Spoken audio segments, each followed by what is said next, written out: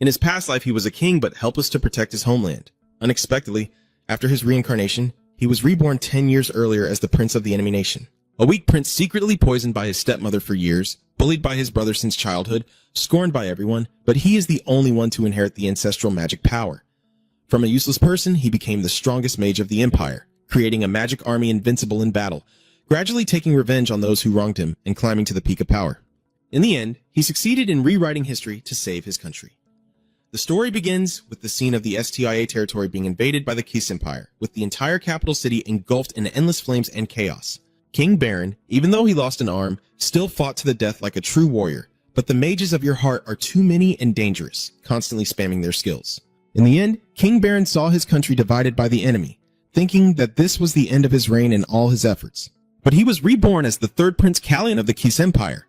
Unexpectedly, after disappearing, he was resurrected at your friend's altar. It's real. Callion hurriedly asked the servant what the date was, and was told he had traveled back in time 10 years to when the Kyrus Empire launched a war against Secretia to seize the royal treasure of the time.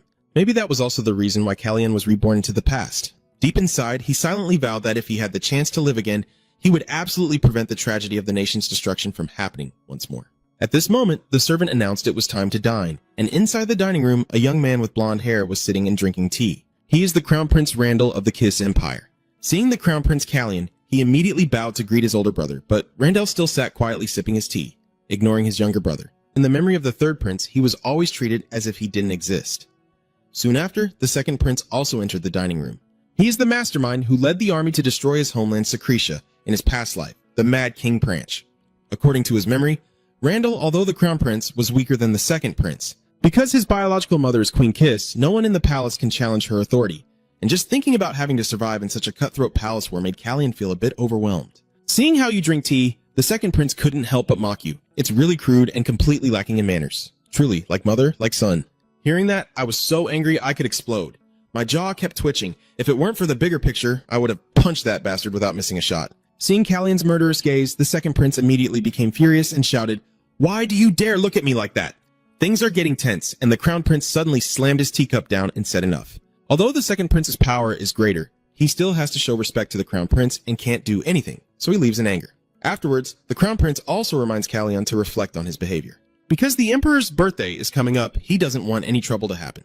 I thought my older brother cared about his younger sibling out of brotherly love, but it turns out it was just a cold because of the old man's birthday. Fortunately, Jan, a loyal servant who always cares for Callion, is still here in the palace, providing him some comfort amidst the treacherous court full of schemes and conflicts. Among the three princes, Callion is the only one to inherit the ancestral trait of the first queen dragon Shanian, with black hair like the night and fiery red eyes. Since he was young, Callion has had to hide his red eyes because the second prince always showed hatred and disgust whenever he saw them. In contrast to the second prince, whose mother is the reigning queen, the mother of the third prince was only a low-born consort. Callion recalled that in his previous life he had heard that the third prince of the Kyrus Empire died at the age of 15. The reason is that the third prince had plotted to poison the queen but failed, and in the end, out of fear of being exposed, he took his own life. However, according to Callion's suspicion, this information is not true and someone is trying to harm him. And he only has 2 months to find the culprit because in 2 months he will turn 15 years old. At that moment, Callion suddenly told Jan to go find a pair of scissors for him. After bringing the scissors, Jan curiously asked what he needed them for, and then, in Jan's shocked and terrified eyes and among all the servants, Callion without hesitation used the scissors to cut off his long hair that covered his eyes like a mask. Because Callion is no longer the weak third prince he used to be, of course he's no longer afraid of the second prince. The next day, in the dining hall, he was extremely surprised by Callion's new look. While Callion remained calm as if nothing was happening, the young man Jan behind him turned pale with fear. Could these two princes really fight here? It's really just two bulls clashing and both getting hurt. Facing the angry second prince, he still calmly sips his tea, his red eyes directly staring at him without any fear. The second prince, furious beyond words, never expected his usually weak younger brother to dare to stand up to him. In his rage, he threw the knife from the dining table at Jan. The knife flew very fast, but Callion's hand was even quicker. He caught it before it could hurt Jan, even as his own hand was bleeding, and he just stared intently at the second prince. He said, "It was just a slip, but the way you look like I threw it at you, are you annoyed? And if you're annoyed, what can you do to me?" Ignoring the provocation, Callion personally returned the dagger to him, showing respect like a younger brother to his elder brother. This act made the second prince realize that Callion was no longer the useless little brother who was always bullied like in the past. The stormy meal is over, and Callion returns to his room to bandage his hand. Jan anxiously asks if he should call Mistress Lu. Then he said it wasn't necessary, because it was just a small cut and it had already been stopped bleeding. At that moment, Kallian asked Jan why he didn't dodge when the second prince threw the dagger. So the reason Jan stayed still was because he was afraid that if he dodged, the second prince would use it as an excuse to target Kallian. Hearing that, he couldn't help but smile faintly, feeling grateful to have such a loyal servant. Then, Kallian entered the room, told himself to wash his face, and reminded Jan not to let anyone else in.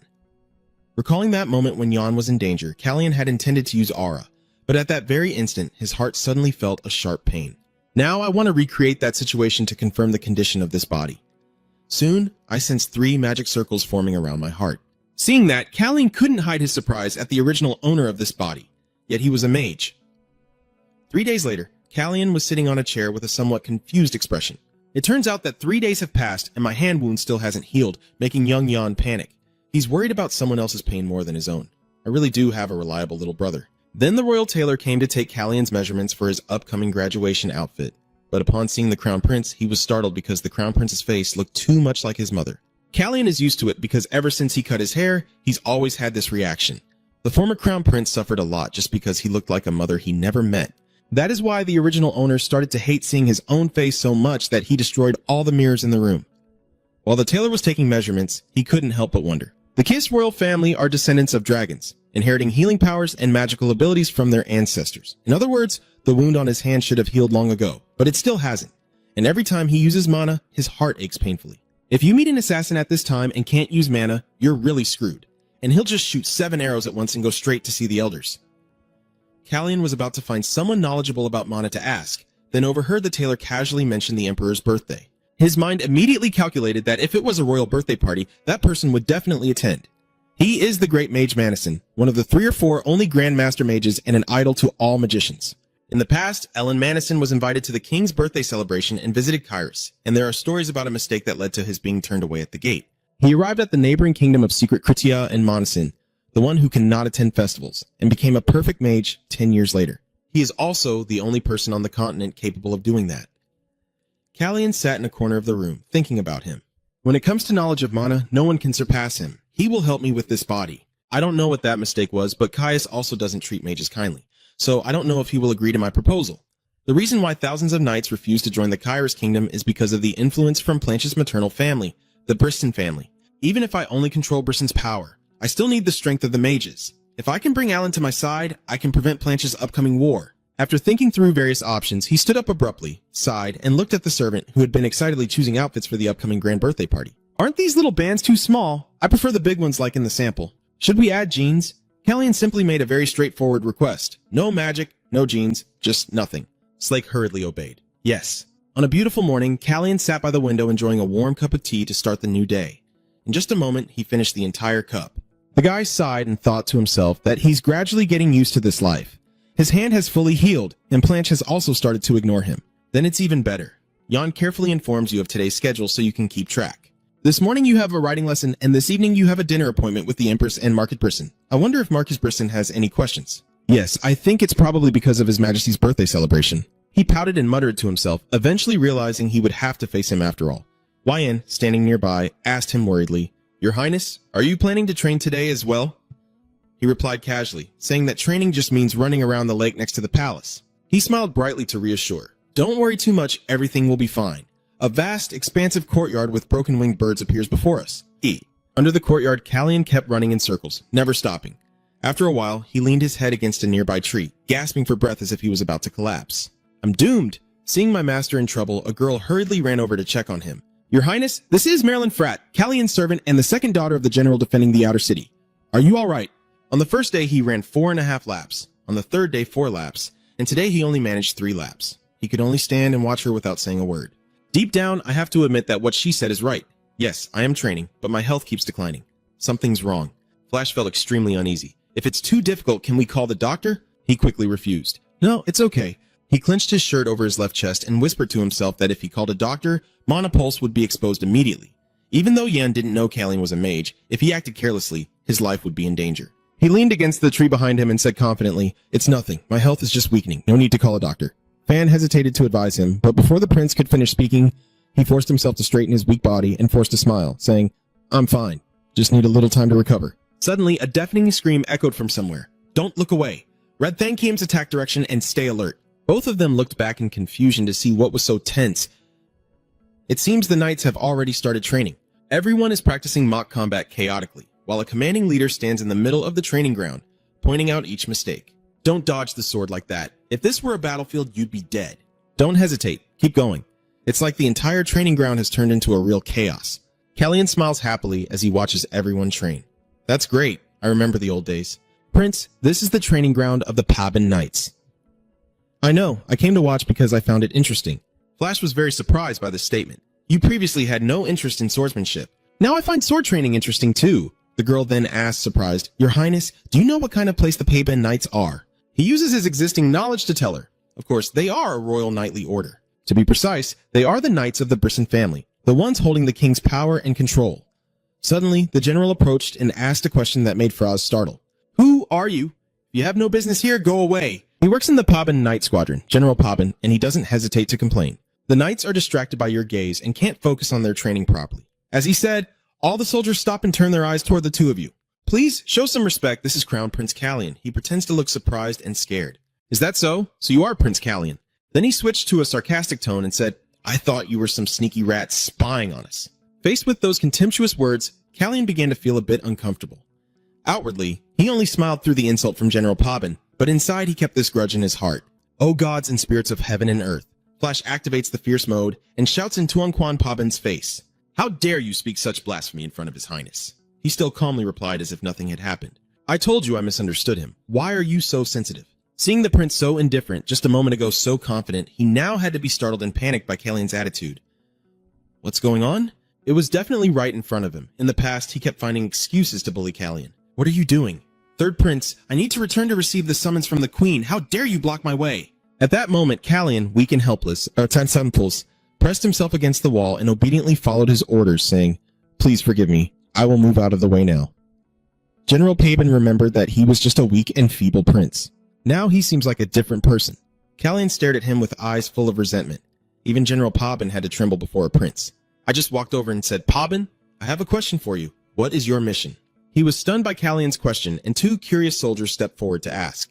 Excuse me, General. Is something the matter? As soon as they saw you, the two of them started whispering behind your back. Isn't that the third prince? What is he doing here? How troublesome, isn't it? He's just the third prince. A prince who even looks down on the knights. General Paban quickly made an excuse to avoid answering the question. As you can see, I can't answer you right now because I'm training the troops. Please continue with your task, Prince. Flash was worried that trouble might be coming for his master, so he stepped in to advise him. Your Highness, but you simply cannot ignore this matter so easily. General Paban, I am asking you now, report your mission immediately. He glanced at the soldiers standing behind him and hesitated before replying. My mission is to build a strong royal army and protect the royal family and this kingdom. Callian raised his hand to grasp the branch above his head and retorted. That's right, building and protecting, as you just said. You forcefully broke the branch and frankly revealed the true nature of these treacherous people who failed to fulfill both duties. The soldiers began to feel scared, and a tense atmosphere enveloped the area. What are you talking about? First, building a strong royal army. Based on what I observed, your military training is a complete mess. As soon as he finished speaking, a powerful force like a storm headed straight for them. Miraculously, you managed to teleport behind General Paban and prepare to attack him. With his keen eyesight and intuition, he immediately sensed someone trying to strike him from behind. If I can't block the attack, I'll be going to see the Lord right away. Just imagining that scene made him tremble with fear, and he immediately drew his sword from its sheath. As soon as Callian's stick nearly touched General Paban's shoulder, he quickly raised his sword to block it, sweating profusely as he glanced at the fragile branch. Is that all you have? Just a branch? Callian's face turned ice cold as he pointed it straight at him like a warning. After seeing his plan succeed, he grinned happily and then threw the branch down to the ground. Suddenly, General Paban's sword slipped from his hand and was knocked to the ground, ending the fight in just a few seconds. Callian, while flexing his wrist, mockingly said to Salhim, I can't believe you couldn't even guess the moves of someone who has never held a sword like me. You're such a disappointment. And as for the second matter, he was trembling with rage after being humiliated in front of so many people here. What the hell is going on? Look at how he behaves, that damn aura included. He glances at him and accuses, how dare the protector of the royal family and the kingdom show such disrespect to a member of the royal family? You still dare to use a sword to hurt the prince? Should I consider that treason? He widened his eyes in horror, unable to believe what had just happened. Is he really the third prince I once knew? Just a few actions and words from Callian were enough to scare him to death. General Paban, once arrogant, now cowered and begged for forgiveness from Callian, the Prince Callian. It was due to my foolishness I never had any thoughts of treason, and the soldiers were all stunned by this rare sight. He kept begging him, please forgive me, please show mercy. Although he apologized verbally, deep down he still couldn't accept that this useless third prince was dead. Being humiliated like this, he would never forget the shame of today. After settling everything, Kalyan resumed his training, and Jan suddenly appeared to question him. Why would you bring a horse when you're here to train your body? Kalyan smiled brightly like a child who just received a new gift. He handed the horse to Jan and then walked away leisurely. I found it on my way here. Its name is Raven. Jan had to struggle to lead this stubborn horse away while wondering about it. Wait, where did you go? Why did you bring this horse back? After the commotion settled, he pointed to the training yard and asked the soldiers what was wrong with that horse. Everyone honestly replied, Prince Planche couldn't tame it. You see, it's very aggressive. After learning about this, Kalyan grinned happily, thinking of a new trick. This horse, Jan, almost went crazy when he found out the truth. Are you really going to bring Prince Planche's horse back like that? He turned back and told him that anyone, whether a guide or a groom, could ride it, then whispered to Frat to keep the training school secret. Behind YN, he was still struggling to handle the horse. Worrying, he turned back and asked, Wait, but what if he finds out? He takes a long, helpless breath and says, I told you it's fine if anything happens, we're just talking. Suddenly, his heart pains again. Flash and Jan shouted in panic for the prince. He clenched his left chest and whispered, That's right. I knew it. I pushed this body too hard. Are you sure today's training wasn't too much for you? He lied to make everyone less worried and attentive. That's not true. It's been a long time since I was able to indulge in playing around with someone like this. He asked curiously, Who was it with? Suddenly, a mysterious person hiding behind a nearby wall overheard their entire conversation and immediately reported the situation after hearing Kalyan's words. The owner of that name asked, I see. So what did it say? That's really interesting. I heard that even if you tremble badly, you still struggle. That's quite fitting. Even someone like him suffering won't change his true origins. As he spoke, he broke the flower branch in his hand. Just killing it outright wouldn't be satisfying, so let's do it this way. Now, let's see. The falling petals covering the floor seemed to hint at something.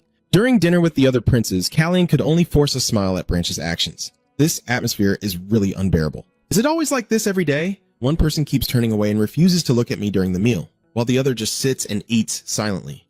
I was a bit surprised to see Planche, but why is that bastard so quiet today? It's probably my fault that the Empress and the Princess arrived late. He really can't control his emotions, can he? He's still so childish. A woman in an elegant dress suddenly appears and gradually enters the prince's dining room. Everyone turns their attention toward the door. This scent, the smell of white flowers lingering somewhere nearby. Kalyan smiles eagerly, as if he's really looking forward to seeing this person. Finally, she has arrived, the true power holder of this kingdom.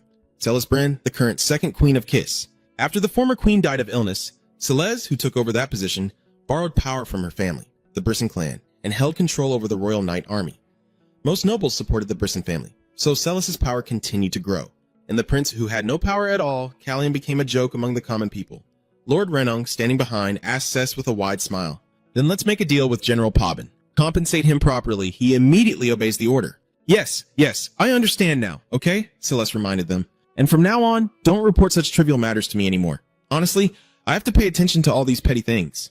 Kalyan sat silently, listening to their conversation as the atmosphere in the dining hall grew more tense than ever. Suddenly, Celes took the initiative to speak. Kalyan has become much more mature lately. He smiled slyly at her compliment. With this reaction, he placed his hand on the glass of red wine on the table and modestly replied, I haven't grown much either. I already guessed it. He confidently looked her in the eyes and replied that surely in the future, he will become even more mature. Celes was surprised and amazed by Kalyan's awkward response. Even Randall glanced at him in surprise. In just a moment, her gaze toward him gradually changed. General Reno, sitting beside, added, Of course, but whether he has grown much or not, I almost didn't recognize him. Now you've also shown your face, huh? I'm glad to see it. You should have cut your hair sooner. And because you are still in the development stage, you will probably suddenly... Celes interrupted his sentence. Just hearing that call made him panic. I'm so hungry. Bring out the food quickly.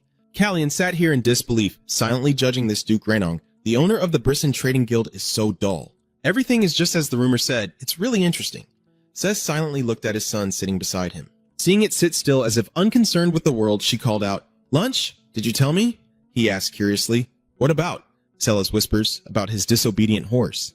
He sits pondering for a moment before smirking. Seeing that her child remained silent, she continued. If you had told me earlier, it would have been better. He closed his eyes and indifferently replied, You already knew. But her next words made Planche stop in his tracks. The child never told me he had escaped your grasp.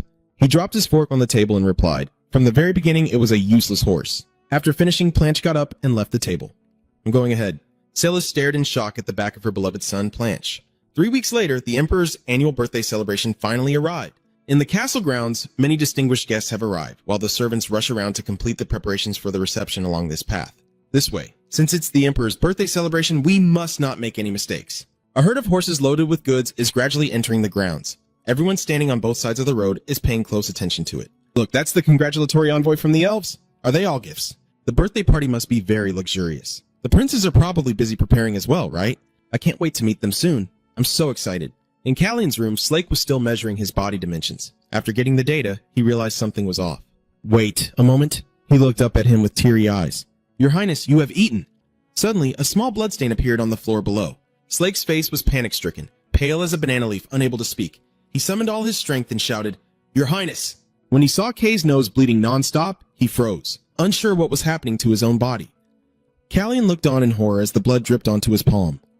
The servant saw this and hurried over. Your Highness, Wyan quickly ordered, Bring the bandages here. I'm fine. It's nothing. I just haven't been sleeping well lately. I haven't had a nosebleed in a while. He still looked serious, but that's not the main issue. At this moment, the servant in costume burst into tears and said, Please forgive my rudeness, Your Highness, but there's more to this. He looked at you and choked up as he continued, You've lost a lot of weight. 3 weeks ago, you still had flesh on your bones. Callion rotated his wrist, frowning, then smiled and said, Do I really look that thin? Maybe I've been overdoing it with training lately, I wonder. I've been working out hard, but my stamina keeps getting worse, and the pain when using mana is still there. You remember the times your heart ached so painfully that you could only lie helplessly in bed? Your heart must definitely have a problem. The attendant said, You must not take this lightly.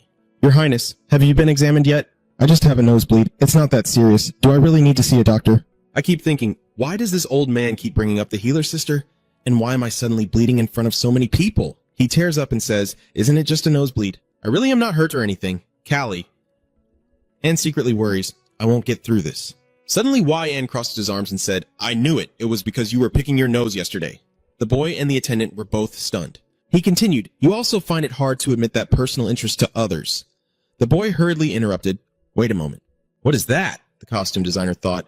So Prince Callion has such a secret hobby after all. Yan still didn't stop and said, I told you, Prince Callion eats and exercises very regularly. So a nosebleed is probably just his personal preference. Don't worry too much. He replied, If Yan said so, then it's probably fine because he knows the prince best. He turned to look at you with bright eyes while Callion stood there in a daze. Seeing him wink at me, I was confused and scared, thinking to myself, this kid. Then I remembered the moments when Yan worriedly asked Han, Are you okay? He looked unwell, and the more my body weakened, the more I felt like I was about to faint. So after figuring it out, I realized I could use magic and that the cause was mana. Is he planning to ruin my image like this? Anyway, I'm glad he's here, or I would have been asked about it again. At this point, the costume servant spoke up, saying I will adjust the attire as discussed, but the timing is tight. He reassured, It's okay, the prince has things to do, so until the event happens, you still have plenty of time. Hearing that, he happily wrapped the cloth and said, That's a relief. Then I will prepare the outfit for the afternoon event. Suddenly, YN whispered, Your Highness, is it not today?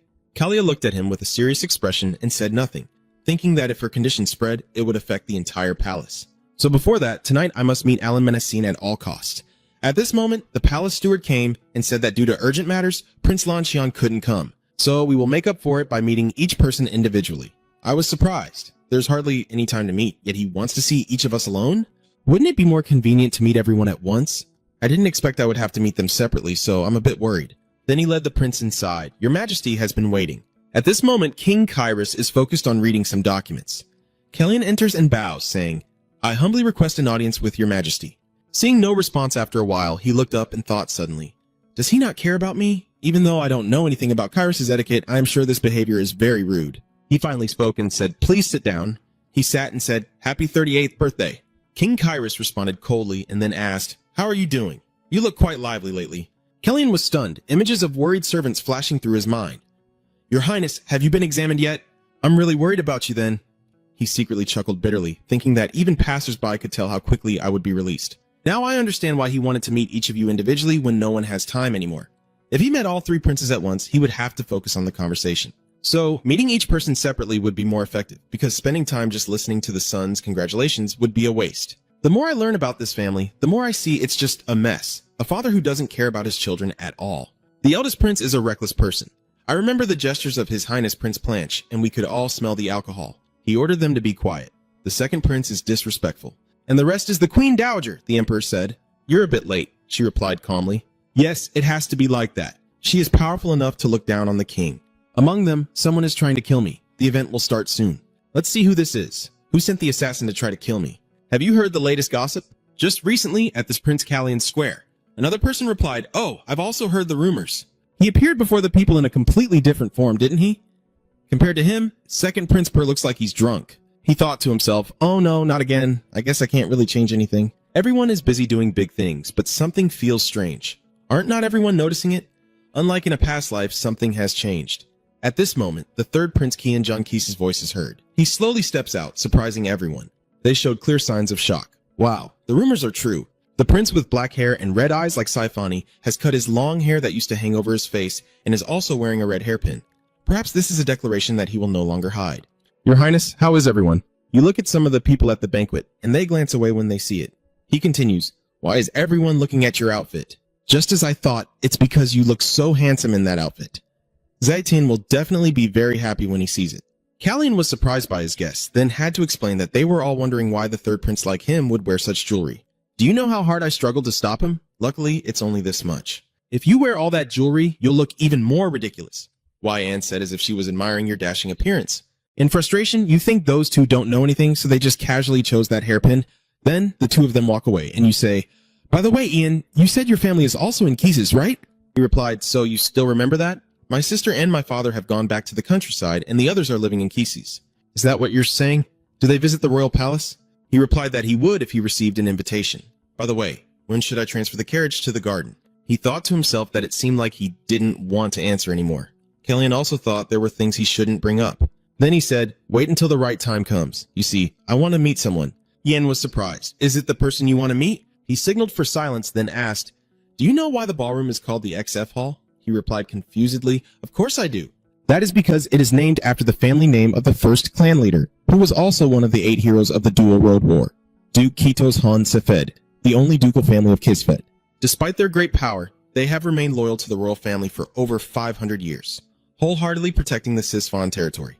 Callian thought that when she was little, she was very impressed by this story. Little Yan whispered, "Your Highness, is the person you want to meet actually him?" "Yes, the one they want to meet." When suddenly a loud laugh echoed through the hall. Then he said, "Summer nights in Sif are truly an immortal song." He whispered, "Lucky that he is here." The man introduced himself, saying, "I am Duke Sleeman On. Am I right?" Callian happily thought to himself that a long-standing loyal family like that was exactly the kind of person he liked. "So should I test your sharpness now?" He secretly released a source of energy, which the Duke immediately sensed and turned around, glaring at him. "It seems the Duke is interested in you. I truly appreciate it, but it's still too soon. Just pretend we haven't noticed." Then the two of them went inside. Below the hall, King Kiss raised his wine glass and said, "Thank you all for coming. Congratulations, enjoy the night." Everyone clinked their glasses and together said, "For Kairos." At this moment, Yan and Callian had already climbed out through the window using a rope. He got on the horse, patted its bruises, and cheerfully said, "Javan is really obedient and gentle." He replied, "Don't be fooled when your excellency is not here." He continued, looking at its agility and thinking it must be really smart. "I just need to get to the front door, right?" He replied, "Yes." While waiting there, suddenly at the gate, a soldier said to someone, "No invitation, no entry. I came from afar to join the festival."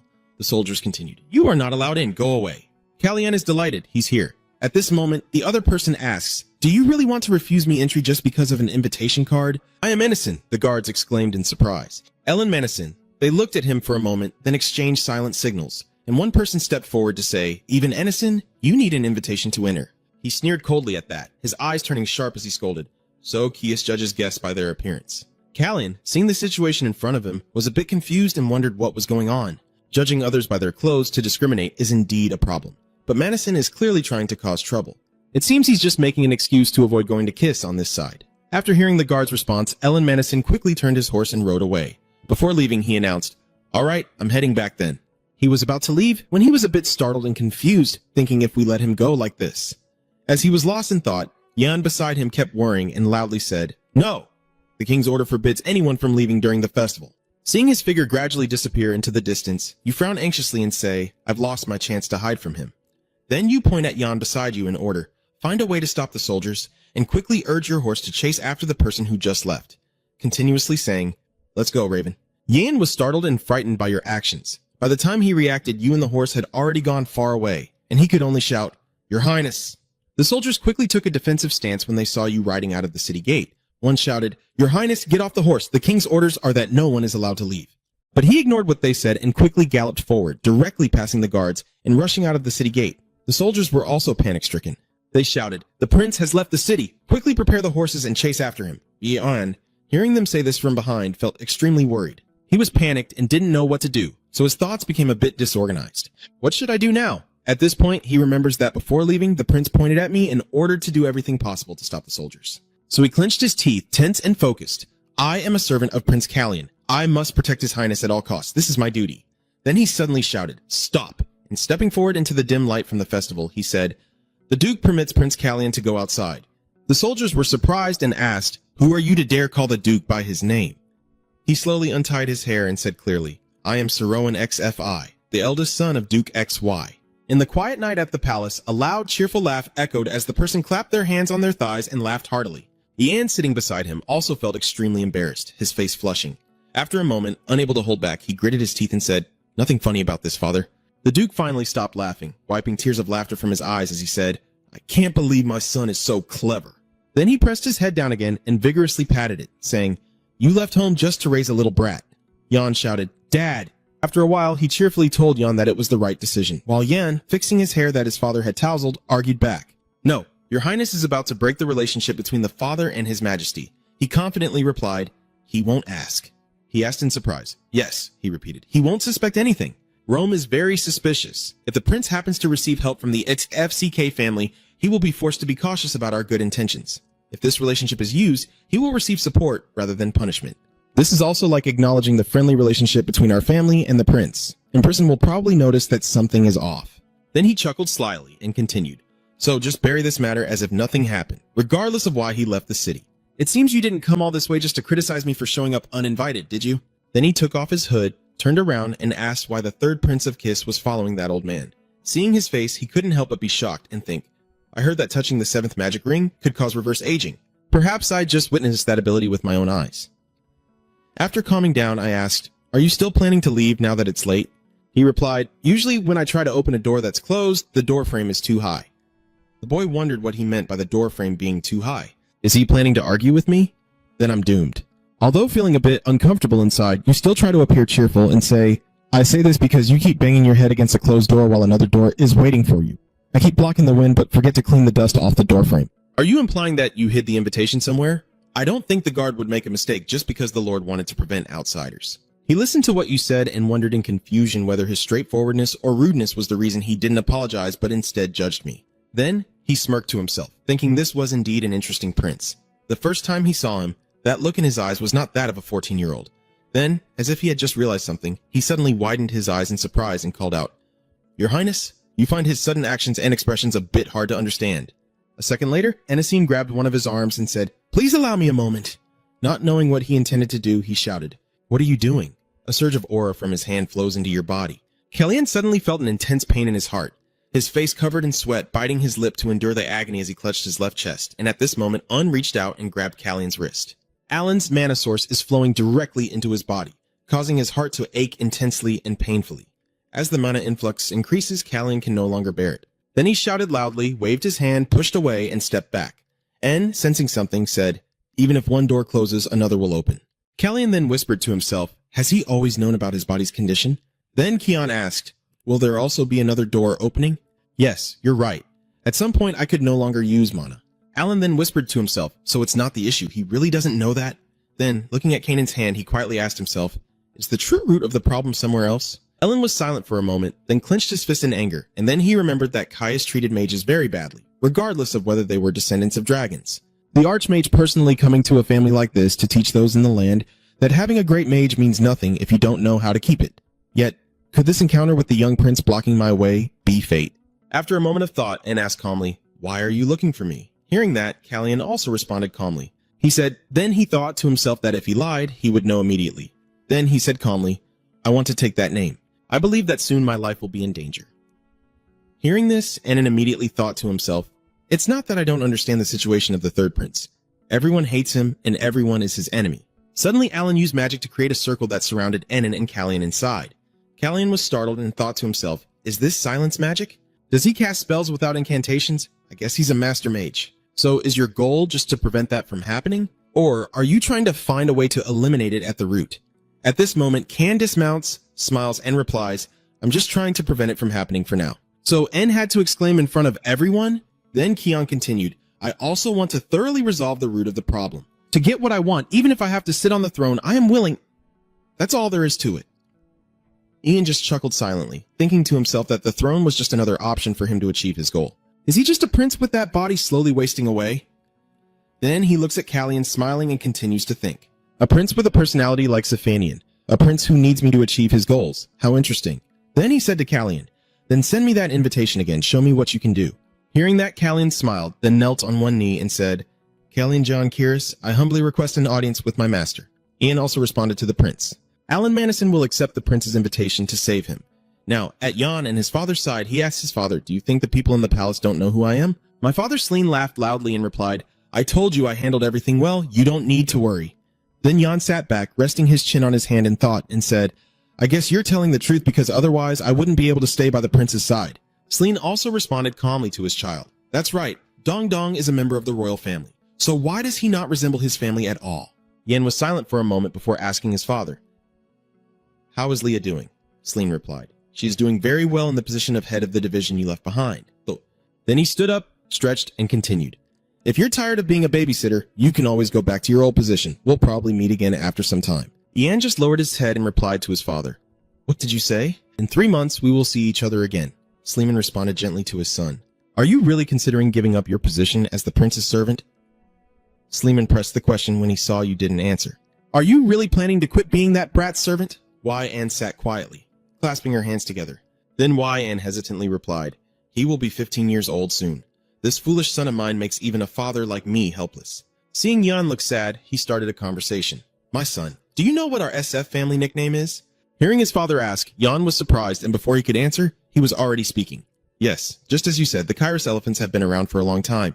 We no longer compete for the throne, but we are strong and called the kings of beasts, beings that even monsters dare not challenge.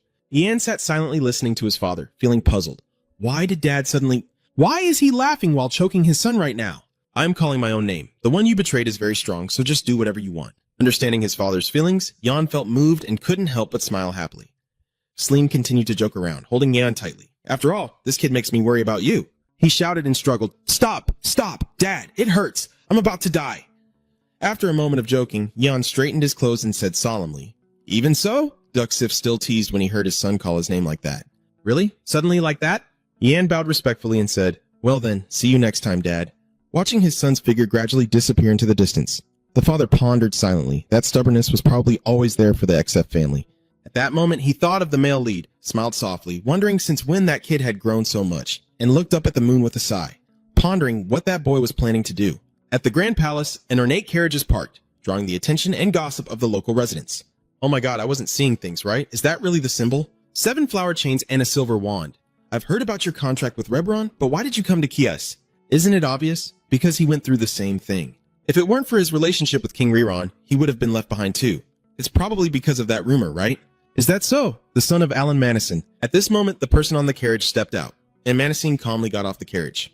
Looking around the surroundings, he smiled faintly. My new disciple has done a few very cute things. Remember what you said last night, Kellyan said excitedly. Do you understand, Master? Exactly at 9:30 you need to arrive and open the door then. Manasai guesses it's a plan to compete with Prince Person's family, right? It won't be easy. He's waiting for the right moment to introduce himself to the nobles and turn the tide of the game. After hesitating for a while, someone came out to greet me. I was quite surprised by your unexpected visit. Wizard Enesine, the prince is waiting. The butler leads a group of servants to greet him. As I moved inside, I saw someone waiting. King Roman was having tea and a chat with Madison.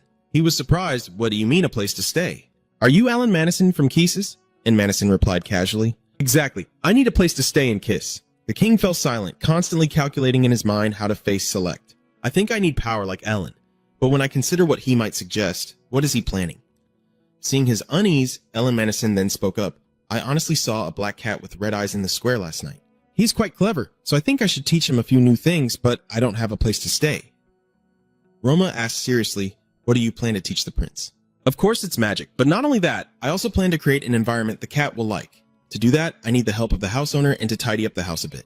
The king couldn't refuse this offer and cautiously asked, will you be able to handle it? In Madison immediately replied, I have decided to take Callian as my disciple, so Brisson can't stop me, and I won't just teach the prince magic. So if this discouraged master decides to help your prince, they won't be able to stop me.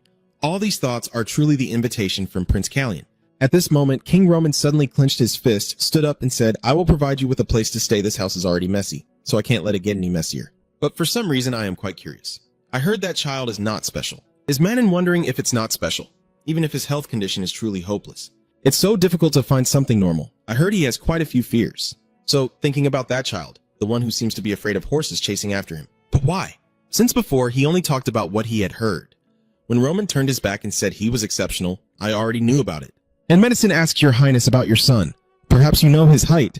The two of them looked at each other with serious expressions. At this moment, Monacene was sitting in Roman's room and spoke first. He asked, by some chance, do you know how tall the princes are? Your Majesty. The Emperor remained standing silently, not responding. Ellen thought to herself, I knew it. He really doesn't know anything. Then he suddenly stood up, slammed his hand on the table, and continued. Attention can be a poison at times and indifference a remedy. However, being busy is not a good excuse, Your Majesty. Then the two of them looked at each other silently, and at this point the Emperor spoke. Manas politely asked that he overlook the attitude of not knowing his place, considering it as concern for Callion's role as a master. It's ridiculous that I have to explain this myself, but I truly care about the princes, especially that child. Callion, you truly are my most beloved child. I think we should end this conversation now. The silent magic suddenly stopped it, surprising Roman as well. Then he said, enough chatting now. Please take a look. Roman, feeling a bit angry, turned around and said, what are you doing? How could you use magic in the royal hall? Anne didn't care and kept talking, his lips dry, breathing irregular, his skin pale and bluish at the fingertips, while his clothes had been hurriedly sewn. How long does it take to make a suit? About a month. It was tailored smaller to fit the body that had lost a lot of muscle mass. He tries to get up but can't lift his body from the bed with his eyes closed tight. He feels dizzy. Roman was about to exclaim in disbelief but continued, if you keep acting like an outsider, you'll lose everything. At this moment, another servant brought tea to Callion's room, calling out loudly for Jan, who was almost ready, yet the prince still hadn't drunk his morning tea. Ian smiled and replied, please give it to me. I will take care of the prince if he has a fever. Then Jan brought the tray of tea to Callion. Callion is still suffering and writhing in pain on the bed. Jan whispers, he is still sleeping. Was yesterday's ordeal too much for him? Suddenly, Ellen appeared from behind Jan without him noticing. He asked, the prince still hasn't woken up, right? Yan then turned around and looked back, startled and nearly knocking over the teapot, then said, Manhwa, where are you? Wait a moment, Manhwa, how could you act so thoughtlessly? Then he told Jan that outsiders cannot enter the palace without permission, and Jan responded accordingly. So what does that mean? Did you teleport here without permission? And calmly replied to Yan, it's a space fold, a bit more difficult. See, I'm pretty good at using magic. Jan immediately scolded, that's not important now, so please leave. The prince's health was still being discussed when someone interrupted and said, you know me, right? You came to Reborn a few years ago, and you think I wouldn't recognize you just because you've grown up. Little elephant? Jan immediately thought of his father. He was afraid that his father had told others about the secret Jan, and he had kept hidden. And then he was left speechless, unable to say anything more. Is that why, Anne? How long have I been asleep? Anne replied to the prince, there is a guest here for you. Then Callion sat up and asked again, who is it? Then he recognized clearly that it was his master, and then handed Callion a red bag and told him to take it, Your Highness. Callion picked up the small bag and asked, what is this? Then he poured out the pills, and at this moment said, remember to take one every day and don't forget.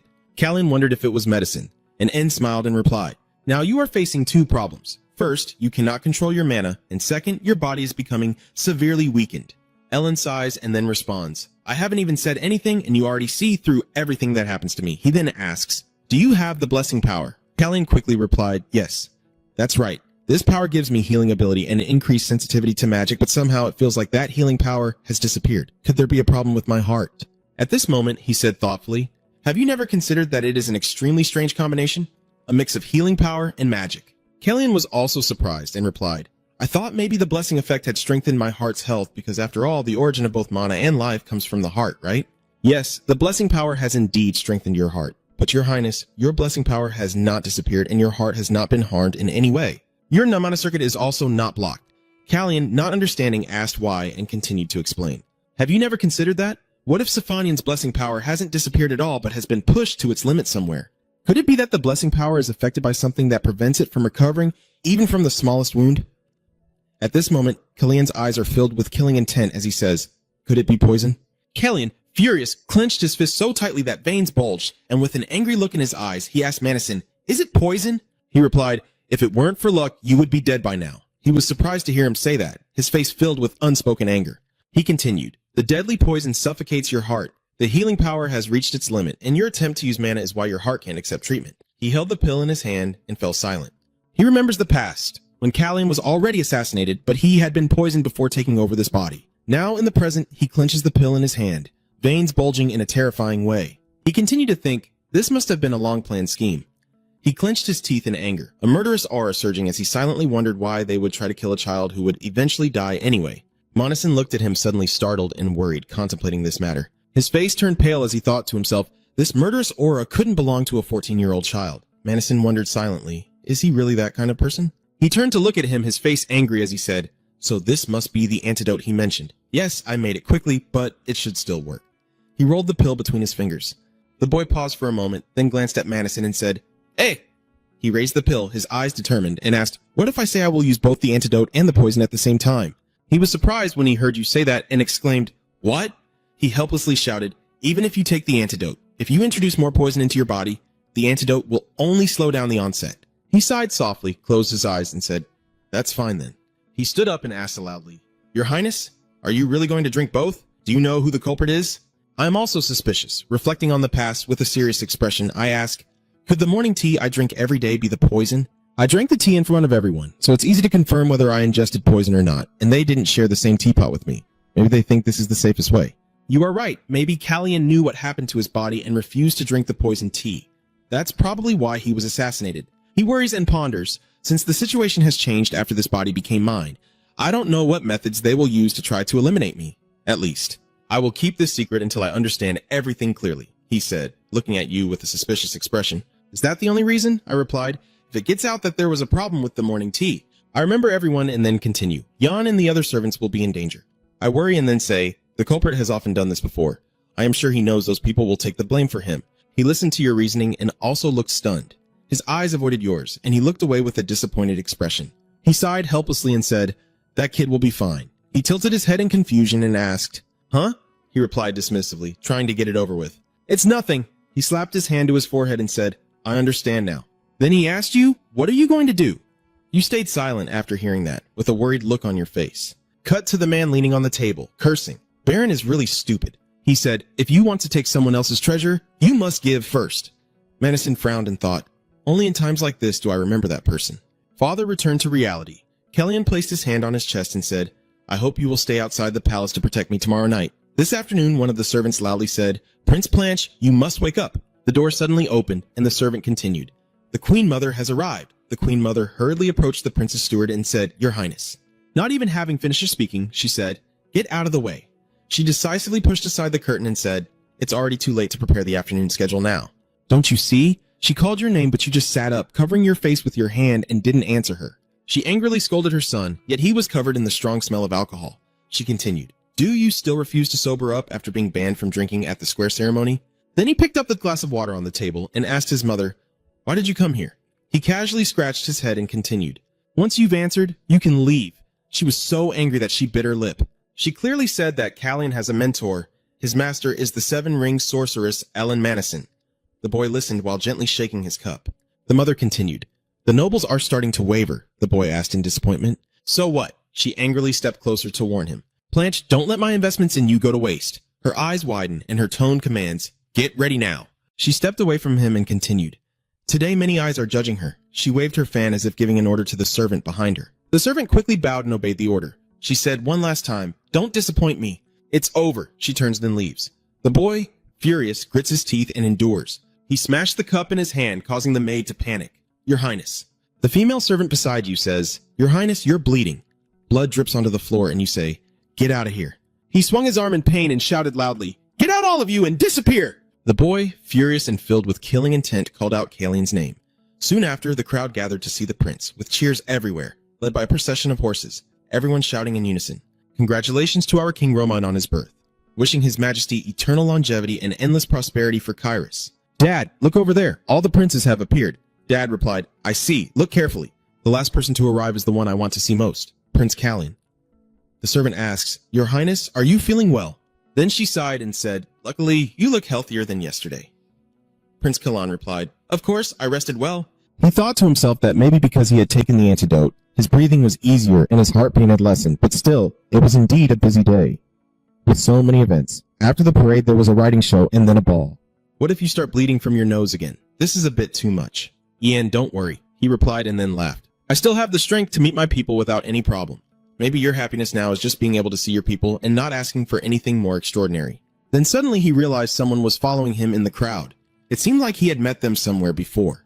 A very familiar feeling. Is that Keech? He questions himself. To explain further, he turns back to the past. That's Keech, the one who used his body to shield you in a past life. I'm sure it's Keech. But what is Keech doing in Kiss? And suddenly the horse stopped, as if it also wanted to run back in that direction.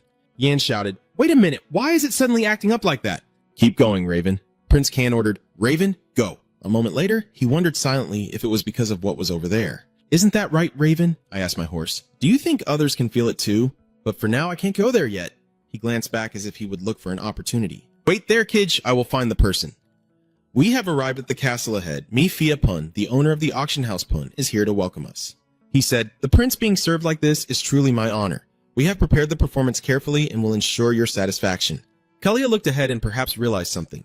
He thought, "So this is Marcus Mia Poland. You prepared the horseback riding performance on behalf of the Brisson family. That's why I was dragged into that pointless mental duel. It was a performance that angered the queen, but it has nothing to do with the prince.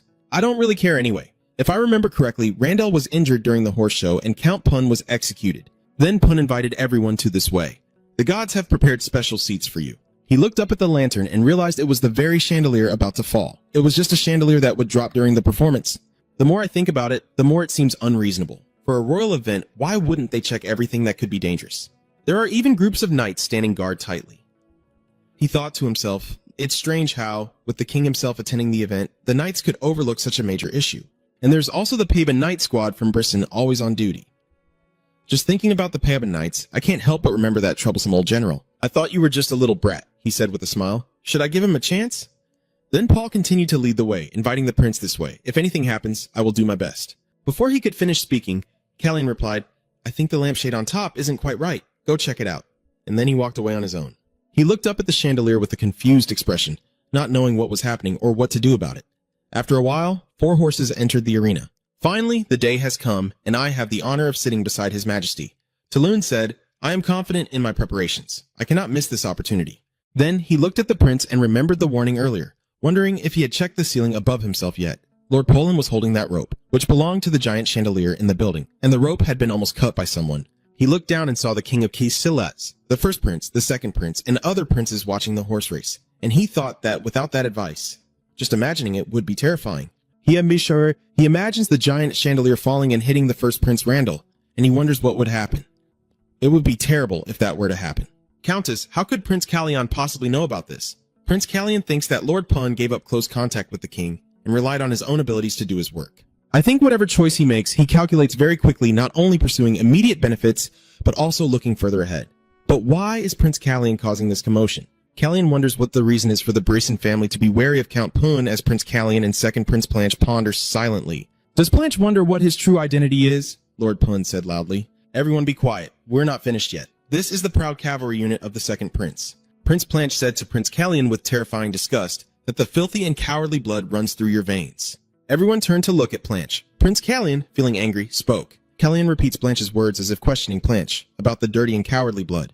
He continues. "Planche, no matter what you're thinking or saying, it's okay because there will come a time when you will have to submit to me." King Kyrus loudly asked the person next to him, "Celeste, when will you stop?" Celeste fanned her face and said angrily to Randall, "I warned him so many times." Randall looked at Celeste in confusion. "Is it intentional? Why today of all days?" "Have you heard any news about the second prince? How could he say that in front of His Highness Romine? It seems he no longer agrees with Prince Planche," she continued, saying, "Prince Callion is being protected by Alan Madison, so isn't he quite suitable for the throne?" Celas continued, "We can't just turn a blind eye anymore. We need to decide gradually." The horse racing event has ended, and Crown Prince Randall avoided a sudden accident. Roman also showed no particular reaction to the second Prince Planche's matter. Prince Callion thought the situation was unfolding as he had hoped. If Lord Pun's case was staged by Celes, wouldn't it be too quiet a conclusion? Callion whispered to Celes, "Even your mother doesn't know about this? The two brothers are switching scenes while playing chess. Do you think the incident at Kiss Palace was just a royal terrorist attack?" Unmanasine asked if there was any other reason besides hurting the prince. The older brother also might say that. If he just straightforwardly says this, it would be too boring. "Then let's make a bet. Unmanasine says you're about to lose." "Don't you know how much money I've already won?" He says, "I'm just rearranging things." My brother continued, "So I will make a suggestion. Do you not think this matter is too obvious? It's as if they want everyone to know that the terrorist attack was aimed at the royal family to eliminate the leading trading company. And secondly, in Cairo, the one who benefits the most is naturally Lenin Bryson, the owner of the largest trading company there. Yun, do you know which business figure holds an important role in Baron Poon's trade guild? She replied, if it's Poland, isn't it about diamond trading? Prince Callian said, if Count Poland disappears, the diamond business will fall into the hands of the Bryson Guild. Lenin is truly very cunning. Callian angrily said, I tried to save Count Pun to observe what happens next. I will take that old man's life. He told Jan to cancel all his plans after the performance. Jan asked, huh? But the next ball will include most of the nobles. Callian, holding his head, said, I think I was shocked by the rude words earlier. Prince Callian said, I will not attend the ball, straighten the ranks, and return to the palace. At the palace, during that time, Roman was sitting alone on a chair, lost in thought, recalling the words of a girl who said, what would happen if you just stand and watch? You will lose everything. Roman still remembered what Second Prince Planche said to Callian, your blood is disgusting, filthy, and cowardly. She called Roman and then Callian, her voice seeming weak. Suddenly, outside the door, the butler's voice woke Roman up. The prince wants to speak with you. Following the butler are SSS and the maid. The maid says, I'll fetch a new tray. Does he have a guest? I haven't heard anything about this. Roman says it's fine and continues. This guest will be leaving soon. Roman, resting his chin on his hand with a clearly annoyed expression at SSS's appearance, says, SSS, what brings you here? What if Brisson loses today? SSS bit her lip and looked at King Kyrus with a very defiant and cruel gaze, because Branch's careless words threatened SSS's position. The question now is whether Branch Chang's status is the top priority. King Kyrus hesitated a bit at the word responsibility. SSS still looked proud as ever. She glared at the king and said, tonight's performance was truly impressive. Why don't we award the Polynum family who organized it? King Kyrus asked with a bored disgust. If she said that, it seemed she had already thought it through. SSS, hearing that, refused to answer and decisively said it should be given to Brisson. Then she chuckled, her laugh like a witch in a story, and asked what about all the royal horses and the authority to supply weapons. The king thought to himself, will the queen give up the value of those assets? Just as Alan said. Returning to the past during King Kiss's afternoon tea with Alan Manassan, he once said, there's no reason for the queen to embezzle the royal knights over this, because this isn't urgent enough to abandon. That agreement is too big for a slip of the tongue, but you will have to pay a corresponding price. So, your majesty, please pretend you don't know about this. Switching back to the present, King Kiss recalls Alan's earlier words and feels deeply troubled. Is this advice from Alan or Callian? Then he crossed his arms, looking cold and indifferent, and said, for tonight's dance, let Planche come with me. Hearing that, SSS's eyes lit up brightly. She chuckled and said, Planche will really like this. The scene shifts to the ball, with Romain and Branch walking in together. Everyone's attention is focused on them as they whisper. His Highness Roman and Crown Prince Branch are entering. Count Pun, who was injured during the performance, was granted the authority to supply weapons and the royal horses. Everyone knew this was a deal between Romain and the mother and daughter Célès Blanche. Everyone there was whispering and talking among themselves. Is Bren really willing to suffer that much? Anyway, Prince Branch's mistake the other day wasn't just a slip of the tongue. The queen also needs to be careful with Prince Callian. Maybe it's time to reorganize everything. The scene shifts to Callian's place, where he feels a bit tired seeing a pile of gifts stacked up in his house. He told Jan and the maid that this was already too obvious. Jan approached the huge gifts, wondering what to do with them. Prince Callian replied casually, the power of Branch and the Bryson family changing is fine, but I don't like hypocrites. Send everything back except for those from the Wizards Guild and Lord Poland. Then he turned around and calmly said, I will check who has sent me letters first. The maid stays there leaning back to sort and clean all the fruit. Why Anne, curious, is exploring the fan boxes when suddenly she finds a piece of paper and exclaims in surprise, this looks like it belongs to Count Poloon. Hearing that, Callian was startled and asked again, so what did the Count send? It turned out that Count Pun had sent Callian a sparkling horse bridle adorned with many precious red gemstones. Seeing that, everyone was dazzled, but Kian was disappointed, frozen in place without knowing what to say. He angrily pointed at Jan and stammered, I didn't tell you to do that. So, what exactly did you say to Count Pun? Jan just smiled uncertainly and hesitantly replied, I told him that the prince's preference is the Javan horse. Callian laughed out loud and said, that's unbelievable. Our Ravon received a necklace I don't even have. He happily holds and examines the necklace closely, but inside Callian's mind is filled with thoughts. He's trying to understand what I am thinking. If I accept this gift, Poland will surely send another one worth his life.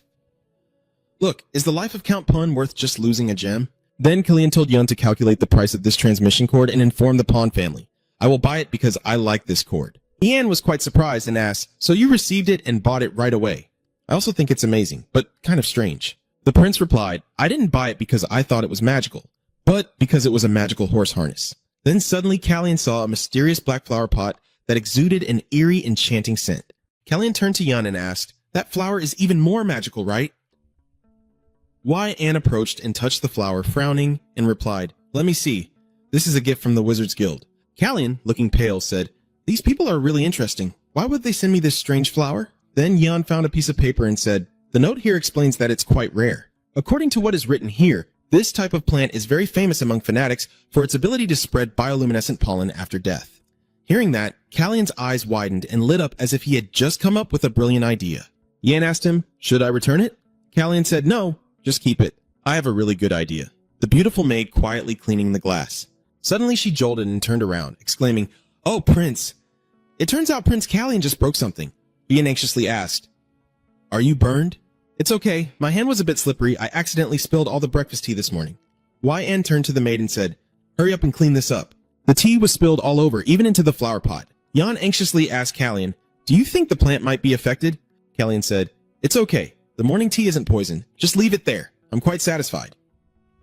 The maid, cleaning up the broken pieces, looked a bit guilty. Not understanding why she was so worried, she turned pale. "Thank you for not forgetting to help me, even with your busy schedule. It's nothing, just a request from a certain prince who drank poison even after receiving the antidote. How could I forget? You look much happier than when you were in the palace." Hearing that, Callian laughed loudly and said, "No reason not to be happy. Have I been waiting for this day for so long? This is my 1,000 gold worthy trip, or rather, my first time going out." And looked at Callian with a very suspicious expression and then asked, "Is it really a trip worth 1,000 gold, your majesty? Did you truly give permission?" Ian just sighed and said, "I don't know anymore unless you're listening to the report right now." Callian chuckled and said, "I knew it would be like this. I don't have the right to say anything to anyone." So it turns out Callian rode away on horseback without attending the report, and he even told Yan, "I will be back before dawn tomorrow." Ian was so shocked that he gaped and shouted, "You said you would leave before midnight, right?" And hearing that, Ian guessed as expected, "All teachers are the same, huh?" Callian smiled and asked back, "Is that meant in a good way?" Then he seriously asked, "Did you still take the medicine I gave you yesterday?" Callian immediately replied, "Of course, I took it today as well, and thanks to that my body feels much lighter." The owner of the poison teacup is so nervous that they reveal their true form. "I just planted a very interesting seed, so you'll gradually see the details emerge. Wow, your abilities as a disciple are so outstanding that I might have no place to show myself anymore. But surely it won't come to that, right? I'm still planning where to use my master's useful gift." Then the two of them rode off in opposite directions. Ian sighed and said, "Well then, it's time to say goodbye. Since you said you wanted to go alone, I can't stop you." Prince Callian lowered his black hood and smiled. "Thank you for understanding me. Before you leave, don't forget to mention that the Mage Guild is on NASA West Street. I'll be there, so once you're done, you can come find me there." Callian also replied, "Yes, see you later, master. After we both finish our tasks, we will meet again." With that, they both rode off swiftly. The scene shifts to a blacksmith's forge where men are forging weapons, their powerful bodies moving like flames, each motion precise and professional to craft the finest items. Callian has also commissioned a dagger, holding the finished product in his hand, looking quite satisfied. "Very well, I should be able to handle my own stuff now. Besides the usual sword, I'll hand over the rest for crafting as requested. Now, what about the information? To investigate the situation in other countries, our secret nation of Secretia has sent noble titles who are the main sources of confidential information for our agency or rival nations across the continent. These individuals not only manage the intelligence they gather, but also oversee highly trained assassins. The people who train them are Chada Diverlin, the king of Saya, and I from the past, Baron." Now, Callian is feeling quite regretful about his past actions. He clenched his fists, silently determined to change everything. The scene shifts to Narensa Pigeon Rental Shop, where Callian quietly recalls the names of those he trained. "I know how ruthless and dangerous they can be. Moreover, I am Kiss the Prince. If they realize that their target manager is at the base, it won't be easy to let me go." Suddenly, two drunken men are helping each other walk by. Seeing that, Callian quickly adjusted his clothes to be more discreet, so they wouldn't notice. Only after they passed did he let out a sigh of relief. Then he even praised himself, and this hair and eye color are truly dazzling in a useless way that requires him to be as discreet as possible. He stepped into a pigeon shop, and the bell hanging on the door rang when someone entered. Callian slowly and calmly walks inside, observing the surroundings and thinking to himself, "It looks quite spacious." The owner there didn't need to turn around and ask who Callian was. Was he looking for a carrier pigeon? No. When you see a bird sleeping, you ask the owner quietly, "These birds are not disturbed, right?" Callian said, "This one seems to have flown in from afar. It looks quite wild." The owner replied matter-of-factly, "That's why they're sleeping so soundly. If you want those wild birds to rest, then places like this probably shouldn't exist." Callian replied, "I need bird food." Hearing that, he immediately drew his sword and attacked Callian. Luckily, I dodged in time and only tore my cloak. The man pressed the knife to Callian's neck and sneered, "I don't remember selling birds to anyone recently." Callian thought carefully and almost assessed his true nature. As expected, he was not an ordinary person. Confronting him physically might be a bit difficult for Callian. You speak too obviously, it just left its nest to find food, so how could this place sell it? Turns out, the bird here means the information the noble houses have obtained. He also asked him, so who was your bird? Callian thought carefully. In case the secret agent from Secretia was captured and their identities were exposed, even the noble families wouldn't know each other's true identities. That means even if I use my father's name Debula here and act like Seiya, no one will recognize me. From now on, I will be Prince Kiss, the first to exploit Seiya's influence to gather Caius' information. Then Kia told him, I am Nebulit's bird. Hearing that, he was extremely stunned and couldn't believe it. Then he gave a test. Before he could finish speaking, Callian had already blocked his sword and told him to let the young bird leave the nest for a moment to get some food. Where are you taking me? It feels so secretive. He immediately replied, I guess you're new. We'll meet again later, so for now we should get to know each other's names. I am the White Eagle, Callian immediately replied. And I am the Red Swan, he asked in a calm tone. All right, Red Swan, what food do you need? Callian replied immediately, one question after another. He also firmly set the price at 8 florins up front. Callian silently wondered, haven't I asked for any information or items yet, and he's already quoted a price? Maybe he's trying to lure me into a trap? He clearly said those are the fixed prices. In the end, Callian also had to agree. He quickly took the items and the information about the food he wanted. Callian opened it to check and asked if this was the right place. He replied, the space that matches your desired scale is only that place.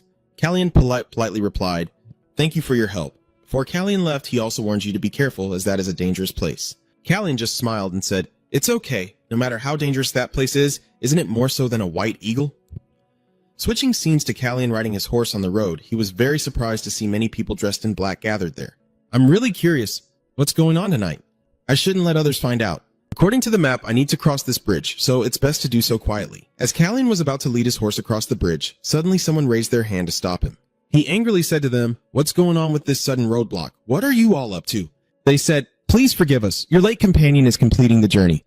If it's not urgent, we kindly ask you to pause for a moment. Hearing that, Callian finally understood.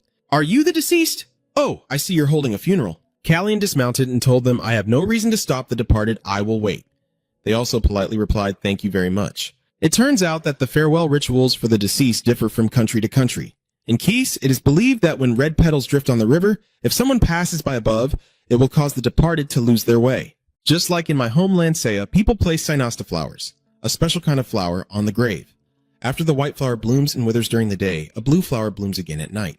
People use Synasta flowers to symbolize never seeing each other again in farewell rituals for the deceased. Suddenly, Callian wondered if they would place Synasta on my grave too. Maybe he also returned to the past? After all, the lost one isn't me, right? After the farewell ceremony was over and before Callian left, someone told him thank you for stopping. Now you can continue on your way. Callian whispered to himself, all right, no matter what, for now I am only the temporary Prince of Kiss. Then he mounted his horse and said, I am sure you have departed in peace. I hope they find peace. After saying that, Callian urged his horse to gallop swiftly across the bridge. That mysterious guy just stands there like a statue until someone calls him. Now let's finish up and end it. Hey, are you listening? What's going on? Ah, Sen is that mysterious person. After gathering everyone, he replied, I will not only remember you, that person is truly a good person. Since I arrived here, I've seen many signs with the name Cispanian. Kalia looked around the alley, and the signs seemed to take their theme from Cispanian, such as Cispanian's sleep, Cispanian's leisure, and Cispanian's meal. Are you sure this isn't going a bit too far? A large sign clearly displaying Cispanian's strong aroma whiskey name. He crossed his arms and muttered to himself just like the Baron's nobles had said. The capital Kiss seems like a place where people like to imitate Cispanian. You see Cispanian everywhere. A staff member from the tavern approached to greet him. Let me show you to a vacant table. Callian looked up at him from under his cloak. No. He smiled and said, the signal for the 4th floor of this building, I will go to the 4th floor. The staff immediately understood and led him inside. Yes, please follow this way. I will show you the way. He led him through the crowd in the shop and then opened a small door at the back of the bar, hoping you will have a good time. Callian stepped through the door into a smaller space, likely a storage room. He easily spotted a Mark 7 on a coat hook at the back of the room. Callian approached the lever. The only information the White Eagle needs to find is 1. He reached out and grabbed the hook on the wall, where illegal activities in Kiss took place. He easily knocked it down and the door beside it was pushed aside, revealing a secret passage. The building has 2 floors, but the sign indicates 4 floors, so it's clearly below, not above. That means there's an underground space beneath the basement. He stepped into the dimly lit passage where there was another piece of information we needed. Going further in, there was a staircase leading down. Callian continued down the stairs, first encountering a gambling room. But what he needed was not a place where small amounts of money circulated like on the 3rd floor casino. He opens door number 4. The inside is a very lively and noisy enclosed space. This This is an illegal betting arena where two fighters are pounding each other to the blood, while the spectators below cheer and encourage them to fight harder, regardless of injuries, as the referee declares the match over with Jera as the bloody victor. And the betting records will soon be transferred while staff clean up and distribute winnings. The curses of the losing bettors echo loudly. "You bastard, do you know how much I bet on you?" They should have killed him already. It can't go on like this. Let them fight again. They really should have beaten him even more badly. Seeing this scene, Kalia frowned and thought to herself that the smell of blood was inescapable. Entering this inhumane environment was truly disgusting. He spread his hands to ask for the entrance fee. After he paid, he loudly called out to a female servant, "Hey you, guide this one to number 27. A long-haired waitress approached, constantly gesturing and pointing. "Do you think she's telling me to follow?" "Can't she speak?" I realized her ears had been cut off as I followed her. At the same time, a few small gestures adjusting her dress also revealed that her outfit seemed to be forced on her. I looked around and saw that besides their uniforms, the female servers also wore a type of necklace, both around their necks and elsewhere. "You think it's to prevent them from escaping?" "The security really is tight." A finger poked into Callian's shoulder, interrupting his thoughts. He looked up and saw the waitress bringing a tray and signaling. The tray was painted with two distinct colors, white and black, and also numbered 27. Just by looking at it, he knew LDI wanted him to place a bet. Callian sighed, took out a few coins from his shirt and dropped them into the black side, deciding to go along with them for now until he got what he wanted. The rule here is very simple, which is that there are no rules at all. Betting money and fighting. If you place your bet on the winner, you get double the amount. 6 florins become 12 florins. They keep fighting like that. Callian uses his knowledge of fighters to go all out alone and place bets in the matches. Until the referee loudly announces the end of the 10th match, the winner is Pantrin, the nickname Steel Knee. All bets and documents will be handed over to the winner wearing a black shirt. Kalina, after 10 matches, from 3 florins he earned 1,536 florins amidst the astonished gazes of those around him. They whispered and talked a lot about the money he won, but what he wanted was not the money. He propped his chin and looked toward the cooking floor when suddenly the referee announced that today's final match was about to begin. A special match with a 4-fold bet increase. Duan, the white bell pepper, faces a young man. As soon as the boy stepped onto the stage, he stood up. He's here. In a past life, he met a serious-looking young man who told him that he used to make money by betting while he was imprisoned. Until my sister died, the referee's announcement echoed out. Today's opponent is the young man I asked in a past life if he wanted to become a knight. The young man said he was a swordsman. I will become the Emperor's swordsman. Today, Callian finally found that person before it was too late. That person was the young man called by the referee in the arena. Kai, let me introduce the challenger today. The monster's eyes, Kij. When the name is called out loudly, Khan confidently bets all the money he earned today on Kij. He says, "I'm placing everything on black." Everyone in the shop was shocked by this action. The female waitress stared at him in disbelief. The people around also started criticizing. What's going on now, betting everything? Putting all the cards on that guy. He's really clueless. He remains unmoved, still sitting calmly with a smile. Those who see him say he's crazy. The referee continues to introduce to heat up the atmosphere. Currently, the win rate is 0%. Although he hasn't won a single match so far, will he be able to avenge himself in today's rematch? Someone sitting at the very back of the table spoke up to advise him. That's a lot of money. Don't just casually bet everything like that. When Callian turned around, he saw it was a man. He said, "I feel sorry for you, so I'm telling you this. You should bet on someone else. That guy has never won a game before." This comment seems to have annoyed the female attendant next to Callian. He asked her if she had checked all the cards, then looked at her and said, "Make sure to check carefully the black cards we bet on." Being ignored made the man feel annoyed. Damn it, I was thinking for him. "If you lose all the cards you've exchanged, I won't take responsibility." On the arena, the two fighters are being prepared. This side is Sun, and the Steel Hammer is incredibly ruthless. The crowd's cheers for Steel Hammer keep ringing out. "Hey Sun, today just finish him off completely. If you kill him, the compensation will be 10 times higher. He survived a fight like that last time, so today let's finish him off for good." Part of their hatred for Kij in the arena also comes from Callian bringing him in after betting over 1,500 florin to make that little brat see reason. It seems another rookie blinded by money is rushing in to waste his cash. Of course, it also takes some bastard risking his life to step into the arena. The referee reiterates the rules, and today's highlighted match is about to begin. As the declaration ended, they unlocked Sun's cuffs and he immediately vanished before Kij's eyes. A swift attack appeared right beside his ear, followed immediately by a punch from the opposite side. Although Kaj saw it coming, the speed was too fast for him to dodge anymore. He had to block the punch with both hands, and the shock made his muscles ache. Sun is completely in control, laughing mockingly. "You're so slow." He delivered a powerful kick to Kij's stomach, knocking him down to the floor and causing internal injuries that made Kaj spew blood. The crowd below cheers enthusiastically for a strike. "Finish it." "That's right, don't use your feet anymore. Use your fists." The situation in the arena makes Kalian very worried. Yinrang thinks he's being overwhelmed because he doesn't have a sword. "Right? What are you doing, Kij? You can fight back." After catching his breath, Keej started to counter with a punch, but Sun easily dodged it. I told you I was slow. He attacks the gap in Keej's side. This guy looks just like a bug. Kai was once again struck, bleeding profusely. Seizing the opportunity, Sun launched a flurry of punches. With each powerful punch he throws, he says, Keej, this time I will kill you. In the final punch, he swings with all his might. I can't just watch anymore, Killian shouted, facing the attack. Don't let it hit your shoulder. His warning brought Keej back to his senses.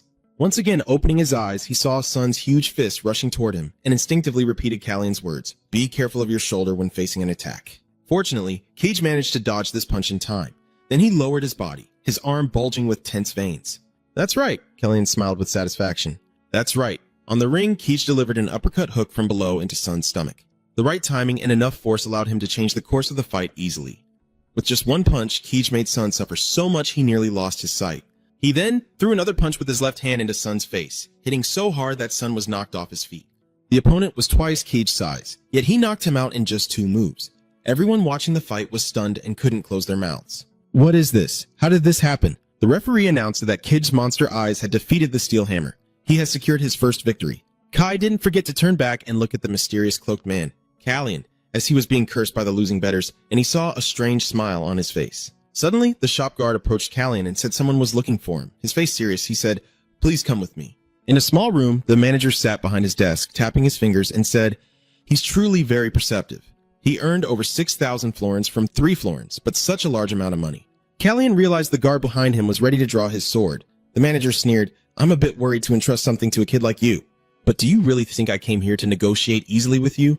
Callian said with a smirk, looking at the manager. Then you're even dumber than I thought. How dare you act so arrogantly when you're just relying on that? Kid, you should take off your hat so I can see your face. Killian stroked his hood. But can you handle it? My voice coldly warns that if I take this off, you'll all be in big trouble. You haven't seen a coffin yet, so don't cry before it's time. The manager signals the guard. Trouble? I'm also curious to find out what it is. The big guard steps forward to Callian and says, hey kid. He reached out his rotten hand. Let me see that precious face to find out how far Tuantu is hiding it. Before he could finish speaking, he suddenly felt a sharp pain in his hand. By the time I looked again, his pig's hoof had been stabbed with a knife, and the guard screamed in pain. But Callian ruthlessly pulled out the knife with a frightened look on the manager's face. What's wrong? Among the things you have, the one used the most is the eyes, he emphasized, saying, isn't it the eyes that see? Only now does the manager realize he's afraid. Damn it, I called a guy who knows how to use a knife here. He stammers, since it costs a lot this time, you can wait for us. En passant. Callian spun the knife in his hand and interrupted him. I'm not taking the money. Before the manager's eyes could brighten, he continued, instead, give me the monster's eyes. The manager's face darkened and said, that guy is about to start making money. Our boss won't allow that. Being threatened by him and under pressure from the boss, the manager was deep in thought. Damn it, what kind of crazy situation is this? If I do that now, I'm sure Tonko will kick me out of here. I'm not crazy. He reassured himself that no matter how powerful this kid is, he's only one person. You are the minority. Callian seemed to read his mind, and suddenly blue energy streams burst out around him. When the manager opened his mouth to refuse and say, sorry, but we can't hand over that guy, a powerful beam of light cut across his desk. The manager screamed in fear, falling to the ground with his desk split in 2, his clothes torn and tattered. Callian says 6,000 plus your life too. He clenched the small sword in his hand and asked with a smile, do you think that's enough? The manager's face paled as he stammered about this, then hurriedly ordered the guards to run. Are you still doing something? Quickly bring Keej here. Callian smiled satisfied, then he raised his hand to his face and said, so it's over, right? Because I can't do it again. His hand gently covers a long bloodstain at the corner of his mouth before walking away. As expected, this body can't handle it. I have to end it here. The guard hesitantly turns back to report. That boss, there's the bit of a problem. Balve had to explain that Keej just said he couldn't leave Hina behind. Callian muttered, Hina? I remember Keej once told me in his memory about a close relative of his who had passed away. My sister chose to die on her own. Then I went straight to the arena because I was so devastated that I couldn't protect her. When I realized who Hina was, I signaled the manager. He shouted in fear, it doesn't matter. Bring all 2 or 3 of them here. Callie Ann stopped him and said, let me go down and take them. The manager forced a smile and said, yes, I will arrange for you to leave smoothly, but he reached out his hand and said, but before that. The manager looked at him with a puzzled expression and said, who would have thought Callian would be so stingy as to demand the bar, cover the entrance fee, and the principal amount? So you successfully collected the debt from Kiji, the demon-selling brothers. They stand together in the small alley behind the shop. Hina nervously holds her brother's hand. Kai hooks his sister's shoulder, and before leaving, he thanked you for helping us. Callian stopped and glanced back. Kij asked, but for some reason, why did you help us? He noticed that Hina was uncomfortable in her dress. so he lent her his cloak. He elegantly draped the coat over her and told them there's no need to be so cautious because we mean no harm. When Keej looked over, he was very surprised. He recognized the person smiling directly at him as who they were. He immediately knelt on the ground, bowed his head, and begged the prince for forgiveness, apologizing for not recognizing and doubting him. He placed his hand on Keej's shoulder and said, "Don't bow your head." He helped him to stand up and said, "You don't have to do that. The two half-demons have nothing in their hands, and you can tell what their past was just by looking." In his past life, Keej ultimately couldn't protect his sister. Thinking about that, Kallian pointed at Keej and said that the habit of attacking the shoulder during fights was a beginner's habit when learning swordsmanship. "Do you want to become a knight?" Keej shyly explains that it's not quite like that. "I don't want to become a knight. I want to become a sword that can protect everything." Kallian nodded in satisfaction and tossed a brand new sword to Keej. "You haven't become a knight yet, so first you need to be my shield. And if you want to learn swordsmanship in the meantime, just come find me, Keej." He looked at the sword in his hand with disbelief and asked, "Why did you give me something so precious?" He simply answered, "Because I need a good sword." Deep down, he also thought it was to repay the kindness to you, Keej. At West Nassa Street, inside the Wizard Association building, N's office is still lit. He is destroying some documents on the table. According to the mage participating in the jousting performance, Prince Kallian expressed his unease about the Count and wanted to keep an eye on him. And the person who made the prince uneasy was the one who discovered the torn rope. How does our prince know about these things? Speak of the devil, and he shall appear. Kallian poked his head into the room and called out, "Master." He smiled and greeted. "I'm here now?" Ellen frowned slightly and glanced over. Then he casually got up as if nothing happened. "Did you just have a fight?" Inside and asked where his clothes had gone, Kallian sat on the sofa and replied that he had some things to do and he wasn't fighting. He approached the coffee table, and hearing what you said, it's clear that your task is indeed exhausting. He shrugged and said, "That's true. Today has been a long day, master." He silently thought that having Keej now was enough to set the trap to catch the poisoner. Everything was part of the plan. He rubbed his tired shoulder. But why did he feel so uneasy? Kallian sighed, wondering if it was because he had too much to handle in a short period of time. Anne watched Kallian's expressions closely from behind, then gently used magic to brew the tea. Kallian finally feels like he's in a wizard's office. Ian criticizes him harshly, probably not expecting him to be waiting over a boiling pot of soup, cooking unknown things or strange eyes, right? Kallian chuckled and admitted that he also expected something similar, but it seemed more normal than he thought. Yet on the table there was a sword that you wouldn't find in a sword shop, fitting perfectly with the interior. Then he suddenly looked more closely at this sword. He realizes something is off about this sword. A voice suddenly asks why that sword is here. "Prince, that is something that is not allowed to be here." And then he immediately uses magic. The magic spell made the sword fly up in front of Kallian, rushing toward him at very close range. Kallian was too panicked to react. The tip of the sword only about 3 centimeters from him. It was too late to dodge. With a heavy bang, Kallian's blood splattered slightly. Ian calmly crossed his arms and said seriously, "You may have a weak body, but you're still very fast." At the same time, due to the rapid use of force and magic, a little blood trickled from his mouth corner. On retracted the sword and said it was a magic tool created by Cispanian. He held the sword in his hand, capable of copying the opponent's hidden weapons. Ian looked down from above at Kallian struggling on the sofa. Could this be considered a warning? After calming down, he realized that Alan never intended to attack him from the beginning. The reason why the tip of your sword didn't point at you when you drew your special sword, but instead veered slightly to the side, is because you acted too hastily and even activated Aro, which is strange for someone who doesn't even know how to wield a sword. The large shadow of Enon falls over him. He places a hand on his shoulder and says, "Since the first day we met, I have always felt it was a miracle to have met the prince by chance. But gradually, many strange things have started to appear. Your Majesty says he feels afraid of what you said. The nobles also often tell each other that the prince seems like a different person. When you realized you were poisoned, I saw more hostility in you than fear of death. That kind of energy resembles someone with blood-stained hands more. Furthermore, he also knew in advance about the accident during the performance and prevented it from happening." Ian looked into his eyes and said, "Prince, can you explain everything to your master?" Kallian can feel him healing him. Is this magic healing meant for someone whose identity is in doubt like himself? No, he's a bit suspicious. Does Ian actually want to trust me like this? Finally, he clenched his fist and made a decision. "I am not Kallian. My original name is Baron, and I am Baron Secretia." It took some time to explain the whole story to Ellen, and outside the window the sky had already turned dark. "Oh, a time axis?" "No, but earlier he looked at you and asked, 'So Prince Kallian is dead already?'" He was silent for a moment, then shook his head and said, "That's not the case. At first I didn't know, but he's still here." I place my hand on my chest and say I can still vaguely feel his presence. Ellen remained silent for a moment before hugging his chest and recalling the day he first met me, when he said that what he wanted was not the throne. "So may I ask again what it is that you desire?" Kallian's serious expression said, "War. I want to prevent the war. I still don't know why Planche has ambitions over the timeline.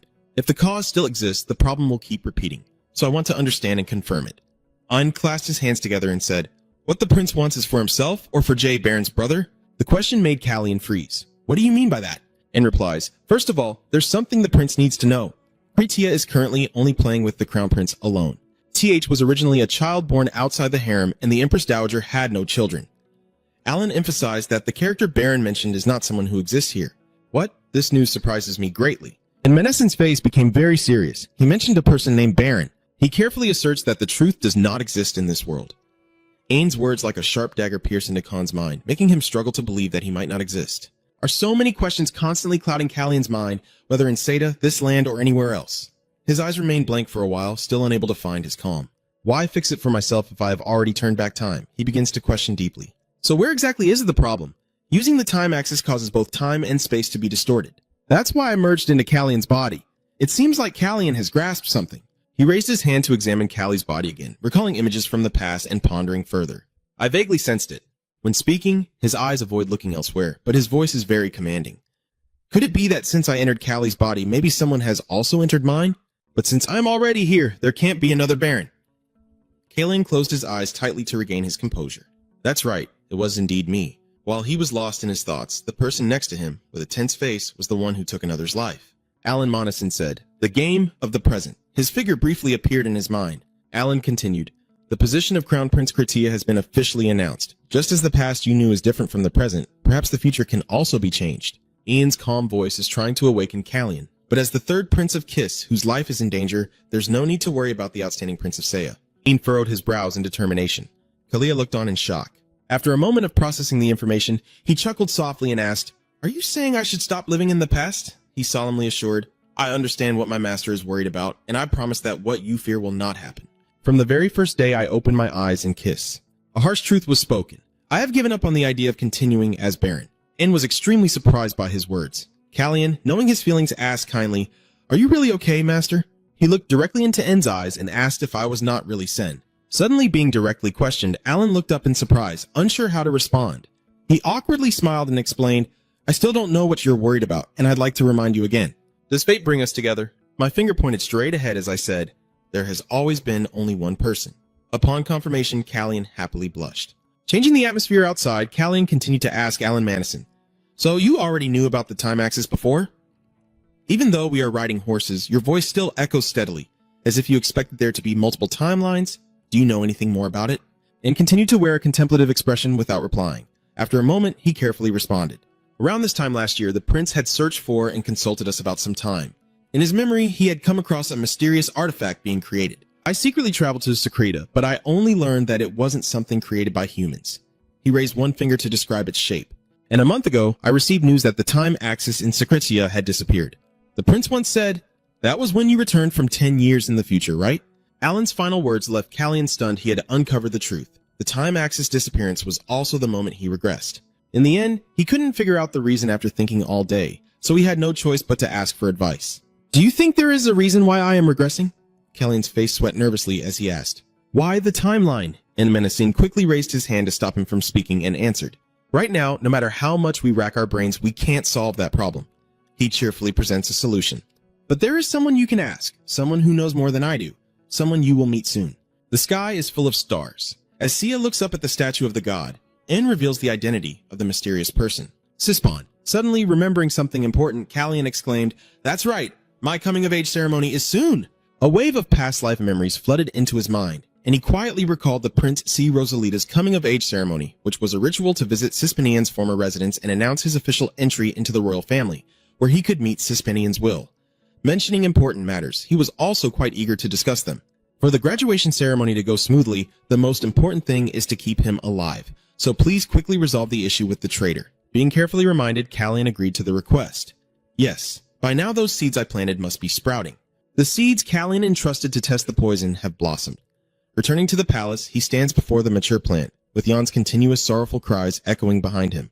"Prince, do you know how worried I was? You promised to return before midnight, but only came back early in the morning."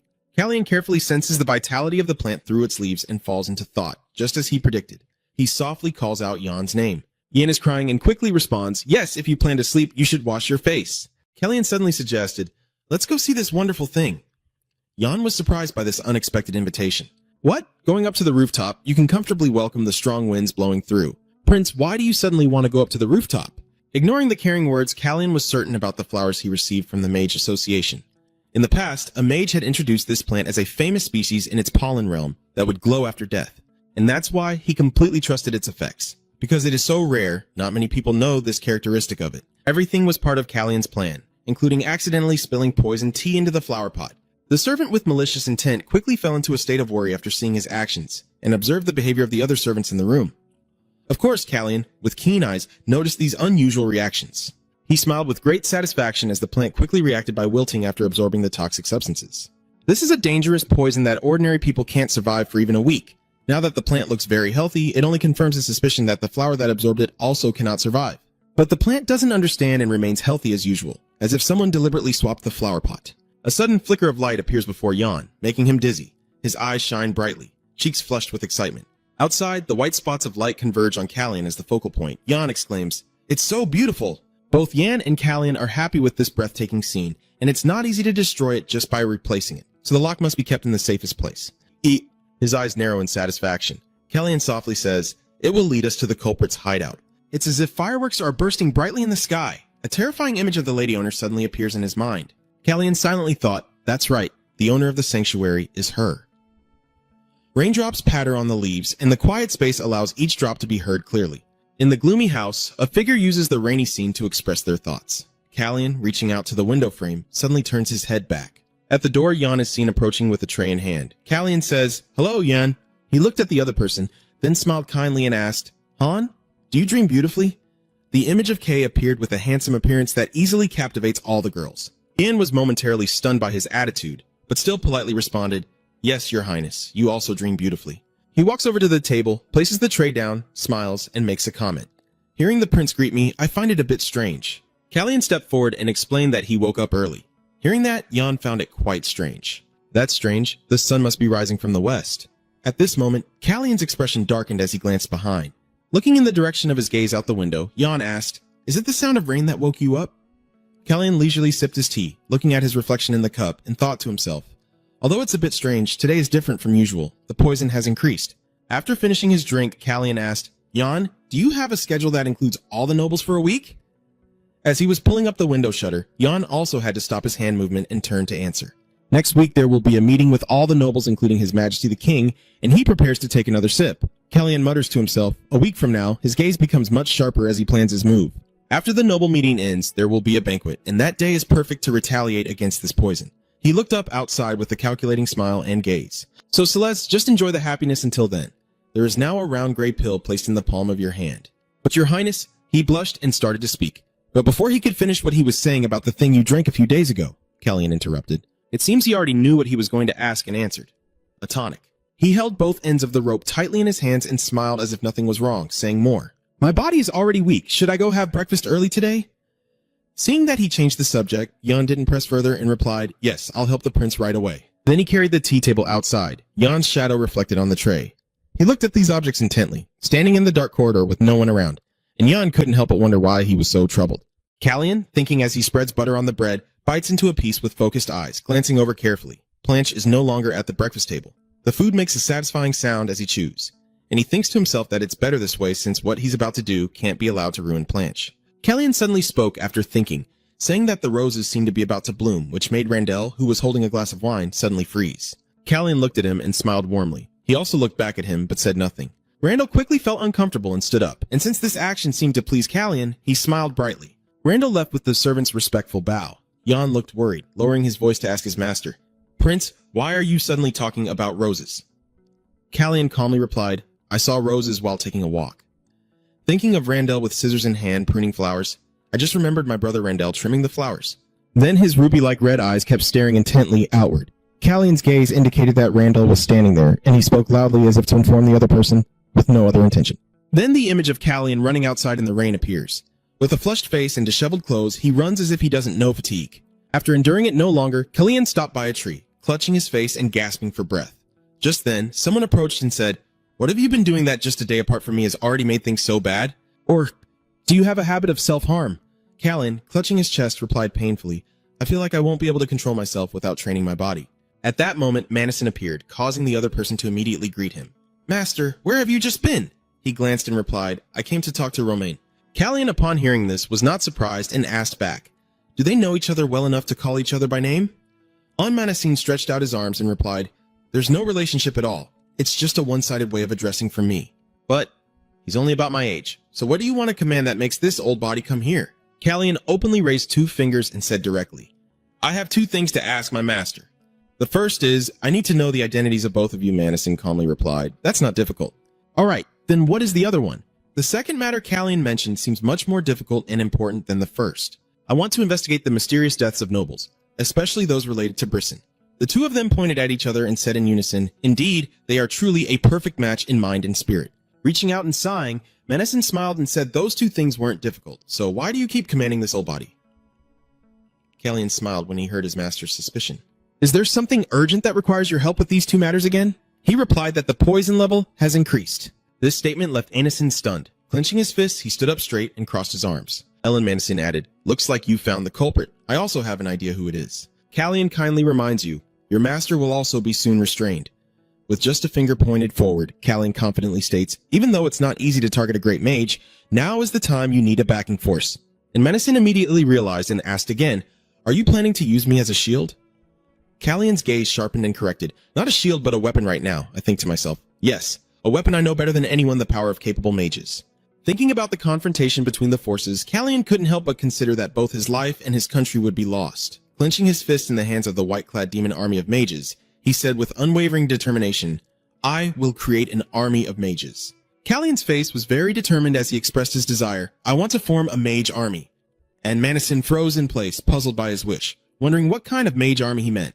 After a moment, his face darkened as he reminded him, "Prince, mages are different from knights. Progress through training is very difficult to organize. You understand that, right?" Callian responded calmly as if he had prepared his answer in advance. "I can answer that question like this. Someone has done it before." He sneered in disbelief. Callian still refused to give up and continued the story. When Romain announced the formation of the mage army, there was a meeting to discuss it, but everyone, including Bryson, dismissed it. They thought it was nothing worth worrying about, but it was because of that the new plan could go ahead.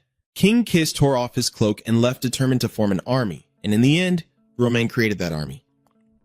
Peace did not last long and tragedy struck. But just after the mage army was stabilized, Romain passed away. Even more painfully, the truth is harsh and unexpected, and his death was sudden and untimely. Blanche rises to seize the throne as Callian's story unfolds. And then the mage army fell into the hands of the heir to the throne, but the outcome was not what the master expected. Madison crosses his arms and listens seriously to his account, but this time, it won't be easy.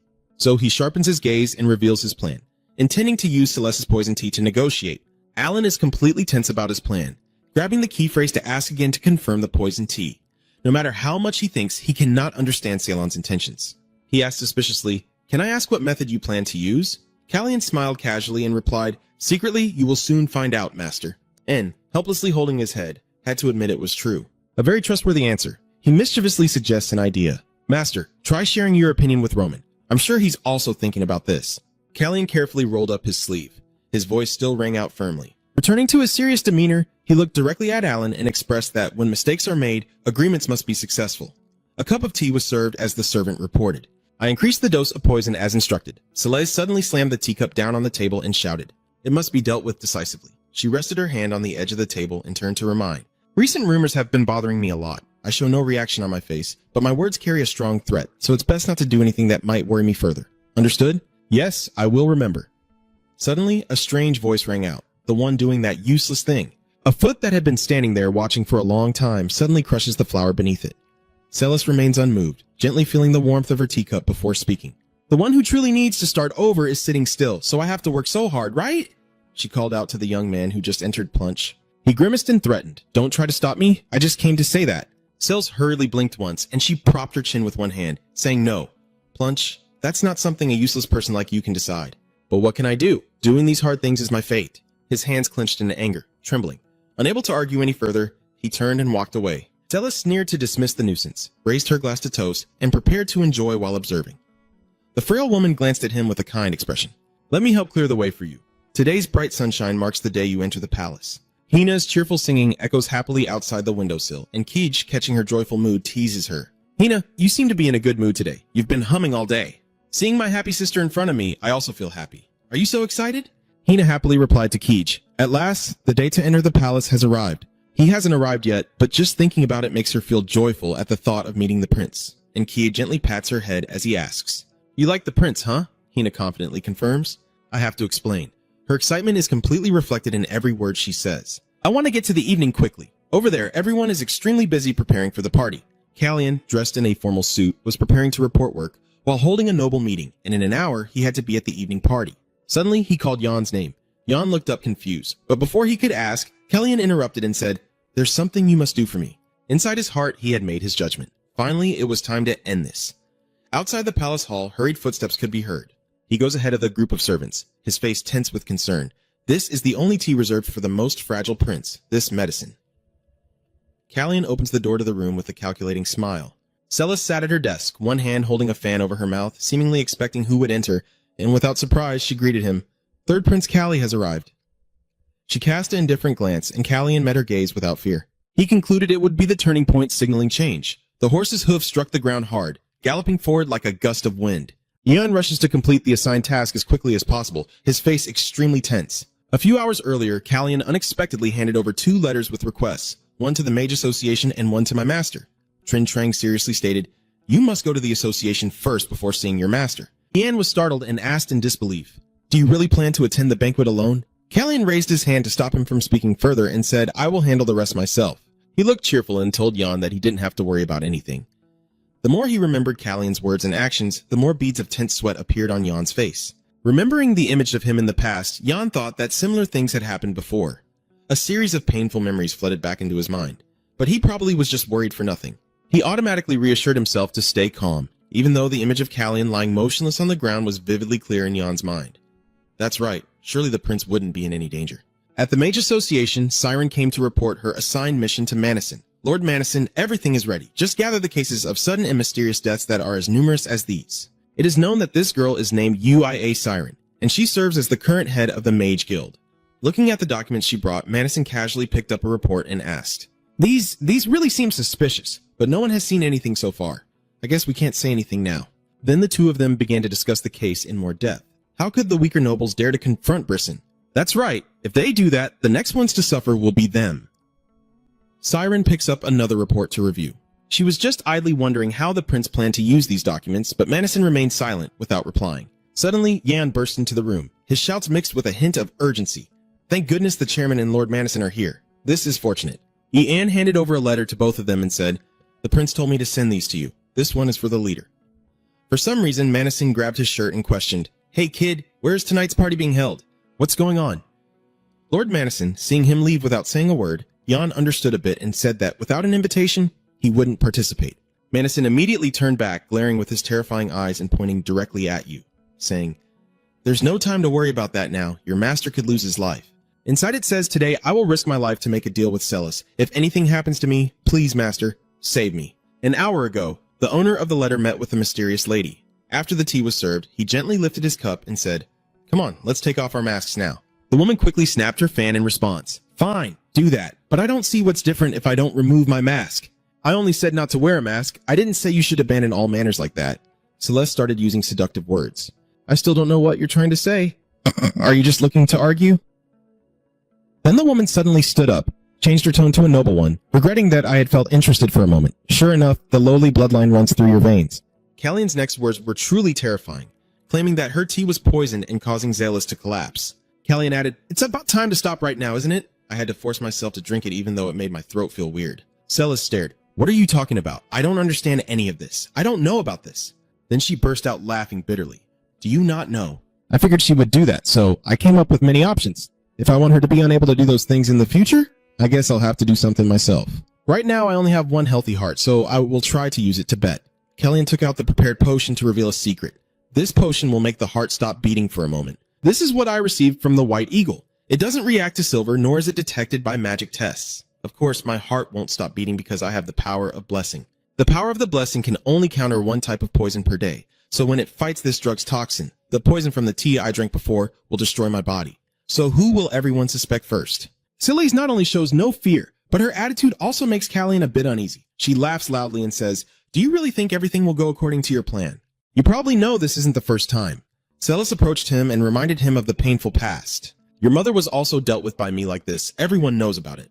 The anger is clearly visible on Callion's hand holding the teacup. Since I can't strike at the root of the problem, I can only suppress my emotions. Well, what should I do with it now? Let's see what you can do. I take it as a refusal. Seeing that he has ingested it, a sly smile begins to appear on her lips. Who do you think dares to doubt me? Someone even Roman has to show respect to like me. Celis continued to be arrogant. There is nothing in Key's world that I cannot have. The position of the queen is the same.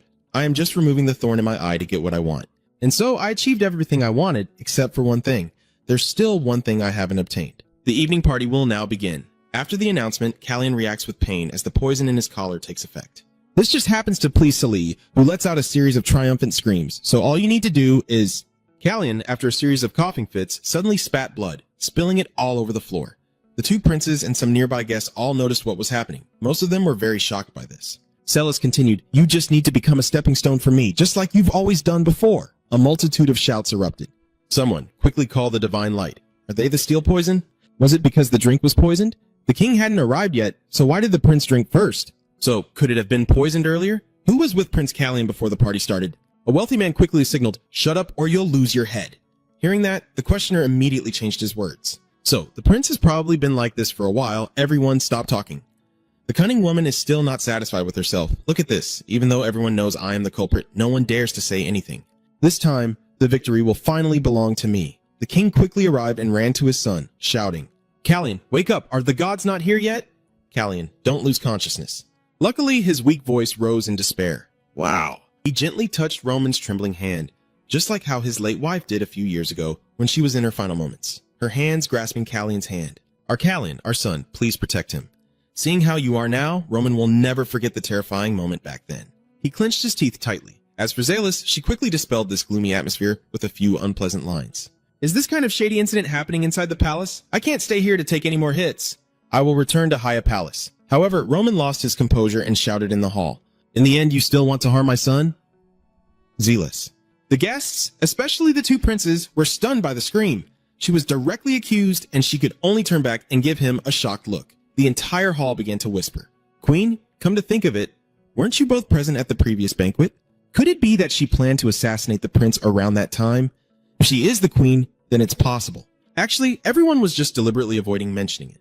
If things stay like this, she quickly uses a fan to hide the fear on her face, and her voice begins to falter. What are you talking about? I don't understand, Kaon. I heard that even though that child seems normal, he often gets sick.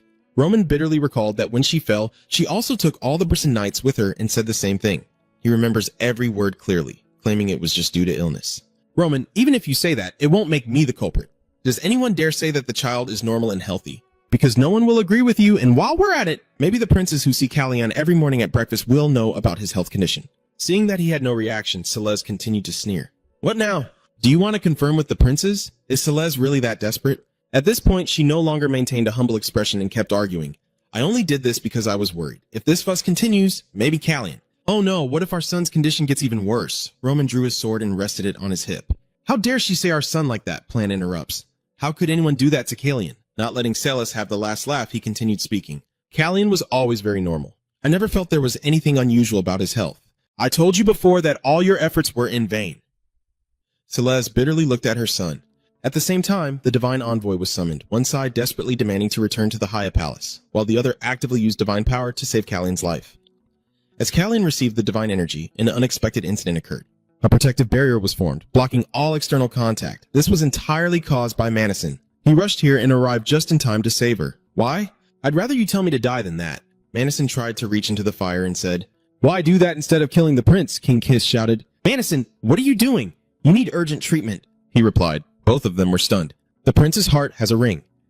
While everyone is frozen in fear, he continues, If a mage's ring touches divine power, even luck won't save you from a shattered heart, and everyone knows that. So what should we do then if divine power isn't an option? What about magic? Is magic allowed or not? Mannos answers, You don't know that the prince is the one who bears the power of nature. Do magic cannot be used? Then what way should I find? Can't you see how much it hurts?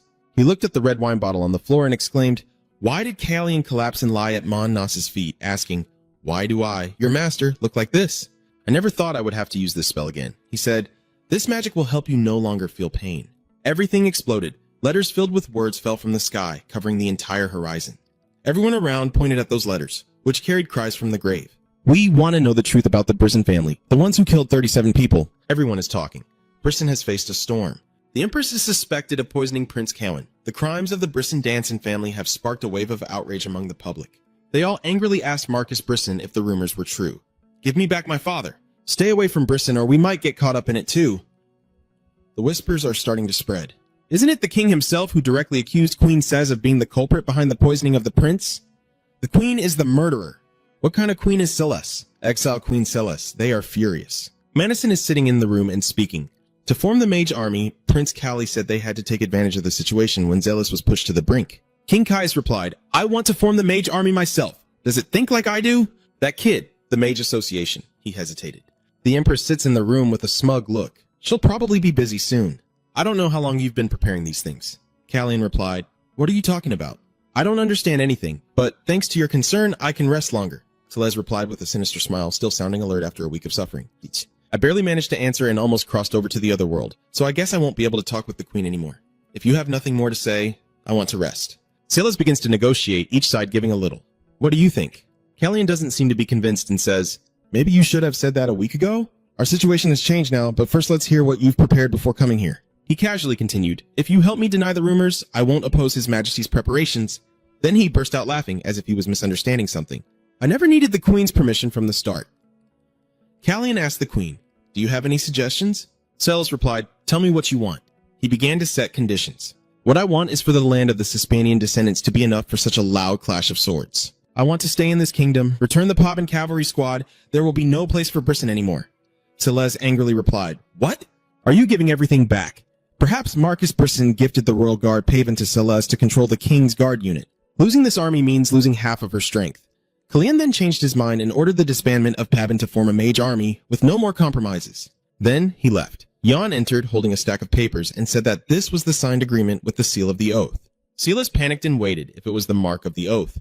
Callian smugly replied, Yes, it is a magic that inscribes the content of the agreement into the heart. When someone violates it, it will cause the person to break their heart and die. It seems that Cez is a bit scared now. The three princes had just woken up when the Empress immediately came to visit. The rose petal was cut off, and Randall looked at it intently. Is. I remember rushing into the room and seeing that terrifying scene. Just before I fainted, we locked eyes. C's voice rang out. The rose must be about to bloom, right? He realized from the very first time that kid intended to drag him into this.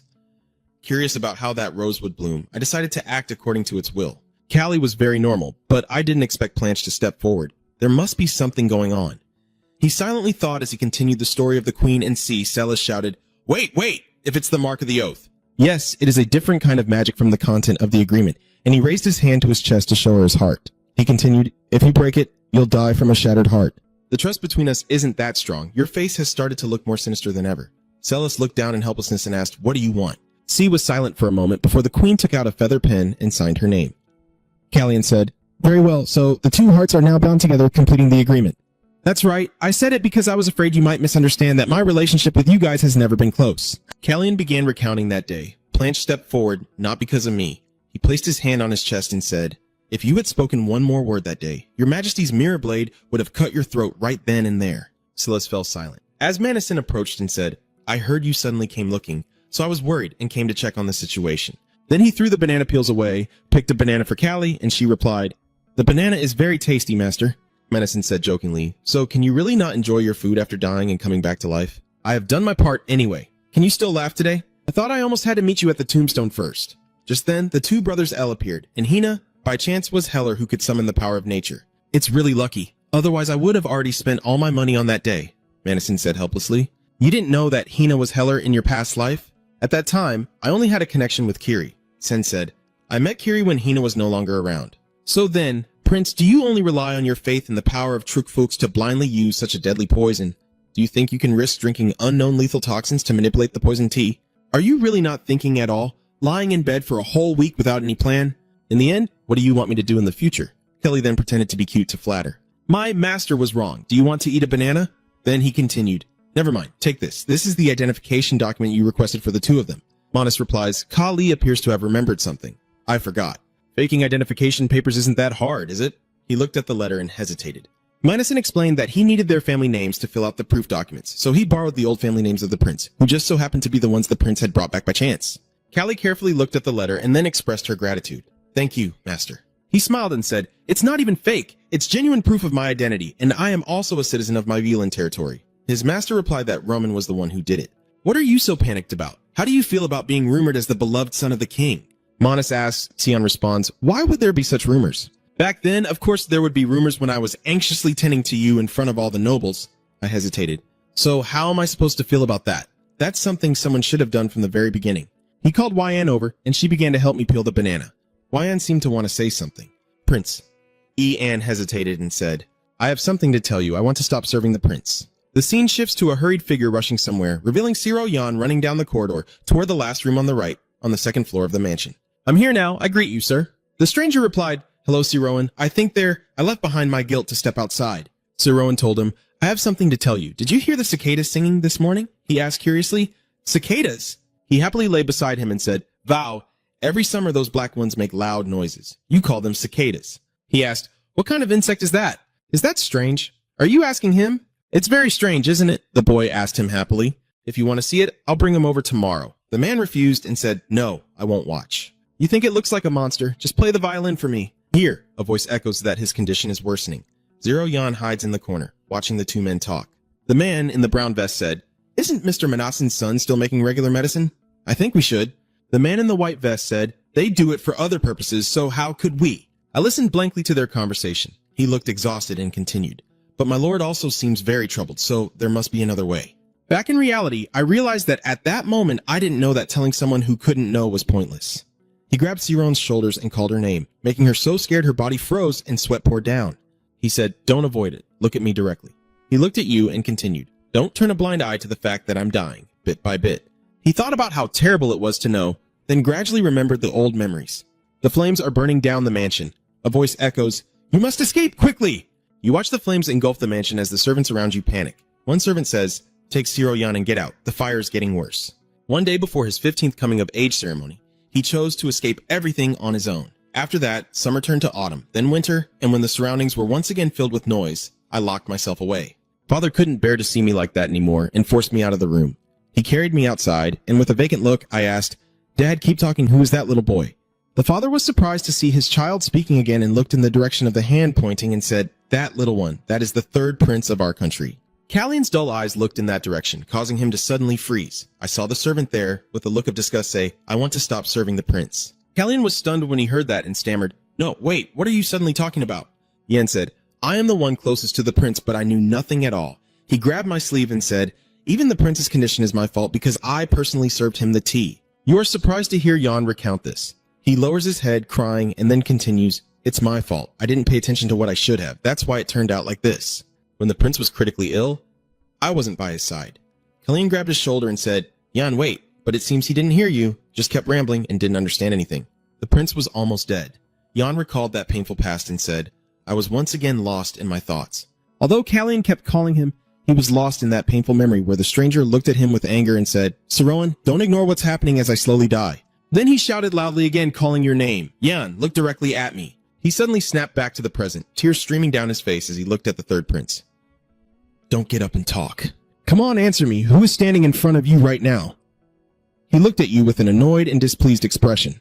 Prince Cully, he touched your chest and said loudly, Yes, you know, Jan, I will not die. He thought that from the very first day I opened my eyes here, he touched my shoulders and said, You've always been by my side. I can endure until now. Everything continued. Because of you, because you didn't ignore me, I survived. After hearing that, tears streamed down his face. The third prince continued, I may not fully understand you yet, but one thing I am completely sure of. That is something you will continue to protect me from in the future. Am I right? Yan burst into tears, crying uncontrollably with tears and snot running down, looking like a crying baby. He knelt down and sobbed loudly, making Callian worried, unsure of what he had said wrong. He comforted Jan and said, Why are you crying? Don't cry anymore. Get up, quickly. Father, I probably can't come back anymore, Callian gently said to him. Come on, take my hand quickly. Now only his figure remains in your eyes. Why? And thought you already have someone to protect for the rest of your life.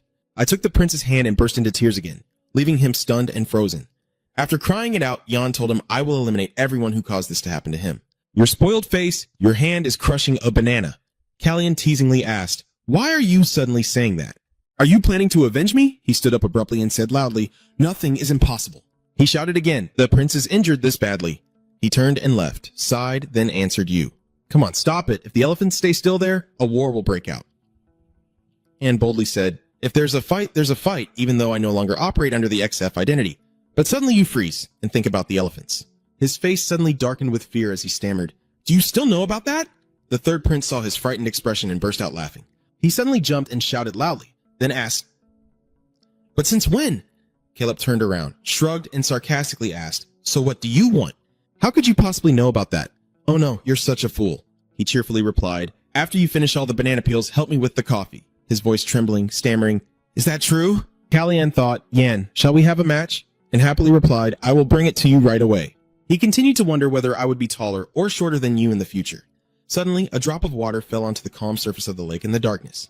Calian looked confused, as if he had seen something. It turned out to be himself, with long hair covering his eyes. He is smiling at you. In a dark space, two identical beings appear side by side, existing simultaneously. He looked up at you, causing you to startle and freeze in place. He slowly approached you with a cheerful expression, then passed through you and ran ahead, leaving you bewildered and unsure of what was happening. He turns to watch him happily running towards everyone. Then he and his two friends walk away chatting and laughing happily. Suddenly, he turned to look at you, smiling brightly with rosy cheeks. He was confused and suspicious, clutching his fist tightly, then reaching out with his hand as if pleading for help, looking at himself. He was quite surprised by his own actions. He suddenly smiled faintly at you, seeming unwilling to help. Suddenly, a strong gust of wind blew around you, as if it was saying something to you. After hearing that, he looked at him in shock. Then, he smiled a sinister smile. His eyes filled with fear, he reached out forward. The wind pulled him back to reality. In the darkness, he looked at his hand, sat up silently without saying a word, as the wind from outside blew in. At this moment, a voice suddenly rang out, so finally he has completely left. Right, Callie? Anne finished releasing the lantern and replied, Yes, at least he was able to do what he wanted once before leaving. He looked up and continued, I don't know why I was in such a hurry, but he's gone now. Remembering the dream earlier, I told myself, I entrust that life to you. Do whatever you want with it. Returning to reality, he closed his eyes and said, But this life is a prison for him, so I am quite jealous of that freedom. Manus asked, then Callian stood up and continued, I will no longer pretend I don't know. So I also have many things to do and a favor to ask my master. I keep gazing ahead in silence. Then he bowed, turned around, and with a determined look said, I want to live my second life, truly meaning it. The pub and knights were disbanded and returned to Lord Bryson's estate. Roman ordered not to trust baseless rumors about the royal family. Manison also agreed to establish a mage corps. And so, 3 months later, Callian was struggling to put on this tight shirt. Wyan looked at him with a worried expression and said, The servant beside him helplessly added, We probably need to call the carriage master. Ian replied, Yes, it seems there are many clothes that need fixing. Then Callian buttoned up his shirt. He told him that my clothes are worn out. As he went downstairs to the hall, Kias saw him and said, Hurry in. And the father looked at him and said, You've grown taller again, huh? Now I look even taller than Planche, and I must have gained some weight too. I happily replied, Yes, I am a little taller. The father asked, Are you ready for Rosalita? And he replied, Yes, everything is settled, and my birthday is coming up too. Manus says to you, I actually have someone I want to introduce to you, your highness. And he continues, He will be the mage guarding you and Rosalita this time. Suddenly, a voice rings out. It's an honor to meet you, your highness. God. You look at him with a worried and somewhat surprised expression. The father said, This is a talented member of the mage corps. I hope you two will learn a lot from each other and become closer. The talent truly is extraordinary. The expression on your face was angry. You forced a smile and said, It really is a special birthday gift. Then Lord Kiss continued talking with Anne Manison. So, when will the Magic Army Parade debut? He replied, Still a long way off. We haven't even named it yet. Starting from the personnel and then to the costumes, nothing is official yet. There is still a long way to go. Meanwhile, H caught Callian's calm gaze as he enjoyed his cup of tea. A strange smile appeared on H's face, making Callian confused, and he stared in surprise before continuing enthusiastically, It's only the beginning. That reminds me of the Mage Corps. Your Majesty, what do you think about naming the unit? That question caught King Kiss quite by surprise.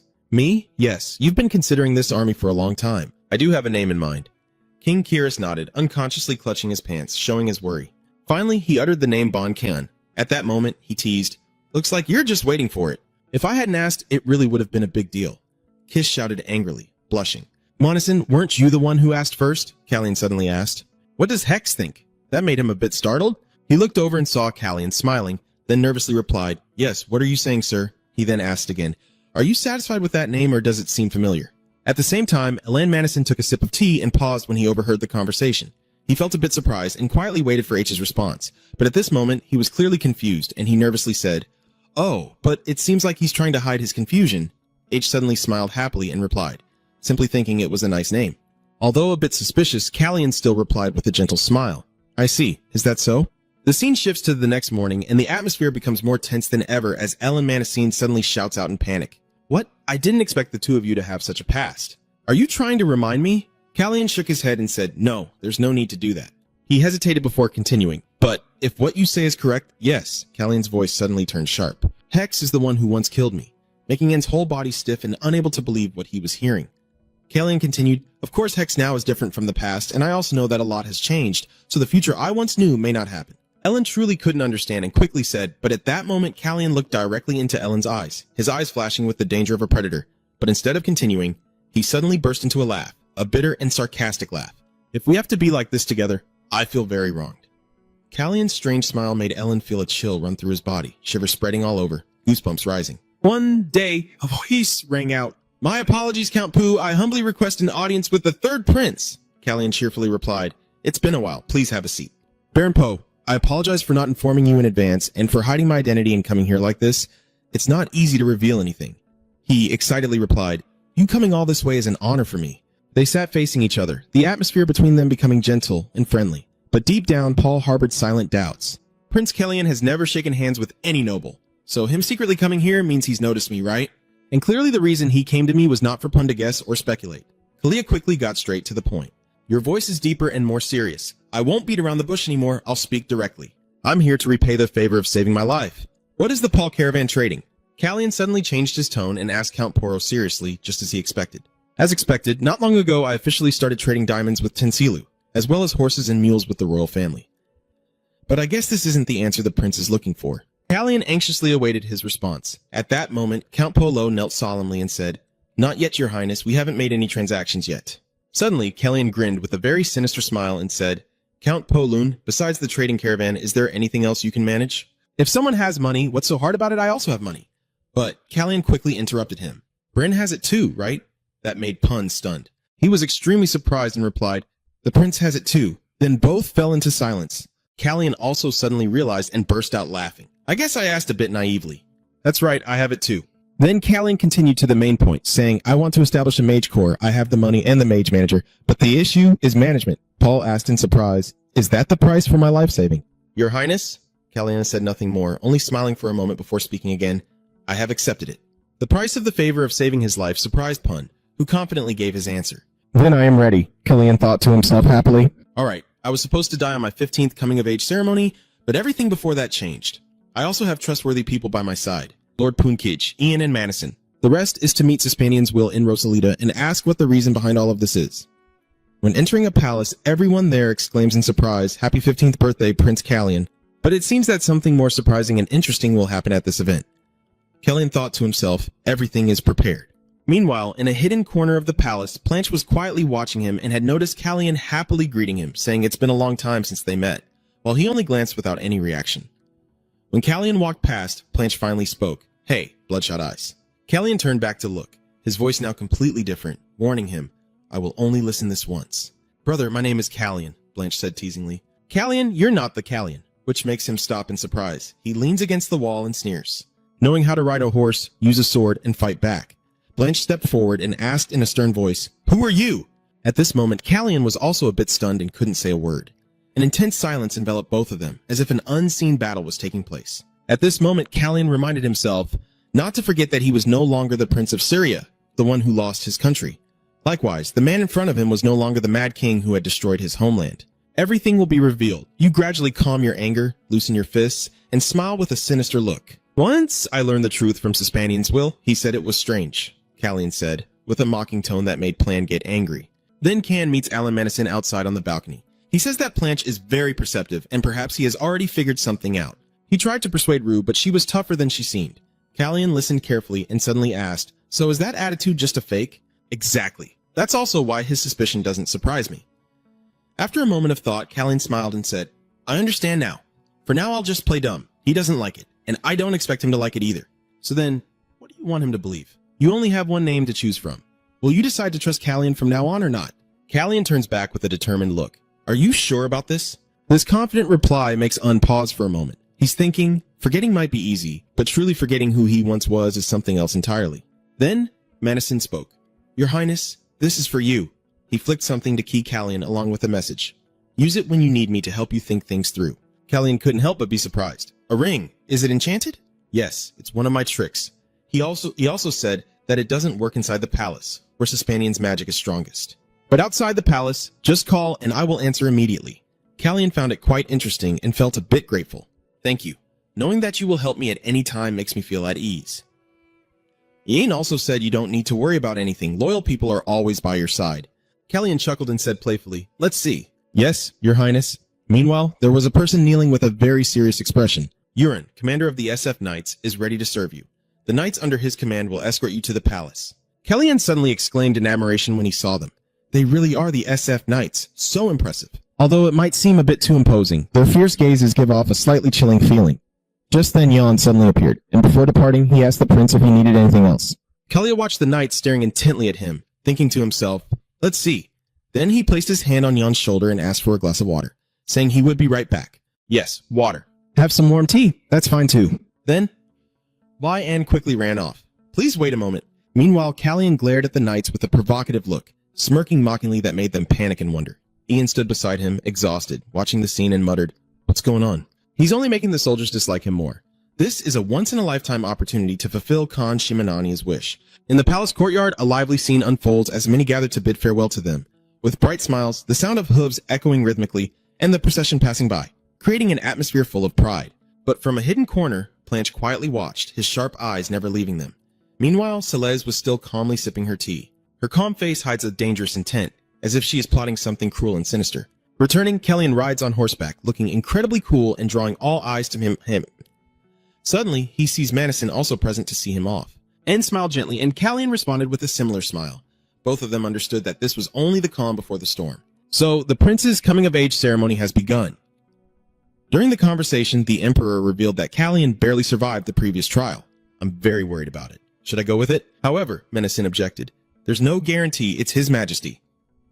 He gently smiled and reassured him. Your Majesty, you're worried about the wrong person. Within this city wall, the one facing more danger than the prince. After a moment, the king also set down his teacup and said, You never change. So, things are looking up. Aren't you worried about it? Facing his question, Madison could only smile awkwardly. In this moment, he silently thought that he truly is a caring father. It's hard to believe he was once so indifferent. In that situation, Madison gradually became numb. Who cares? I'm just telling the truth. Even His Majesty was surprised and exclaimed, Yes, that's exactly what I wanted to say. The scene shifts to the inside of a dense forest. At this moment, a familiar hand suddenly appeared, pointing aimlessly in a direction. Callian was riding his horse when he suddenly said, He must be inside the palace. Ian, standing nearby, asked curiously, Why don't you answer? And then he explained, I heard that the envoy from Tanshin has arrived. There are many things in the palace. In this situation, Jan offered sincerely, Just talk to me. I'll help you pass the time. But Callian responded coldly with the question, I'm tired of you. I have to see your face every day. Hearing the two of them talk, the soldiers behind couldn't help but feel discouraged, and Jan stammered, but I did my best. Then suddenly showing annoyance, he criticized him. Listen, this matter is about Lord Callian. Lord Madison said your highness has no talent for magic and only knows basic swordsmanship. In short, he is as fragile as a flower. You must be very careful when escorting him. The soldiers fell silent in despair after hearing Jan's explanation. Our young master is the daughter of the Seth family. Seeing their attitude, the two of them had no choice but to ignore them. These people are really slow to understand. At this moment, Jan warned him that La Tron was still a few hours away, but something was gradually approaching their cavalry. Feeling uneasy, Callian hurriedly called out, Wait, Jan! Sure enough, his instincts were right. A few seconds later, a loud sound from the bushes caused chaos. Hex and Kaj immediately stood up to protect Callian's safety. In this situation, he silently guesses that this is not a threat, but rather the feeling of suddenly seeing someone's arm rush out from behind a bush. The little elf desperately begs the cavalry group to please save me. The presence of the boy surprised Callian greatly. Those ears, are they elf ears? After a moment of composure, the girl introduced herself, saying her name was the girl confessing. Yes, I am very hungry. So Callian gently asked, Are you looking for food? I am hiding. And then he asked, So you are in trouble. Ha muttered, I should have done that. Sorry. But the boy's attitude made him suspicious. Something was off. After a moment, Euron asked, Your Highness, suddenly you spoke up and asked for something for the boy to eat. Maybe that's why I suddenly felt uneasy. So I immediately turned back and ordered, Wait, you have to say there's someone chasing after him.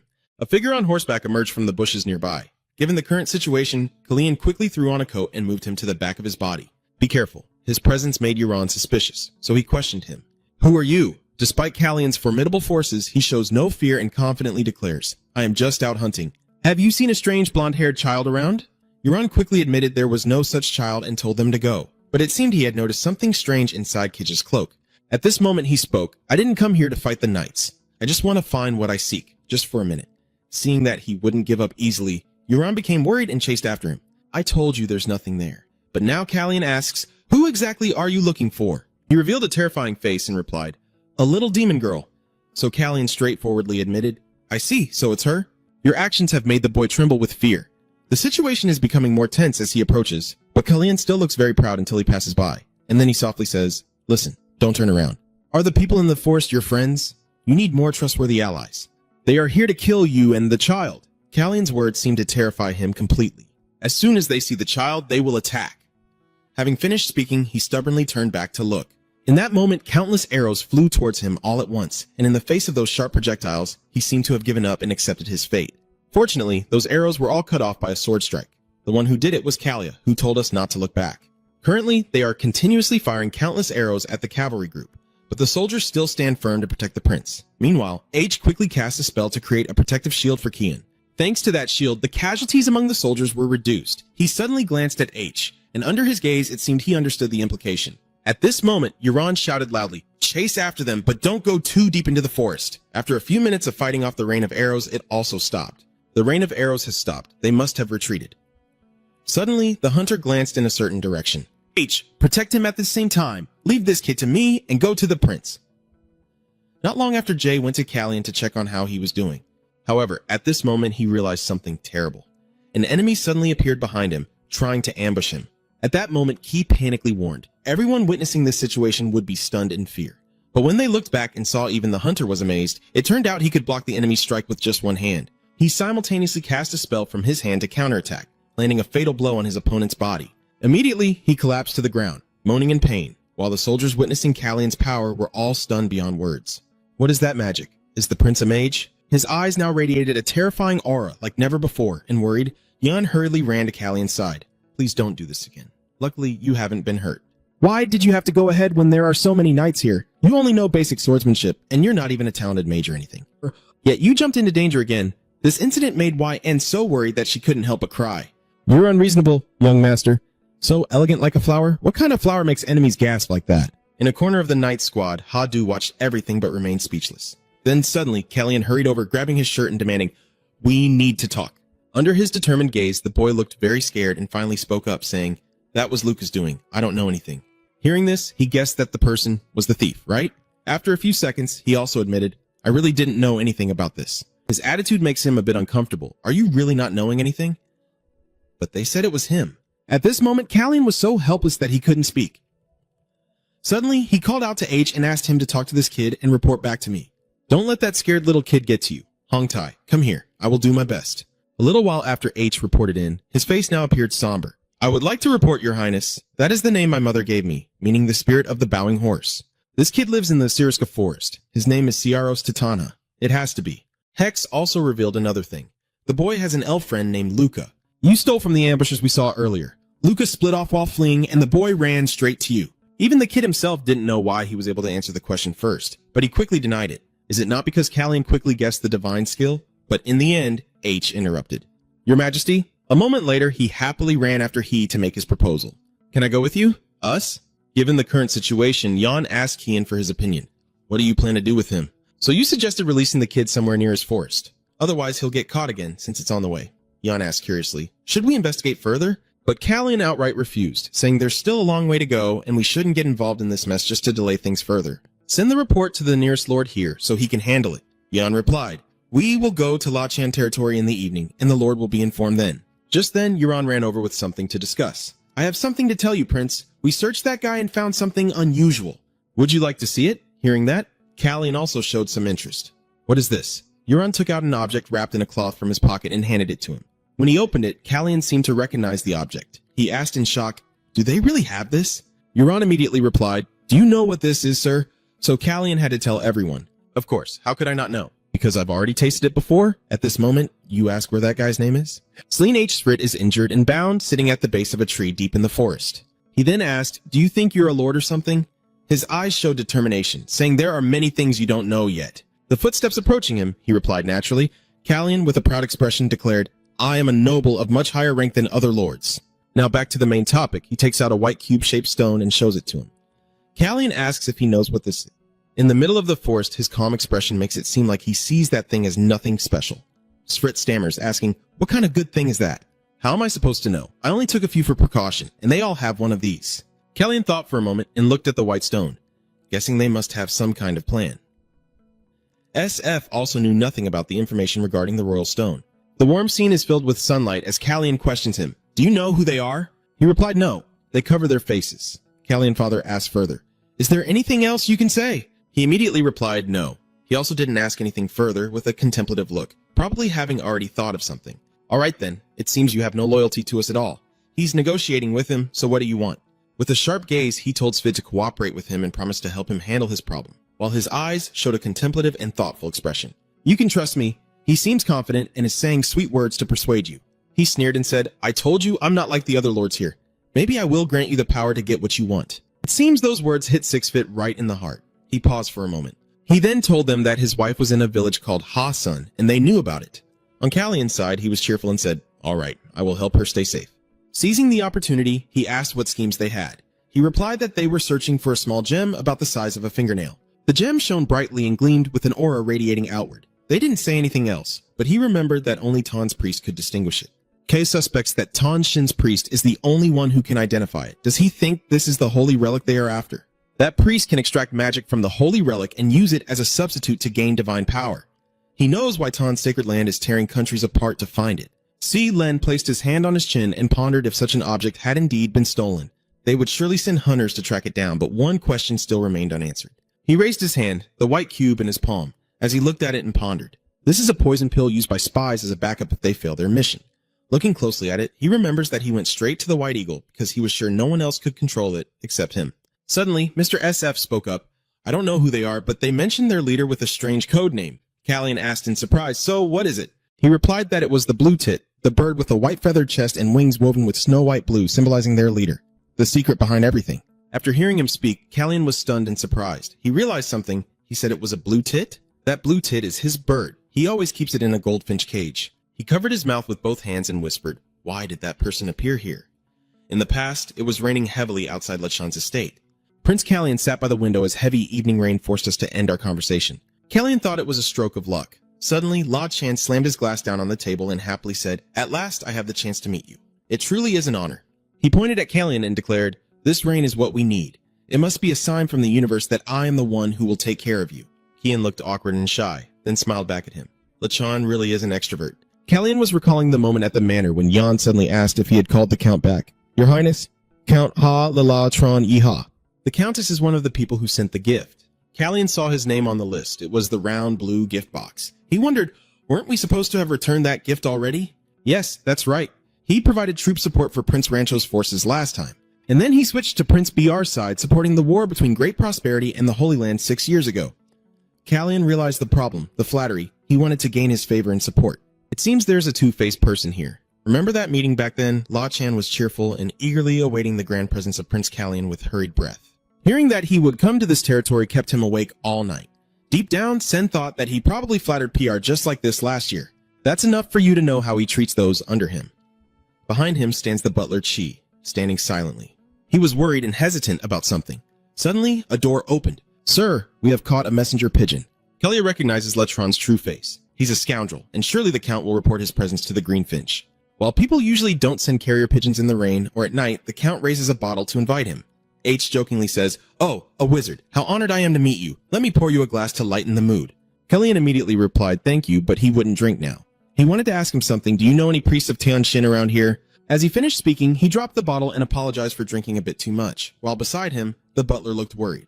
Lachan asked again, "Are you talking about Tanshin? Those Langbufu bastards, what are they doing in my territory?" Callian immediately spoke up. "You should stay calm," but Latran angrily called those men bloodthirsty and rotten to the core, and he even demanded to arrest Tanshin again. Callian snapped his fingers and used a secret technique to put the Count to sleep. Lachan immediately slumped his head onto the table. Callian sat quietly and said that the Count was being too rude. Prince Callian, holding a glass of wine with a mysterious expression, thought that Lachan was insulting him. The princess and H rode away. Callian's hand clenched the reins, pulling the horse to a slow walk. He told him that he had gotten himself into trouble and brought danger upon himself. But he still smiled happily and said everything was fine. I won't die just yet. He ignores him and will stop worrying about him. C turned to he and said that you are worrying too much, master. If we knew who the Green Kingfisher really was, we wouldn't get into such big trouble. He asked if you are an old friend of Canlin. You really do have a lot of acquaintances. He said that in his previous life, the Green Kingfisher never failed any mission. She must have realized I am Prince Sirius from the very first meeting. But that didn't stop her from breaking her disguise and shooting dozens of arrows at me. The whistling sound echoed through the night. Footsteps approaching from afar, and then the door opens to reveal a tall figure. It's Callian. He greets you and asks you not to worry about the people outside. They are with me. The woman at the counter puts her glass down and says there's no need to worry that I'm not cruel enough to chase after innocent people. Callian responds, I thought it was because you knew who I was that you had your people ambush my troops. Of course I know who you are, which is why I warned my people not to be reckless. The customer next to where he was standing suddenly collapsed onto the table. It turned out to be a corpse that had been poisoned for some time. He looked around and saw that all the patrons in the shop were bleeding from their mouths, indicating they had been poisoned. Under the moonlight, the woman's cold and beautiful face appears, but unfortunately, they did the opposite. If you come closer to her, does that mean I also involve myself now? He stood with his arms crossed, leaning on the counter, and turned to ask her. She lowered her head and nodded in agreement. Then he glanced over at him. He radiated a dark, ominous power with blazing red eyes. But I don't think you'll raise your hand against me. He smiled at her. The one she's chasing. Did he die? Did she answer? He's disappeared into the forest. She picks up the glass and continues wiping. If I had known things would get this complicated, I wouldn't have chased after him. You hit the nail on the head with your philosophy. I have to be honest, this encounter hasn't been very pleasant, but neither side has caused serious harm to the other, so perhaps we should part ways peacefully. That child will no longer be threatened. I swear to you. Callian places his hand on the glass on the table. I won't leave without some answers. So why are you searching for the divine artifacts? As she spoke, Kay picked up the cup and spun it around, the reflection showing her behind him. He continued to look at her annoyed face reflected in the cup and said, You're not a priestess, so what use would they be to you? She was silent for a moment before snatching the cup from Callian's hand. They brought in a pretty good amount. Callian replied that he was a merchant. She continued her work while responding to Callian. You can call it a side job if you want, but people doing this kind of work like me usually don't have a stable income. He was silent for a moment before asking about her client in Lachan. Go on. I see no reason for her to do business in such a tiny village when she can always find generous clients among the priests of Sariesu. My dear clients always pay what they owe. It's hard to ignore that generosity these days. We've known each other for a long time. As she finished speaking, she picked up the nearby wine bottle and poured into a glass. He thought that they had known each other for a long time, and only one thing could buy the attention of a spy. Lomtrick will definitely change her divine weapon to get Sirius' secret information. Is there another test I want to know about? I want to know if there's anything else. It's so late and you're still here asking me a question? From ruling the throne to spreading rumors. Do you enjoy embarrassing your king that much? And Madison rested his hand on his knee. Come on, your majesty is usually awake at this hour and you still have the answer I'm looking for, and I don't like wasting time. You continue, I will get straight to the point. How many Tannen priests are residing in Sirius and where are they? Hearing this, King Kyrus' actions came to a halt. He took off his glasses and rubbed his eyes. What do you already know, or are you just curious? Anyway, it doesn't matter. King Kyrus continued, surely he has already heard about the Taz envoy's request.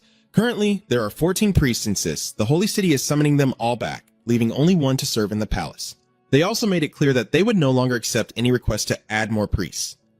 The king's continued stance is quite unreasonable. They are the ones who used the sacred organization to send the priests, but now they make it look like we forced them to serve. After hearing everything, Madison looked serious. If they are allowing the priests to withdraw, they might be facing a civil war. It seems to me they are mobilizing all available resources at once to prevent the urgent issues from being exposed. What was your majesty's response? The king replied calmly, I told them they could comfortably let the priests go. Sirius doesn't dare to monitor the priests, but why did he ask that way? He wondered slightly. And Menacing calmly responded because Prince Callian wanted to know where they were. King Kyrus didn't quite understand. He asked again what the problem was, and he replied why he was asking when the answer was right in front of him. The king pondered for a moment. I guess he already knew. Isn't that the reason he set out for Lachan? Going back to that tavern, Callian continued to ask Count Hala Lachan if he was her client. You shouldn't need to ask about that. You already know the answer. And then she smiled seductively. As soon as he returned to the castle on horseback, he was talking with his master, who realized that the cunning guy had already been deceived. He continued, he must have a priest under his command, and he sold Sirius' secret information to spies to obtain divine artifacts. He replied, exactly, master. I will return to the palace immediately. The master looked a bit puzzled and asked, "Is there any trouble at the palace?" He replied, "It's possible. The countess drank too much and caused a commotion at dinner, so I used a spell to make him sleep. But at this moment, I started to wonder if he was really drunk." Outside the palace, it was pouring rain, and from inside came a shout. "How disrespectful! How many times do I have to repeat myself?" The prince has gone out for a walk. Yan stands at the door, not allowing the butler to enter. "Sir, I just want to say a few words to the prince. The count wishes to express his regret for his actions during dinner. If you can tell me where he was that day." Yan immediately dismisses the butler's suggestion. This is not how a person apologizes. Look the other person in the eye. Since when does a butler have the right to probe the prince's location? Your words make the butler pale. "I was just trying to keep the butler from knowing while you worried that Callian hasn't returned yet. You can't let them find out about this." The butler continued to press further. "May I ask when His Highness will return?" Yan was a bit tired, silently scolding himself for being too persistent. Your old man still kept stopping the butler. "How am I supposed to know you're overstepping, so please go back." The butler doesn't give up. It doesn't have to be exact, just roughly. The back door behind Yan suddenly creaked open. Callian crossed his arms and leaned against the door. "Thank goodness I never get to rest." "Why?" Anne suddenly turned around, startled to see the prince had returned in time, and called out loudly, "Your Highness." The butler's face was now turning purple. He was stunned, unable to believe his eyes. Callian is annoyed. "So pathetic. Is it really so hard just to turn away anyone at the door?" Ian paused for a few seconds, then bowed his head and said, "I beg your highness's forgiveness. It's because this gentleman kept pushing forward. Let me handle this matter." He glared at the butler and then slammed the door shut, startling him. "Please forgive me. I didn't know his highness was resting. I will leave immediately." Behind the door, the sweaty prince let out a relieved breath, having just escaped a very dangerous situation. He was taken aback. "Did I just imitate someone?" "That feels terrible." Anne slowly opens the door. "You came back earlier than I expected, and through the window too." In the distance, the door leading to the balcony is wide open, and on the floor below are his scattered, soaked clothes. Seeing the miserable scene, he could only talk for a long time. Jan walked over to pick up the things. Killian walks behind with his hands clasped behind his back. "Was there anyone sneaking out while I was outside?" He replied, "Only the butler from earlier. But he said that sneaking around usually involves slipping through the window just like that day." As he spoke, he turned to look at him with a puzzled expression. Anne emphasized, "This is the 3rd floor." After hearing that, he sensed there was indeed a problem. His voice a bit awkward. "I will remember that."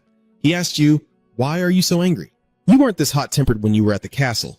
Anne retorted angrily, "You didn't listen to me. I followed your instructions and told the butler that you went for a walk, but he kept asking me when you would return."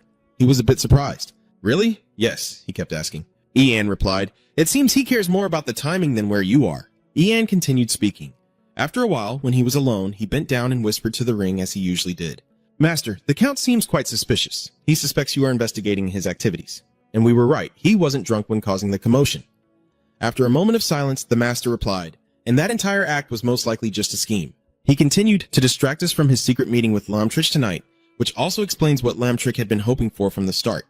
Getting drunk might have just been an excuse for him to slip away, but the plan was foiled when you cast a spell that made him fall asleep. After waking up and discovering that you had left the residence, he took the steward to investigate your whereabouts. My master listened to my reasoning and had to admit it was reasonable. But the question remains, why does he crave divine energy so desperately?" He looked out at the pouring rain, perhaps seeing it as the perfect gift to win the favor of the Holy Lady of Tan Huang, Randon's mother. The master continued. So in summary, he still maintained a close relationship with Randon while also reaching out to Pier's allies.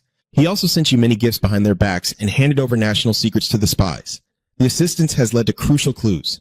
The man who was hunting for him headed towards Lamtrich. Thanks to her, I learned that Halila Chan had sent divine weapons to the Holy Land to please Randon. Could this be a coincidence, I wonder? The conversation between you and your master isn't over yet, so I think for now, since it looks like the weather won't clear until tomorrow and we're stuck here, you'll take this opportunity to hunt down the traitor." On the count of the Count, he grabbed the glass and shattered it into pieces. "That brat, ever since he sent back the gift, I've been able to smell it. I bet it cast a spell on me during dinner." He shouted angrily, throwing his head back with a flushed face. He continued, "Only magic charms can make someone sleep like death. Thanks to that brat, my plan is completely ruined." His anger keeps rising. Supported by the Grand Mage acting so superior, he's just a lowly person unworthy of being a prince. He kept cursing, his words growing more and more reckless. "Damn that stupid girl, why didn't she kill him before causing all this chaos? I've already spent my fortune trying to please Bison's servant. Who should I approach now when the servant is kneeling to clean up the mess and he keeps shouting? I was promised a fertile estate just outside the capital, but her scandal turned everything upside down." There's a knock at the door. It's the butler returning. At this point, he finally calmed down a bit, slumping into his chair. "Have you managed to contact our friend yet?" The steward replied hesitantly. "I'm afraid not. They will respond later today." Hearing the wrong answer, the Count threw the nearby cup straight at the butler's head and cursed him as a fool. His anger now was even worse than before, pointing directly at the butler's face and shouting, "Do you have anything worthwhile to do? It's still pouring rain, so that lowly man will stay here for another night. Should I cancel the deal then? The Count's face is all veins. Do you see any other options? We can't take the risk while the prince and his men are still here. Send the message back immediately." After dealing with the butler, he turned to the servant beside him and shouted directly in her face, "What are you waiting for? Bring me the clothes." He cursed everyone around him, clenched his fists, stared into an empty space, gritted his teeth, and said, "I will teach that lowly person a lesson in humility he will never forget." Callie calmly enjoyed her dinner as the heavy rain poured outside the window.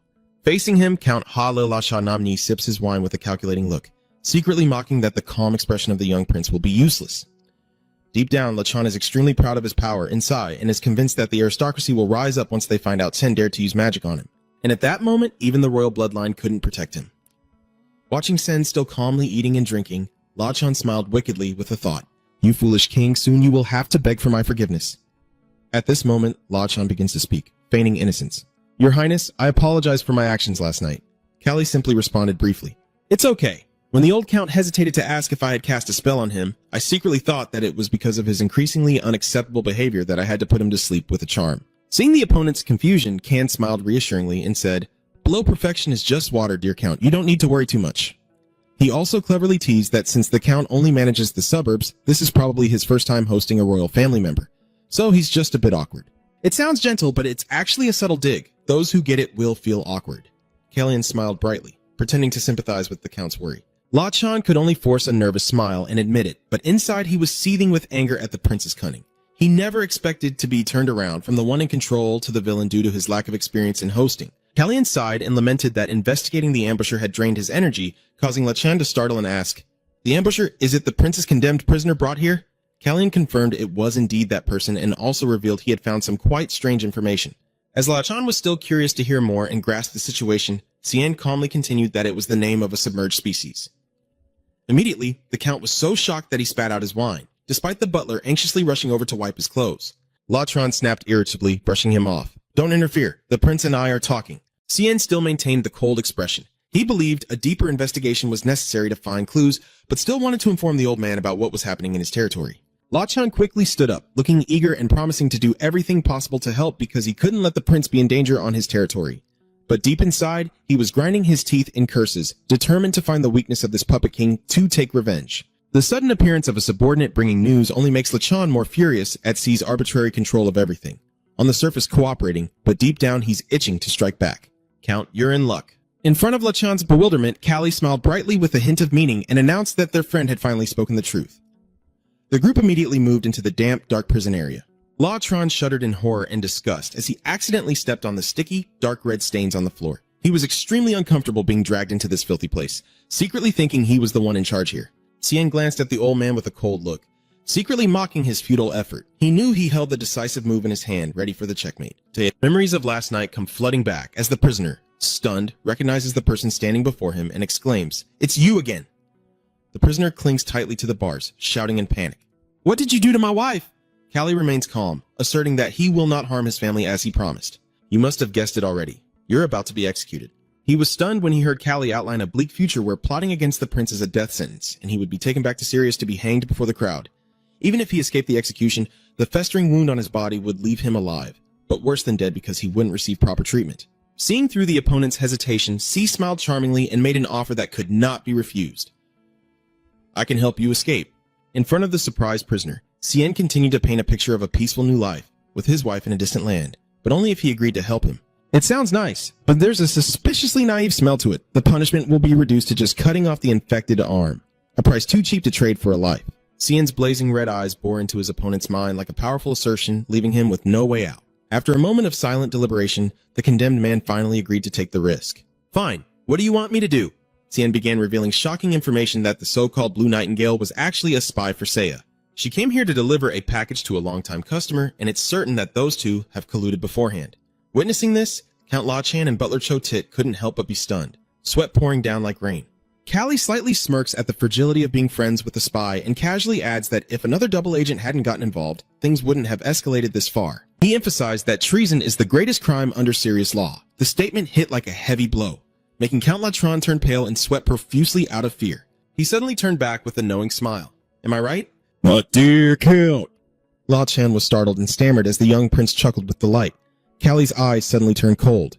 He silently thought that both sides were being too reckless and patiently waited for the other to reveal the evidence he was seeking.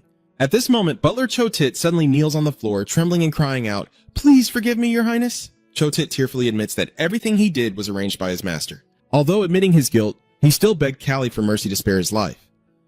Sitting above, Callie calmly watched the man kneeling before him. He knew from the start that the Count would eventually be exposed, but the truth coming to light was beyond his expectations. That scene was nothing more than a predictable act of guilt everyone saw through. Staring intently at the trembling butler, Xian narrowed his eyes and asked suspiciously, "Are you a priest of Tan Shin, right?" Chotit was stunned by the pointed question. According to the law, only priests are trusted with the task of acquiring sacred relics. However, Count Latron happened to uncover Chi's weakness by discovering a shocking secret. Chotit tremblingly revealed that the holy site would surely kill him if they found out he secretly sold the precious divine artifacts. Hearing this, everyone understood that he had dug his own grave and jumped into it quite neatly. This information left Callian utterly stunned. He sold sacred artifacts?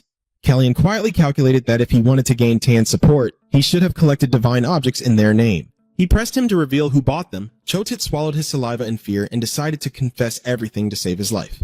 The gods are ready to reveal everything. The old man tremblingly discloses that the mastermind behind it all is the elder brother of Queen Superlie, Lenin Burson. Callian was stunned and horrified by the name he just heard. It's so ironic that Lenin, who always carries a noble reputation and often gives precious creations to the Holy Land, is not as simple as he appears. All this time, he has been secretly planning to betray, ready to switch sides and support the crown prince.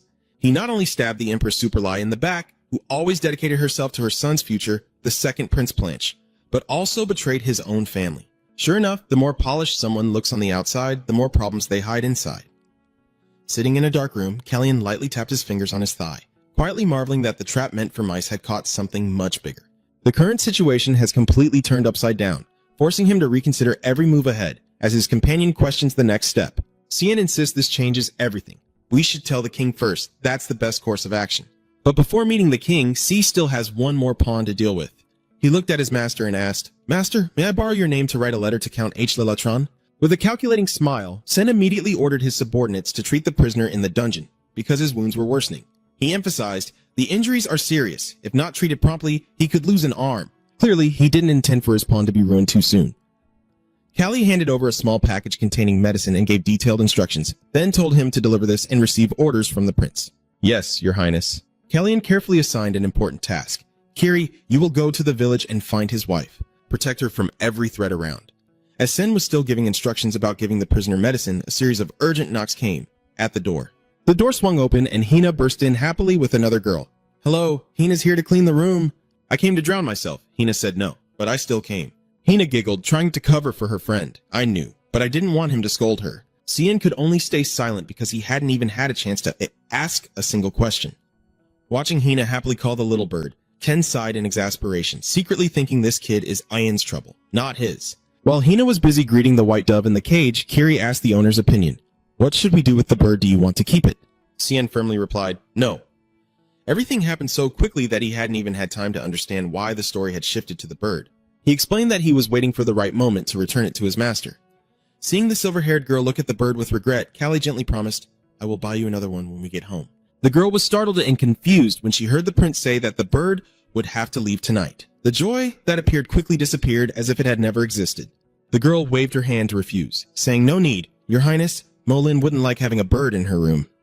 Xian gently smiled and suggested, "Then how about helping me release the bird after dinner?" Seeing the girl nod in agreement, he added one strange instruction. "Remember to leave the window open." In front of the girl's confusion, Callie's gaze suddenly turned cold. He announced with a hint of meaning, "We have a guest." The balcony door opens to welcome the cold night winds. Callie calmly waits in the dark room, still holding a book. When he hears a strange noise outside the balcony, he smirks and says, "Earlier than I expected." A fully cloaked figure appears from the hallway and admits that Sen's letter has made it impossible for him to sit still. That is the result of the threatening letter with its sharp message. "Meet me if you don't want the cage on Narensa Street to uncover what you've done." The person in front of Sen, looking stunned, asked if he had any reason to threaten her like that. Xian calmly held the notebook and proposed an exchange, proof that he, Lachan, had traded sacred relics. He insists that as long as he gets what he wants, her secret will remain absolutely safe. Seeing the other person silent, Callie raised an eyebrow and asked if that was the final answer.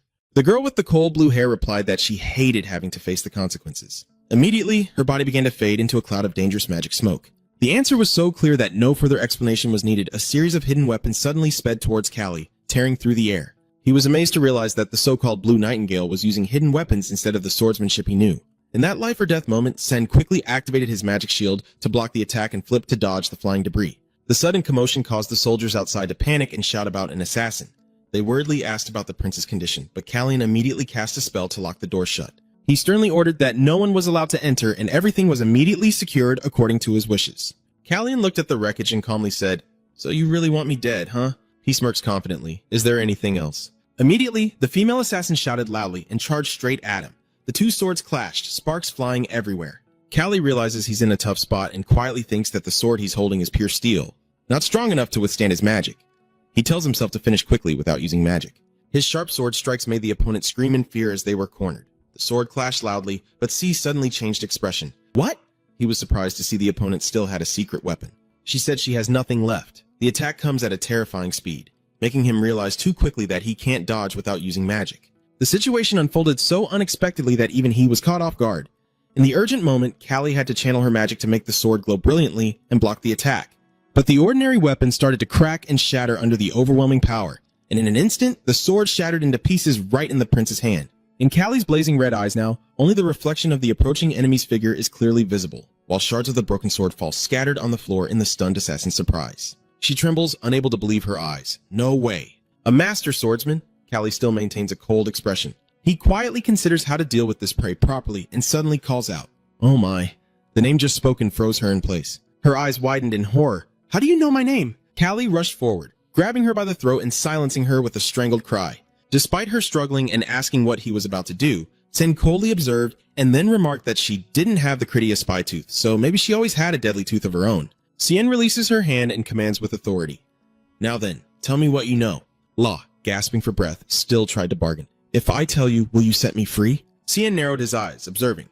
He realized that the people of Secretia are usually known for being tough, but this girl is an exception. He silently thought that this version of Ella was very different from his memories, or that something had happened to make her change completely. She still stubbornly urged, "If you know what's good for you, let me go." She pointed at the wreckage and said, revealing the prince's secret, that the sword was made from rough material, yet he still displayed the skill of a master swordsman. Surely he doesn't want anyone to discover his true talent. A's eyes flashed with cunning as she began to threaten C in return. If he didn't let her go, she would run outside and tell the knights everything she had just seen. C gritted his teeth in fury at this unexpected counterattack. He realized that in the previous timeline, the Blue Warbler was actually extremely loyal to Secretia. This sudden turn of events is intense. No one had a chance to react. Callie recalls a female swordsman who was once wholeheartedly devoted to her sword, a completely different person from the one standing before him. "I'm so angry I realize this isn't her, and I grab Sen by the collar, shouting in fury. If she values her life that much, if she's willing to risk everything to survive, then she should have proven she's worthy of forgiveness." Sen firmly let go, warning Allah never to think she could use his secrets as leverage. He coldly demanded she reveal everything she knew while declaring he would not take direct action. Instead, someone else will be the one to question her. As soon as the name White Eagle is uttered, Lala is stunned and sways, her eyes showing extreme fear at the image of the bespectacled man who just appeared in her mind. Meanwhile, Count H. Layla Chan was pacing wildly in the room, cursing non-stop about the continuous troubles. He angrily slammed his hand on the table and shouted, "Searching for the foolish old man Mankum." The story of the assassin's failure is over. Now, a strange letter causes him to become even more frantic. The letter begins with a suggestion for a defense strategy to help you prove your innocence. The sender says they have explained everything to the Queen and advises you to stay calm because there is nothing to worry about. Below the letter, Alan Madison's name appears, and upon reading the line about what you are facing, Lachan turns pale, sweat pouring down, his heart pounding as if he had just been hit with an arrow in a game he thought he had already won. He horrifiedly realizes that this person might know that what he is hiding is an ancient relic. Count Latron frantically paces around the room, cursing the treacherous wizard Alan Madison for surely knowing everything. Gritting his teeth in fury, he's determined not to be threatened or humiliated before the prince he considers so lowly any longer. He won't let himself be caught so easily. Latron growled, decisively turning a secret mechanism on the wall and smugly believing he always had a perfect escape plan ready. In his mind, everything was unfolding according to his smooth and confident escape script. The heavy secret door opens to reveal a room filled with shining chests of gold, silver, and jewels. Latran steps into the vast treasure, greed in his eyes as he sees his long-held riches still intact. He sneered, thinking that this was enough for him to escape far away and live a luxurious life elsewhere. He approached a small drawer, carefully took out another intricately carved wooden box that he considered his most precious possession. A clicking sound echoes as the lid opens, revealing dozens of ancient sacred relics shining brightly like large pearls, and La Chan smugly calculates that with these relics, he can start a new life with a huge fortune. The old man quietly thought that Lin and Burson only brought trouble rather than wealth, but just as he was about to close the box, a strange hand suddenly reached out to stop the lid, accompanied by a sarcastic whisper. "Thanks, you made my job much easier." LeChan jumped in surprise, exclaiming in horror, "What?" Seeing a strange young man with long blue hair calmly taking his treasure box, the old man was stunned to realize that the opponent had used an invisibility spell to hide in the room all along without him knowing. Faced with the Count's panic, the young man smiled brightly but with danger and introduced himself, saying that the Wizard H of Prince C was more than willing to serve him. He calmly declared that the Count had been too generous in voluntarily presenting the most convincing evidence of guilt. Lachan froze for a few seconds, realizing he had handed in his evidence too neatly. Asen looked directly at Lachan's terrified face and sneered. "Don't worry, the venomous wizard and the lowly prince will find out how you cooperated in this investigation. Soon after, AN brings all the spoils to present to Callie." He places the treasure box on the table and reports, "These are the ancient sacred items he hid away. I also have his transaction history with the Greenfinch, and here is the list of what he secretly sold." Looking at the valuable evidence, Callie nodded slightly in satisfaction. "Very good, the evidence combo is complete. It's obvious there's no point arguing." Sen smiled brightly, lifting the box filled with sacred relics and praising it. "Very well, with this, everything is in order." But the joy was short-lived as the relentless knocking and forceful shaking of the door shattered the atmosphere. The young boy burst into the room in a panic, his face pale as he shouted, "Your Highness, there are people outside!" Both Callie and Aaron are stunned, immediately turning their wary eyes toward the window as the sound of pounding hooves and shouting chaos echo across the area below the castle. A mighty army in shining gold armor with dark blue cloaks is advancing. Cien stands by the window, his crimson eyes showing surprise as he recognizes the familiar crest on the shield and banner. He muttered to himself, "That is Kara, the royal soldiers." Their sudden appearance makes C suspicious, because all of these elite forces should have been on standby to protect the king in Sariasu capital. At Kiss Palace, Alan Menison couldn't hide his surprise. He shouted in question to the king, "Did you send the elite team to Lachan? I thought you were going to send the cavalry unit." Alan was very worried because this action was beyond his initial plan when he sent the report to his majesty. However, the king calmly took a sip of tea and explained that the night orders are very easy to compromise. You cannot risk sending them to your son's side when you know Busan agents are infiltrating the ranks. For you, those who are not the sort of loyalty forged by yourself can never be trusted. Alan still couldn't stop worrying. He stood up suddenly to warn that this excessive favoritism would ultimately harm Callie in the long run. He emphasized that every act of affection now would cut off another lifeline for Callie. The rivals would keep shouting and arguing. Isn't that why you always have to be careful and not show concern for anyone? Hearing this, the king's hand froze in midair. In the vast room bathed in lonely sunset light, he sat quietly, a look of discomfort clear, wanting to care but unable due to circumstances. After a moment of reflection, the king softly muttered that he understood and would not let that happen again. He decided to let Cien's brothers join the lunch tomorrow because he truly wanted to see the princes get along. Alan responded with a subtle smile. "Is there anything more joyful, your majesty?" Back at the Lutran estate, as everything was settling into place, Butler Cho Tit, looking anxious and trembling, asked if Cien planned to stay longer. Callie, now seated on his horse, calmly announced that the crown team would take over the remaining tasks, and the criminals would be escorted back to the capital to await judgment. He slightly smirked, mentioning that one of them had died before hearing the verdict. In fact, it was a calculated move by Cian to let Not return to reunite with his beloved wife, hidden in Wataran. While officially he was considered deceased, Cho Tit gathered her courage and asked about her future as the prince prepared to leave. C looked down at the old man with a cold gaze and reminded him that it was his debts that forced him to sell himself to serve the Count Hal. Cien calmly pointed out that Cho Tit's involvement in trading sacred relics with foreigners was irredeemable. The butler froze in shock, sweating profusely, only able to bow his head and admit to his serious crimes, but Callian unexpectedly turned the tables by claiming that he had played a role in capturing the traitor of the kingdom. "You declare that His Majesty will show mercy in response to the loyalty you have shown him?" Cho Tit was about to rejoice, but fell silent when he heard the order. "From now on, you will be my steward at Latran Manor." The old man stammered in shock, unable to understand why he had to stay here while C smiled mysteriously, as if everything that was about to fall apart was now being kept together. This sudden change was shocking, and Cho Tit shouted in despair, unable to believe this cruel twist of fate. Meanwhile, C's group continued their journey, once again risking the road to Sispani Cave, as news of the incident in Lachan kept reaching him along the way. Hele Lachan was officially stripped of his title, lost all privileges, and sentenced to life imprisonment. Ayan's eyes darkened as he thought about the fate of A, the blue finch of Secretia.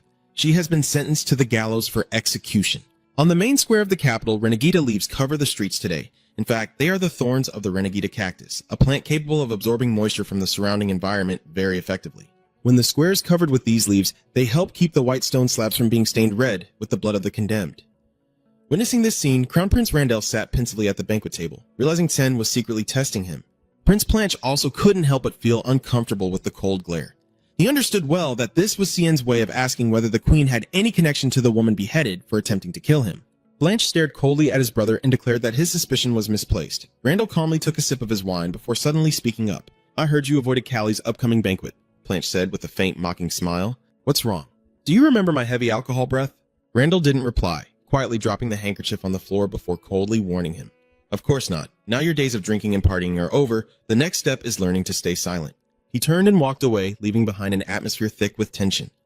The subtle yet sharp sarcasm was Adam Lavelle. In the empty room, Planche clenched his teeth, his hand trembling as he gripped the fork tightly. A deafening noise rang out as he slammed his fist on the table, then slumped into his chair with a long, exhausted sigh. "Ha! Isn't this quiet enough yet?" Meanwhile, somewhere far away, Callie's group is facing new difficulties. "My lord, if we go on, it will be too reckless. We haven't cooled down here, and they're already preparing to attack on the other side. Is there a landslide? How long will it take to clear the way?" He growled in frustration at the weather's interference. Damn rain. Even though his subordinate advised a detour, Ken couldn't help but feel anxious about the time wasted in Lachan. "This trip is taking much longer than I expected. I secretly resolved to wait and see. Once I return to Sarisu, I will set up a teleportation gate.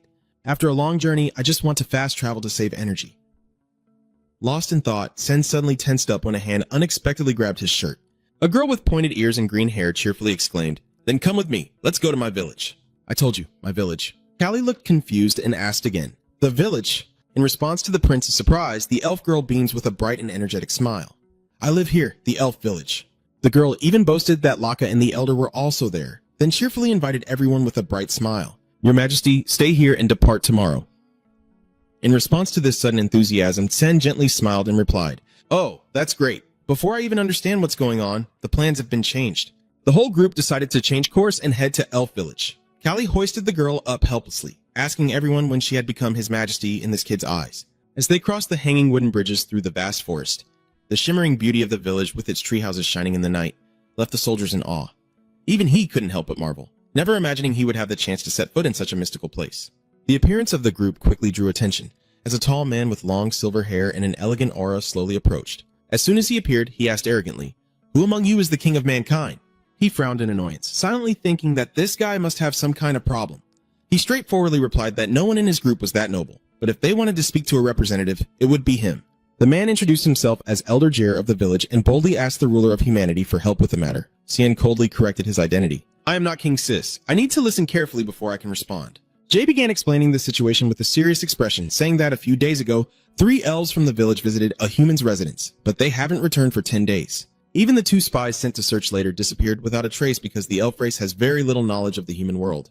The elder wants C to help find their 5 people. Witnessing Jay's both aggressive and demanding attitude, Callian couldn't help but be speechless, secretly wondering if the entire elf race was this strange. I looked straight into the elder's eyes and coldly questioned, "So the elf tribe has lost track of the 5 people, and you want me to find them? Why should I do that?" Dew insisted firmly. "Because you are the king of humans." Sen sighed in frustration, rubbing his temple because of this old man's stubbornness.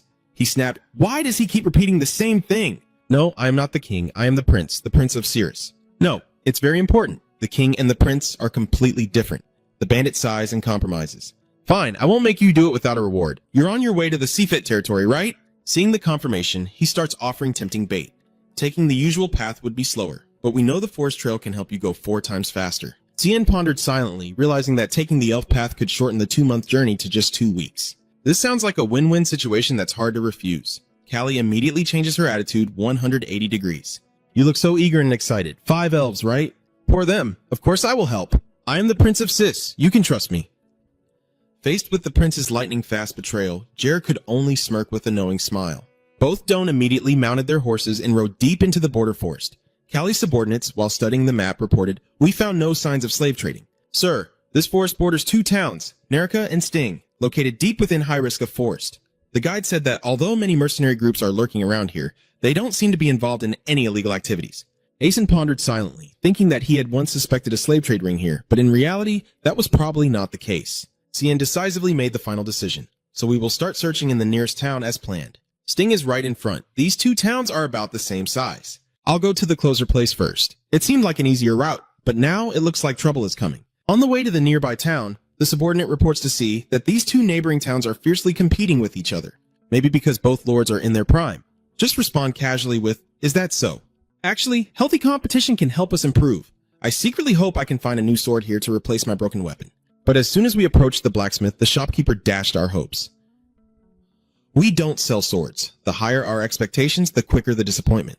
Sen was stunned and shouted in confusion. Why do you sell weapons but not have any swords? Have you sold out everything? The shopkeeper narrowed his eyes, observing them, then sarcastically remarked that they looked too young to be mercenaries, so searching would be pointless. Seeing that, Callie confidently states his identity, "I am a mage, and he is a swordmaster. Mercenaries are not the only ones who need swords." The shopkeeper sighed and advised them not to waste their time because all the weapons had been bought up to equip the mercenaries in the city. If they wanted work, he suggested they go straight to the Lord's residence. Cien firmly refused because he needed to buy a sword for himself, not to hunt bounties. He planned to go to the town of Nerica across the forest to try his luck. But the shopkeeper insisted it was pointless because the situation there was no different from here. Cien's eyes suddenly turned cold as he realized the truth behind those words. He exclaimed, "Ha! Deputy E noticed the prince's strange behavior and Anne asked Han with concern." But C simply explained in a low voice that the lords of both towns are gathering troops and weapons for war. What's about to happen is already clear. The war. He realizes that the elf village is caught between two towns on the brink of conflict. Now he understands the true purpose of the elder's request to find someone. Without hesitation, Sen immediately writes the two letters and orders his subordinates. Deliver these two letters to the Lord of Sting and Nerica. He figures this will delay their plans and give enough time for the missing elves to return safely to the village. Jay, stunned, holds the letters in his hands as Sen coldly declares he will leave at dawn and demands that the old man keep his promise to lead him to the agreed stopping point. Faced with the old man's panic over the impending war, Ken smirked maliciously and stared directly at Jay, exposing his lies. "Even though I doubted you, I was still willing to help you because you're an elf, or whatever. But you lied to me even though you knew a war was coming."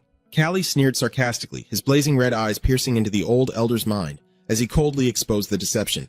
"I was about to turn a blind eye for your sake because you are one of them. But you planned to deceive me even though you knew war was imminent." R was so stunned he broke out in a sweat, never expecting the young prince to see through all his schemes. Cien continued to present strong evidence about the whereabouts of the missing persons. It seems that the 5 missing elves went to Sting's castle and disguised themselves as mercenaries. The plot twists keep coming, and no matter how you hide it, it will be uncovered. Callie insists that even ordinary villagers can sense the signs of conflict, so there's no way the elders wouldn't know. He said angrily, "You have exploited me, knowing that as a prince I would act to prevent a war from harming my kingdom." Seeing Jian's guilty, submissive face, he decisively turned and walked away. "I no longer need to go through your forest. This deal is off." "Wait, are you just going to stand by and watch a battle happen in your own kingdom?" Callie paused at the door, then replied in a calm, layered tone. "Everyone who fights has their reasons. They won't hesitate forever. Look at the old man one last time with a cold gaze and issue a warning. If this village means so much to you, then protect it with all your might without resorting to dirty tricks. Say only what you mean and stick to it. No detours." The door closed with the dry sound, leaving the axe alone in the empty room. The old man angrily slammed his hand on the table and clenched his fists in helplessness at Callie's firmness. Meanwhile, in another development, Crown Prince Planche is deeply troubled by the severe losses. He blames the Bourne's merchants entirely for this mistake. Only members of this family would dare to travel so far, but now all their business activities have come to a complete halt due to the recent upheavals at Latran Estate. So it's him again? Lennon Burson. Callie sighed as she realized this person's hand was once again involved in new trouble in the two cities of Sting and Nerica. The barren land makes wheat farming impossible, leaving people no choice but to buy from merchants. But when the Boone family suddenly stopped trading without warning, Sting had to go to Nerica, hoping to buy some wheat to get through the tough times. However, Nerica responded with an overly harsh reply, making the situation extremely tense. It was this greed that led to the current conflict. Cien coldly criticizes the Buisen family for monopolizing the grain trade, and then suddenly pulling back. Do they really think that will heal their wounded pride? Don't they realize that this will only make the common people suffer, not the lords? At this moment, the knocking on the door suddenly grows louder. The elder of the elf clan stepped in with a face full of frustration, knelt down trembling and said, "I am deeply sorry." The old man bitterly admits that it was his son Luca who caused the chaos in Latran, which also sparked the conflict between the two cities. But out of fear of the prince's reaction, he never dared to reveal the truth from the start. The old man's hands clenched together in deep regret. "This fault is entirely mine. You see, Luca is the son of a god." In desperation, he urgently begged Callie for help because the elf race lacked the resources to overcome their dire situation. Kai's eyes turn cold. He silently observes before making his request to see if you can find out if they need anything besides wheat. "I will meet with them after you bring me the information."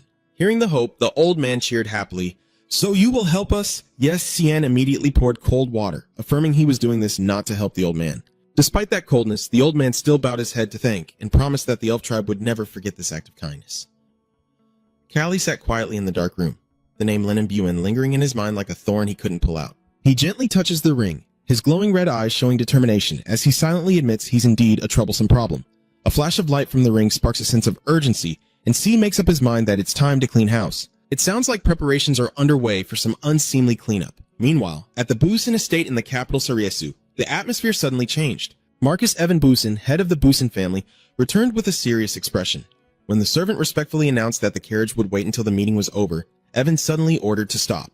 He announced he would stay at the estate and cancel all plans for today, leaving his subordinates stunned by this sudden change. Evan coldly ordered the mysterious guest to be taken to a room and then walked away alone, deep in thought. The subordinates began to whisper among themselves because today their lord was acting very unusually. He not only missed an important meeting, but also chose to meet the guest in a private place instead of the gallery as usual, leaving everyone curious about the identity of the mysterious visitor sitting in that luxurious carriage. Inside the room, a man with long white hair and an enigmatic aura had been waiting for some time. He smiled and said, "We haven't had the chance to meet in person yet, have we?" Even calmly sat down facing him, reminding that if they had scheduled the meeting in advance, he could have received them more properly. The mysterious guest slightly smirked, asserting that this sudden appearance was actually to help even avoid some of the troubles surrounding him. He casually said that this wouldn't take much time, just a few pieces of information that he was sure Even would find very interesting. The atmosphere suddenly froze when the guest mentioned Even's second son, revealing that he seemed to be paying special attention to the king's firstborn. Even froze in horror, the hand holding the teacup suddenly stopping as the secret of his family's covert ties to the crown prince was exposed, and the mysterious guest nonchalantly revealed a shocking piece of information. "Your lord's second son seems quite interested in the king's firstborn." Marquis Even Burin was stunned but still tried to maintain his composure. "Lennon, he's not brave enough to do something like that." In response to that denial, he gave a sarcastic look and asked a pointed question. "You really don't think much of your own son, do you?" Seeing that Even remained stubborn, the white-haired man produced a secret document and claimed it contained something more trustworthy than your judgment. As soon as Even read the words on the paper, his face changed in horror. He slammed his hand down on the table and roared in fury. "What did you just say?" The guest calmly delivered a fatal blow. "Sir, we all know you've already decided to eliminate Lennon." Caught off guard, Even grits his teeth and insults his opponent. This is not a matter for an ordinary con artist to interfere with. But the man only sneered contemptuously, finding it amusing to hear that from a serial killer, and his words ignited Even's murderous rage. He shouted loudly, "Do you dare show disrespect in my territory?" While swordmasters usually emit a sharp killing intent like blades, those who hold the secrets of magic carry a terrifying calmness. Facing Even's fury, the guest remained calmly seated. "You don't see me as a threat, do you?"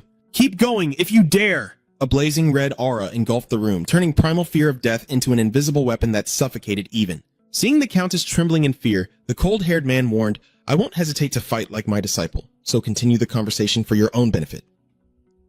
"Evan?" Busin gritted his teeth, sweat pouring down as he endured the suffocating pressure from the other side. Alan Madison still maintains a calm smile as he gently releases the blazing aura of a full-circle mage, enveloping the entire room. As the pressure gradually eased, Alan calmly remarked, "That's better now," seeing that Even could still stand firm. Alan quietly respects his opponent's resilience, thinking he shouldn't underestimate someone who can withstand his pressure, proving he is also a skilled swordsman. Alan slightly curves his lips, suggesting an alternative plan.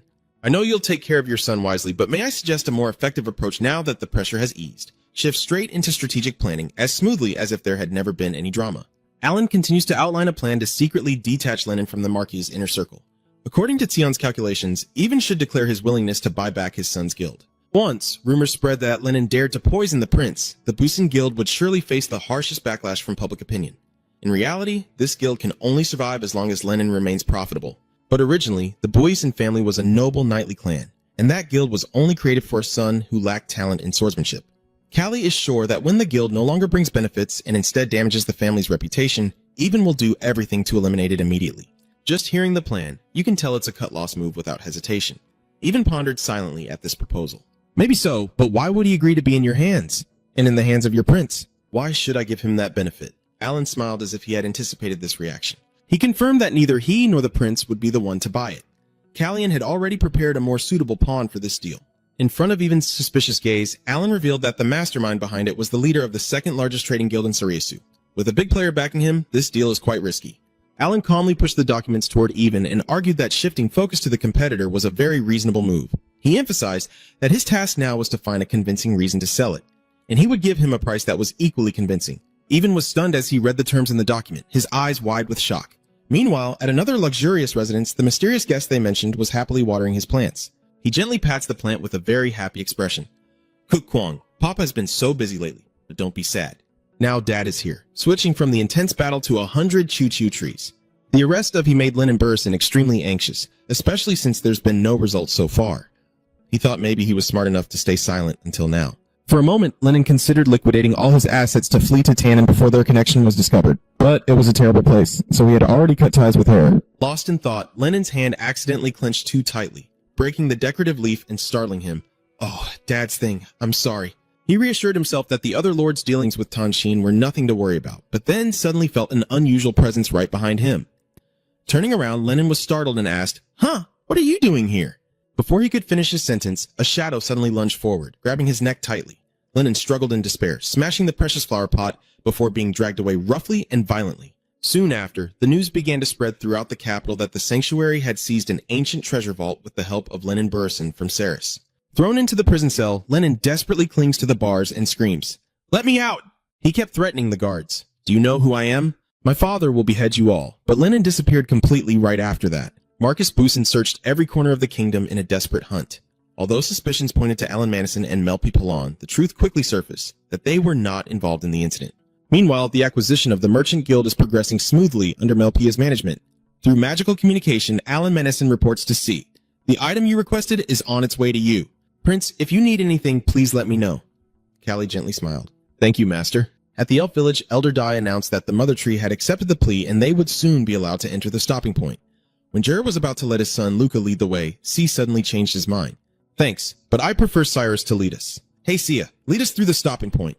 The girl eagerly agreed right away. Sen carefully asked again, Are you sure? No one will go with you when you return. Zia confidently replied, Don't worry, I can find the way even with my eyes closed.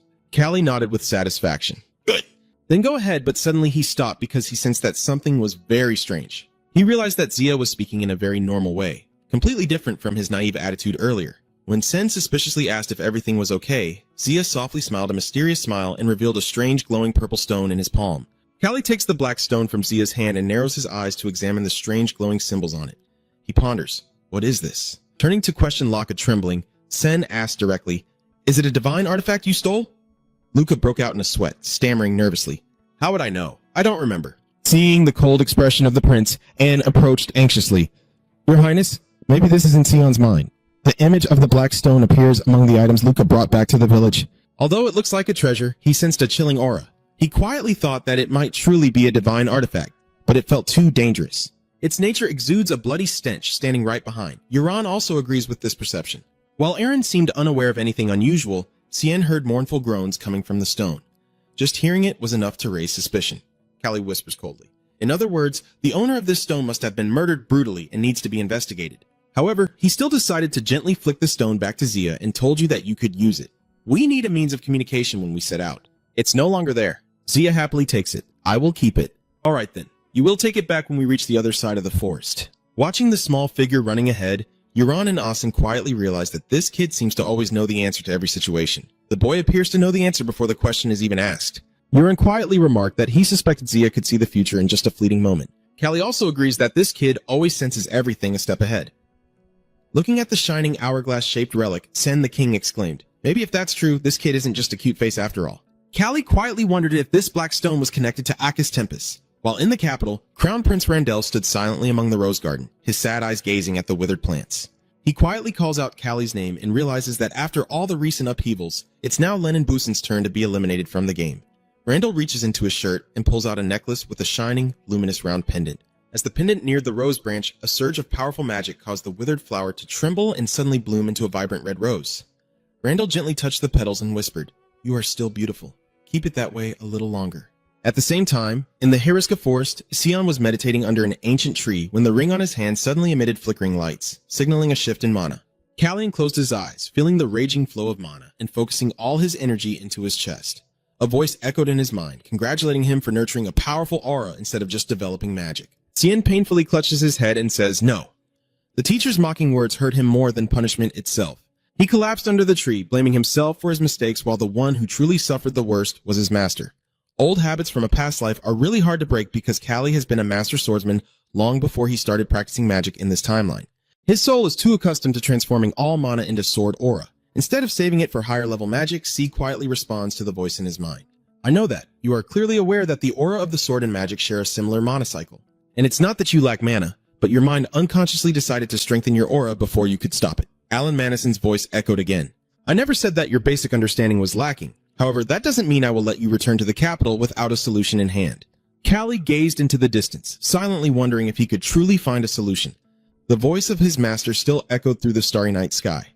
Well, you should know best that you are the one walking a path no one else dares to take. But the thing about my prince's paths is that they always lead somewhere. The first light of dawn gradually dispels the darkness. From ahead, the clear voice of the girl called Elle rang out. Here, sir, hurry up. This is where the forest path ends. Cien took decisive steps, pushing through the last bushes to escape the dark canopy. The bright morning sun made C squint and raise his hand to shield his eyes. In front of him now appeared a breathtakingly majestic scene. He exclaimed, "So this is the Duchy of the Sifit Duke, the land of elephants." A magnificent white city rises against the deep blue sky, backed by towering, majestic cliffs. Callie stands atop a high rock, gazing over the vast land of the Exfit estate. The majestic view of this place left the young prince in awe, but the sudden call of the captain from behind brought him back to reality. Zia cheerfully waved goodbye with a bright smile. Seeing the elf girl about to turn away, Callie suddenly stopped and looked directly into Zia's eyes, asking if she really had to go back to that village. He still hasn't forgotten the strange reactions of everyone when he chose her to lead instead of Luca. Even though he only stayed in the village for a short time, Cien could already sense the distance and coldness they showed her. He silently thought that her daily life was surely much worse than that.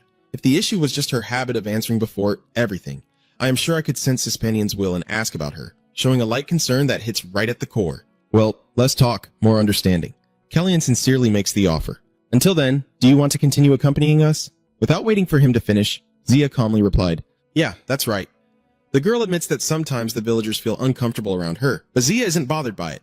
She affirmed that her mother had told her that this way of responding was her most natural self. Zia smiled brightly, full of confidence, and declared that being different doesn't mean she's wrong. Zia affirmed that although her way of speaking was different, she was still a genuine elf. Seeing her confident look, Sen was stunned for a moment before softly smiling to himself, realizing he still had a long way to go in understanding others' minds. Zia cheerfully reassures, So Captain, don't worry, I'm fine. That would make me very happy. See you next time. Zia cheerfully bids farewell to the group and returns to her tribe. The girl didn't forget to sincerely thank her new friends. Thank you for saving me. Ending a tumultuous journey at the elf village, the caravan begins to move into the heart of the SF territory under the brilliant sunset. The massive and sturdy walls stand tall, reflecting the iron will to protect Hispanian's land. Seeing the grandeur and majesty of this place, Callie silently thought that if the Keys princes of the past had been in this position, they would surely have been relieved and grateful that Sphinx had never had any intention of claiming the throne. Just looking at the fortress is enough to understand, if you touch it, it's really going to fall apart. As they approached the mansion, Can suddenly called out to Anne. The young man accompanying him immediately replied respectfully, Yes, your highness, but C sternly reminded him, Don't act like a servant when you go inside. Seeing that Anne was still dazed, he sighed in frustration, saying he was already exhausted from dealing with the troublesome guards outside and wondered how many more obstacles awaited inside. Do you understand? Stop acting like a servant. Anne nodded seriously in agreement. While C quietly stepped further into the castle, Anne confidently declared, I will handle everything myself, promising to take care of everything that left C speechless. Callian could only sweat nervously at this overzealous enthusiasm. It's already late at night on the Sixfit estate, and Callian, exhausted, wipes his hair with a towel after bathing, sighing wearily at his miscalculation. He mutters to himself, I thought we had reached the Sixfit estate, but the reality is much harsher than I remembered when looking at the map with Anne. Callian was stunned to learn that the entire group had only just crossed the outer gate, and still had 2 more days of travel to reach the inner city. He couldn't help but marvel at how this fortress was as vast as a whole city. Although he really wanted to meet Sully tonight, Callian had to accept the reality of the land of giants and elephants. Complaining wouldn't change anything, so he just endured.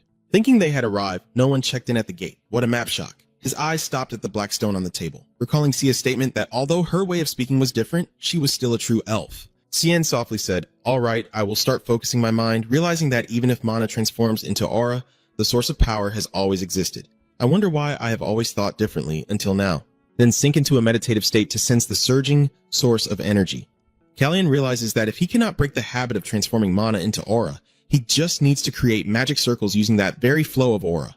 The surge of power burst out, causing those outside the door to be amazed as they watched the Mana's movement. It was a massive shift, very different from the usual warmth and gentleness. This is a chilling source of power that sends shivers down your spine.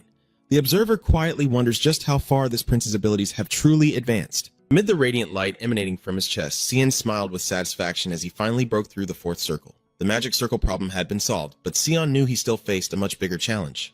Callie secretly worries about hiding his true identity. There are currently 6 swordsmen on the continent, and according to the rules, those with stronger auras can easily see through those with weaker ones. The next morning, a dignified man on horseback led a squad of knights and greeted warmly. "Welcome back. It's been a while, your highness. You've traveled far." That is Duke Safit, the second swordsman on the continent. Callie understands that no matter which way he goes, he still cannot match his strength with him at the moment. As he steps down from the horse, Duke's fish speaks in a low voice. "Prince, Killian fears that when meeting face to face like this, his true identity as a swordsman will be exposed." The Duke's fish looked at him with amazement and exclaimed, "How could you have developed to this extent?" He couldn't hide his excitement seeing the little prince from years ago now grown tall and truly a mature man. He admitted that he almost didn't recognize C. Looking deeply into C's eyes, he remarked that "You have changed a lot." Callie slightly smirked and confidently replied, "Yes, I am a bit better than before." This statement made Sickfit laugh heartily, and he believed that your progress surely went far beyond that modest claim. The Duke eagerly invited, "Come in, I will take you to the castle." The group moved toward XF's grand architecture under Anne's admiring gaze. In his heart, Six secretly admired that wizard Alan Madison had indeed trained his disciple very well. As he was riding his horse, SF unexpectedly spoke up. The sixth sword can also use magic." The statement made C startle in surprise, and he could only chuckle and admit that you had indeed recognized it immediately. XFit chuckled, affirming that although he looked simple on the outside, he was not a man who lived aimlessly. Looking at the hands tightly gripping the reins radiating a dark blue aura, he thought that perhaps the prince couldn't see this. But he himself could see it very clearly. XFit chuckled happily as he and C leisurely rode on horseback, not forgetting to tease about the prince's teacher. Having achieved such a feat, that wizard must be very happy. I don't know if he's happy, but he's definitely struggling. That guy needs to suffer a bit more before he can be forgiven? As darkness gradually enveloped the grand castle, the Duke sighed regretfully, unable to continue the conversation. "Although I want to talk with the prince a bit longer, I can't delay checking the western area. I hope you understand?" Cien replied with a calm smile. "It's okay because I arrived much earlier than planned." Svrit nodded and asked in a low voice whether the prince would be leaving tomorrow. Then, sincerely advised, "I hope you will go carefully. When you return, there will surely be many things for me to hear." Under the full moon, the atmosphere at Kyra's palace took on a completely different tone. Alan Madison gently smiled as he saw his king lost in thought. "I didn't expect the emperor to personally call for the wine first. Prince Callie has arrived safely in the land of elephants." Alan gently stroked his cup as he observed the king's expression and then asked softly, "Are you doing this to feel at ease, or is there another concern?" The king remained silent for a long time, his eyes gazing into the distant silent night before uttering words full of thought. "I am pondering when to ignite Camlin's flame." That statement made Alon pause. He seemed to understand the deeper meaning behind the king's words. "What you mean is that hearing this line makes it clear that this is no joke," Alon replied cautiously. "Is he thinking about who will inherit the crown prince position?" The king sighed. He concluded that when Sion returns from Rogerita, all 3 children will have reached adulthood, and that will be the moment he must make the final decision on who will inherit the throne. He began to evaluate each prince with a troubled expression. Randall, the most composed, harbors deep thoughts that I cannot see through. Blanche, the strongest of them all, still wants to follow a deviant path and has not yet fully matured. How can I not be troubled? Alan Menison gently smiled and offered a calculated suggestion to the king. "If you are in a hurry, choose the one you are least satisfied with first. So one worry will disappear unnoticed." The king sighed wearily. "I'm tired of talking too, but..." Alan interrupted and assured that Prince Randall will stay obedient until Sen leaves the palace. As he poured the wine, he also tried to soothe his inscrutable thoughts. Only then could he see. "Until then, please do not reveal your thoughts, whether it's for Cien or the other 2 princes. King, don't worry too much. The owner of Camel, whoever they are, will prove themselves at the right time." Meanwhile, in a dark place, Cien walks cautiously, taking a deep breath and trying to stay calm amid the silent surroundings. Callie ventures deeper into a mysterious cave, where thick magical walls surround him. The further he goes, the more the path seems endless, making him increasingly anxious. "It's too long. We've been walking for so long and still haven't reached the end. It feels like we're going on forever." Callie started to feel exhausted, sweat pouring down his forehead as he wondered how much farther he had to go. Suddenly, a blinding flash of light burst out right in front of him. Callie quickly raised his hand to shield his eyes from the intense brightness piercing through the darkness. He squinted in amazement, trying to see clearly what was appearing at the end of the tunnel. As he stepped out of the cave, Ken was stunned by a radiant field of white flowers shimmering under the morning sun. He stared in amazement, realizing he was standing in a dreamy fairyland completely different from the darkness behind him. But then a terrifying surge of magic suddenly struck, causing C to panic with his red eyes wide open in shock. He felt a power so immense it was beyond measure, making his heart nearly stop from sheer terror. Callie trembled, clenched his fist tightly, sweat pouring down his forehead as he realized that this pressure was not just a lingering will. Facing an immense greatness beyond all imagination, Callian immediately bowed and respectfully saluted Swan, who appeared before him as a stunning woman with long black hair and fiery red eyes, exuding an overwhelming aura of supreme authority. Callian was stunned to realize this was the true form of Sitphonian. In the peaceful village, as the villagers worked tirelessly, a giant beam of light suddenly descended from above, engulfing everything in terror. From within that immense beam of light, Sifanian appeared with regal authority, causing Callian to gasp in awe. Deep inside, he couldn't help but wonder if her true intention was to meet him at Rogalita. And why did she appear right in front of him in her true form like this? He could clearly feel a tremendous magical force suppressing his entire body, making all his senses numb. But in the very next moment, the fear that had been choking him suddenly disappeared completely. Sifanian calmly walked across the flower field, her voice echoing with mystery. I wondered why the child who shouldn't exist would come to me. Is there really something going on because you have memories from another time? Because you forged the sword with my blessing, I truly don't understand what is happening. And then Sifanian suddenly stepped closer. Her blazing red eyes bore into his mind as she softly whispered her final affirmation, I am the one who called you. A giant beam of light descends from the sky, shocking everyone. The crowd whispers about the strange phenomenon that occurred right after the prince left. Anis, the little boy. Anne was trembling with worry, sweat pouring down as he silently called out for the prince. Suddenly, a rough hand grabbed his head, making him startle. A middle-aged man with a triumphant look appears, mocking your concern for Callie. This expression is truly worth seeing. Are you really that worried about that kid? And Bang Huang realizes that he is actually his father. Father is father? He calmly declares, I have returned. The sudden appearance of the old man made everyone suspicious, as he had only left for the monastery last night. Amidst the chaos, a girl with silver hair tinged with fiery red appeared and greeted softly. Hello, I am Veronica Madison. You are introduced as Alan's niece, accompanied by Joychel Grey, Annan's daughter-in-law. The sudden presence of these familiar people leaves Euron's group stunned. Returning to the mystical realm, Svannian softly says, Let's see. She suddenly reached out and grasped Chin's chin tightly, startling him with her sudden action as sweat streamed down his face, forcing him to face the commanding red eyes of the supreme ruler. In those eyes, the figure of Sion appears clearly as if her entire soul is being seen through. Safan begins to delve into Sion's deepest layers of memory. Chaotic images from the past life emerge in the brutal red war smoke. Fallen soldiers, desperate screams, and the tears of a child. After seeing everything clearly, Sifanian softly utters with a hint of meaning. I understand now. Callian froze in place, sweat streaming down his tense face. Sifanian starts to say something, but strangely, even though her lips move, Callian hears nothing at all. Bang Huang wonders, what is going on? It's obvious they're talking, but I can't hear anything. Seeing the bewildered look on the young prince's face, Sifanian coldly confirmed, You cannot hear my words. The sound is blocked like a high-level security lock. She reveals that the strange silence is because she doesn't want you to hear. Cien was stunned and stammered back with a doubtful look. When she said were you referring to Serenity? Satani gently closed her eyes, her expression becoming contemplative. Serenity, yes, I believe I've heard people call her that. This confirmation left Sen breathless with shock, his eyes wide with horror. In Callian's mind, the legends of the goddess Serenity vividly resurfaced. In the battle between the two ancient gods to seal away the evil deity, she fought alongside 8 heroes. According to legend, Serenity is said to have fallen into eternal sleep immediately after the Dark Force was successfully sealed. Callian couldn't help but wonder, but how could Serenity not be asleep? Could her existence be hidden? Sifanian calmly asserts that it is entirely possible for Serenity to still exist, even if she can leave her will and presence here. He then looks and reminds that there are other things he should be more concerned about. Callie pondered for a moment before deciding to speak. In that case, there's something I want to ask. There is something called a timeline in the CIA. When the Supreme Being confirmed it knew about it, Sen broke out in a sweat. I pressed for the reason why she needed several days in Kiss. However, when Sifanian began to explain, her words were once again drowned out by an invisible force, as if an admin was blocking the voice chat. Callian grits his teeth in helplessness. Again, why can't I hear these words anymore? Sifan calmly states that she does not want him to act impulsively. She reveals that Serenity fears Callian will learn what happens after her death, which could ruin important plans ahead. Callian was stunned to realize that all these interventions were aimed at preventing the divine secret from being revealed, and he understood that what had happened was so serious that Serenity had to intervene directly. Sifanian nodded in agreement. Yes, you are right. Callian fell silent, silently realizing that this situation was truly much bigger than he had imagined. He can't understand what the time axis really is that even a god had to intervene. The painful memory of the scream calling Werner's name comes back, making Sen clench his fists, veins bulging with rage and intense pain. She remained calm, and Sen asked his final question. Did my brother use the time axis to save my life? Sophania quietly observes the young prince before coldly reminding him that before being Sien's brother, he was first a king. Going against the natural order just to save a life is unthinkable for a ruler.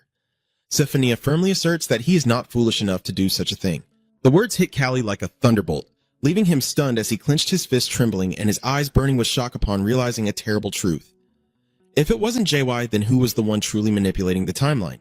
Sophania continues to pour cold water on Sion's thoughts. Before being your brother, he was a king, going against the norm to save your life. Could your brother really be that stupid? This affirmation leaves Callie standing silently in the peaceful field, his red eyes wide with shock as he realizes he might not be the one who saved him. Callie bows his head, sweat pouring down from his astonishment. At this moment, Sean reached out his hand and demanded, "Show me what you are holding."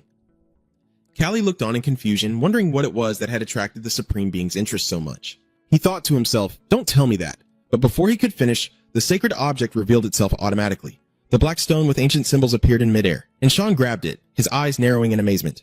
This is the queen observing the divine artifact carefully, while Sion can only stand silently, as the Supreme Being's gaze sharpens as if recognizing the true origin of the hidden power within the stone. Safani places the stone back in Sion's palm and advises him to keep it, saying everything will become clear when the time comes.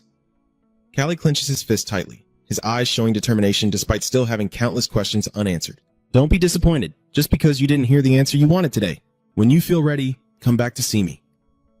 Then he disappeared, leaving Callie standing silently in the dark cave.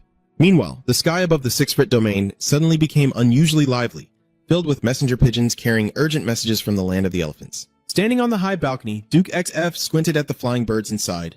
I never expected there to be so many eyes and scrutiny within my territory. He admitted that although he had lived here for a long time, this was the first time witnessing such a strange sight. A stern voice spoke from behind, interrupting his thoughts. Is this the time for you to relax and enjoy the scenery? Damir Svi stepped forward with a worried look. Given my daughter's seriousness, Sfridis simply smiled calmly and replied, It's okay to just look for a little while. He understood that envious and jealous people who covet the great power of his family are always present everywhere, and this event will surely attract even more attention. Demir asked nervously if the messengers with the pigeons would ever stop getting involved with their family and emphasized that they needed to identify the servants of the noble families lurking around to prevent any surprises. Impressed by his daughter's sharpness, Sfridis chuckled with satisfaction and proudly gave a thumbs up. Ha ha ha, I was truly wise to marry your mother. You are as clever as your father. However, immediately after, his gaze grew solemn and commanding. Siegfried asserted that if the family had to worry about those people, they had already stepped onto the political path. He reminds his daughter of the family's principle. We are protectors, not rulers or conquerors. The reason we train our strength is to wield the shield of protection. Demir looked at his father with a serious expression. I understand, but this time it might be different, father. Inside the grand castle, Sen's reflection appears through the window with a contemplative expression, as if he's trapped by unspoken thoughts. Seeing his daughter's worry, Duke SF placed a hand on her shoulder to reassure her, I will consider and note which family is here. He affirmed he understood her concerns, but reminded her not to worry too much, as the family is not only cautious, but always well prepared. Xfit smiled and reminded her of her strong support system, saying, You still have your brothers, right? Just then, and Hot High ran over, excitedly shouting, Dad, do you see? There are many pigeons coming in. Xfist chuckled happily. Yes, indeed, there are many. The number of letters sent has exceeded the target. The boy excitedly points to the sky, marveling at the magnificent scene and cheering as more birds fly in. Seeing his father join in, claiming he just saw a hawk, Demir can only sigh in exasperation. In the quiet room, Cien still stands silently by the window, his mind drifting to the image of Sitfanian and the mysterious message. Whenever you feel ready, come back here, Ken repeated thoughtfully. Are you fully prepared? I can't help but wonder about what the Supreme intends to tell me, but it's still left unsaid. The sound of the door opening interrupts his thoughts as the young servant carrying a tray of tea enters. Surprised, he asks, You've been standing at the window all this time. Is there something outside our domain that you keep looking at? No, not exactly. There are some interesting things that can't be seen from here. The little boy cheered when he saw the familiar figure below. Oh, it's Hinata. What caught their eye was an incredibly adorable fluffy poodle dog. That was Yan, the pet of the Xfit ducal family, and couldn't help but be speechless. What father would name his son and dog the same thing? Ken subtly smirked with a knowing smile. It's because they look so much alike. Teacher Ann is still sulking as he reports to the prince. Callie calmly reassures, All right, I get it. He watches Hina playing happily in the yard and comments, I've seen it before. He seems to prefer dogs over birds. Team Pet Dog clearly won the meta today. Suddenly, Anne pointed excitedly. Oh, did you see that? He just signed that yawn is cute. Sen suddenly turned and asked, "Hey, Anne, it turns out you're good at sign language, huh?" Anne's eyes suddenly darkened as he softly explained, "I used to have an older brother who was ill." Realizing he had touched a subordinate's pain, Sen quietly apologized. But Anne quickly regained his bright smile and assured him that it was all in the past, and now he had a prince by his side. But Anne still reminded him of reality. "Aren't you really planning to keep a dog? Then the other princes won't leave you alone." Hearing that, Ken simply asked back, "So? Then I will move to Camelon." "Camelon is the crown prince's palace, your highness." Without hesitation, Callie argued convincingly that the royal court doesn't keep dogs, right? "So I have to move to Camelon." Anne could only stand there in shock, thinking that maybe this prince is the only one who wants to compete for the throne just to keep dogs. "You truly are the only one." Meanwhile, news of this strange phenomenon at the Safet territory is spreading rapidly. At the Apia Palace, the atmosphere is eerily silent. The Empress Superlie sits gracefully in front of the mirror as a maid gently combs her long, silky silver blue hair, while a subordinate stands respectfully behind, reporting on the progress of the task. "How far along are you with the task?" he confirmed. Yes, the Empress's letter has been safely delivered. At the same time, the subordinate revealed an important piece of information that the correspondence from the other side had just been delivered to the Apia Palace. Hearing this, Superlie's eyes flickered slightly, and she smiled with a sinister and eager expression. "Really? I'm looking forward to it." The light shimmered in the darkness as a voice echoed from the communication ring. "Your Highness, I must wait for you." Cien softly apologized for the delay. He was searching for a special place inside the Six-Foot Castle. Yes, such a place already exists. Under the canopy of the ancient tree, this is the SF family cemetery.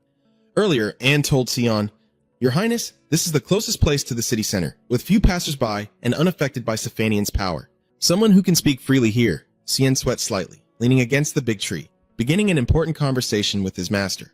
Through the ring, Alan Madison eagerly inquires if he has completed his mission at Rosalita. Ken calmly confirms. "Of course, Master, but this story is quite long to tell." At the Wizard Guild headquarters, Alan Madison couldn't hide his shock upon hearing the news from his disciple. He exclaimed in shock, "So you have truly met the true form of Sfanian?" The wizard's face paled. "If I had known something so momentous would happen, I would have gone with you." Cien could only sigh and admit that he was just as surprised as anyone else by that fateful encounter. Cien reassured his master that Safanian had told him to come back when he was ready, and that next time he would definitely take him along. Alan had to accept the reality because there were too many things he needed to handle in the capital at the moment. Callie shifts her focus to Empress Siu Lai's situation after Lennon Burrison's sudden disappearance, and Alan reveals that after 10 days of hopeless searching, the Empress has begun to notice strange signs. This morning, Evan Busen had a brief meeting at the palace and left immediately. Seeing Sen worried that Busen might reveal the truth, Alan smiled mysteriously. He insists that even if he wanted to, Evan couldn't utter a word because he had used a secret magical oath to lock his mind. The image of a chained heart appears as proof of this cruel binding. You need to be shocked and say, "Master doesn't have to go that far." But Alan simply replied, "It's nothing." Alan Madison smiled, thinking that his disciple had also sworn many times in front of him. Callian broke out in a cold sweat, admitting he had nothing left to defend himself, as if the two of them had shared all their secrets. The wizard reassured that there was no need to worry about Lennon's whereabouts anymore, but Sen remained deep in thought, understanding that Lennon was the one handling secret matters and serving as a trusted aide to Empress Siu Lai, who couldn't go out freely. Callie is sure that Siu Lai will soon do everything possible to fill the void left by this assistant. As expected, Alan reveals he is holding a letter that is giving the prince a headache. Cien immediately guessed it was a letter from Marcus Busen from the border region. As soon as he realized Lennon had disappeared, Siu Lai promptly summoned Gray Busen, the eldest son of Marcus Evan Busen. He is not only the lord of a strategic land bordering Tensel with autonomous military power, but also one of the 6 renowned swordsmen of the continent. The letter requests the court to send someone to temporarily govern the territory because Gray wants to return to the capital Kiz to recover from his wounds after the battle with the Man tribe. Cien concluded that the real reason for the injury was definitely just an excuse for him to return to the capital openly. For now, the king is still trying to delay sending a representative to keep him from leaving. After thanking his master for the information, Callie quietly thought that the appearance of another swordsman would make everything even more interesting. He slightly curled his lips in anticipation, curious about how their upcoming encounter would unfold. Back to the secret meeting, the man with the conical hat enthusiastically carried a large piece of wood and invited Cien to sit anywhere comfortable. Callie chuckled at this natural friendly chair and suddenly announced, "Today I met Sfanian." The man sat down calmly, thinking that the feeling of meeting the will of the Supreme must be very special. But C immediately corrected that what he encountered was not the will, but the very essence of Sfanian itself. He shouted excitedly because all his predictions were correct. "I knew she was still alive." For over 500 years, many have mocked the family. He has been guarding an ancient dragon nest that no one knows if it truly exists. He laughed loudly, asserting that his family's stubbornness all these years was not in vain. Cien looked at him calmly, secretly thinking he would soon meet Sfani again, and suddenly made a bold proposal. I want to build a teleportation formation connecting Kisis and Svid. The man pondered quietly, worried that no matter how important his opinion was, the Crown Prince might not accept the risk of external intrusion. Cien quickly explained the carefully calculated plan. He plans to set up the formation in his Weirin territory near the capital, and in Svid it will be placed at a location a day's journey from the outskirts. He emphasized that only authorized individuals could use it, and that the formation would be immediately disbanded if any security threat was detected. Seeing the prince's insight, the man nodded in agreement. If the prince agrees, I will not oppose this setup. Callie quietly breathes a sigh of relief and offers a sincere thank you. However, Callie still has another request to make. The man excitedly guesses that the prince finally wants to train with him. You said we would meet at the training ground, so this must be it. Cien chuckled, admitting that this request is quite similar but a little different. He reached out and began channeling his power, causing the shimmering fragments of magic to converge. Callie proudly introduced it as something forged from Aura's strength. The man was so stunned he froze in place, unable to believe his eyes as he saw Cien concentrate such immense power without any conduit. The aura shards under Callie's control began to link tightly, emitting a brilliant cold blue light. In that moment, a sword of pure energy materialized in the prince's hand. Callie looked at his new weapon and declared, I want to make it my sword. Understanding the opponent's intention, the man draws his sword from its sheath, a challenging look in his eyes. Do you want to test the power of this sword? See. He adopts a defensive stance, a powerful aura blazing around his body. All right, let's go. The two swords clashed fiercely, sparks flying and an overwhelming pressure filling the air, as Callie smirked confidently, facing the true power of a master swordsman head-on. Suli Mang is the second swordmaster of the continent, which means he is the second to step onto the path of ultimate swordsmanship. Deep down, he couldn't help but marvel at how truly powerful he was. The Duke's sword, like its owner, is heavy, yet remarkably delicate in every slash. The sound of fierce clashes echoed repeatedly as both of them exchanged moves at lightning speed. Cien swiftly somersaulted to dodge a powerful sweeping attack, lightly clicked his tongue, and immediately looked for a counterattack as soon as he landed. Suli Mang was amazed to realize that in just a brief moment, the young prince had missed no opening of his own.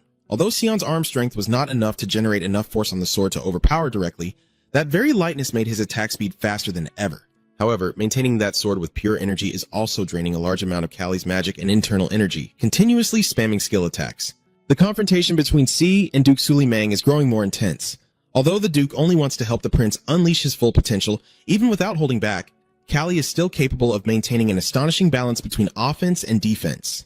When it comes to skills, there's no need to discuss. The agility of the young prince makes Suli Mang wonder in awe how this kid can do it. But for a master swordsman like Suli Mang, that still isn't enough for Sen to become his rival. He roared challenge, believing that if they kept dragging on, the prince would never discover his true limits. I will attack seriously, Suli Mang declared as the aura on his sword blazed brighter than ever. Under that suffocating pressure, Sen slightly smirked, his blazing red eyes revealing his determination. Then I will also give it my all. Then there's no need to hold back anymore. Suli Mang charged like a whirlwind and shouted loudly, Please, Prince, accept my attack! Two forces collide fiercely, causing powerful tremors that shake the surrounding space. Callie grits his teeth as he braces himself, feeling the overwhelming power of the Count's sword pressing against him. However, instead of retreating, Callie suddenly changed his stance and launched a bold counterattack.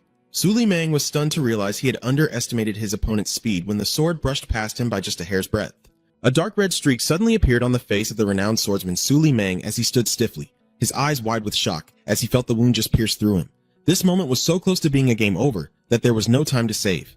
Callian realized he had just touched the fire ant nest as a massive aura suddenly erupted fiercely from the opposite side. He turned pale and exclaimed in horror, This is bad. The dark green aura surrounding his eyes creates an overwhelming pressure, making C realize this is not a strike he can block. The clash echoes loudly as Callian grits his teeth, desperately holding on. But even Duke Suli Mang is stunned to see his steel sword cracking into pieces and shattering after the collision. Both of them step back, standing still in the dusty training ground to catch their breath. Suli Mang gazes in shock at the young prince, while Sen is still stunned by what just happened. At that moment, the attendants and Demir hurriedly rushed into the room, shouting anxiously, Count! They stood frozen in shock as they witnessed the scene before them. The noble duke holding a shattered sword with a bloody wound on his neck, evidence of a strike from a master swordsman. Amazement enveloped everyone, and whispers began to spread uncontrollably. Could it be that he really lost? The chaotic crowd couldn't believe what was happening before their eyes. They shouted in disbelief. Did he really lose? Setting aside the chaos of the battle, the scene suddenly shifts to a luxurious and splendid banquet. Amid the soothing music, Duke Suli Mang passionately performs the violin on stage as the guests cheer enthusiastically. The scene shifts abruptly. The game just finished the combat and immediately switches to the music scene. Callie applauds enthusiastically for the Duke's masterful violin performance. That's amazing. I'm truly surprised. Not only swordsmanship, but also this level of violin talent. Xfit modestly replied with a small smile. Even if I'm not skilled in swordsmanship, I must master the violin. Keon sincerely expressed. It's a shame if I can only enjoy it alone. I'm lucky to be able to hear this music at the banquet. Seeing the young prince look pleased, Svit was excited and said, if you like it, I would be happy to perform more in the future. However, Callie turned her gaze toward the cut on the Duke's neck. I don't know if the wound will affect the performance or not. Siegfriedus casually waved his hand and said, my skills haven't diminished because of this small wound. This wound is even insignificant, but deep inside, I secretly lament that the one truly wounded is my heart. Remembering the scene where the children gathered around crying over a small scar, Xfried couldn't help but feel weary. Raising a glass with Sif, Cien expressed, I wonder why my son doesn't seem to be my son at all. But thanks to that, I have learned a lot. Siegfried cheerfully invites, please have a drink. Callie responds, I won't refuse.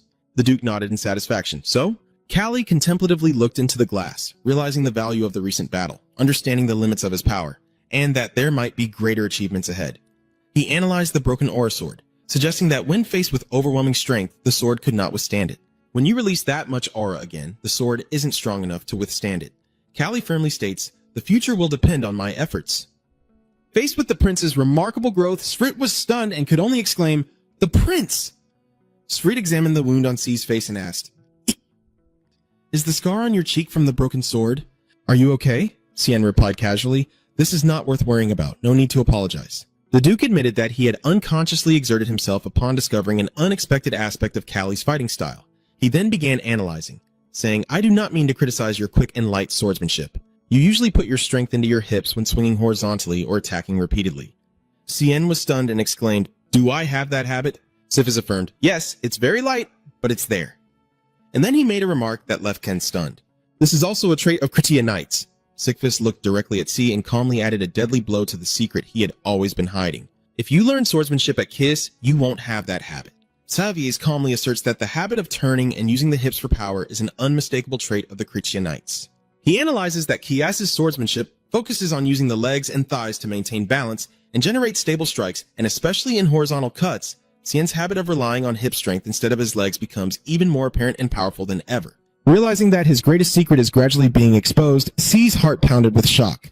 Sifis warned the young prince to be extremely careful from now on. He warned that although others might not notice, a seasoned swordsman like Count Raymark would detect this anomaly immediately. Facing C's tense silence, he softly asked if the Count wanted to know his true identity. Sifis just faintly smirked with a knowing smile and asserted that this is the land of the Svish family, and there's no need to worry about what secrets might be hidden behind the facade of that third prince. Raising his glass, Safis eagerly expressed his desire for a fair duel with the future Duke again.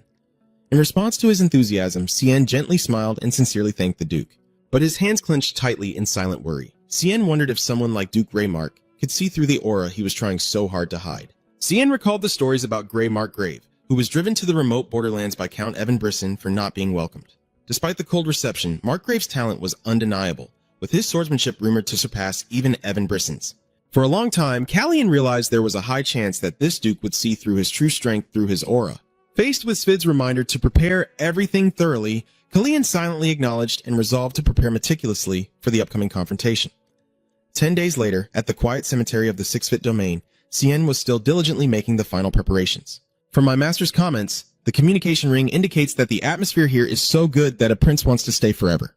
I quietly smile bitterly because everything is taking more time than expected. Callie quietly thought he would leave immediately after confirming a few important matters. He pressed for details and only then remembered. Master, has Duke Brisson departed for the capital yet? Alan Madison says he hasn't so far. However, despite trying to delay sending a representative for as long as possible, it could only be postponed for about another half a month. Cien pondered. Half a month? Understood. Thank you, Master. He walks down the corridor deep in thought, still with much to prepare. Although he is known as a mage, Cien is actually a talented swordsman that the world has never known. He worries that in this situation, as he prepares to face Evan Brisson and Grey Brisson, they might see his aura. Their caution towards him will surely increase even more, so right after the party ended, Sion went to Arn to ask about how to hide his magic. Acian smiled confidently. Of course there is magic to hide aura. The prince has now reached level 4, so he can definitely learn it. He explained that since both Searle and aura originate from magic, hiding it is completely possible. Seeing the other party willing to help, Callian eagerly asked to be shown how. Additionally, thanks to the advice from his master, Callie also began to focus on another important plan. He started to study more deeply the setup of teleportation arrays. At this moment, Rel, the Duchess of Sif and a talented mage, was present to assist. Cien knew she was the one who helped shorten the monitoring time during the construction at Sfreet and would surely be very helpful in building the teleportation array later. Seeing the two talented mages in front of him, Cien expressed his intention to prepare one more thing, because Kiss's land was too vast. Both Aaron and Rizel nodded in agreement. Yes, please leave it to me. Riel assures he will not only diligently study the moving magic array, but also dedicate himself to teaching how to conceal mana. This spell isn't too difficult, but the real challenge lies in maintaining it steadily. Cien diligently trains with Aaron and Rizel because he knows that SF is the only one capable of confirming whether his aura is leaking out. That's why he decided he couldn't leave the city until he achieved his goal. After days of continuous training and research, Cien's efforts finally paid off. He looked down at his hands, quietly pleased to realize that everything had now become completely natural, to the point that even he could no longer find any signs of aura. Witnessing this astonishing change, Duke Svat chuckled happily. He comments that now C only looks like a shy prince who has never come close to a sword, resembling Nu, but actually is a disguised boss. All preparations are ready. Callie stands in front of the castle porch in his regal royal attire, ready for a new journey.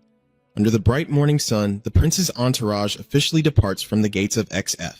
As he departs, Duke SF leaves a bold challenge, promising that next time he returns, he won't hold back and things definitely won't be as easy as they are now.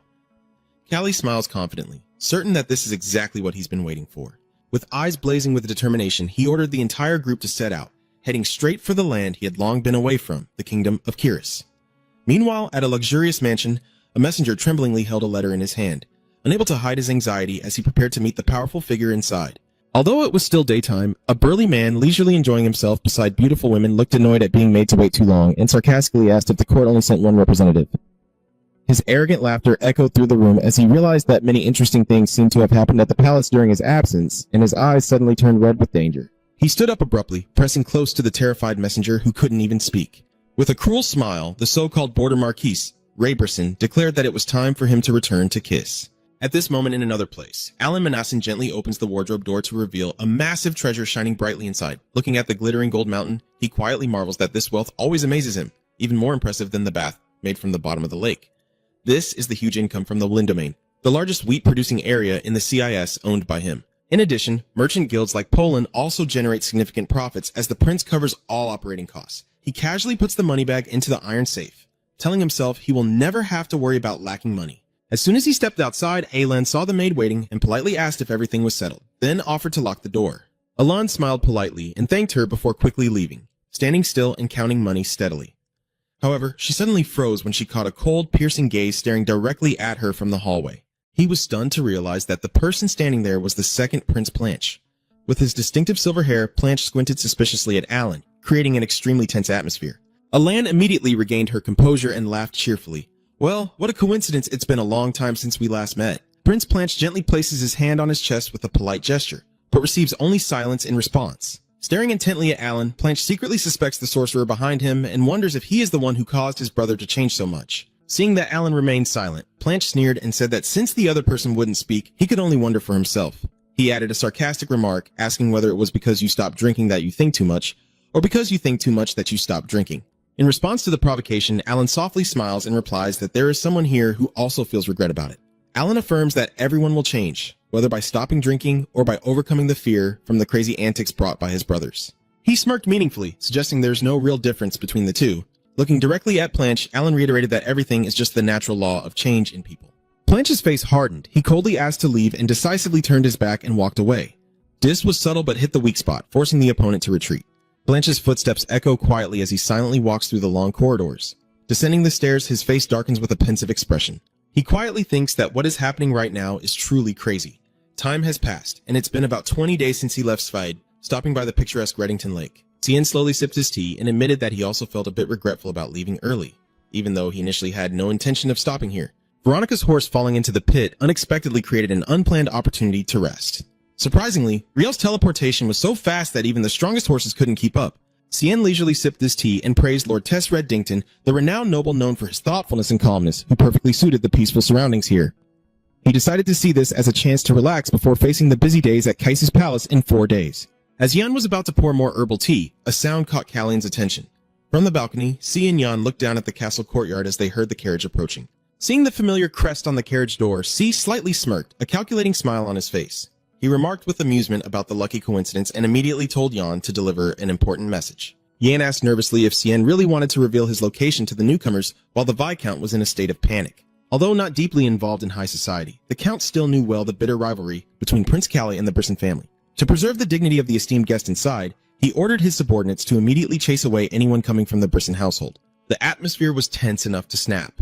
One wrong word and the entire mansion could be lost, but Ian had quickly conveyed C's instructions. If it was the Duke of Brisson stepping out of the carriage, they must not be turned away but invited in for tea. As the majestic figure of Grey Brisson stepped down from the carriage, Lord Tess let out a relieved sigh as if he had been saved, secretly grateful for the prince's clever arrangement. Inside the living room, steaming cups of tea had been prepared in advance. Callie entered with the composed and regal demeanor of royalty. Count Tess quickly stood up to introduce the guest he had just invited. Facing C was the Duke of Grey Brisson, one of the most powerful figures of the Brisson family. Cien gazed directly at the man before him with sharp red eyes, maintaining a calm yet meaningful smile, ready for a direct confrontation with the renowned Duke. Facing Callian, the Duke of Grey Brisson showed clear indifference and disrespect. The Tess Countess standing beside him trembled, trying to speak to ease the tense atmosphere. "Your Grace the Duke, the Prince himself."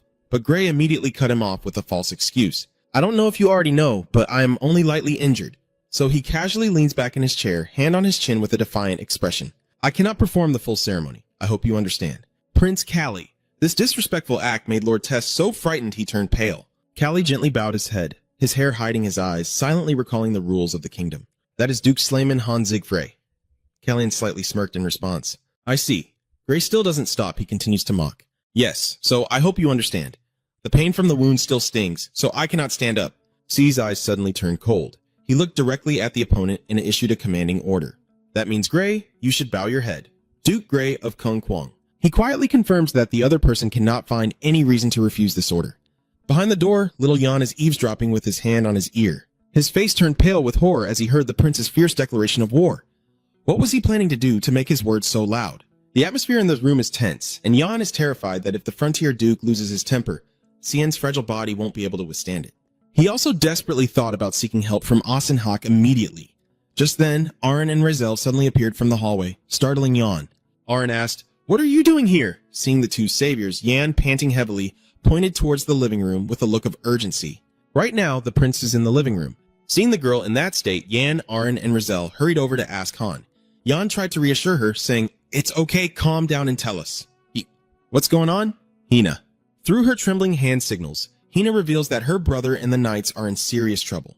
Jan is stunned to realize that a fierce conflict has apparently broken out between the Kyrier Knights and the Brisson army right at the Horse Temple. Without hesitation, Jan decided to rush straight to the Horse Temple to get the situation under control.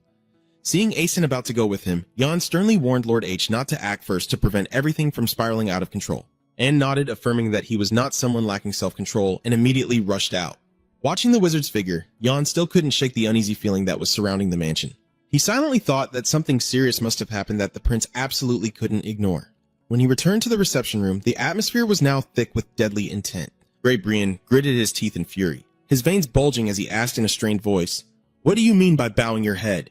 Cien still maintains a terrifyingly cold expression and responds firmly, "How dare you question the prince's words? It's truly disrespectful. What you should bow your head to is not that mouth." Ray angrily stood up, ready to resist, but Callian closed in with blazing red eyes full of authority, making him gasp for breath. He roared like a final judgment. "The Marquis of the Borderlands, I told you to bow before me." The coldness and authority in Cien's gaze made even the proud Grey tremble in fear. The pressure from the final boss activating his aura nearby is enough to drain your morale bar. He had previously asked Yan if they had met before because he had no memory of him at all. Yan explained that it was a long time before he became the prince's retainer, so it's understandable that he doesn't remember clearly. Cien silently thought that if they had met back then, Grey probably couldn't imagine what he looks like now. Maybe he's heard a lot of stories from Super Lai. Don't think I'm still the same third prince as before. Surely Grey won't believe in this change. Cien smirked challengingly, waiting to see if his opponent would reveal murderous intent or lose composure and draw his sword. For him, whatever choice Grey made would be the worst decision for him. Grey clenched his teeth in frustration, secretly realizing that the rumors about this prince were not exaggerated at all. He felt extremely uncomfortable being suppressed by someone like Callie, who was excluded from the power struggle, causing his duke title in Brisson to be shaken. At this moment, Countess Tessie is sweating profusely, gathering her courage to step forward and request that once she stands up, she should kneel and show her respect. Callie secretly admires her bravery, as she seems unaware that this act has just saved her from Grey's wrath. He kept glancing at Tessie, cursing this arrogant one, and wanting to destroy both of them immediately. But his hatred for the crown prince was still greater. Grey smirked slyly and suddenly bowed, performing a mocking ceremony. Now, accept this greeting. Ray Britt, bowing before the great crown prince of Kiss. Callie half closed his tired eyes and calmly told Tessie that he would go upstairs first. Gray's complete indifference only made him even more furious for being disrespected right after humbling himself. As he approached the door, Tsen didn't forget to leave a cryptic reminder. Duke of the Frontier, make sure to take good care of your neck. It looks quite painful. Gray roared in fury, "You dare!" Immediately, a loud explosion and blinding light burst from outside the window, causing the room to shake. Both Gray and Tessie are stunned and terrified by the sudden chaos. Callian realizes this is the power of Asner. Although N is originally an ice mage, his deliberate attempt to cause the explosion with such a loud fire must have a special reason. Looking at the blazing fire in the stable, Ten quietly understands that Anne is calling him. It's on fire! A scream of shock echoes as the fierce flames engulf the Brisson carriage. The crowd of soldiers is in chaos, stunned and confused by the news that a mage casually launched a fireball right in the middle of Thantien Baknyat. Kiri remained expressionless in front of the blazing wreckage, even sarcastically remarking that it would be hard to get kind words from the prince after this chaos. What have you just done? He frantically questioned whether Kiri knew whose carriage that was and dared to do such a thing.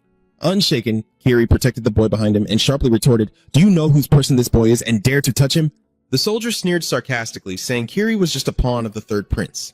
Kiri calmly admitted, "Yes, I am a pawn of the third prince." "And what about you?" "So, you're just the dog of the Earl's son?" "My subordinate just said that. Enough." "Just the dog of the Marquis's son." The appearance of the young prince made the Bryson soldier break out in a cold sweat and freeze in place as he faced Callie's overwhelming aura.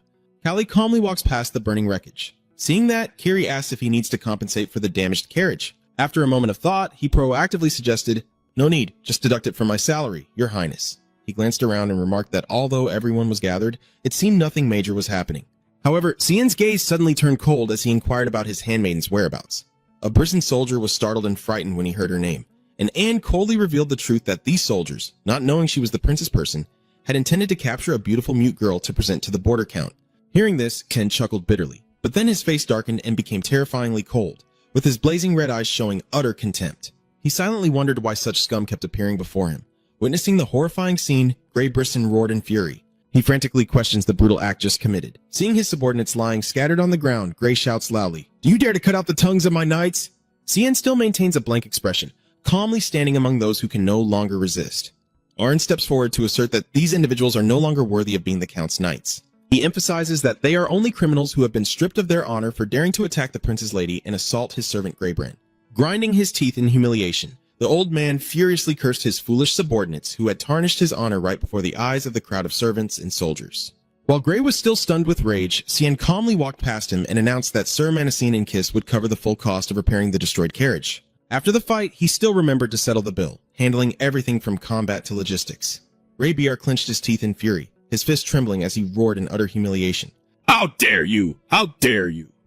But Cien didn't care at all, calmly walking away, leaving behind a person consumed by rage. After a moment, Cien saw Kiri standing silently with a sorrowful expression. Noticing the unusual demeanor of the guard, Cien stopped and asked, "Is there something you want to tell me?" Kiri was stunned and horrified, instinctively clutching his shirt tightly, sweat streaming down his tense face. Deep inside, a flood of dark memories suddenly rushed back. "Oh. For you, these acts of injustice and violence have happened countless times in the past. You recall the beatings and harsh insults, year after year, always breaking in like this. You bastard, those cruel enemies who mocked you, saying that, even with a decent face, a lowly person shouldn't dream of a chance to change their life. They hit and sneered, pretending they were about to strike, but all you do is just endure the blows?" Kiri used to choose to stay silent and endure, hoping everything would pass, even when they yelled at Hina, "Hey, why don't you say anything?" Where is the protective aura of the mute? You still only know how to grit your teeth and endure humiliation. Back in the present, Kiri tries to suppress the pain surging inside him. He looks at Ken and softly replies with a trembling voice, "No need." Callie silently observes, her red eyes like they can see through all the depths and darkness within the young knight's soul. Understanding his determination and inner suffering, Sen sighs softly and responds with brevity. "All right, I understand." He decisively turned and walked away, leaving Kiri standing silently in the shadow of the dusk. As night falls, the atmosphere at the Reddington estate becomes incredibly quiet.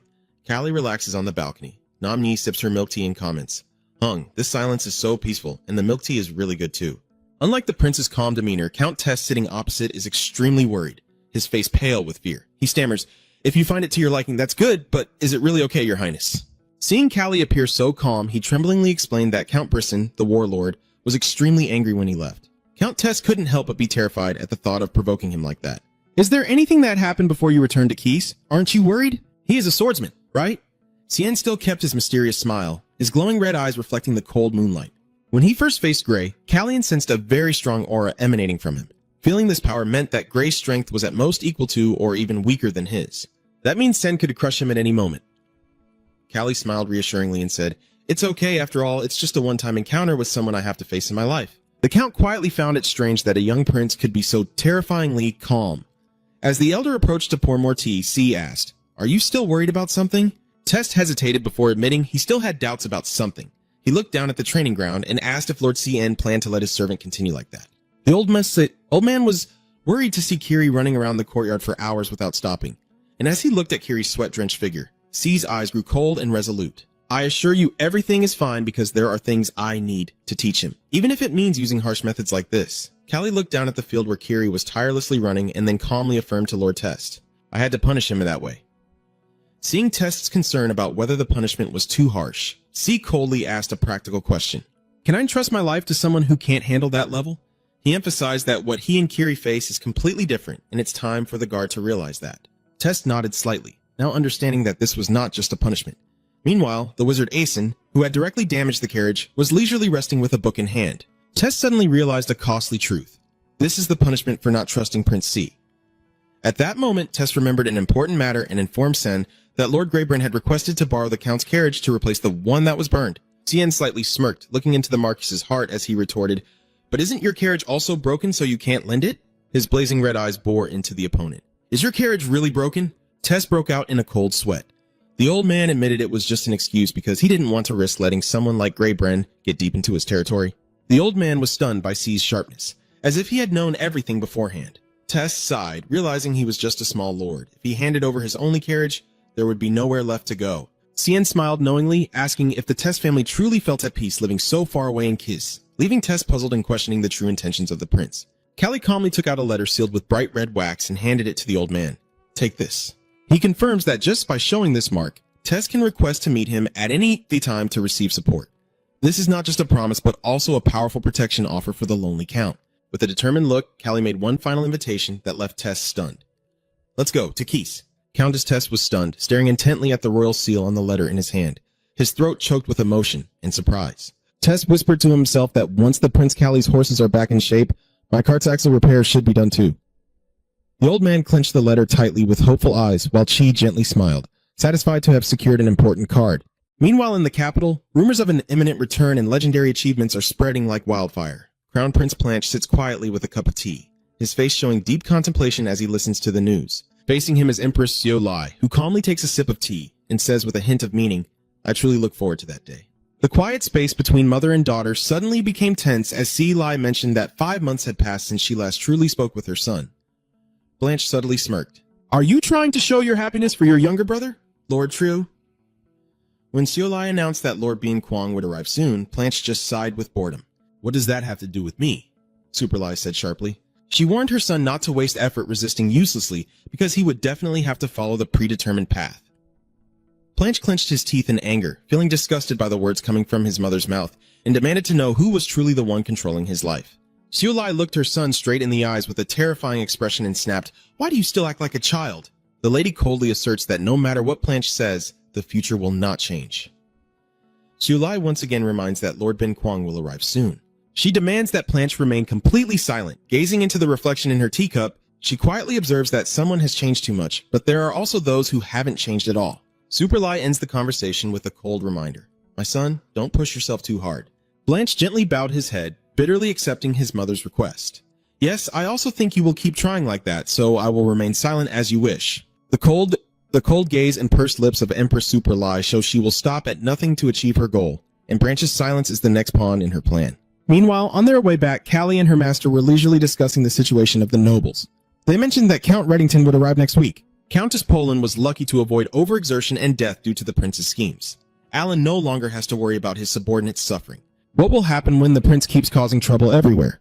When Cien asked about the king's reaction to the rumor spreading, Alan solemnly reveals, the king has decided to accelerate the formation of the Beasons team. This shocking news left C stunned and exclaiming, "What?"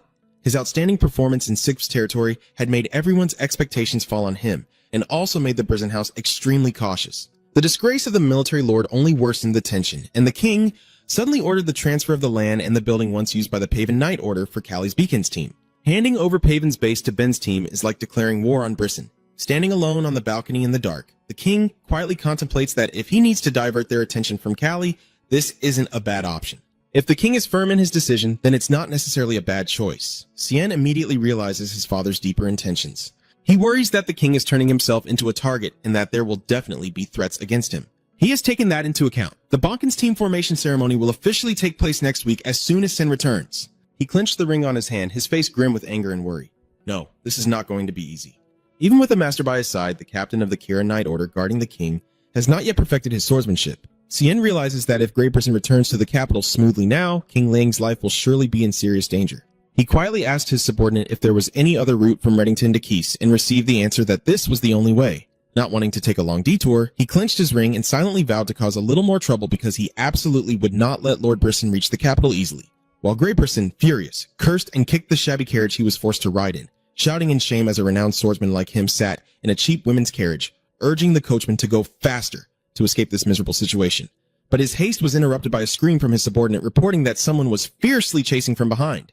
Grey was still in shock, about to scold the soldier for talking nonsense when an overwhelming pressure suddenly pressed down right beside him. Driving a carriage into a chase boss at the edge of a cliff means there's no escape. A loud crash echoed as the fierce black horse charged forward, blocking the path of the carriage amidst a thick cloud of dust. Grey Brisson was stunned and froze in place as he faced the crimson eyes of the third prince. Callie smirked with a cold smile. "I found you, Border Lord." Grey Brisson was stunned into silence, unable to believe his eyes as Cien appeared right before him, shouting in horror. What is going on? Why is that guy Callie here? Grey couldn't understand how the prince managed to catch up with the carriage from such a great distance. He suspected it must be some fragments of magic he learned from his master Alan Manassan.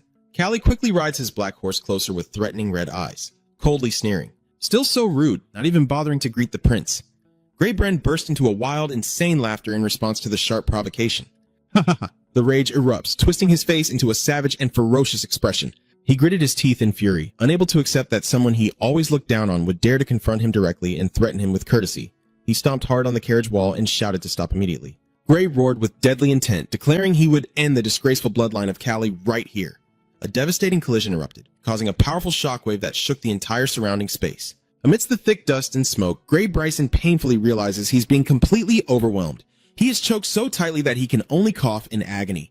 Gasping for breath, Grey trembles in utter terror. You provoked first, you insulted first. A dark blue aura from his sword radiated an oppressive pressure, sealing off all escape routes except for the arrogant one. Cien clenched his glowing aura sword tightly. His eyes turned cold to the point of terror as he declared that from now on, all his actions are justified self-defense. He contemptuously asked if he still dared to speak about the noble bloodline. Grey was beaten to the point of spitting blood, only able to gasp with choking sounds, all his previous arrogance gone, replaced by utter terror. He tremblingly crawled on the ground, clutching the dirt and begging non-stop. Please, please, spare me. I was wrong. Grey miserably kneels at C's feet, desperately begging for one last chance to live. Cien calmly stomps down hard on Grey's bloodied hand. He asked in a low voice whether he had ever wondered why his brother suddenly disappeared, a question that struck like lightning, causing Grey's eyes to bulge in horror. He stammers, unable to understand what is happening. Cien silently walks around the defeated man. He reveals a shocking truth that someone paid a huge sum to Lord Brisson to hire people to clean up linen, and that is why he disappeared. Cynically, he questions whether the Earl intends to take the money to eliminate his eldest son, who is eyeing his position as Cien's fiery red eyes bore into Grey's mind. He demands that he answer kindly about the identity of the one who dared to attack him. In extreme pain and panic, Grey trembles as he clenches his fists, finally managing to utter the name Ian Even. Marcus Ben. As soon as he received the answer, Cien coldly lifted his foot and stomped down like thunder on his opponent. Grey Brisson's heart-wrenching scream echoed through the space before suddenly falling silent. Cien stepped on Grey Brisson lying motionless on the ground, casually commenting that making his son like this was truly the act of a heartless father. It seems you all think the same, huh? Looking at the trembling soldier nearby, Callie coldly asked, "You know what to say now, right?" The frightened soldier nodded repeatedly, promising to return immediately to the frontier territory to report. As he ran, he silently thought that all the tragic events today were caused by Marcus Brisson's hatred for his own son. Callie turned to look at Kiri and asked, "Did you see everything clearly?" He unexpectedly revealed that he had paid off all Kiri's debts, leaving him stunned. Kiri bowed his head to affirm that he had let go of the past, but still wondered about what Sen just said. Callie gently argued that Kiri's decision to follow him here proved his thoughts had changed. "You used to understand me better than I understood myself." Cien looked into the distance, knowing he had many things to say to Kiri, maybe even 10 years worth. But their journey ahead was still long. Finally, they had returned to the capital. Throughout the streets, the people cheered loudly for the name of the third prince.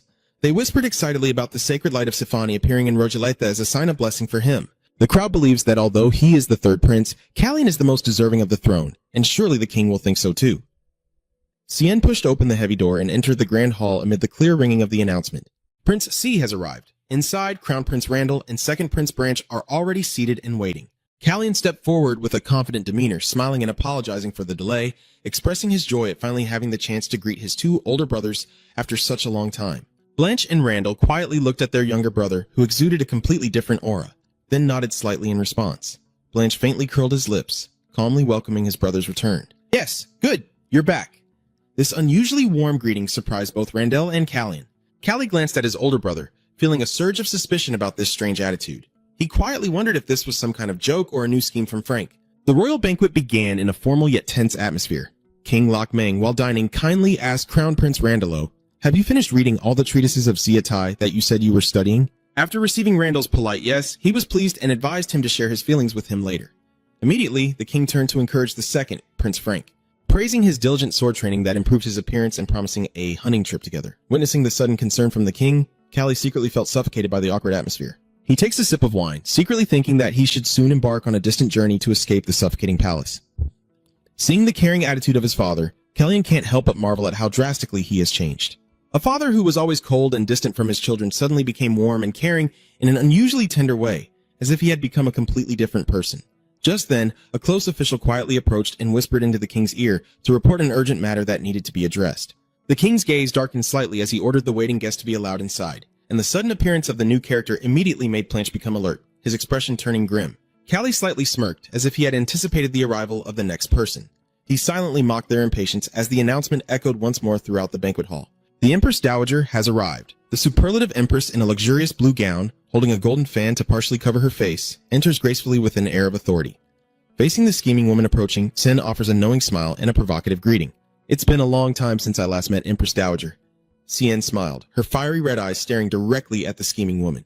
"It's been a while since we last met, Your Majesty." Xiaolai slightly smirked and replied with a nonchalant tone. "Yes, that's right." She slowly approached, examined C carefully, and then commented with a fake smile. "You look very healthy. It seems there's nothing to worry about." Cien replied calmly. "As you can see, I returned safely. Superlai keeps mocking his health, worried that he might catch the flu again, like last time. The journey seemed difficult, so I was very worried about you." Callie remained unfazed, responding with sharp counterattacks. "On the contrary, I find it very favorable. Since the last flu was really severe, I didn't encounter any serious issues outside." Xiaolai smiled brightly but with cold eyes. How fortunate. Suddenly she shifted her attack target to the king, and hearing that something good happened in JF's land, I became even more worried. "Is that right, Your Majesty?" Superlai's praise for Cien has reached all the way to the Haya Palace. She delivered a fatal blow. "Are you really considering making Cien the next crown prince?" The shocking question stunned both Randall and Blanche, causing the banquet hall to suddenly freeze.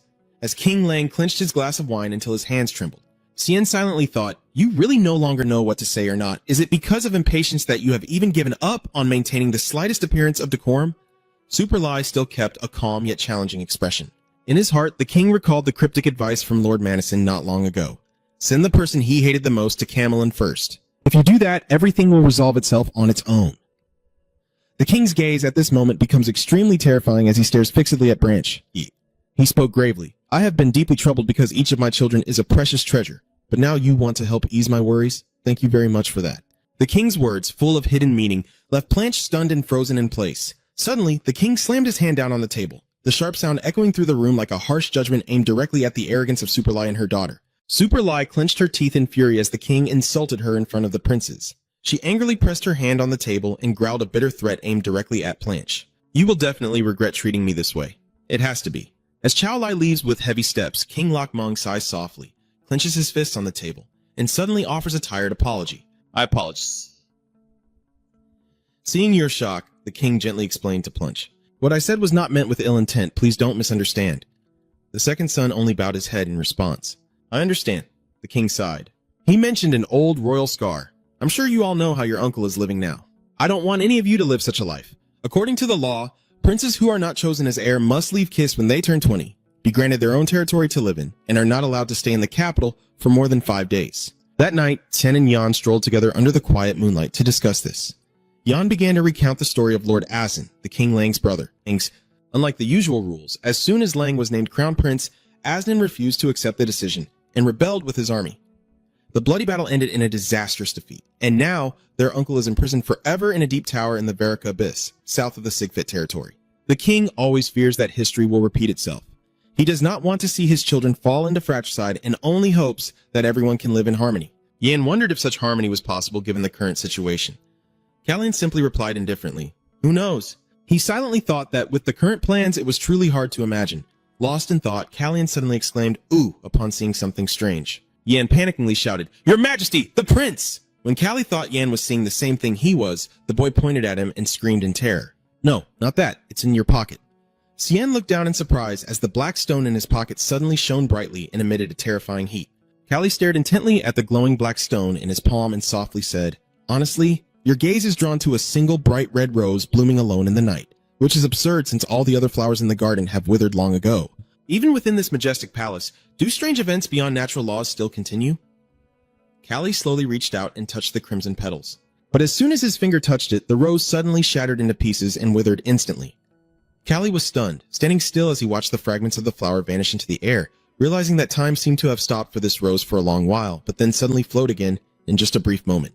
In Sin's mind, a series of disconnected pieces related to time flashed through, from the black stone, the withered rose, the girl Elsaya, to the time axis and the presence of Suspanian and the god Serenity.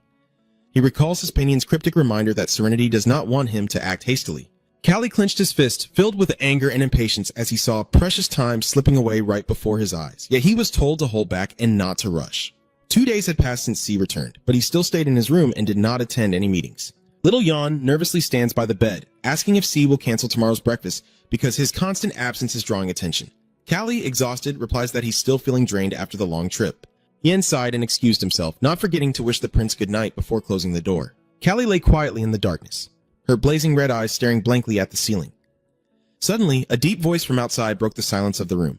"I heard you can use a bit of magic, but it turns out you can also listen through the wind." Cien calmly sat up and looked toward the shadow standing outside the balcony, questioning coldly.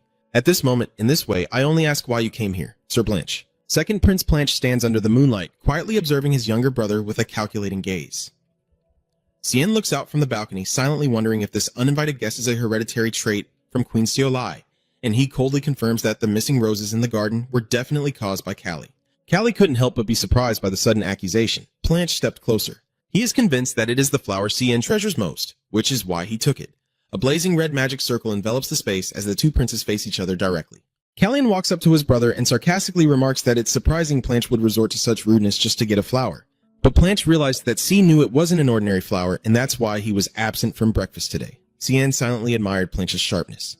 The second prince begins to reveal that the garden is cared for by Randall, and that because Randall carries the blood of Tinsel, the nation of the divine officials, he had already connected all the pieces together. Plan said he had asked Randall many times about the flower that never withers, but each time he only received the answer that he didn't know. Cien listened silently to every word of Blanche. The second prince admits he asked that way, hoping to get an honest answer. In the face of his brother's arrogance, Cien could only remain silent and observe.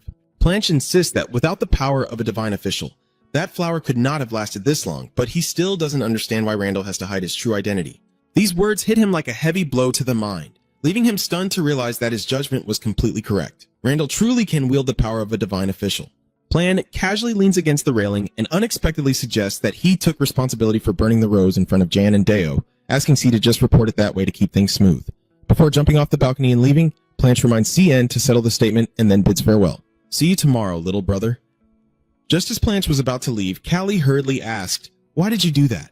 Blanche slightly smirked, thinking Callie skipped breakfast to hide his suspicions from the two brothers, but Sen immediately cut in. He wants to know the real reason why someone like Blanche, who doesn't have a good relationship with him, suddenly stepped in to help him escape Randall's watchful eye. Callian honestly states that there is no meaningful relationship between the two that would warrant such an act.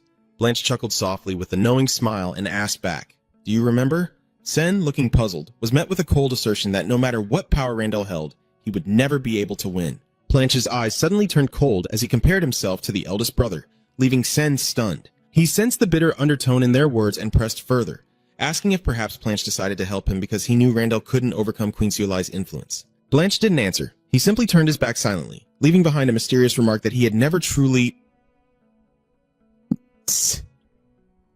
Blanche looked at Sion with suspicion and suddenly asked if he intended to move to the Camelin Palace, the residence reserved for the crown prince.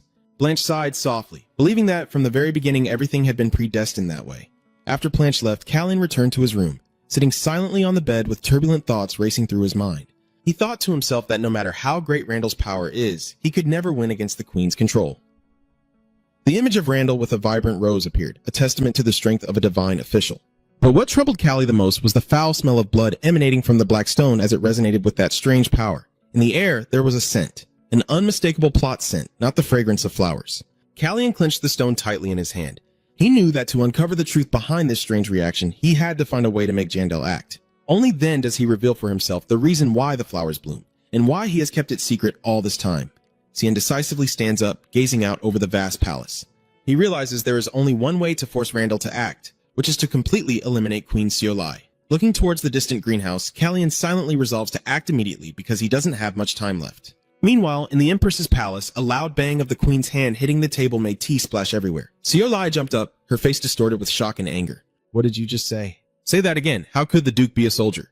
Under the furious rage of her master, the maid tremblingly reports that Grayberson has been seriously injured and is no longer able to resist. Seolai was stunned to hear the rumor that Grayberson had returned to the border territory even though he was clearly near the capital. She was shocked by the news that Gray had suddenly lost contact and asked if the injury was true. What? My father? Why? According to the testimony, the Marquis knew about the conspiracy to seize the throne and sent a warning. Gray, never come back to kiss again. Superlie fell silent, a wave of terror rising in her heart. Could it be that father has discovered the deal between me and my elder brother? That was the secret agreement to support Plan in becoming the crown prince in exchange for the marquisate for the eldest brother.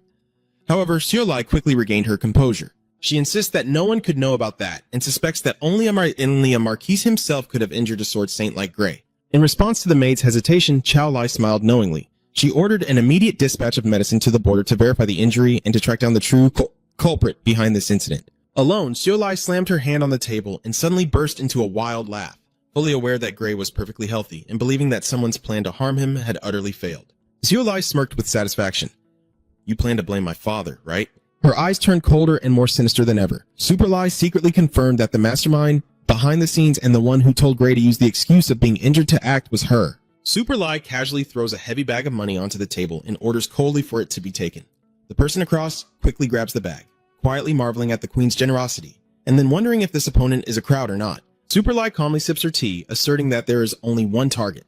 Hearing this, the knight smiles greedily, secretly thinking that the price for just one person is so high it moves him. He is Deputy Commander 2 of the Paven Knight Order. Behind the glamorous appearance of a royal knight, no one could imagine that Toe's true face is that of someone willing to kill anyone for gold. He eagerly asked about the specific task. What should I do? Superlie coldly asked him to investigate the bodyguard who had previously clashed with Grayberson during the Rogalita trip of the Third Prince, and to uncover the details of what happened between them. She casually added an irresistible offer that if Tu could silence that person's mouth, the reward money would be doubled immediately. Tu's eyes lit up with excitement as he fondled the gold coin in his hand, constantly muttering about the upcoming hefty reward. He eagerly asked about the identity of that unfortunate person. Meanwhile, Superlie was still lost in her own thoughts. She silently called out the name C, wondering why her intuition kept pointing to this prince. This intuition is not to be taken lightly. The name Ain appears in Seolai's mind as a threat that must be paid attention to. Now, at the royal palace, whispers and rumors about the Grisson family are spreading through the halls. The nobles are beginning to whisper about the shocking rumor that Marquis Evan Bryson deliberately attacked his own eldest son. They wondered about the truth of the information when they heard that Evan was frantically searching for the person who spread the false rumor. Evan's unusual absence from the noble meeting today made the suspicions about the Brisson family's involvement more evident than ever. The nobles buzzed with gossip over the emperor's sudden summons. Stepping onto the podium, King Lang declared clearly, "I have an important announcement for you." He candidly admits that for a long time, the kingdom of Kyrus has been too close to swords and distant from magic. To correct this mistake, he clearly announces that the Kyrus royal family will establish a wizard corps. The whole hall seemed to explode with shock at the startling news, whispers spreading non-stop. What is it? A wizard division in Kis? Amid the storm of public opinion, many noticed the unusual absence of the Marquis Brisson at this critical moment. King Long announced that the new division will be called Ban Kan, and the official launch will take place in just a week, affirming that all preparations are complete and making a strong move against the aristocracy by declaring that Ban Kan will use the building and training grounds formerly belonging to the Paven Knights. Immediately after, he coldly ordered everyone to leave. This move was enough to freeze the entire court for 5 seconds. When the crowd had dispersed, the king, exhausted, requested to be alone. From now on, I want to be alone. He quietly walks down the empty corridor, gently massaging his tense temples as he senses the fierce opposition from the nobles. The deadline pressure is closing in fast, and there's no escape. Seeing Sion approaching, he kindly asked if he was okay. The king sighed and said, "You are confident this was expected, so there's no need to worry too much." He continued walking and reminded him, "You said you wanted to meet me privately." Callie respectfully confirmed he had something to ask. "I plan to meet with some nobles from knightly families. Will that cause any trouble for you, your majesty?" King Li looked somewhat surprised and asked his son, "Do you want to know if expanding your influence might cause harm or arouse suspicion?" Seeing C's determination, the king gently smiled in admiration. "How bold you are. Since when did you become this mature?" He decisively granted permission. "Do as you wish. Keep a respectful smile and thank him for the approval. Thuong Hai." However, he also expressed caution, believing that to meet certain people he wanted to talk to, he must avoid the gaze of the Brisson family. Kellyan also tactfully inquired whether the king planned to expand the hunting event with Prince Fran. The atmosphere in the capital grew more lively than ever with the Bankan Wizard Division, as the white-clad mages wearing full masks amazed the crowd. In the end, our prince has gained power, and it's a whole wizard division. The crowd is so excited they're going wild. Yan looks thrilled, but Kellyan calmly reminds him that officially, the Bankan are not involved. Yan still couldn't hide his excitement. "Yeah, but I was so happy I couldn't hold back." Amidst the whispers about the prince with fiery red eyes, seeing why and so excited, Callie teased him, "You seem pretty thrilled, huh, Yan?" The boy replied, "Your Highness, you're the one who's so calm." At that moment, Ayn H appeared looking exhausted, but with eyes shining strangely. He excitedly announced that we finally found the solution for the teleportation magic circle, and explained that by using the activation principle of the Oath Mark, they could establish a usage contract between the magic circle and various targets. This means gaining full ownership of the powerful teleportation magic circle. Kellyan praised with satisfaction. "Excellent. You've worked hard. I'll discuss the details later." He also advised AN to go home and rest before the upcoming debut party, but AN muttered anxiously about facing Commander Mana Hio tomorrow. After the evening feast, the deity must meet Lord Mana Hilo. If I go home now just thinking about what Lord Mana Hio, the Legion commander, will say to the deity tomorrow is terrifying. Seeing that, Kan gently promised to speak well for him in front of the master and advised him to rest when he could rest, and bowed and staggered away. "Thank you, your highness. I will take my leave now."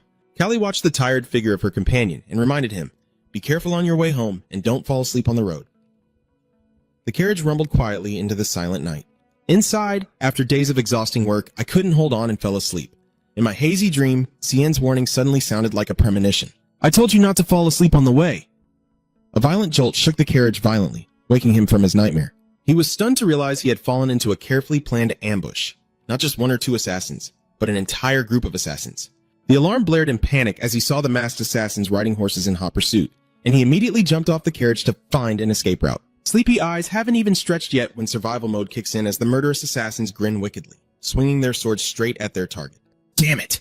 Asen gritted his teeth as he realized the terrible situation he had suspected was actually happening. In that tense moment, he quickly wielded his magic to create a cold ice barrier that stopped the deadly attack, with the icy magic exploding brilliantly and knocking away all the assassins' weapons. Ace smiles confidently and arrogantly, leisurely introducing his new identity. "Pleased to meet you.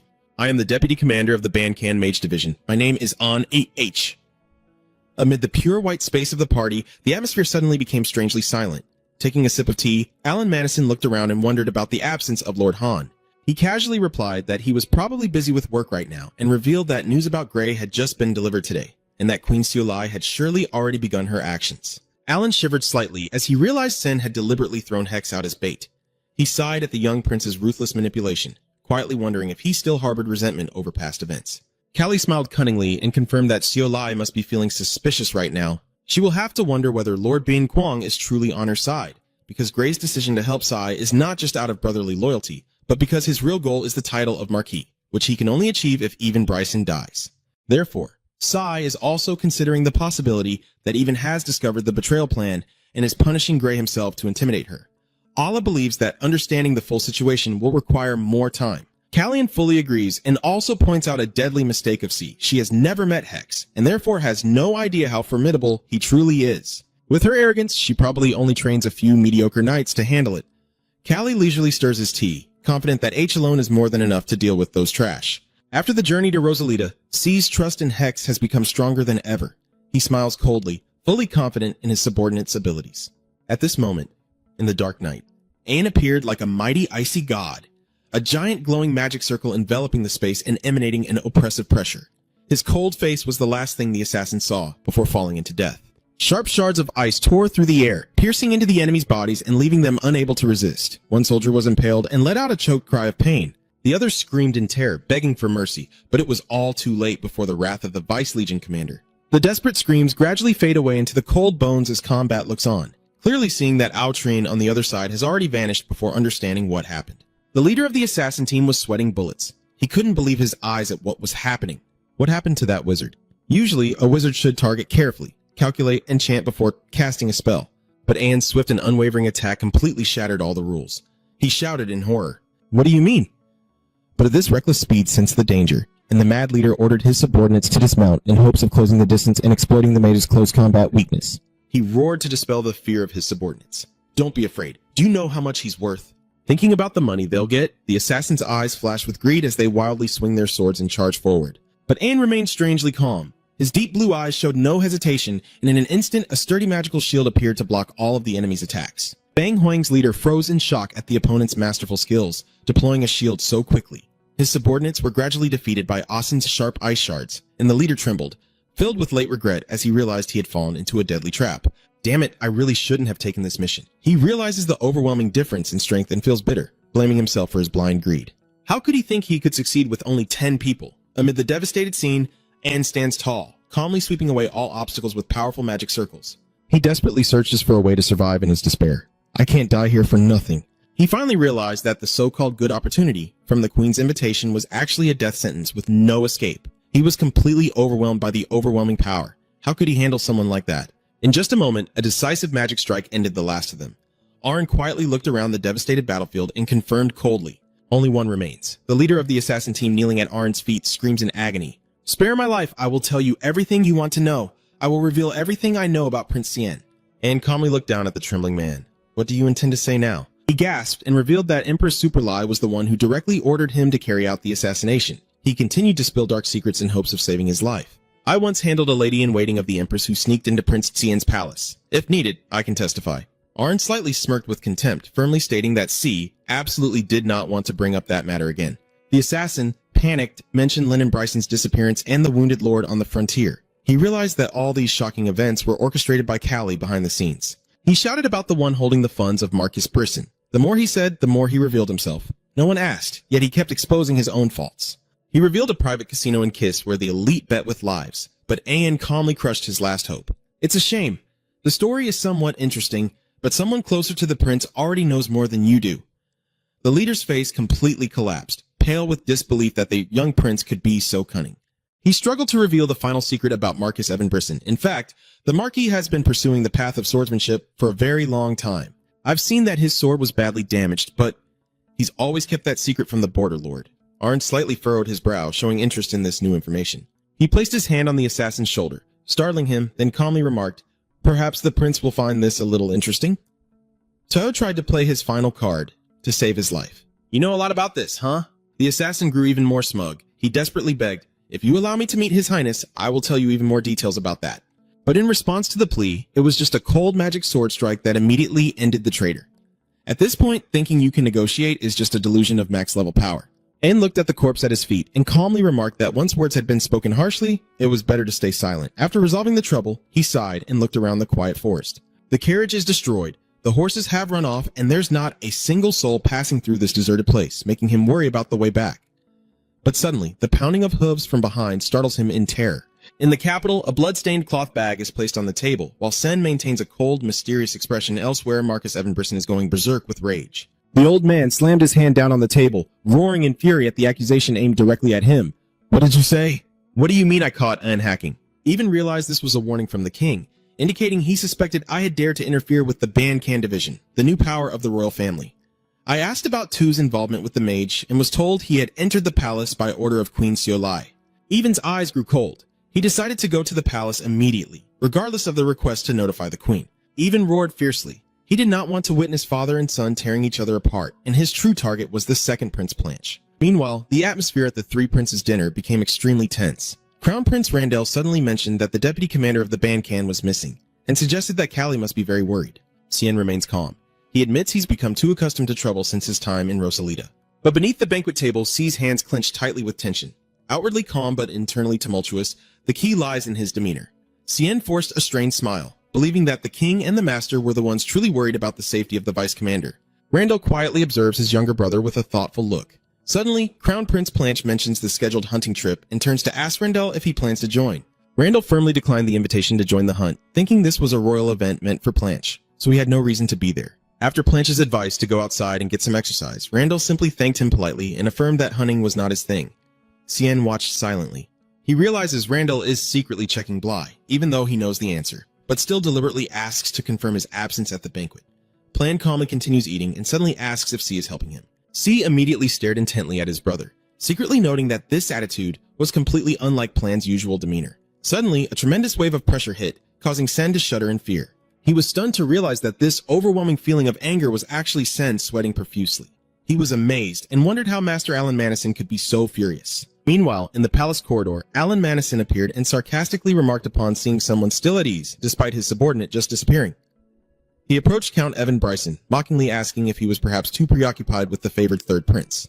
Alan emphasized that despite losing most of his subordinates, the Marquis still appeared very relaxed, showing a concern for the second prince that he normally never displayed. Seeing Evan's face contorted with anger, he coldly asserted that if his men had met a tragic end, the first thing he should be worried about is a funeral, not rushing into the palace. Every word is as sharp as a knife. After hearing them, only silence remains, as Count Evan Bryson grits his teeth in anger at Alan's arrogance. The old man roared fiercely. "Who do you think you're trying to lecture? Are you still daring to be rude in front of His Majesty? Someone like you who has no throne should not only be ungrateful." In response to the insult about his background, he calmly replied that it was not a matter for a Marquis to interfere in. In response to that contempt, Alan only slightly smirked. Who would have thought that a noble knightly family sending elite soldiers to capture a mage would end up wiped out, more trustworthy than anyone else? That final remark was so cutting that it left no room for rebuttal. He stepped closer to Even with a sarcastic and bitter remark. "So, how much did you get this time?" Of course, it couldn't be more than that day. Alan leaned close to the Earl's ear and whispered a shocking truth that made the space seem to freeze. "The day you betrayed your own flesh and blood." The words hit like a deadly blow, leaving Even stunned and trembling, sweat pouring down his pale face as his dark secret was exposed. Unable to contain his extreme rage, Even lunged forward, grabbing Alan by the collar and roaring wildly. "What did you just say?" Getting exposed right on the spot. Amid the swirling pressure of the deep blue magic, Alan remains disturbingly calm. He softly utters as a mage, affirming his strength, and secretly thinks, "I told you I'm not that easy, but it seems you've forgotten." A sudden burst of blazing red fire magic erupts fiercely, engulfing the entire surrounding space. With a mysterious and arrogant smile, he gazes directly at the trembling figure, mocking his ignorance of his own limits. He calmly watches Evan gradually being consumed by the fierce flames, wondering how the old man plans to resist when his entire body is being completely devoured without a trace. Alan smirks maliciously amidst the blazing red fire.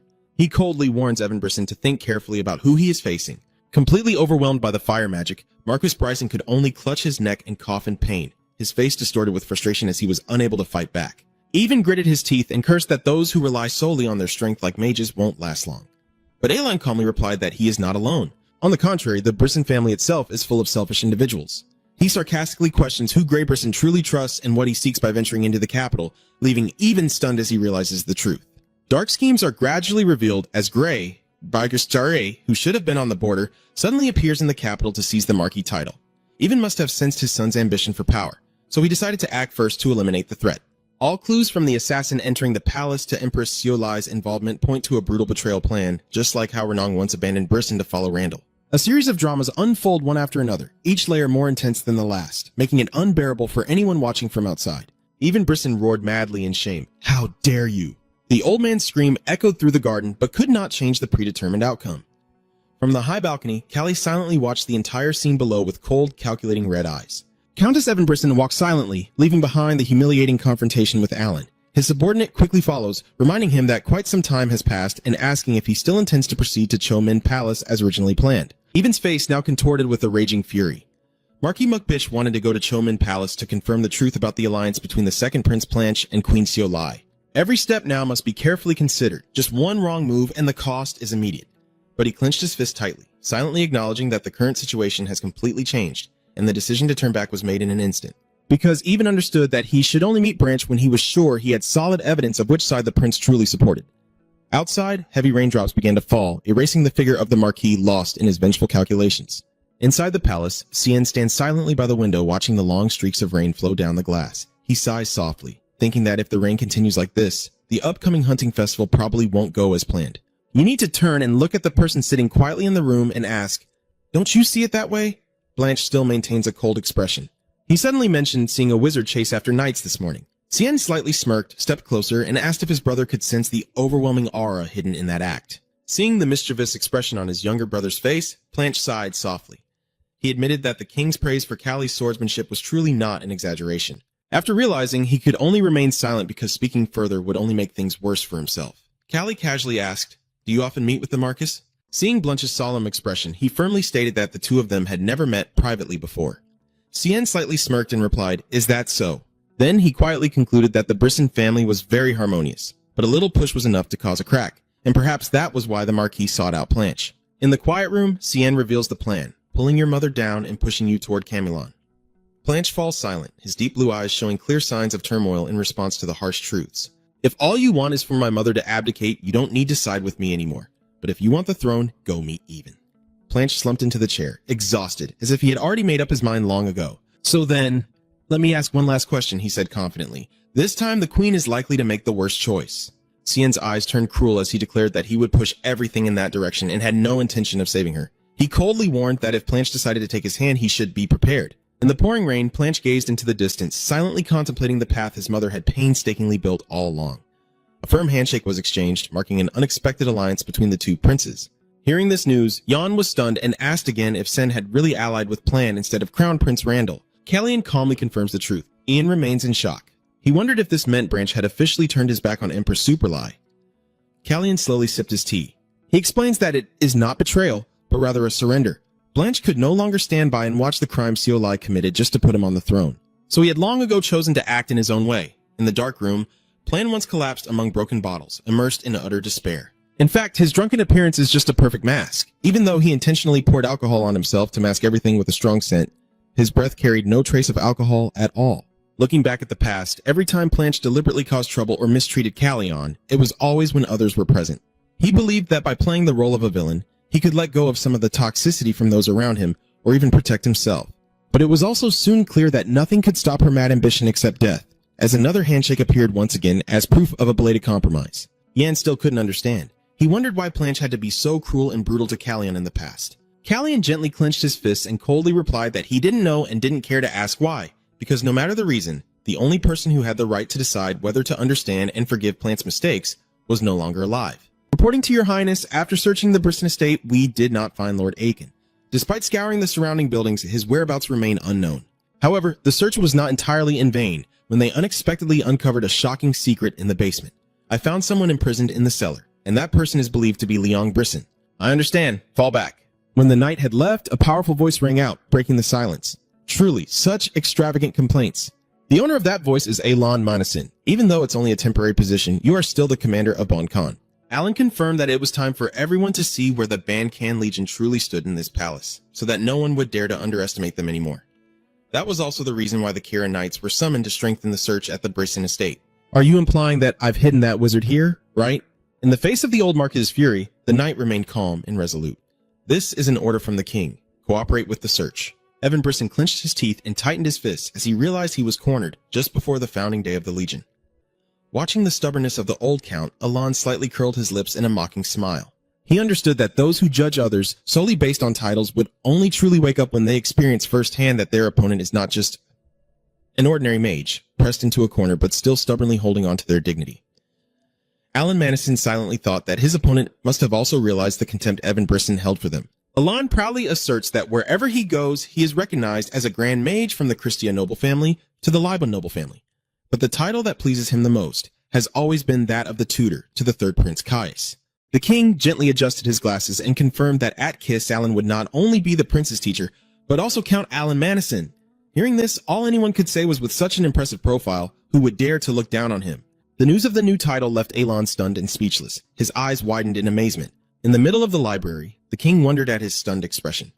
Alan slightly curled his lips into a knowing smile. He thought those words of praise sounded so gentle and calm, like a passing chat about the weather. The heavy rain finally stopped completely. Callie stands by the window, her crimson eyes gleaming with satisfaction as she predicts the weather will make the hunting party go smoothly. Just then, Jan Hot High rushes into the room. The boy shouted in panic when he saw Cian leave somewhere alone again. Seeing Tui-Tung anxiously worried, Sen calmly walked in and greeted him with a composed good morning. Callian explained that he just went for a walk for a bit to deliver an important item. Sensing Jan's curiosity, he admitted that taking a walk openly like this in the early morning made him feel much more at ease compared to sneaking out at midnight. Yan suddenly remembered something important and reported that Count Pun had just sent over a few things that the prince needed to see immediately. Those were the brave horses standing majestically in the sunlight, ready for the upcoming hunt. Xian looked at the magnificent war horses and happily remarked that the prince's tastes seemed to have arrived safely in Keys. The gift list included horses with bloodlines related to Javen, but the final present left him utterly surprised. "It's a cute little white cat nestled in the basket Jan brought," Xian chuckled. "I was originally thinking of giving a bird. Or a dog. But the appearance of this cat right now is just perfect. Even in the midst of a tense battlefield, seeing a white cat instantly melts my heart." Xian gently hands the cat to Hina and advises her, "Take it. Hina, the cat can still be kept in the palace for men. Take good care of it." Seeing the little cat nuzzling affectionately in her hands, Hina couldn't help but feel moved by the prince's thoughtful concern. She smiled brighter than ever before, unable to hide her happiness. "Your Highness, do you still remember?" "Thank you, sir." Hina happily shows the cat to Kiri, but the cheerful atmosphere suddenly turns serious as Jan approaches C with a grave expression. The boy softly spoke. "Prince, I have one more thing to report." Ian whispered into Sion's ear that yesterday the king sent the Kira cavalry to search the Brisson estate. However, his whereabouts remained completely unknown. Callie's eyes darkened as he silently mimicked Master Alon's gestures to dispel his worries. "My subordinates are not so easy to deal with. Wherever he is, he will protect himself well." Although he outwardly appeared optimistic to reassure his subordinates, when he looked out the window, Callie's fiery red eyes flashed with a cold glare.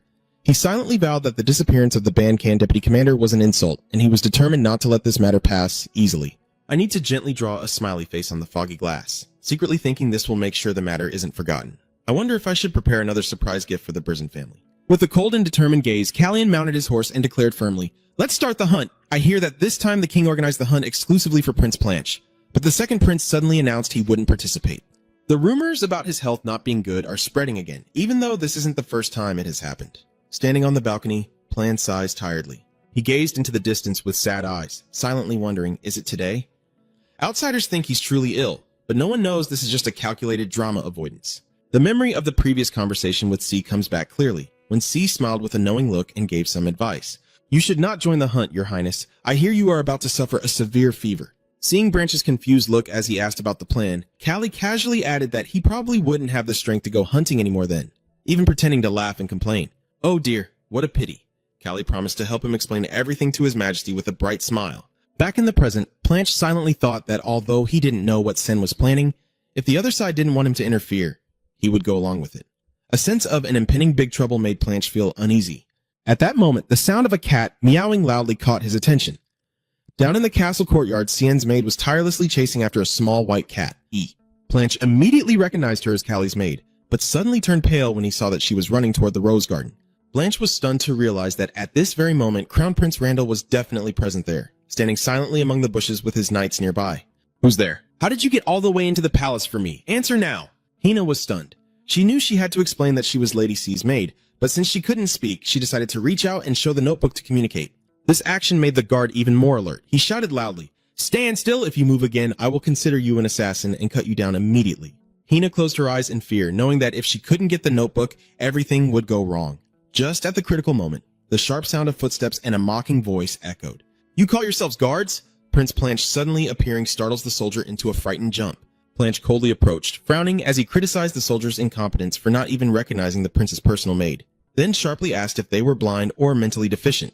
The guard's face turned pale as he hurriedly knelt and begged for forgiveness for not recognizing someone working in the palace. Blanche coldly ordered the guard to put down his sword immediately. Seeing herself saved, Hina nervously bowed her head to thank the second prince and hurriedly left.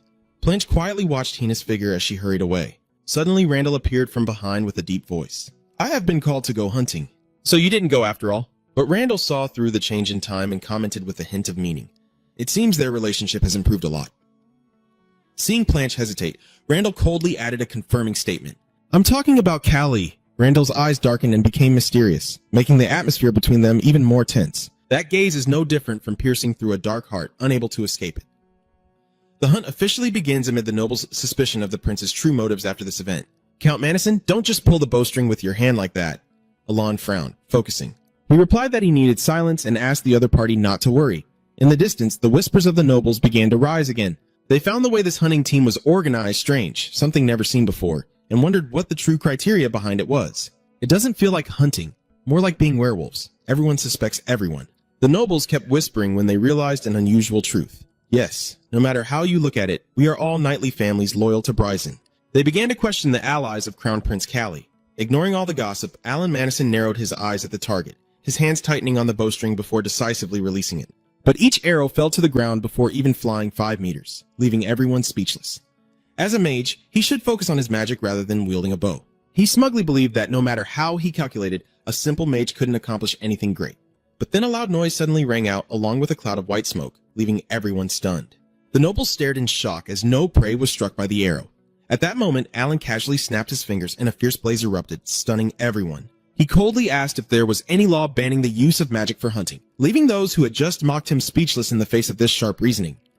The nobles supporting Britain were so shocked they broke out in a sweat. They understand well that if the magic attack had aimed directly at their necks, they would be dead by now. This is the harshest warning to those still lost in their ways. Alan slightly smirked, believing that since they were sitting comfortably on a tree as big as Brisson, being caught was only natural. A final warning was issued, making the atmosphere of the hunt more tense than ever. Meanwhile, on the other side of the hunting ground, Callie was also beginning his own plan. He leisurely raised his longbow into the clear blue sky and declared that soon he would start his own hunt.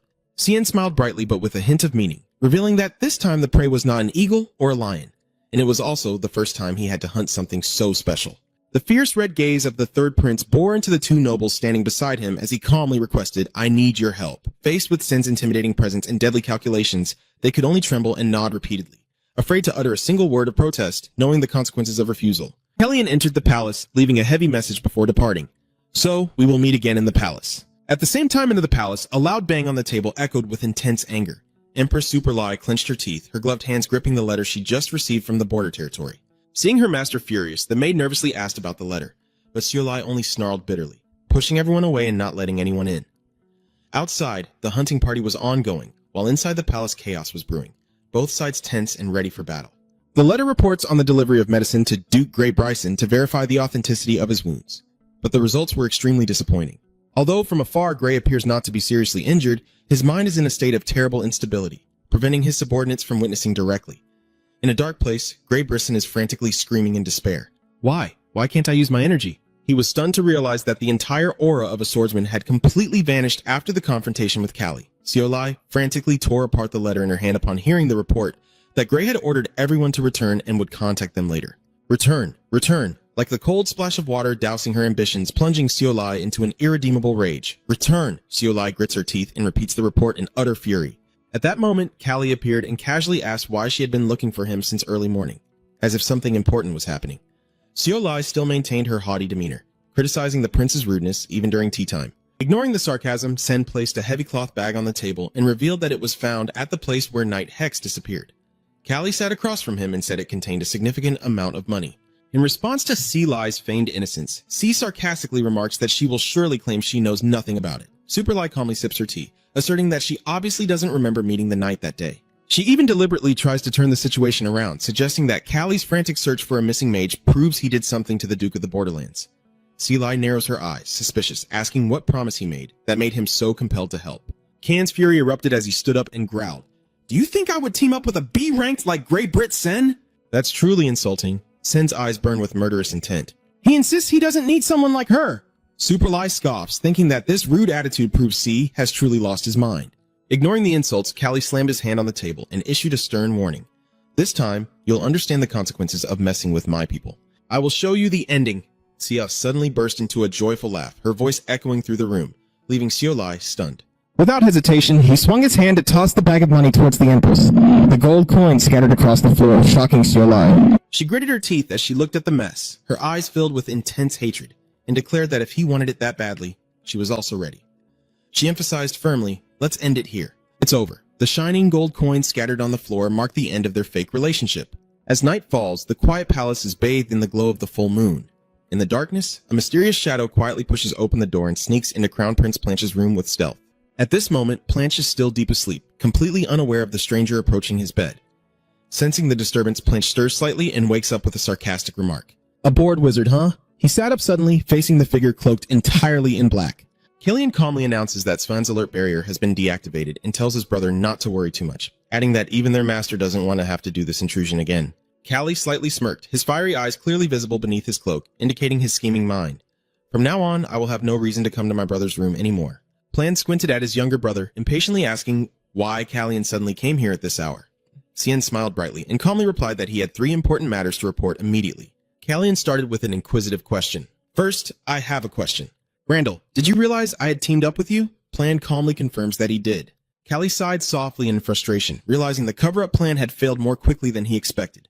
He thought it was best to hide it for as long as possible, but somehow everyone was so perceptive. When Sen asked about the older brother's reaction, Plan recounted that Randall felt that the relationship between Sen and him seemed to have improved a lot. Plan reminisced about the encounter with Randall in the garden. Seeing the eldest brother standing silently, Blanche softly asked if Randall felt regret over Callie's change. Randall remained calm, his deep blue eyes untroubled by his brother's question. Blanche slightly smirked, asserting that he had no reason to feel regretful.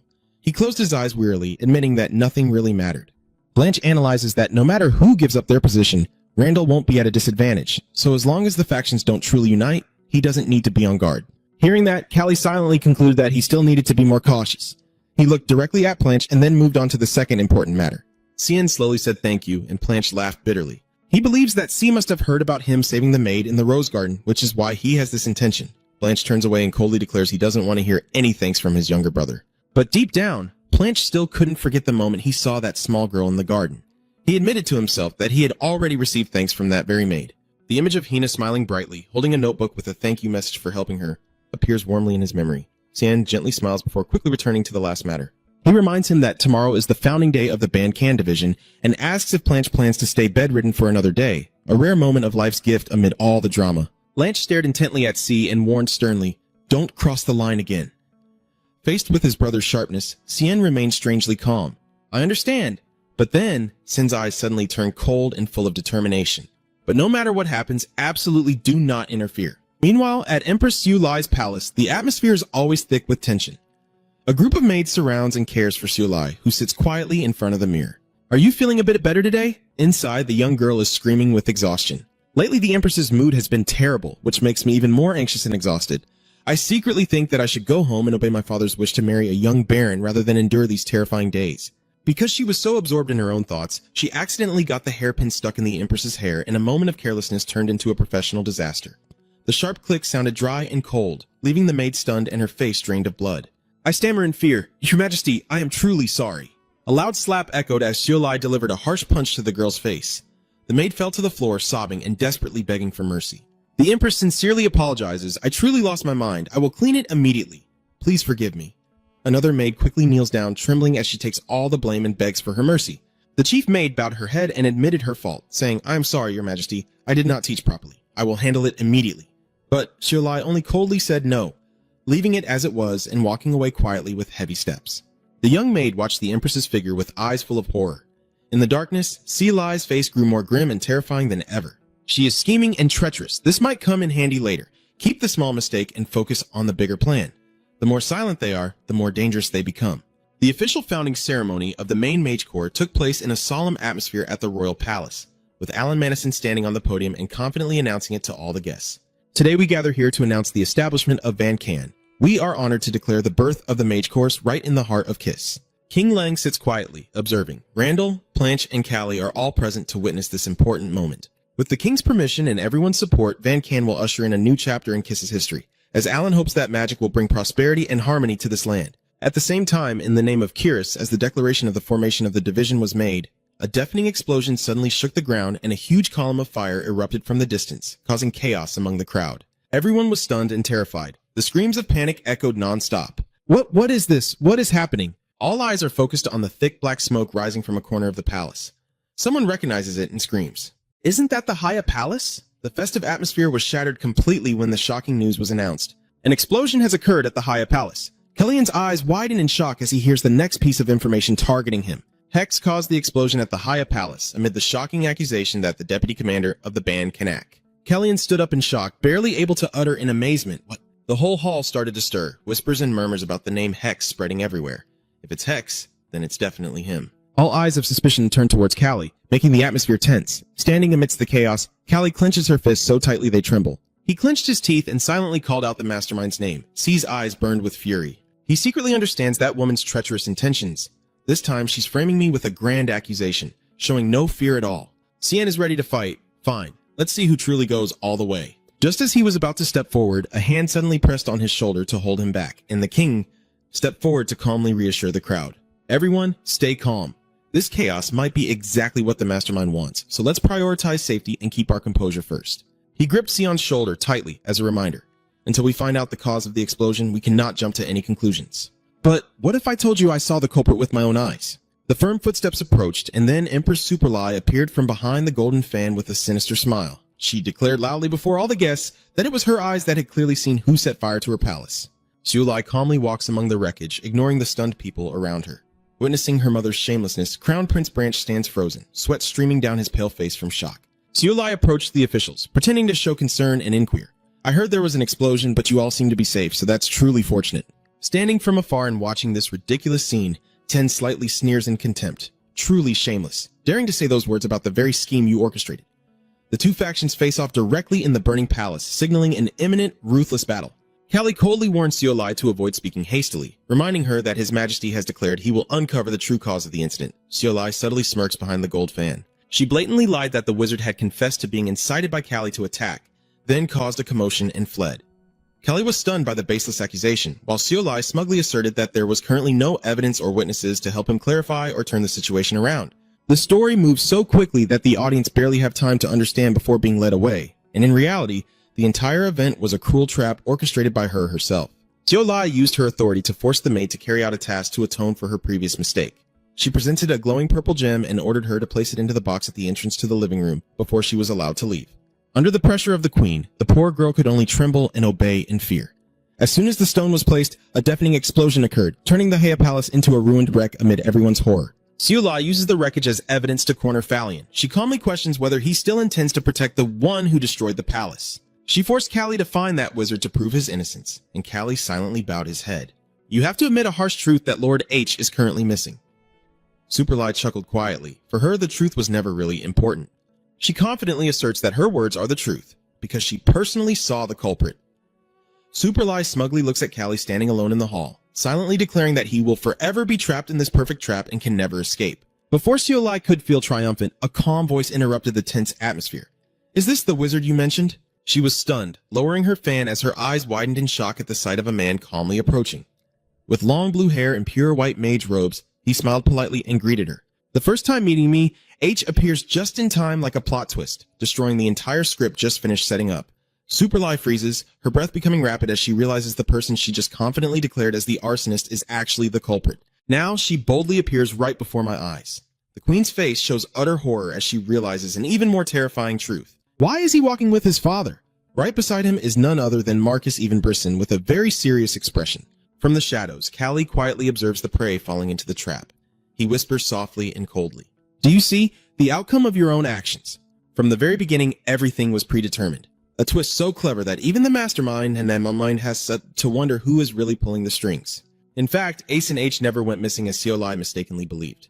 After the failed assassination attempt, he simply enjoyed the 5-day vacation he deserved. But it was the incidents involving Grey Brisson that sparked suspicion, leading to a series of injustices falling upon the vice commander. Amid the queen's treacherous schemes, there was one person who could not turn a blind eye. That was Earl Evenbrisson, who seemed to understand the entire puppet show orchestrated by his daughter. Callie had already anticipated that Sai would use Ian's absence as an excuse to act, so he cleverly arranged a decisive checkmate move. Following the prince's orders, he secretly stayed at the Brisson estate until the official establishment ceremony took place. His appearance, along with Marcus Evenbrisson, at this critical moment is the strongest blow to the queen's ambitions. If this time Marquise truly chooses to side with Callie, all of Superlie's power and schemes will be completely shattered. A secret move revealed at the last moment is a checkmate that can't be defended against. From afar, Callie subtly smirks with a sinister smile. He silently thought that he was simply making full use of the pieces in his hand to change the situation. Callie immediately approached the king and firmly suggested, Your Majesty, please investigate the truth of what happened at Heya Palace right here. He glances at Superlie with a provocative look and confirms that the sorcerer the queen consort Hang has been waiting for has finally revealed himself. Under the pressure of the truth, King Lang hardens his face and decisively declares, Fine, I will do that. I told you not to speak recklessly. Superlie is stunned and staggering, her eyes wide with horror and utter shame as she looks at the king and the knights surrounding her, grinding her teeth in furious contempt. She silently curses the foolish old king and the knights here, all useless fools caught in chaos.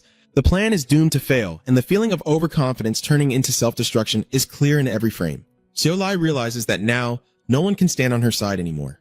In her desperation and madness, she suddenly burst into a sinister laugh that echoed throughout the hall, sending chills down everyone's spines. Super Lai looked directly at C, recalling her late mother with a cruel tone, reminding him that his mother also smiled like that until her last moment. You really resembled her a lot. As soon as she finished, Super Lai secretly drew a sharp dagger hidden behind her golden fan, causing Callie to tremble in shock. Witnessing the mad actions of the queen, the king hurriedly rushed forward, but it was too late. Super Lai charged straight at Callie and delivered a deadly stab. Callie could only stare in horror at the dagger embedded in his body as the prince's scream tore through the heartbreaking scene of tears and chaos. Callie was horrified as she looked at the person blocking her way, recalling the cryptic warning that she must not interfere no matter what happened. The deadly stab had pierced the chest of the second Prince Blanche instead of Callie. Blanche collapsed into his brother's arms in shock as everyone watched. Cien cried out in pain, "I told you so, big brother!" Seeing her own hand fatally wound her son, Xiao Lai called out Punch's name in shock, but then she roared wildly, painfully realizing that this child had ultimately chosen to betray her completely. King Lok Mong hurriedly rushed forward, shouting for Xiao Lai to let go immediately, and ordering the royal knights to protect his son at all costs. The royal knights stormed in like a storm, surrounding the hysterical queen to stop her from causing more harm. Amidst the chaos, King Lok Mong declared firmly that it was over and demanded Xiao Lai surrender. A surge of dark blue magic suddenly tore through the air at lightning speed, like a thunderbolt strike, causing Xiao Lai to scream in agony before collapsing. Callian now appears with blazing red eyes full of fury, holding a sword emitting a radiant aura and an oppressive pressure. He coldly looks at the ruthless woman kneeling before him and demands to know if she hears his words. Tien tightly embraces Blanche as he fades away, reminding her again that he demanded she let go from the very beginning. Queen Choi Huang responds, her commanding shout echoing clearly through the chaotic atmosphere. The Knight Squad immediately moved to secure the surrounding area as things temporarily settled down. The noble crowd was stunned, whispering in shock. Did you see that? It was clearly sword energy. The shocking truth was hard for everyone to believe.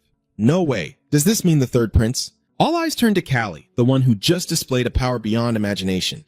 Is the third prince a sword saint? Callie tightly holds her fainting brother and screams out. Brother Plant struggles to open his eyes, blood pouring from the corner of his mouth as he realizes the truth. You used sword energy? Immediately after, Planche completely collapsed, causing Callian to scream wildly. Brother Huan Trung, while Super Lai was being roughly taken away by knights, Sen urgently ordered to get her out of here and desperately asked to call the healer to protect the king. The king staggered in panic and rushed forward, crying out in pain. Biel saw the chaos, hurriedly called the master, and asked for the protection of his majesty. He held tightly to his father and advised him, "You've heard it too. Your majesty, first let's get out of here. This place is very dangerous. Though my heart is bleeding with worry for my son, I can only helplessly utter words of despair while firmly reminding myself of the heavy responsibility of the throne and affirming that I have also experienced that pain." He asked the king to hand over this place to Sen for handling. Seeing the determination of the children, the king suppresses his pain and keeps it inside. He clenched his fists and said firmly, "I will trust Cien." Callie shouted in despair amidst the chaotic hall. Is the healer still not here? Control the area immediately, he urgently orders his subordinates to tear the curtains to stop Plunch's bleeding. But his hands were already stained red with wounds too severe. Seeing the blood flow nonstop, Callie was stunned to realize the situation was spiraling out of control. Deep down, he was furious and shouting at his brother's reckless actions. This crazy guy, I saved your life with so much care, and yet you do this? Even the blessing power from Suspanian isn't enough to stop this cruelty. If it continues, Plan truly won't survive. He really will die. Callie shouted in despair as he still couldn't see the figure of the healer. A subordinate hurriedly reports that the healers have ridden away, and Yan has also arrived at the palace with men to find Haina as instructed. Callie froze, her red eyes wide open as a thought suddenly flashed through her mind. He immediately realizes that there is still someone here capable of saving Planche's life, and that is Randall. Cien narrows his eyes as he watches the eldest brother quietly walk away and silently calls out, "Brother Randall." In this chaotic situation, Sen realizes the true nature of the person is gradually revealing itself most clearly. A ruthless and terrifying logic lies behind the calm exterior of the eldest brother walking silently with the king as he secretly understands the true nature of the one holding the secret power. Randall continues to walk calmly with a cold expression, indifferent to his brother's life or death behind him. Sen grits his teeth in fury as he realizes that for Jandel, keeping his identity as a priest secret is more important than the life of his dying half-brother. He roars in helplessness. Damn it! Cien holds tightly to Blanche's fading body, screaming inside. Live, please live! BR must survive at all costs. On one side is cold, ruthless principles, on the other is a shattered family bond right before their eyes. Callie screams in despair as she clings tightly to her dying brother. Don't die! Suddenly, just as everything was hanging by a thread, shouts rang out signaling the arrival of the medical team. Time passes, the clinking of chains echoes dryly. The heavy prison door closes behind a figure walking leisurely down the dark corridor. Standing before the cold iron bars, Callie quietly observes the woman who once ruled the palace now paying the price. Xiao Lai sits on the floor with her arms bandaged white. She slightly smirks and asks, "What do you want from me?" Callie confirms in a low voice, "Yes, I called you because I have something to ask." She slowly stood up, her gaunt hands gripping the iron bars tightly and whispering with a sinister tone, "Be honest." Xiao Lai's eyes flashed with a sinister gaze as if to see through the other person's soul. She pressed on, "Are you hiding something?" Callie remained silent, facing the suspicion with her fiery eyes unshaken by the queen's haunting question. Xiao Lai leans closer to the bars, his eyes showing pure malice as he repeats the question. "Hey, you there, you're hiding something, aren't you?" Xian remained unfazed, half-closed his eyes, and calmly replied with an obvious truth. Everyone has something to hide in this world. By the way, I also have a question. Are you really the one who killed Empress Isa? Hearing the name Isa, Xi Lai froze for a moment before suddenly bursting into a wild, crazy laugh. She admitted it with such pride. How could I forget that? That was the first time I personally handed over a cup of poison. Seeing how terrifyingly ruthless the opponent was, Callie decisively turned and walked away. "I have nothing left to say to you anymore." The sound of his footsteps echoed down the dark corridor, leaving behind Xiao Lai's anguished screams. "I've been honest enough already, but you haven't." Lai still quietly moved toward the light at the end of the dungeon, ignoring Xiao Lai behind her. Xiao Lai clung tightly to the iron bars, her eyes shining with a sinister gleam as she delivered her final sarcastic remark. "Actually, I thought that as soon as you saw me, you would ask something else, like whether your son is alive or dead." Xiao Lai let out a hysterical laugh, mad in the darkness of the dungeon. She grits her teeth bitterly, thinking about that last dagger. Until the very last moment, it still blocked her way. She clenches the iron bars tightly, telling herself she did her best for her son's future.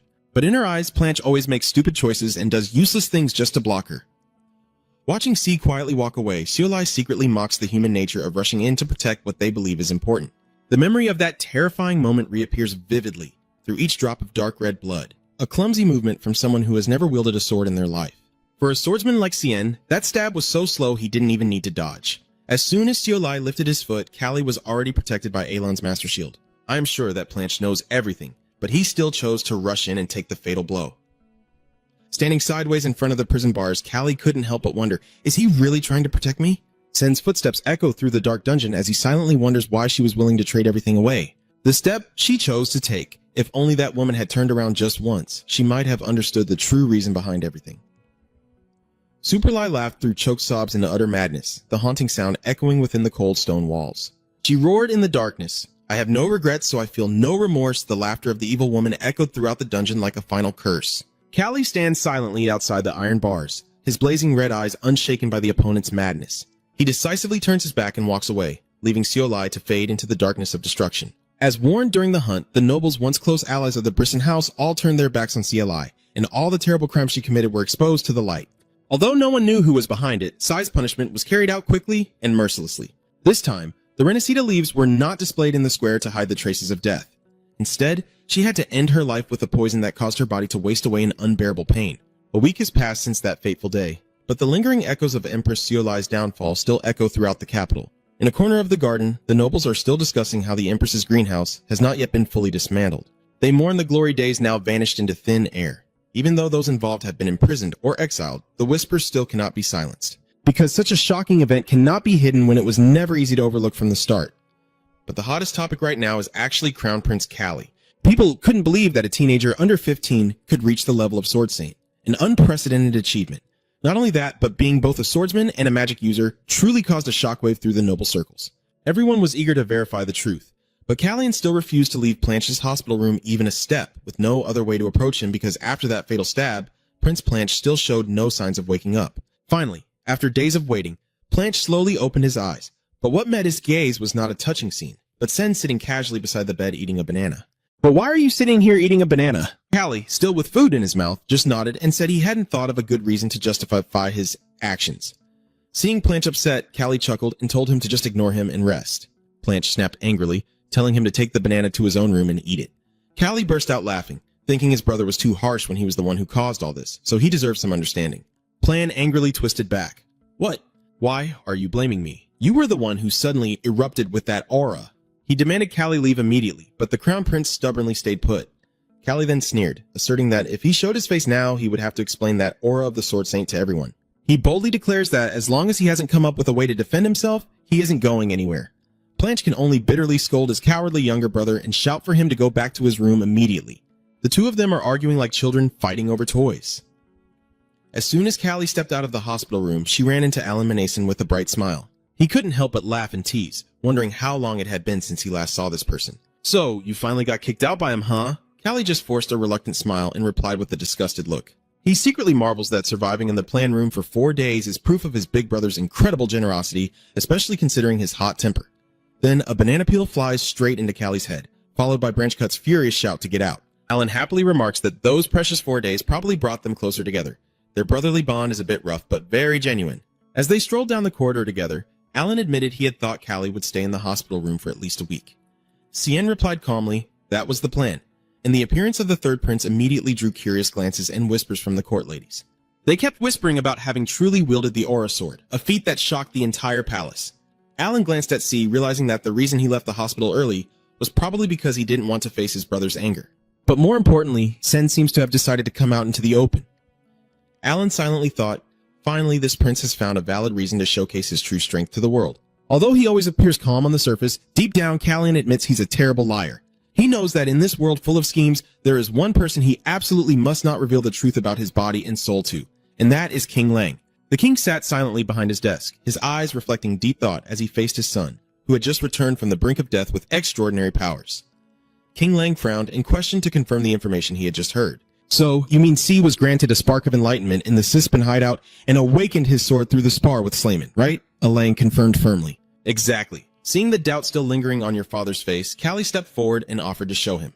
Immediately, a blazing blue light erupted from Cien's palm, releasing a powerful pressure of magic and aura that stunned both the king and Alan. Cien looked straight into his father's eyes and confidently declared that he could now master both aura and magic. Faflik in front of the old man simply looked at him silently, as if he understood immediately. Cien casually spread his hand to reveal a small surge of magic and said, "Learned a little trick. So this is your true intention behind saying I face more danger?" Callie bowed his head and apologized for not revealing himself sooner, but the king understood and said, "No, the palace is not a safe place for you. You have your reasons for hiding like this." He decided to hold the founding ceremony of Van Canum early, so Callian could have the chance to officially address his identity in front of the public. Alan teased that the king should have suggested it to him, but Callian insisted he had signaled many times already. Even the king had to admit he had been too careless in not recognizing his son's true strength. "No, I am completely impartial between public and private interests, but inside, the king still feels heavy with worry." News that Sen is a swordsmanship master has spread, making the Beanon family cautious, but Randall is the real problem. From that day on, Randall became so indifferent that it was almost frightening. In the king's eyes, Randall always saw his brothers as rivals rather than family. Other families are happily enjoying themselves. This family is tense and strained. He fears that if Vian Khan ascends the throne, the kingdom will head in what direction? Lost in thought, the call of his attendant startles the king back to reality.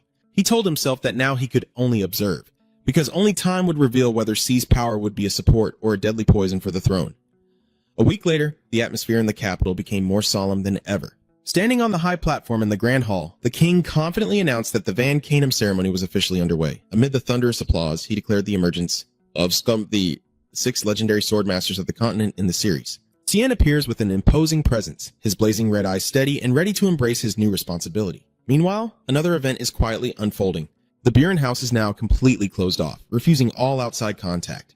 Behind the sealed doors, Ray Brisson is frantically training like a madman. Despite his subordinates' worried attempts to stop him, because he had been wielding his sword non-stop for hours without rest, Gray roared in fury. "Shut up." He swung sharp strikes that tore through the training dummies, but inside he was filled with helplessness.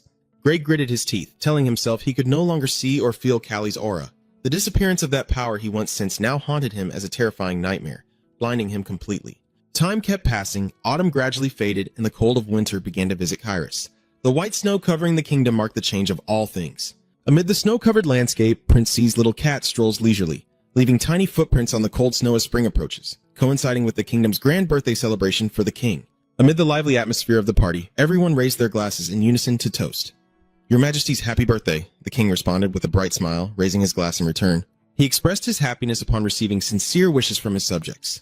The king confidently declared that spring is the season of new beginnings and hoped that today would mark a turning point for everyone. Right in the midst of the romantic falling cherry blossoms, a man with long silver hair and sad purple eyes suddenly appears. Callie stands frozen in shock, her red eyes wide with amazement as she utters the name. Everything rewinds to 2 months before spring arrived, bringing with it warm and passionate air. The harsh winter passed quickly, as if it had never existed on this land. On the magnificent balcony of the palace, Callie quietly sips tea, gazing at the peaceful scene beneath the clear blue sky. a moment of change filled with a freshness beyond words. Callie takes a sip of tea, his crimson eyes reflecting the sunlight, and softly smiles with an air of mystery. In the luxurious room, a gentle hand pushes the red invitation letter toward the opposite side, accompanied by a voice. Alan softly exclaimed with interest, "This is the second time I've received an invitation to your birthday. Your Majesty, you even brought it yourself." In response to that surprise, the king gently smiled and reminded, "Then this time you also can't ignore it like last year, okay?" Alan Namni sips his tea, confidently assuring His Majesty that he can rest assured because he will definitely stay in SIS for a long time, so he doesn't really need this formal invitation. Alan laments that time flies so fast, and it seems he has never been truly surprised by what happens here. Hopefully, there won't be any more palace drama. People are already tired of waiting. Taking a sip of tea, the king hesitantly recalled and remembered. "Oh, right. Did you also rush into the palace around this time last year?" The king gazed affectionately at his old friend, while Alan silently enjoyed the fragrant tea amidst the romantic scene of falling cherry blossoms, and the king let out a gentle sigh. He gazed into the distance through the open balcony door and quietly wondered what awaited us this year. Cien poured all his strength into the confrontation, swiftly flipping to dodge the flying shards of magic, and immediately counterattacking with a cold, sharp sword strike. With his confident red eyes, Kion slightly smirked, then suddenly accelerated, forcing his opponent back with a series of powerful strikes. Callian suddenly disappeared and reappeared right behind the opponent with terrifying speed.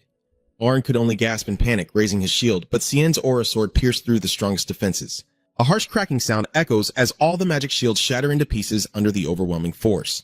Aeon stands frozen, sweat pouring down as he feels the cold blade pressed against his neck. He struggled to speak and said, "I surrender, I surrender." Prince C smiled, withdrew his magic power causing the sword to vanish into thin air, and praised him. "That was a great fight. You witnessed a top-level duel, and the crowd around erupted in cheers and applause." He exclaimed in amazement at Sion's ability, "How can you teleport like that without reading a spell?" He couldn't hide his astonishment, and insisted that he himself should be the one to be impressed. When the aura sword of the prince now fully obeys its master's will, ACN admires Cien's mastery in breaking through magical shields without using any harmful spells. But she smiled brightly and clarified that he was not holding back at all. He fought with a ruthless attitude, not just playing around. While the other mages gathered around are begging Austin to teach them the type of spell he just used, Cien quietly approaches Planche, who is sitting pensively on a stone bench. When asked about his feelings after the recent sparring match, Planche simply responds with a nonchalant remark. Callie gently smirked and continued to probe to uncover his brother's true intentions. Seeing Blanche's eager expression, Callian silently considered the weight of his opponent's responsibilities.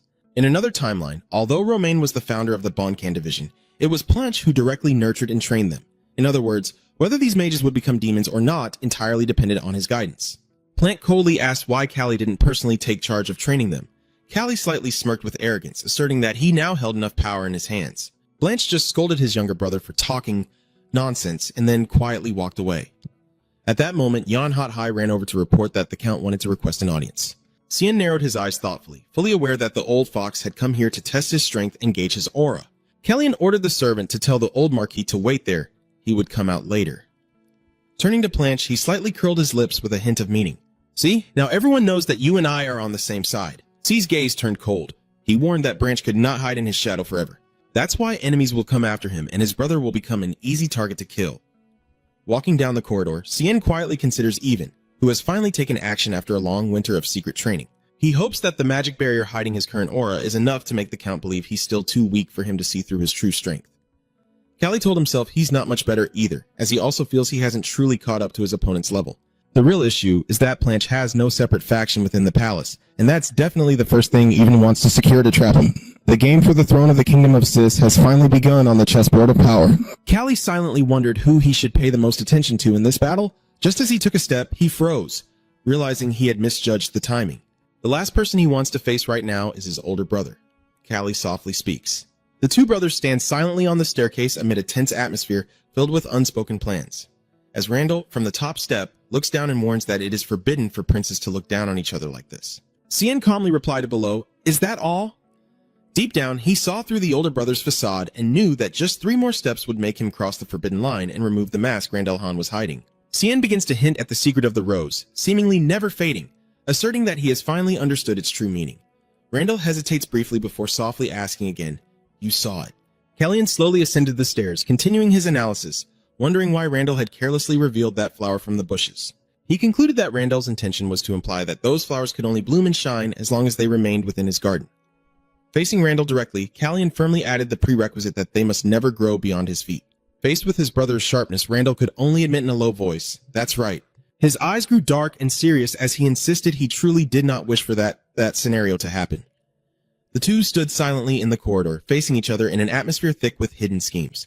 The scene shifts to a luxurious room where Alan sits with a haughty and sarcastic expression about the recent encounter, believing C missed a perfect opportunity by not letting Marquise Boone pass through so they could conspire together against him. Alan snapped that if he wanted to make more enemies, it would be much faster to do so. While Alan was passionately lecturing, Callian calmly sat eating chocolate and praised its deliciousness. Alan sighed quietly, lamenting the peculiar personality of the young prince. Callian affirmed that Randall would not act unless he was certain that he and the Count were not colluding. While leisurely enjoying the cake, Callie observed the Basen estate, noting that Earl Even was likely hesitating because he couldn't gauge the true strength of his aura sword. The fact that he and Plant had officially joined the same guild forced the Beanon family to reconsider their options. Callie skillfully catches the falling candy, confidently smiling, asserting that this doesn't mean he will become a target. The situation is tense, but he handles it like a casual game. The atmosphere suddenly shifts to a place thick with the smell of Suspanian beer. Amid the chaos, a fully cloaked shadow silently carries out the plan. When confronted by a man demanding repayment, Kiri remains unfazed and decisively draws his sword. Callie carefully instructed that Kiri must remember this mission. Under his cloak, Kiri's eyes gleamed with a cold expression as he continued to sweep through the casino area. Despite the screams of terror, he strictly obeyed Cien's order to never lay a hand on the girls working there, quietly walking among the panicked fleeing crowd. He remembers the warning that the sponsor of this place deserves to die, but he must spare all of them, including the fighters imprisoned with injuries. Suddenly, a group of sword-wielding people rushes out to block his path and roars to kill him. Following the command from his master, Kiri immediately launched into a slaughter at the enemy's lair. Kiri coldly swung his sword, causing anyone in his way to fall in pain before they could fight back. After clearing the outside, he quietly walks among the corpses, moving deeper into the secret room. The sound of the door opening echoes coldly, breaking the terrifying silence of the base. Inside, a man is frantically pressing a knife to a woman's throat to take her hostage, shouting threats and retreating. "If you take another step, I will cut her throat." The woman also desperately sobs and pleads for help, begging for mercy. But Kiri still kept a calm expression and subtly shifted his position to observe more closely. He remembered that when he just entered, only these two were whispering to each other. In fact, that woman secretly whispered to the man to use her as a hostage and find a way out. Seeing through the act, Kiri deduced that they were in cahoots. Without hesitation, he swung his sword to pierce through the decoy, ending the chaos immediately. Acting so dramatic, huh? Kiri read the script faster than the director. The man collapsed to the floor, gritting his teeth as he threatened in his final breath. "You think you can escape this? The one we serve will never forgive you." Standing firm before the enemy, Kiri coldly interrupted, "I don't care!" At this moment, the door swung open, stopped, and he put down his sword. Kiri gasped for breath from exhaustion, quietly lowered his sword to the floor, making a dry clatter. "I am a servant of Prince Callie." The night watchman, riding his horse through the night, his heart burning like fire after witnessing the casino being ransacked. He grits his teeth, sweat pouring down as he knows he must report to the Marquise immediately before things get out of control. But suddenly the road ahead was blocked, causing him to panic and shout, "Who's there?" Callie emerges from under the light cloak with a cunning smile and eyes blazing with threat. He calmly asked, "Where are you rushing off to?" At the Marquis's residence, a loud explosion echoed as even Bourne raged, smashing things and growling. "Idiot!" The old man's fury exploded at the soldier for reporting late, giving the royal family an excuse to interfere in a matter that should have been thoroughly investigated by the guards. The Mad Lord, furious, realized that this delay had given Kiri enough time to reveal himself as Cien's subordinate, completely turning the situation upside down.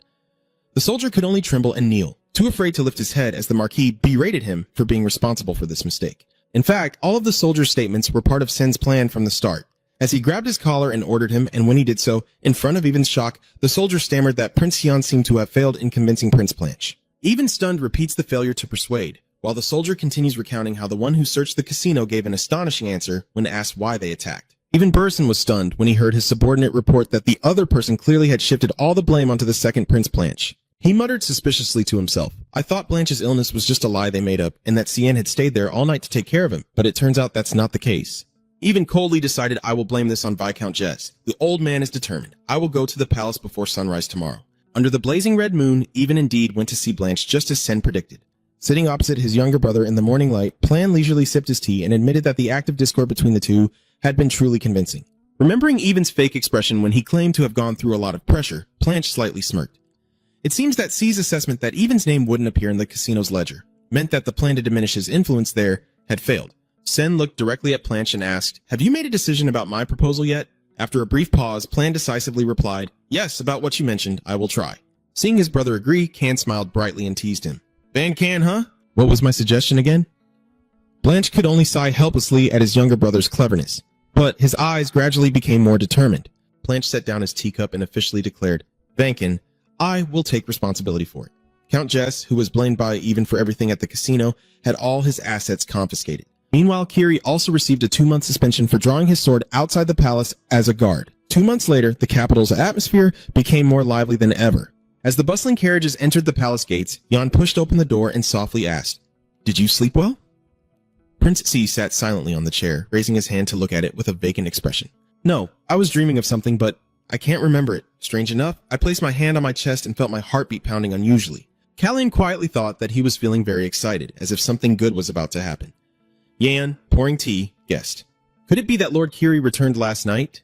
The boy mentioned something important, in the sense of an omen is here, but the little ones still don't know what's about to happen." That is the matter of the palace preparing to welcome a congratulatory delegation from the Holy Land of Tanshin. Cian holds a teacup in his hand, with a contemplative expression on his face. At the same time, in the royal garden, Crown Prince Blanche was pacing when he suddenly stopped, sensing something unusual. Strange. He watched the group of people in white robes entering and wondered why Tannen had sent so many monks. Realizing the seriousness of the situation, Blanche decided he had to report this to His Majesty. But just as he was about to leave, he suddenly spotted a familiar figure. Blanche stared intently at the uninvited guest, muttering in astonishment, "What are you here for?"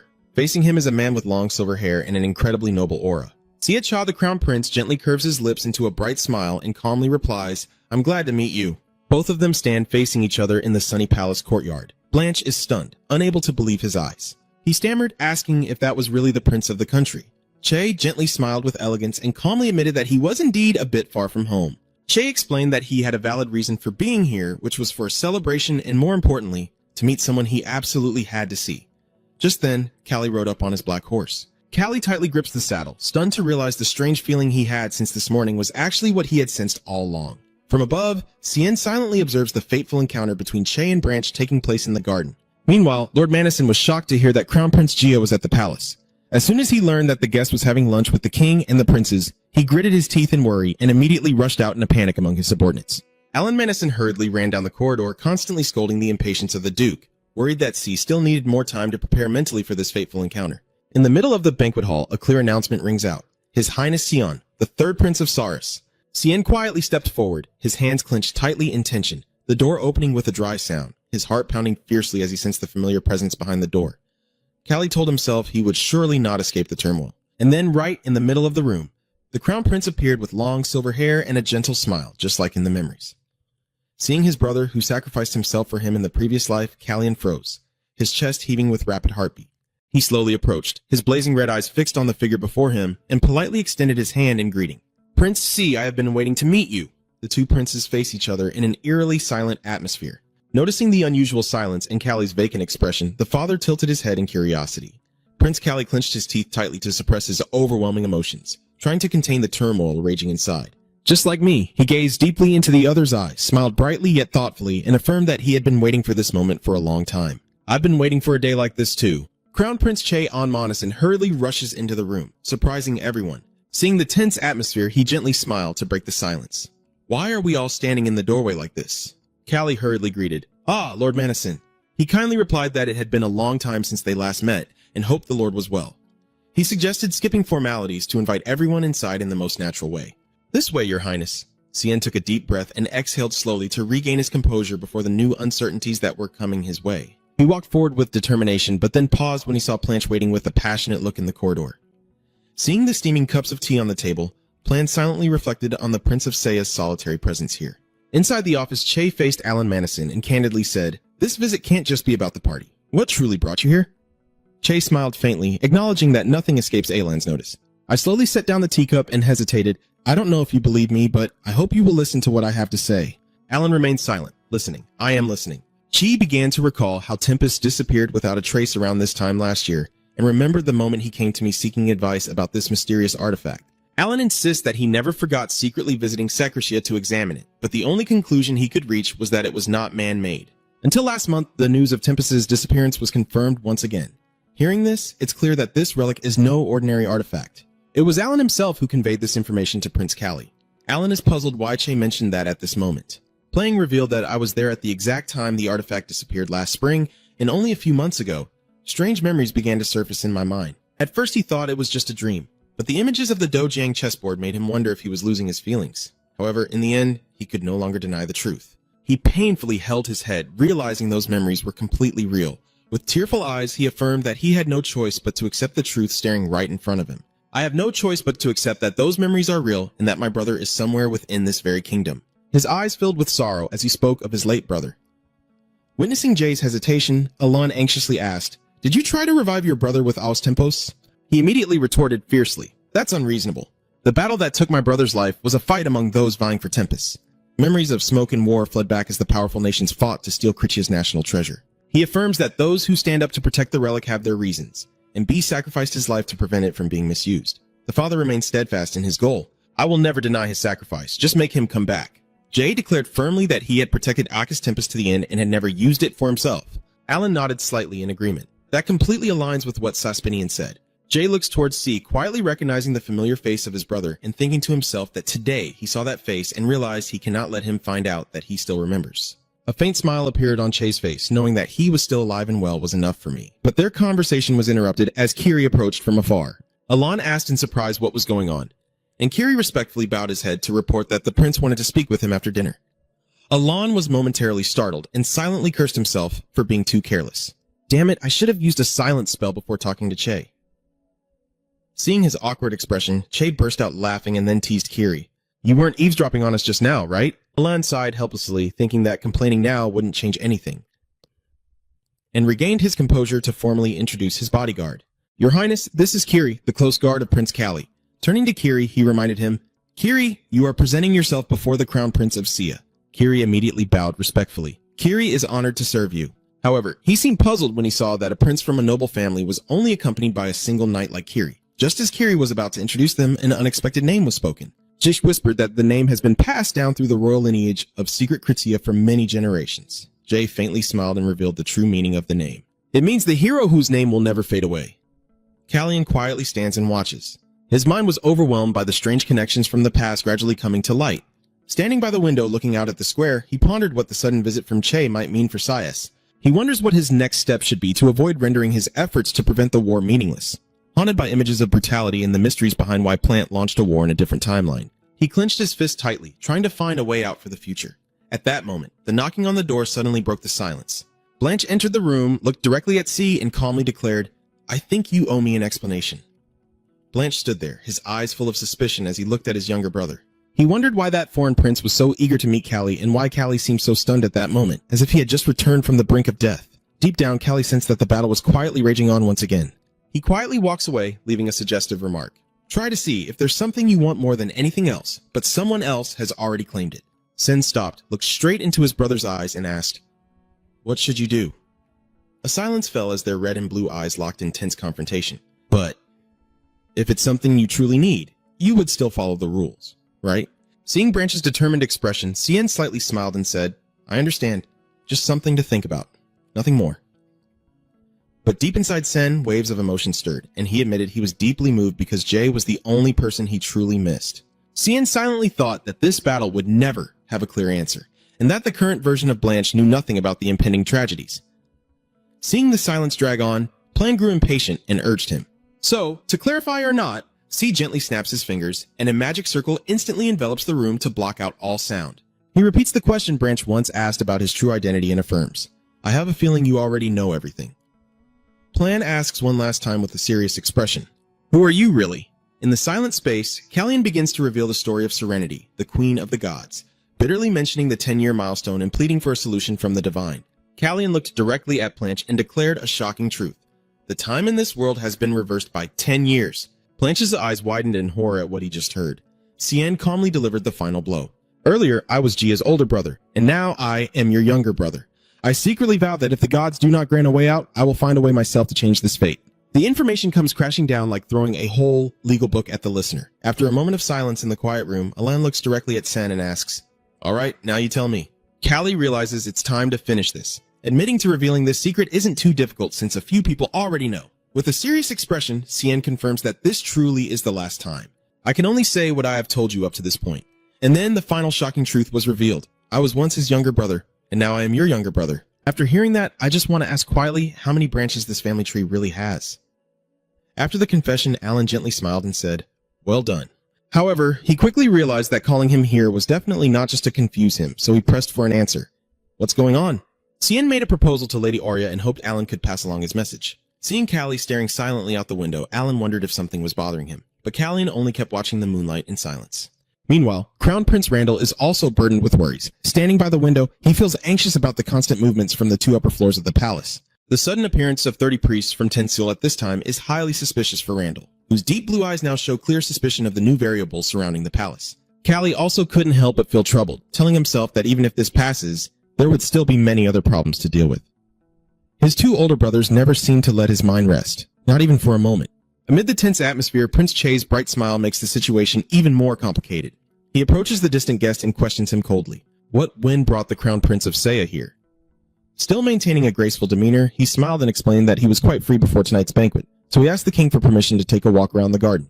Looking at the surrounding scenery, Che couldn't help but marvel at how beautiful the place was. However, sensing the second prince's indifference, Che quietly thought to himself, "Prince BR, he doesn't seem to like me very much." Blanche slightly raises his lips in doubt. "I have more questions now. What could be so important that the Crown Prince had to come here himself? I wonder about Jay's true purpose. Is it really just to meet Marquise Madison as the rumors say?" In response, Che suddenly mentions hearing that recently, Prince BR has been very enthusiastic about developing Van Can. Blanche sarcastically remarked that he didn't expect Kyrus's news to reach Secretia, but Che simply shrugged it off as nothing unusual since His Majesty is fond of raising birds. Che's gaze suddenly sharpens as he asks a question that digs deep into the other person's mind. Is it because Van Can was raised with such passion that the prince's hidden power struck a nerve, leaving Blanche stunned and frozen in place, as Che gazes directly into Blanche's trembling eyes, seemingly about to reveal a terrifying truth in the future? Blanche was taken aback. What have I done to myself? Che glided past him with a cold expression, admitting he was wrong to think that Blanche was completely unaware of what had happened. But Blanche remained firm, confidently asserting that Van Can belonged to his brother, so Che didn't need to worry about it. Che stopped, looked back at Blanche with a dark, haunting gaze, and left a final message. "You really should hope for that." Prince B.R. Callie quietly holds the list in his hand, his red eyes showing deep thought as he notices something unusual. Makem Chattis was not among the priests entering Keys. He should have been in La Tran, but he was not included in this congratulatory envoy. Callie wondered silently, what exactly are they thinking? Just then, Jan opened the door and reminded him, "Your Highness, it's time to prepare for the banquet." Callie calmly signaled to the young Jan to come and sit with him and chat for a bit, revealing that Tensil had sent as many as 30 monks and suspecting that Crown Prince Randall was involved in this matter. Although they are attending a birthday ball, they are not counting the priests present in Kiss as part of their total numbers. Callie wondered, what is it with those 30 priests showing up here? Seeing Jan still scratching his head in confusion, C was about to wave him off and say it's fine, but Jan suddenly declared firmly that they couldn't possibly send 30 people like that. In response to Cien's question, Ian mentioned that Tensil recently experienced a severe rainstorm, and Callian recalled Kyrus sending salt there as a gesture of gratitude, which led Tensil to send many priests as congratulatory envoys. Suddenly, Callie froze as he realized a very serious logical flaw. Wait, he calculated that if there was a flood, a major epidemic would surely follow. While the people of Tensil are dying off and desperately need the support of local priests, they send 30 people to the neighboring country just to celebrate a birthday. Callie smirked, a dangerous smile on his face. I blame myself for missing that. My eyes turned cold as I concluded the true identity of the envoy group. These 30 people probably aren't real monks. Blanche strides confidently down the palace corridor with a mischievous look as he passes by a door. Seeing Hina standing there, Blanche asked if the cat had gone back into the room, causing the girl to startle in fear. He coldly ordered her to step aside, while little Lai Ni apologized in fear. Lone forcefully pushed the door open and entered the room. Seeing Hina still worriedly standing outside, he calmly told her to leave the cat there, and he would return it to her later. Leaving the maid behind, Blanche quietly stepped further into the room and tightly grasped the door handle leading into the inner chamber.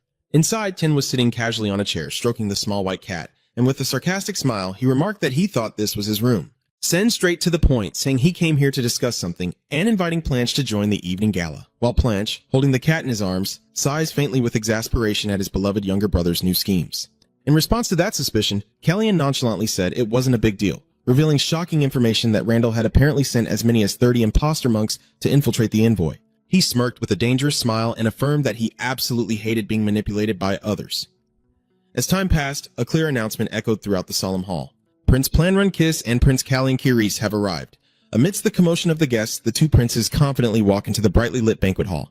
The simultaneous appearance of the two princes caused the entire banquet hall to erupt in astonishment, with endless whispers spreading around. They believe this act is nothing less than an official confirmation that the two princes have formed an alliance. The nobles wonder why this is happening, but no one has a satisfactory answer. From the high balcony, Randall silently observes with a cold gaze, clutching his glass of red wine. The crowd begins to speculate that this is a direct act of confrontation aimed at the Crown Prince, a single step that makes the entire hall feel like it's on the verge of war. Callie calmly walks away, secretly calculating that Randall will surely think he has sided with Blanche, making it harder for the eldest brother to act easily in the future. Seeing all eyes turn towards him, Blanche softly asked if that was enough. Cien smiled brightly, affirming that this was only the beginning and they had succeeded in capturing everyone's attention. Noticing that Sen keeps looking around, Plan wondered why his brother was glancing back and forth like that and quietly revealed that someone who should be here isn't showing up. Callian decisively calls out the absent Marquis Evan Brisson as the party continues lively, while outside the night shrouds the space under the faint crescent moon. Randall has now secretly left the banquet hall and cautiously asks if they are being followed. The person accompanying him confidently assured that the Crown Prince had nothing to worry about, but they had no idea they were being watched intently by a pair of eyes in the darkness. Randall and the mysterious group silently moved deeper into the palace garden's darkness, their confident steps vanishing behind the thick foliage. However, all of the Crown Prince's movements had already been calculated by Cien in advance. Following the strict order, they had to tell Randall as soon as he left the hall. A secret shadow silently followed from behind, quietly observing every move of the eldest brother in the darkness. The sound of dry branches snapping underfoot echoed sharply in the silent night. The prince's escort team immediately halted, tense and alert, while the tailing figure held their breath, heart pounding with fear of being caught. Fortunately, the person dragged into the light is just a couple secretly dating. While the guards are busy dealing with that small trouble, he quietly confirms that Randall is not the most important character right now, because their true target is the trusted attendant of the Crown Prince. Yes, emphasize that they only need to confirm one thing to expose the entire scheme. Under the cloak, a sudden surge of deadly aura was released directly at the moving crowd. Immediately, the so-called 10 super priests froze, their combat instincts making them acutely aware of the threat surrounding them. Seeing that professional reaction, the tailing figure couldn't help but be amazed, secretly wondering if they had accidentally revealed their true identity. The next morning, Cien directly went to Jandal right in the rose garden. He calmly stepped forward and firmly declared that there probably aren't any monks here. You brought the Holy Knights of Tinsel, a foreign army, deep inside. Facing the serious accusation of treason, Randall calmly stands among the vibrant flowers. He gently turns around, his calm blue eyes looking at Callie, and softly replies, "I know." Callie bluntly questions whether he truly understands how serious it is to bring Tinsel's Holy Knights, a foreign military force, deep into the palace, while Randall, in contrast to his tense younger brother, calmly turns his back and gives a cold reply. "So what if I do?" Randall's eerily calm demeanor leaves Sen stunned, his red eyes wide with shock. Callian looks directly into Randall's eyes and declares that he is fully capable of killing them all if necessary. Randall remains silent for a moment before quietly walking away, explaining that the goal of those Holy Knights was similar to that of Sen's mages. Randall firmly states that because of that, they will not harm him or any of the princes. Callie is stunned to realize a shocking truth behind this move. He pressed, "Are the Holy Knights sent to control the prison house?" Randall didn't answer, only silently gazed into the distance with deep, sorrowful blue eyes. At this moment, all the pieces in Callie's mind suddenly fit together perfectly. He now understood the real reason why Earl Evan Brisson was absent from the recent important banquet. Callian understood the cruel plan Randall had carefully devised. That was why they had to send the Tinsel army into Keys under the guise of fake priests. Cien looked Randall straight in the eyes and exposed the truth that he had summoned Count Reborn to the palace so that the Tinsel Holy Knights could launch an attack on his own territory. Cien looked Randall straight in the eyes with a cold gaze and affirmed that even with the same goal, the Tinsel Holy Knight would never be able to resemble his Van Can army. He issued a stern challenge. If you consider yourself righteous, then bring them in properly with a legitimate reason and the right method. Randall quietly looked at the bright red rose in his hand, deep in thought, wondering when his younger brother had become so corrupted. In the end, faced with the sea's pressure, Randall had no choice but to yield.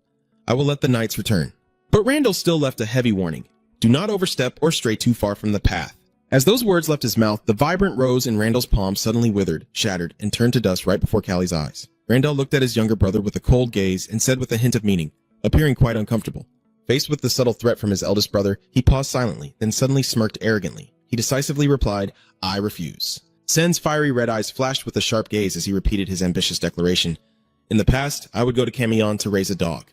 The triumphant smile of the third prince was like a declaration that he would never back down from his path to seize the throne. The incident that followed was the sudden departure of the Tenno clergy from the kingdom of Kiris, citing worsening conditions in their homeland. They only left a letter of apology for leaving without the king's permission. Earlier, when the king questioned about the clergy, Randall casually lied that he hadn't heard anything unusual. However, in reality, right after the tense encounter with C, the priest secretly withdrew into the night. This revealed a shocking truth that Randall was deeply involved and held ultimate control over these priests. Standing silently in the room, King Luchmon quietly admitted that Randall had lied to him. Deep down, he kept tormenting himself, wondering why his eldest son had become so cold and distant. Alan calmly takes a sip of tea and then speaks bitterly. It is because of your majesty. He compares even someone as cruel as Lang to at least still caring for their children, while the king's indifference has turned Jian's heart dark. Lamang can only bow his head in bitter acknowledgement. I know. The king tried to justify himself by saying he made efforts to mend his mistakes by taking walks with him and paying close attention to what Don cared about. But Alan poured cold water on him, saying, children don't always grow up the way their parents want. He suddenly changed the subject to the current king of Reborn, Ellen's son, whom he considers very special. Alan reiterated that former King Ton was executed, and the king also confirmed he was aware of the matter. During his hideout there, Ton plotted to use poison to kill him, but the cruel plan backfired when he accidentally ended up killing his own son. As soon as Elin discovered the truth that he was the culprit, she had no hesitation in executing him. Since then, Elin's remaining son fell into a severe state of confusion. And Elon asked if the king knew what Elin had done to that boy, and the answer left Lokmang utterly stunned. Elin made her son clean the house of the snake for a whole month. To the king's surprise, Alan explained that she forced him to go to the house of the deceased because of Ton's mistake to understand the pain her family caused.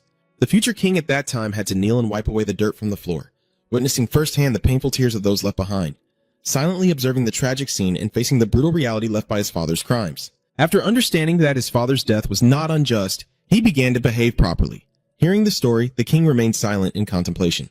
I don't know about that. Alan looked at the king and continued. Not always leniency is right. Wrong is wrong, so there must be punishment as a parent. The king lowered his head with a troubled expression. That's right. As a parent, he painfully wondered when those children had to bear everything on their own. The scene suddenly shifts to a precarious cliffside at night, where fierce waves crash against the rocks, a silver-haired boy laughing happily beside an old man with a gray beard and a sinister smile. Suddenly, a rough hand pushes forcefully, causing the boy to tumble into the abyss. The boy fell freely into the night, sinking into the vast sea in terror, as the old man on the cliff looked down at his prey disappearing into the raging waters with a chilling, satisfied smile. In the stormy night, the raging waves crashed fiercely against the cliff edge, witnessing the terrifying scene. The guard shouted in panic, "Prince!" But the sinister old man standing nearby simply coldly brushed it off, thinking there was no need to overreact.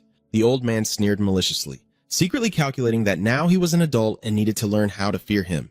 As soon as he finished speaking, the guard desperately rushed toward the cliff to find a way to save him. In the old man's mind, a half-brother with the same father but different mother who has the right to succeed is never considered a true brother, and just eliminating him to inherit the family fortune would be a blessing. The old man smiled eerily, eager to see how she would react to this brutal turn of events. A loud noise echoed across the sea, and the small body of the boy fell freely before sinking into the cold water, leaving bubbles gradually disappearing into the dark, somber depths. At the bottom of the deep sea, he desperately struggles as his chest tightens from lack of air. His whole body goes numb, with no strength left to resist the crushing pressure of the water. In that moment close to death, a painful question arose in my mind. Why did father do it? The faint light above the water recedes as he gradually loses consciousness, letting himself be swallowed by the dark abyss. Cien suddenly wakes up, his trembling hand reaching out as if trying to grasp something that just vanished in his dream. He lies silently on the bed, his bloodshot eyes staring fixedly into the empty space in the darkened room. Looking at his hand under the faint moonlight, Callie suddenly calls out to his brother. He quietly, bitterly realizes a painful truth that swimming was never his younger brother's strong suit. If he falls into the water like that, will he survive? Yan hurried into the room, stunned to see Sen looking so exhausted, and called out to the prince before nervously pointing at his eyes to hide the truth of the tears behind them. Sen casually made up a reason that his eyes were itchy from rubbing them and blamed it on something. Could it be an allergy to cats? Yan immediately objected because he knew for sure that the prince had never had any issues with cats before, and he noticed that recently the prince had been showing very unusual behavior. To divert attention, Sen casually asked about the whereabouts of the little cat, causing Yan to hurriedly go search for it. Yan's face hardened with determination. He firmly turned around and walked away, causing Sen to ask in surprise, "Where are you going?" Yan snapped back that he was going to find the cat and stomped out angrily. As the door slammed shut, Sen tiredly leaned back in the chair, sighed softly, and covered his face with his hand in frustration. Callian pondered silently why past dreams were suddenly flooding back at this moment. Could it be that his hidden heart is a blind blood tie? In the quiet room, he reminds himself to stay calm and continue with the plan. Meanwhile, Yan followed the trail and found the cat hiding in another room. He hurriedly opened the door and was surprised to see someone inside. Yan hurriedly bowed his head to apologize. My apologies, Your Highness. Blanche is now calmly sitting and enjoying his tea, coldly telling Yan not to stand there idly, but to quickly catch his cat. Seeing Blanche, Yan suddenly froze, still haunted by the sight of Callian's bloodshot eyes earlier. I didn't mean it like that. He silently thought that those swollen eyes clearly showed he had been crying for days, yet the owner still dared to blame it on a cat allergy, something he had never experienced. This way of blaming is so clumsy that even the servant notices he's lying. Blanche's eyes suddenly grew deep and contemplative as he sensed something unusual in the servant's confession. Blanche quietly recalled the moment when the foreign prince suddenly appeared and expressed his desire to meet Callie, describing with a thoughtful look that at that very moment his brother looked as if he had just been pulled out of the grave, like a zombie. Seeing that Blanche seemed troubled, SF was about to ask about Cien but was immediately cut off. Blanche calmly took a sip of tea and then issued a cold order. "Tell your sister to attend the banquet tonight," he stammered, asking if you really want Miri to appear at the royal feast, because he understands the great significance behind that presence. Blanche forcefully sets his teacup down and asserts that there's no need to display swords. A shield is enough. Yan Banghuang realized that Blanche was trying to leverage his family's title. Although he insisted that his sister was in the capital and could be contacted easily, he still couldn't hide his curiosity. Ia looked at Blanche with suspicion and asked why he had to go to such lengths just to help Prince Callie. Blanche remained silent. Just consider it as repaying a favor. Blanche thought to himself, with all the terrible pressure Cien is under, maybe only the shadow of a giant elephant can create a little peaceful space for him to breathe. Meanwhile, a shocking announcement was made that Crown Prince Randall is officially forbidden from leaving the palace for 3 months. The reason given was for leaving the king's banquet without permission, but everyone secretly understood it was just an excuse to cover up the punishment, as the real issue was the act of bringing the Holy Knight into the city. If they entered with troops, it would be seen as rebellion. Alright, proceed with it. The guard hesitated for a moment, then softly asked to confirm if the prince was truly certain about this decision. Che slightly curled his lips, wearing a mysterious smile, and affirmed. He probably gazes into the distance, his eyes showing a calm serenity as he quietly thinks that he has done everything he needed to here. On the silk pillow, a sharp cold knife lies still, like the end of a turbulent journey. In the quiet room, the knocking on the door breaks the silence as the servant pushes in the food cart politely. "Sorry, Your Highness," but when asked about dinner, Blanche immediately dismissed it. Seeing that the master doesn't look too exhausted, the servant desperately pleads that he should at least eat something since he hasn't touched a meal in days. Blanche looks at the food with a feeling of nausea. Eating at this hour, he decisively stood up and warned in a stern voice, "Don't make me repeat myself." Blanche quietly walks away, declaring he will rest for a while before the main banquet begins. The servant can only watch his back with a worried look, silently thinking that he hasn't had a proper sleep for several days. As night falls, the palace glows under the lights, and Callie in an elegant evening gown subtly smiles with a hint of mystery as she spots a familiar figure approaching. He gently greets her. "It's been a while, hasn't it?" Demiri, the girl with flowing brown hair, smiled in response. "Your Highness, I won't bother you for long." Suddenly, Demiri reached out and gently took his arm, saying, "I don't mind." She looked directly into Cien's eyes with determination and declared firmly, "I am not my father." Cien quietly observed Demiri and realized she resembled Yan, but that was as far as it went. Now he understood why everyone said she looked exactly like her mother. A loud click sounded as the banquet hall door swung open. The announcer clearly announced the presence of Prince Callie and Lady Demir Sfeed. The nobles began to whisper among themselves, wondering if the Sif family was listening to their plans to become a power and establish a king in Ceres. Are the whispers about Demir Sifridis and Prince C true? Could they have been promised to each other? The nobles were stunned because they had never heard of this before. Some even muttered in regret for not marrying him earlier. Now it's too late.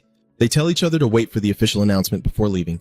Then they turn away from the scrutinizing gazes, stepping out onto the balcony to breathe the fresh air, and he gently stretches wearily, secretly thinking that their whispering behind his back makes his ears feel like they're about to burn. Truly, the aristocracy has nothing better to do than gossip. Whenever someone makes a mistake, they swarm like flies, making a racket that's deafening.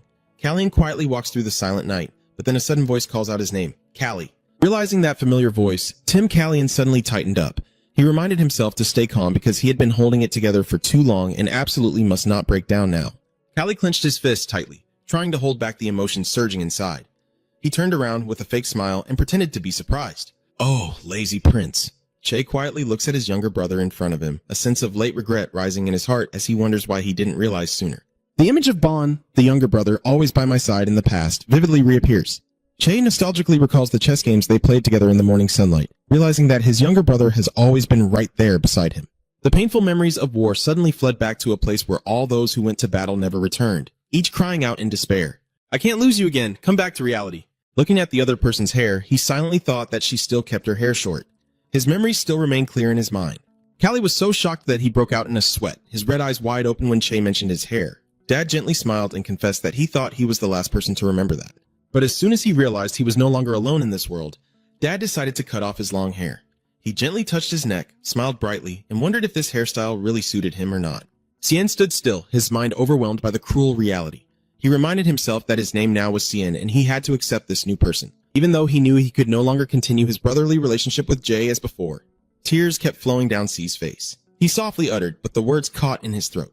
Shay approached him gently, affirming that the hairstyle suited Cien well. Noticing the despair in his eyes, and without hesitation, stepped forward to give Callie a tight hug. He gently comforts him. Just rest for a while, even if only for a moment. At this moment, Callie has completely broken down, her exhaustion and weakness pouring out in front of her brother. He told himself that just this once he would face reality again. Che's voice echoed affectionately to his younger brother. The memory of the accident from years ago re-emerged, with Bond sinking deeper into the abyss of the sea. For Bond, the throne itself has no meaning, and he has never yearned for it. He is willing to trade his entire life for the cold waters. The sole purpose of that sacrifice was to forever be a protective shadow for you. The king's birthday celebration has finally ended, leaving behind a tired Echo. In the quiet room, Alan Madison looked at the pile of bandages and sarcastically remarked that it should be the king who was dying, not the Duke's Frit. He then asked if this exhausted appearance was the Duke's way of showing filial piety to his father. Cien looked confused, not understanding why Alan burst into laughter, explaining that he was criticizing the prince's face looking quite pale. Sigfus was about to tease him about his long face, but was immediately warned with a thunderous slap on the back from Alan. Before he could even speak, he was caught off guard and slapped, leaving Sigfus to grumble and accept the blow. Cien slowly sips his tea, admitting that despite trying to hide his exhaustion, it still couldn't escape his master's notice. On sighs in frustration, lamenting that he's getting old because of the two people in front of him. One person always likes to shoulder everything themselves, while the other turns the training ground into a pile of debris. Just to challenge the Crown Prince Kritia to a sword fight. Looking at himself lying defeated on the training floor after the match with Che, Sfrit could only clear his throat awkwardly to cover up his humiliating failure. Callian slightly smirks and declares he will charge the Duke for repairing the training ground. The Duke generously agrees and is about to mention paying for the wound treatment, but Sen immediately cuts in. He insists he doesn't need money. Instead, he wants to borrow Sif's mansion in Sisu. When the other party becomes wary of his intentions, Callian calmly reveals that he plans to use it to hide his people. Sifrit sighed, thinking that the cost of a few broken marble tiles was too high. Maybe it would be better if I held back a little. Cien slammed the teacup onto the table with a sharp sound, looked directly into the other person's eyes, and insisted that this request was not unreasonable at all. A sinister smile appeared on Sen's face, making SF shiver. He clenched his fist tightly, bitterly realizing he was mistaken and thinking his son wasn't clever enough just because the boy resembled him. Surprised by the boldness of the young prince, Duke XF burst into hearty laughter, eagerly admitting that it seems his son has truly found an exceptional master. Without hesitation, the Duke decisively agreed. Very well, you shall have what you desire. Although he smiled and joked happily while drinking together, he secretly thought that his son still didn't fully understand how serious the problems he was facing truly were. Leaving the SF estate, his mind began to shift toward the next objectives. The list of people to meet kept growing, from Lady Ia of the Guild to Lord Paulin of the Poland Trading Company. Callian urged his horse forward. He told himself it was time to meet those who were silently and desperately waiting for his help. Callian silently vowed he would not let them down anymore. Amidst the pounding of hooves, Callian gently smiles with optimism. For him, being busy with so many places to go and people to meet at this moment is truly a stroke of luck. Lost in thought, the sound of hurried footsteps and a warning to watch out for surprises suddenly startles C, as a shadow streaks past right in front of the horse's head, forcing him to quickly pull the reins. Wait a moment, you are Zia. The girl exclaimed happily, a bright smile on her face as she reunited with the person she called the clan leader, revealing that she had begged the elders tirelessly to be allowed to join this group so she could see him and Hina again. Seeing Zia appear here, Callian was a little worried. He asked cautiously if she might have arrived here with the girl as well. What is happening to the people of the tribes? Zia's face suddenly darkened. She hesitated before revealing a painful truth that she was no longer the village elder. She recounted with fear that the High Elder was extremely angry about the recent events. The punishment for Ju and Luca is extremely severe, and both will be imprisoned for a very long time. Callie remained silent, thoughtfully touching his chin, feeling strangely that lately he hadn't seen any of the fairy clans around the palace at all. Explains that His Majesty has not allowed the elves to stay in the palace due to the unfortunate events that happened to her. She says the elder is eager to meet Callie to talk, and she notices a patch of white fur stuck on his horse's hoof. Suddenly, Zia revealed she had just found another strange stone and started rummaging through her coat. Zia presented a black stone engraved with ancient characters and offered to play with Hina in exchange for it. For Zia, the stone doesn't matter. What she needs is to meet Hina. Callian takes the item, his eyes showing a clear expression of contemplation. In a private room, Lady Uria holds the stone in her hand and doubts whether this object is truly capable of repairing the distortions in the timeline. Uria considers this a very intriguing hypothesis. She pointed to the other inscriptions on the stone and wondered if this was the lost script of Secretia. Callian pondered silently, recalling that he had previously received a negative answer when asking about it. Uria clapped decisively, firmly sealing the deal. She promised to personally visit or send word to the palace as soon as she discovered anything new. As C stood up to leave, he warned that the stone reeked of blood the moment he touched it. Callian told her to handle it carefully because someone might have to die because of it. Uria smiled confidently, saying she would remember that. After double-checking everything, he stood up and left. As he stepped out the door, C realized it was already late at night and quietly worried that Jan must be very anxious since he left without telling him where he was going. Under the crescent moon, Ten silently walked through the deserted street, unaware that he was being followed. From the dark corner, two strangers in black cloaks suddenly draw daggers, preparing to ambush their target. Under the silent night, Ten quietly leads Javen the horse away. He gently pats it and says, "Sorry for making you wait so long." Suddenly, sensing a thick aura of deadly energy surrounding him, Sen immediately gives an order. "Wait a moment, Raven." He calmly turns around to face those hiding in the shadows and asks coldly, "What brought you all the way here?" Stepping out of the shadows are figures dressed in unfamiliar attire. These are the warriors of the Great Desert. The land of White Sands does not belong to any country. They are not under anyone's control or bound by orders. These individuals are often called desert warriors, or known as desert wolves, for their extraordinary physique and ruthless hunting strength. They are renowned swordsmen with masterful sword skills, where brutality and speed are always prioritized. Once given the title of warrior, each of them possesses combat skills on par with the most experienced knights. Killian quietly assesses the situation, understanding that his current swordsmanship still cannot match theirs, and his body and aura are not yet fully stabilized. Looking around, he noticed only 5 men surrounding him. Cien subtly sneered in contempt. He thought that this small number of enemies suggested they might be holding a trump card, which is why they were so confident. Just then, a man with a long scar on his face and messy brown hair stepped out from behind, confidently introducing himself as Hannon. Han smirked and offered a provocative choice: fight or fire. Callie remained unfazed and did not answer the question he just asked. He channels his magic into his hand and asks, "What are you here for?" In response to the question, the desert warrior only offers a cunning smile. Without a word of warning, Han decisively declared war and suddenly charged straight at Callie. A loud clash rang out as Sen quickly swung his sword to block the powerful attack of the enemy. Under the faint crescent moon, Callie gasped exhaustedly, his magic sword trembling as blood soaked into his torn clothes. It's been a long time since he felt such real pain. Feeling the full effect of his own blessing shows that the wound in his waist is quite deep and serious. His heart pounds rapidly in the midst of this life and death battle. Han smirked confidently, eyeing Callie provocatively and asking if the prince was planning to fall so easily. Right before Callie's eyes, the wound on the desert warrior's shoulder suddenly shone and healed magically. If he has such a self-healing ability, then when will he ever be defeated? Callie slightly smirked, admitting that the opponent possessed a rather interesting ability. Han only sneered maliciously and replied, "Watch this," then decisively unleashed a blazing red light that enveloped his sword. Han presses forward with overwhelming force, the blazing red light emanating from his sword creating an oppressive pressure. Callie braces himself against the silent barrier they are casting to completely isolate the battlefield. The flashing swords clash loudly, sparks flying in the midst of the assassin's encirclement, and Callie quickly realized that this red light was completely different from Master An's fire magic.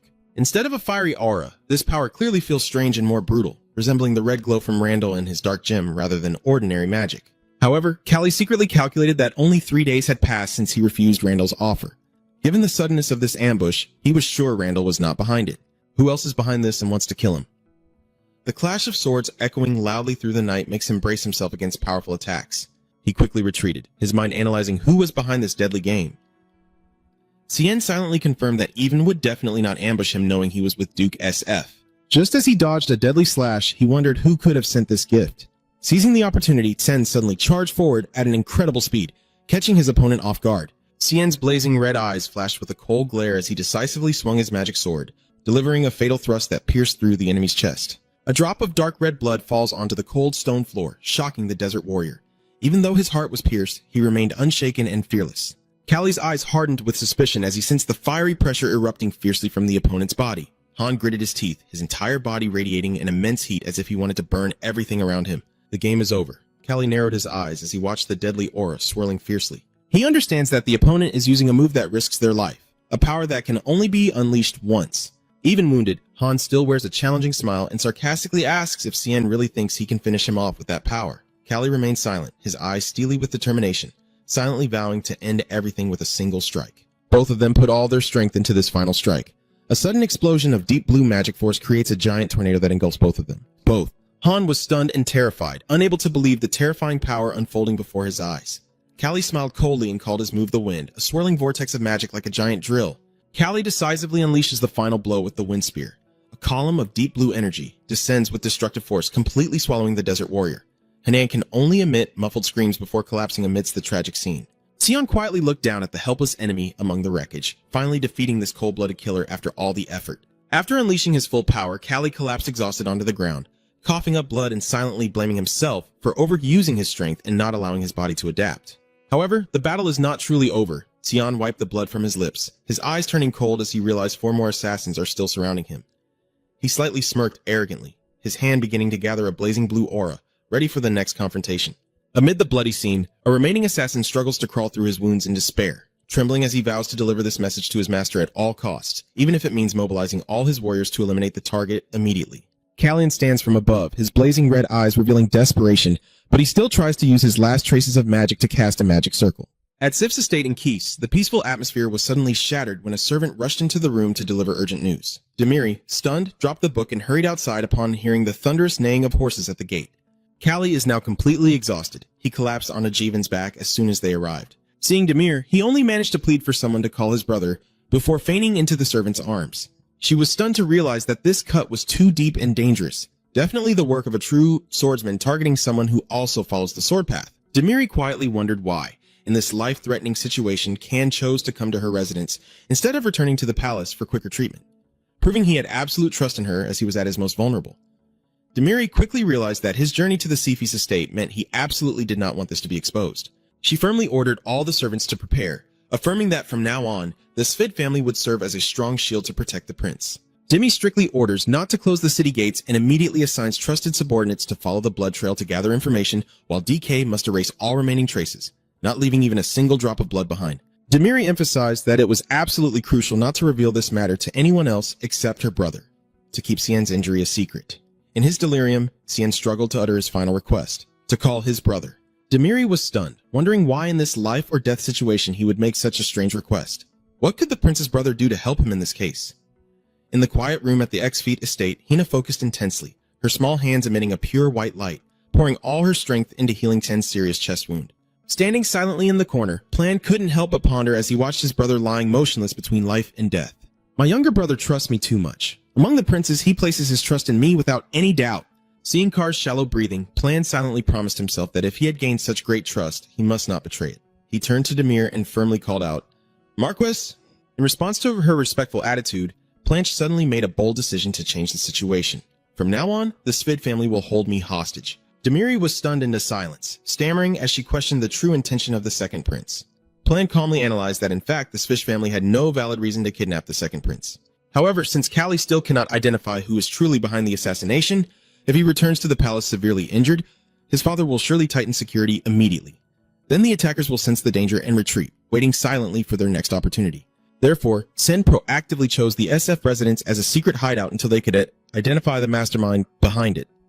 But Sen is a prince, and his disappearance requires a sufficiently significant situation to be plausible, unlike the previous disappearance of Deputy Commander Van Can. The disappearance of the prince is a matter of national importance, requiring the SF family to seal off the estate to protect Callie and making Planche's presence here seem normal. Planche's eyes turn cold as he outlines a perfect plan to divert public attention. For example, the SF family misunderstood that my younger brother's disappearance was caused by Bryson holding him hostage, so they kept the second prince as a hostage to find out about the third prince's whereabouts. Demiri was stunned by the boldness of this plan. She softly asked what would happen if they did that, in response to the question of whether carrying out this deception would be difficult. Demiri firmly bowed her head and confirmed, "Not at all?" Demir smiles confidently and affirms that protection is what the SF family does best. She assures that all main gates will be closed and hopes His Highness can rest assured. Planche stands silently with his arms crossed, looking at Callie in a coma, and firmly declares that he will take responsibility for the aftermath, accepting to be a hostage as the prince requested. Planche silently prays, "Please wake up soon," looking at his injured brother with pain and anger towards the enemy. Meanwhile, at the palace, the atmosphere grew extremely tense as a trembling hand set down the glass while reporting that Prince Callie had left the palace yesterday morning and had not returned yet. Additionally, Planche also left late at night with a close lady-in-waiting of Callie. The image of Planche hurriedly riding away with Hina in the dark only deepens the suspicion among those remaining. King Lang sat behind his desk with a very serious expression, emphasizing once again that Planche had received the guarantee of the Sickfit family, yet they suddenly shut the palace gates and gave no response at all. Looking at the tightly locked gates of the SF estate, the king was troubled, unsure how to interpret this situation correctly. He slammed the table and asked whether this should be considered an act of rebellion. Under the king's fury, Yan could only bow trembling and reply, "No, your majesty." King Lok Mang pressed further, demanding that Yan provide a valid reason for him to continue waiting. "Your son has gone missing and is being held hostage. Can you stay silent? The king threatens to send the Van Can army and the Kale Knights to Shitchfried estate if you do not provide a satisfactory explanation." Yan clenched his fists, sweat pouring down as he didn't know where to start. He silently thought that Prince Callie must have had a very important reason for not returning to the palace and calling for an urgent plan like this. But in the midst of this life and death situation, Yan still struggled to find the right way to explain to His Majesty. Suddenly, the door burst open unexpectedly, causing everyone to gasp in surprise. Last night, a group of people attacked Prince Calli. It seems the prince himself ran straight to SF to escape from them. King Lekmong stood up in shock, unable to believe his son would leave the palace to seek protection outside. He slammed his hand on the table and declared firmly, "I will bring him back myself." King Lekmong firmly stated that a prince cannot be left injured outside the palace, no matter if it is the Sfrit family estate, and he has no idea whether his son's condition is serious or not. Alan Madison gently smiled to reassure. He believes that if something truly serious had happened, news would have been sent long ago. He affirms that with the Duke's Seth by seaside, the king can rest assured about the prince's safety. Alon reminds His Majesty that Sen is not someone who makes decisions based on fleeting feelings. Seeing the wizard's calmness, King Lang could only sigh wearily. Alon suggests that for now they should monitor the situation once the direction is clear. Then send Van Ken, and the king has no choice but to concede. However, he also firmly stated that if any mishap occurs, he will immediately deploy the Van Can division and no one will be able to stop him anymore. Alan smiled confidently, sure that everything would be fine. At this moment, the door bursts open and Duke XF enters with a puzzled look, asking, "Do anyone tell me why my son refuses to open the gate for his father?" This sudden appearance caused the entire hall to fall into an awkward silence, and Alon could only silently lament that just after reassuring His Majesty, new trouble had arisen. The Duke still looked confused and asked, "What's going on? Is something wrong?" Time quietly passed, and a few days later, the atmosphere in the capital remained shrouded in a terrifying silence. Has there been any news of Prince Calli waking up yet? My subordinates report that there has been no new development. Under King LCH Mang's orders, access to the capital has been tightened to the maximum, but the soldiers still report no suspicious persons detected. Either they are carefully monitoring the situation, or they have retreated to wait for the next opportunity, or they are all dead. If that's the case, then who is really the mastermind behind all this? The quiet night envelops the Xfit estate where Calli remains deep in a coma, and in the dim moonlight, a hand gently reaches out, aiming to touch the motionless prince lying on the bed. That hand suddenly froze when Sen unexpectedly woke up, seeing the familiar figure beside him, and he softly uttered tiredly, "You're here already?"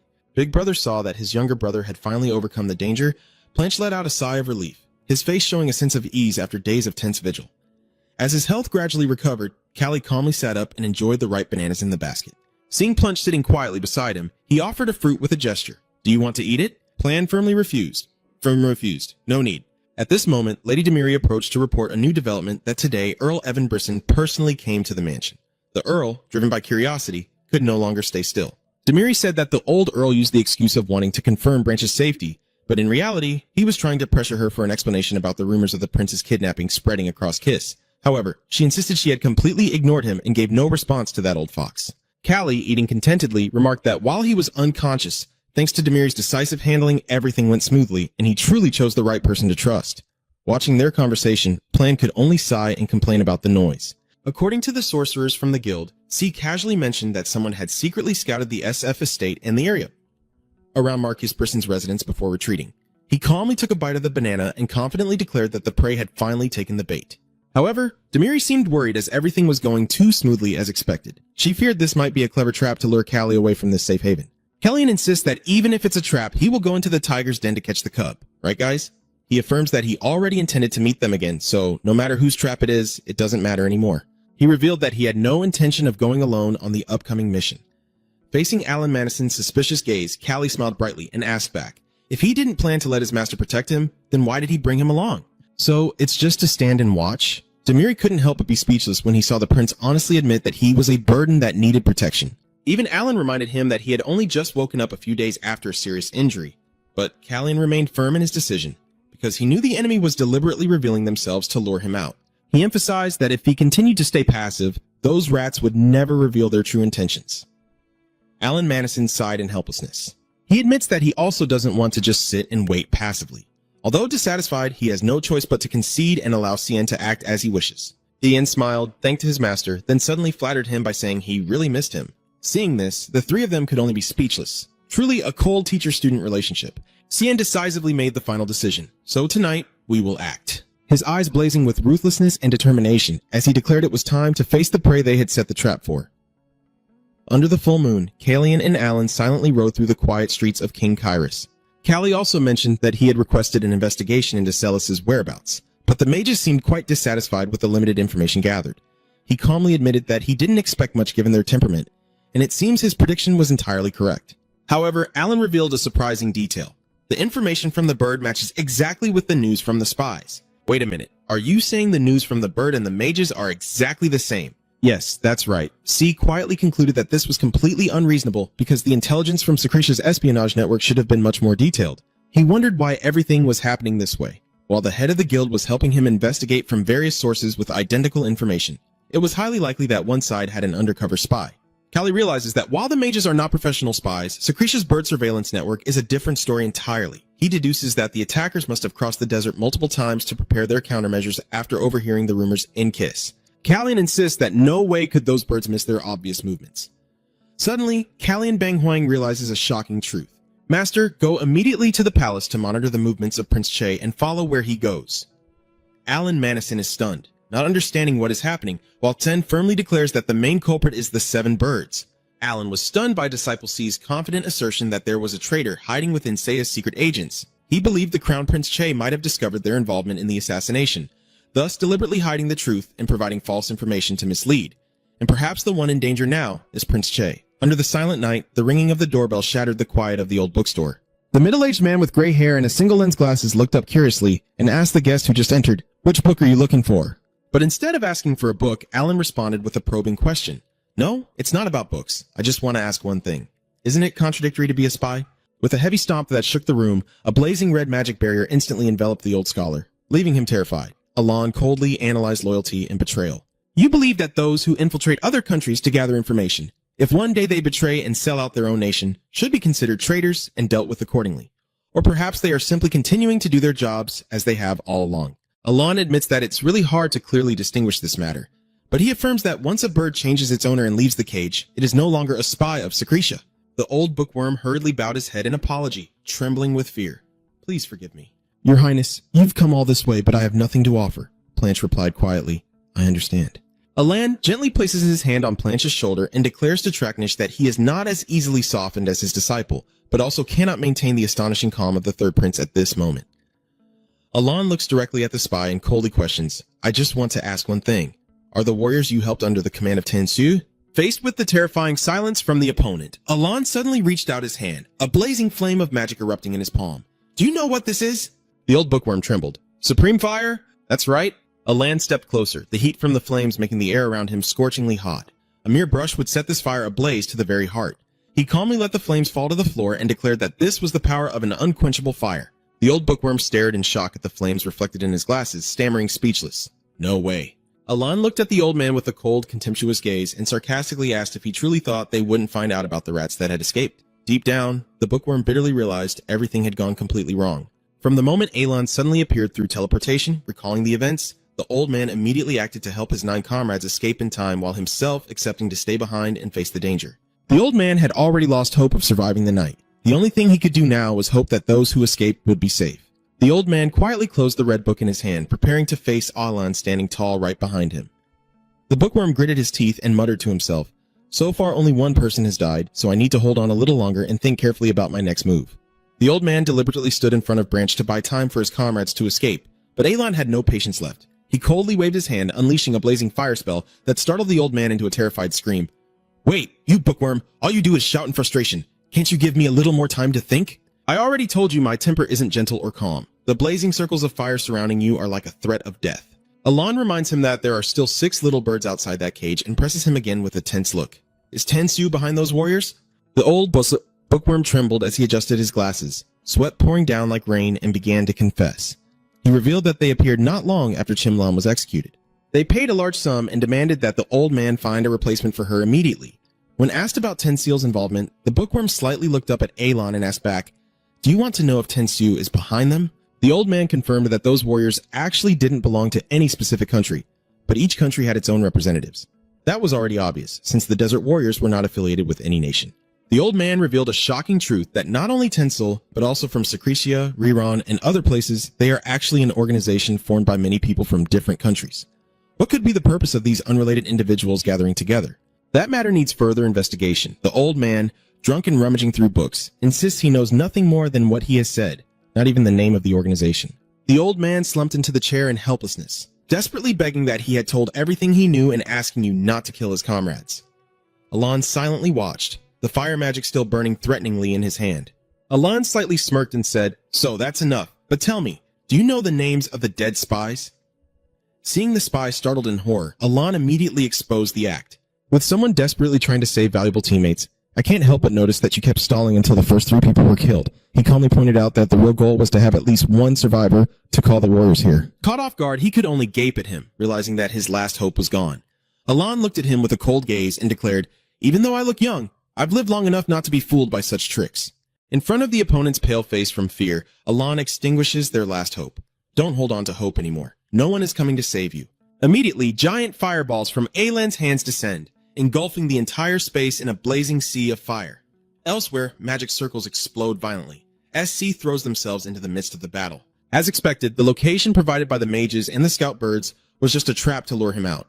A powerful aura of light suddenly descended from the sky at incredible speed, wiping out everyone in its path in an instant. The man with brown hair and an overwhelming presence appears. It is Tylan Castine, the #1 swordsman of the continent. Tylan swings his sword decisively, deflecting the assassin's attack from behind without much effort. In the previous life's battle, he alone held back the entire Kiss Knights for 3 relentless days. Talon is also the one who taught him every sword technique. Both of them coordinated seamlessly, creating a deadly display amidst dazzling aura sparks. Seeing Callie still fighting hard despite her wounds, Talon anxiously warned, "Please fall back. I know you're not fully recovered yet," but CN firmly dismisses it. He declares confidently that he hates being a burden to others. A massive explosion erupts, engulfing all obstacles in a sea of flames. Callie quietly trusts that the master will handle things smoothly at the palace. Amid the wreckage, Cien watched the remaining soldiers being subdued and thought to himself, all that's left now is to clean up. He slightly smirked, his fiery red eyes revealing a triumphant look after the fierce battle. But as soon as he returned to the palace, Cien was stopped by Lang Khan's cold, sharp spears. They firmly declared, "You cannot leave." Callie reluctantly realized that his father had immediately assigned guards to watch him as soon as he returned. Currently, both the second and third princes are under strict house arrest and are not allowed to participate in any outside activities without permission. The 2 princes surprised their father so much with their near-death adventure last time that he now keeps them locked up for their safety. Sen tiredly leans back in his chair, thinking that if he really wanted to, he could sneak out easily.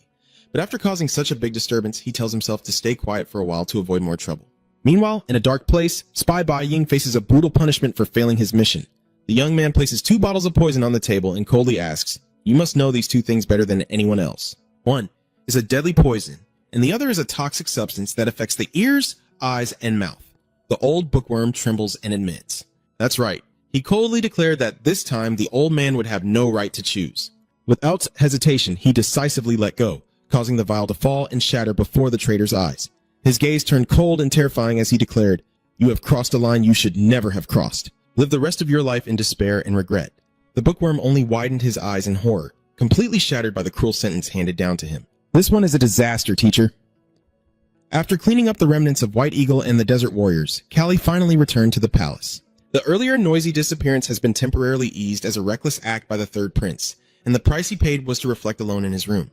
Cien lay stretched on the sofa, listening to the ticking of the clock in the dull silence. Just then, Planche walked in looking proud, complaining about the mountain of work but feeling so confined in the palace that it was driving him crazy. Seeing him still lying there calmly, Planche wondered if his brother had something to do, or if he was just sitting on the rooftop during the day.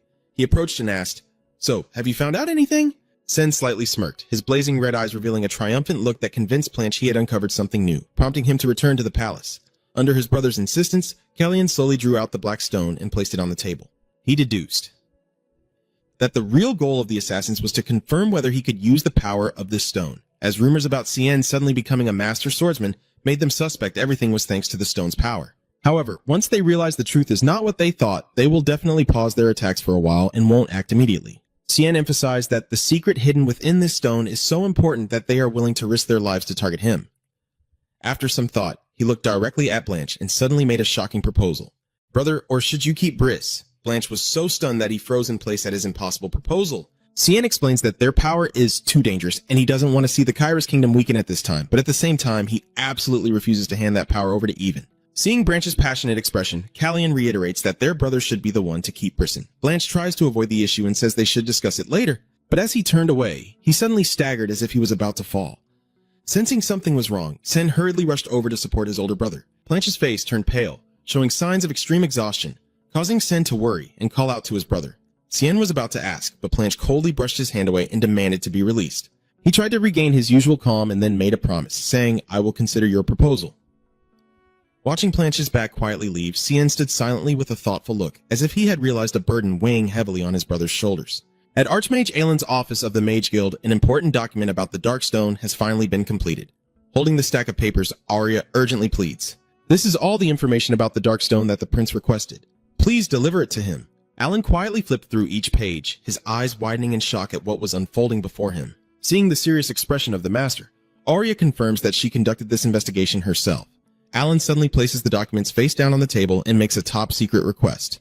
Do not reveal any of this to anyone, not even Prince Arya, who is stunned and cannot believe his ears. I stammered in protest. Sorry, even though I have no master-servant relationship with the prince, this is an investigation assigned to me directly by him. However, Alan's eyes now grew deep and full of worry, making the room's atmosphere become suffocating. He had discovered something he didn't want his student to worry about. Alan let out a faint sigh and said, I understand, leaving Arya stunned by his determination. Deep down, he kept questioning whether this horrifying truth could really be true. Ancient documents mention Sasat, a mysterious scholar from 200 years ago, who proposed the shocking theory that even humans could create sacred objects. Although there are no records of his background or personal information, the documents show that he disappeared without a trace while trying to prove his theory. Alan clenched his fists, his mind overwhelmed by the thought of a holy relic created by humans. So, are there any new evidence linking Tan Superstar to this case? All the plans to harm the third prince are carefully recorded there. King Lang gazes into the distance with sad eyes, recognizing that the treacherous schemes still threaten the kingdom, and his sons remain in danger. King Lok Mong coldly ordered to burn all the letters related to Tensu's conspiracy. Although his subordinates hesitated and suggested keeping them as a precaution, the king firmly insisted that it was just a fabricated plot with no reason to keep any of it. He let go of the paper, letting the last trace fall, determined to erase all evidence to avoid unnecessary trouble later. Back at the palace, Callie stood silently in the room. Returning to the palace, Callie stood silently in the room, looking at his hands, and couldn't help but remember the moment he caught Plunch. Callie quietly felt a pang of sorrow as he realized Plunch seemed to have lost a lot of weight. The knocking on the door interrupts his thoughts as Jan enters with Branch's guard as requested by the third prince. The guard approached with a worried expression, beginning to report on his master's worsening health, revealing that Branch had long been neglecting proper meals and had almost been staying awake all night. The second prince often sits lost in thought by the window, staring into the distance as if carrying an unspoken burden, while C quietly listens to the report, unable not to admire his brother's silent sacrifice. Callie's little cat sat quietly there, its collar sparkling with a teasing inscription. I am Prince Callie's cat, but I prefer Prince Plan. Cien looked at him with a contemplative gaze, sighing helplessly. He silently wondered why his older brother was so difficult to please. Cien gently stroked the cat to dispel the chaotic thoughts in his mind. He decisively called Tui Tung, Yan, and summoned Lord Hex to come to me. Meanwhile, at the second prince's palace, the atmosphere was darker and heavier than ever.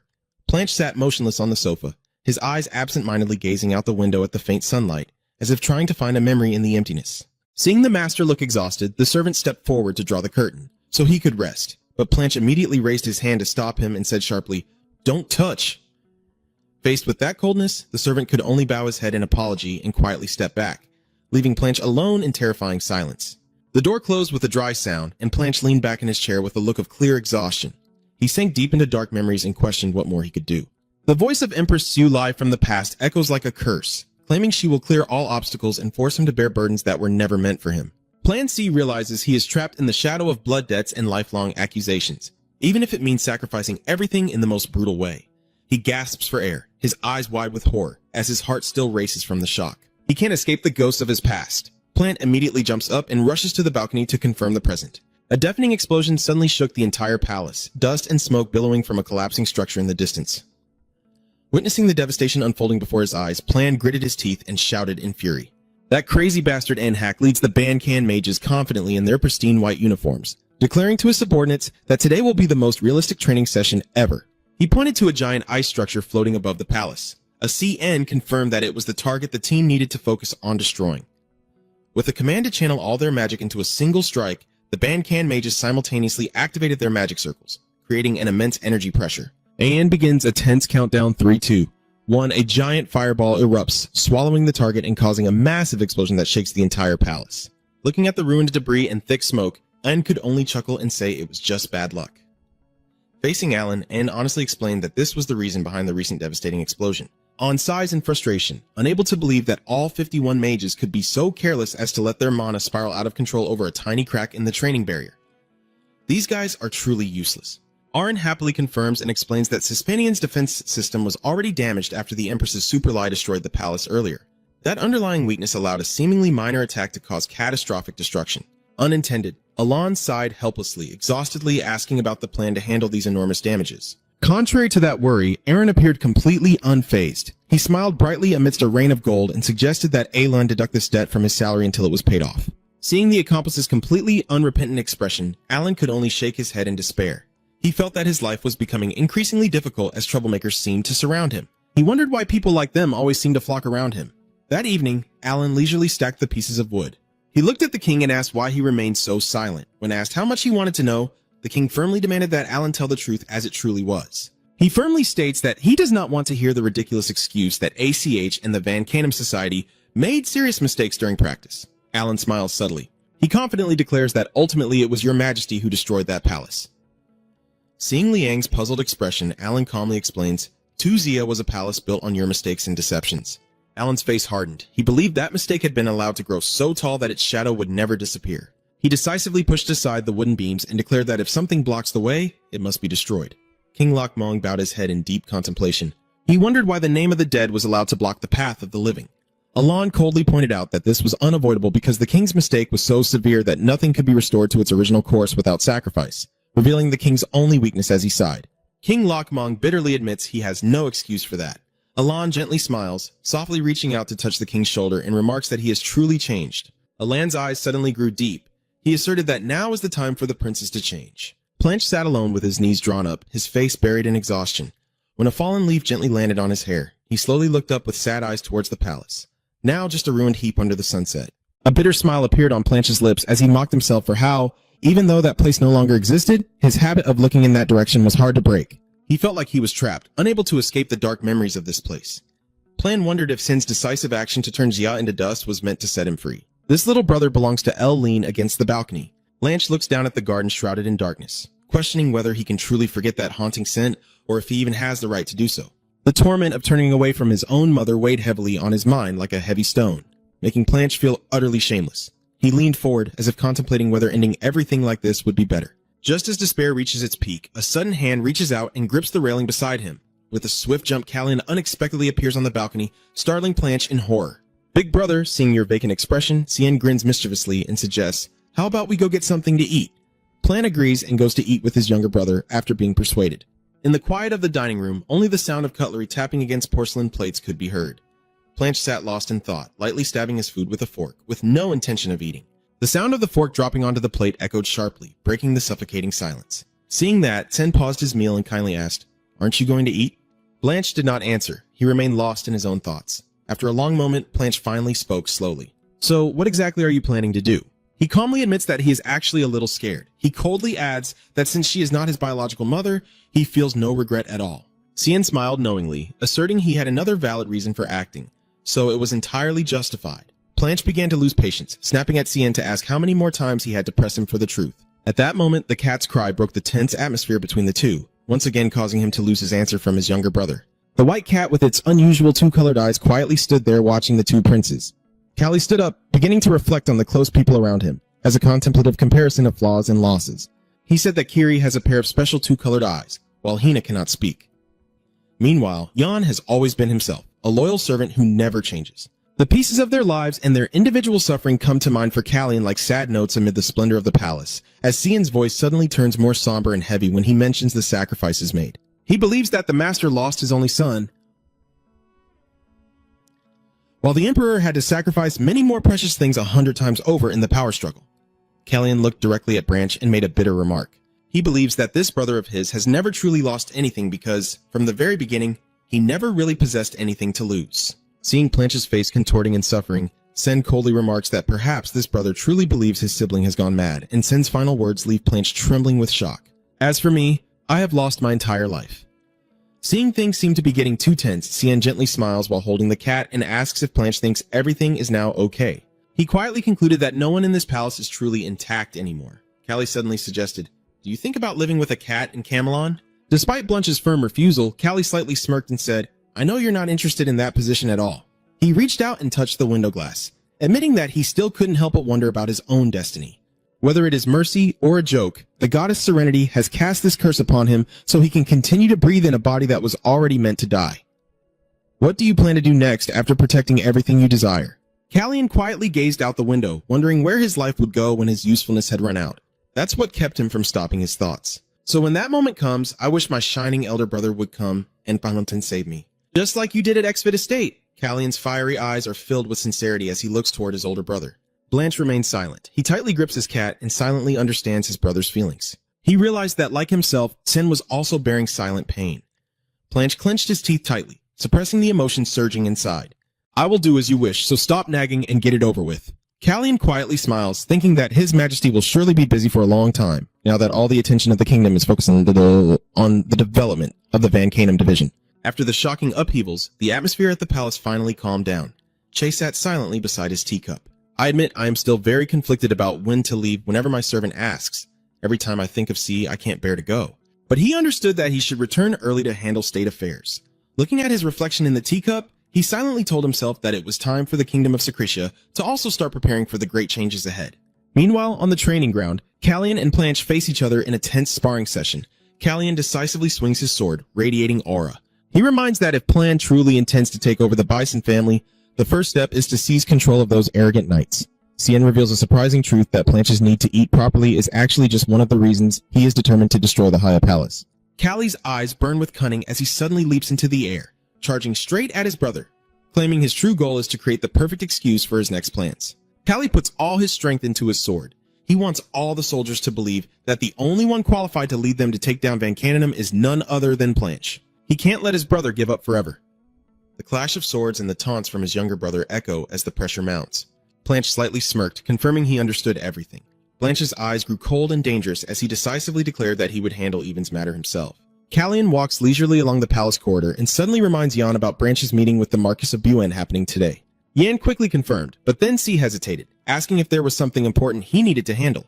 Yan assured him that the master was completely free today, but he immediately warned C not to wander around, because he must not forget that during the confinement period, he was forbidden from leaving the palace. Callian waved his hand to explain that he hadn't thought about it yet, but he was feeling uneasy because he was sure he had forgotten something. Just then, a maid carrying a bright red vase passed by, and C stopped in his tracks exclaiming, "Yes, today is the day." Realizing something, Chen hurriedly strode out of the corridor while at the Marquis's residence. Even Brisson clenched his fist with a very grim expression. It's painfully clear that since the super hybrid was expelled, the Busen family's influence has drastically weakened as their supporting nobles keep turning their backs, especially after the kidnapping incident involving the XF family, where 1 in 5 turns against them, making the situation worse than ever. Even narrowed his eyes at Blanche, who was sitting leisurely on the chair, secretly determined to find a way to take advantage of this second prince. Blanche looked straight at the Count and coldly remarked that the current situation seemed quite dire for the Busen house. Even could only remain silent, unable to utter a word in the face of that harsh truth. He begins to reveal the ridiculous punishment for the one responsible for the fall of Haya Palace, stating that Deputy Archmage Asen Hex of Vanham is only fined 1 furin per month until the reconstruction is complete. Blanche firmly states that it's clearly a too lenient punishment, but such a mild penalty only confirms that Van Canum's strength is unmatched. Count Evan Briston broke out in a cold sweat. He looked at Branch and silently thought, it's him indeed.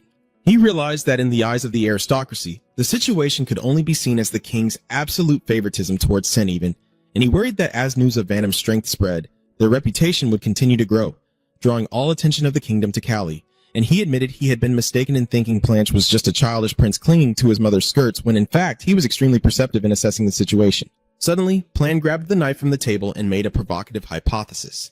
If I took that sword, everything might change. What do you think? Even, stunned, asked about the true intention of the second prince. Without hesitation, Plan decisively drove the knife down onto the table, producing a sharp, clear sound, and ordered the Count to hand over all command of the Leon and Karen knights to him. Blanche announced a shocking plan. I will split Vanham into 2.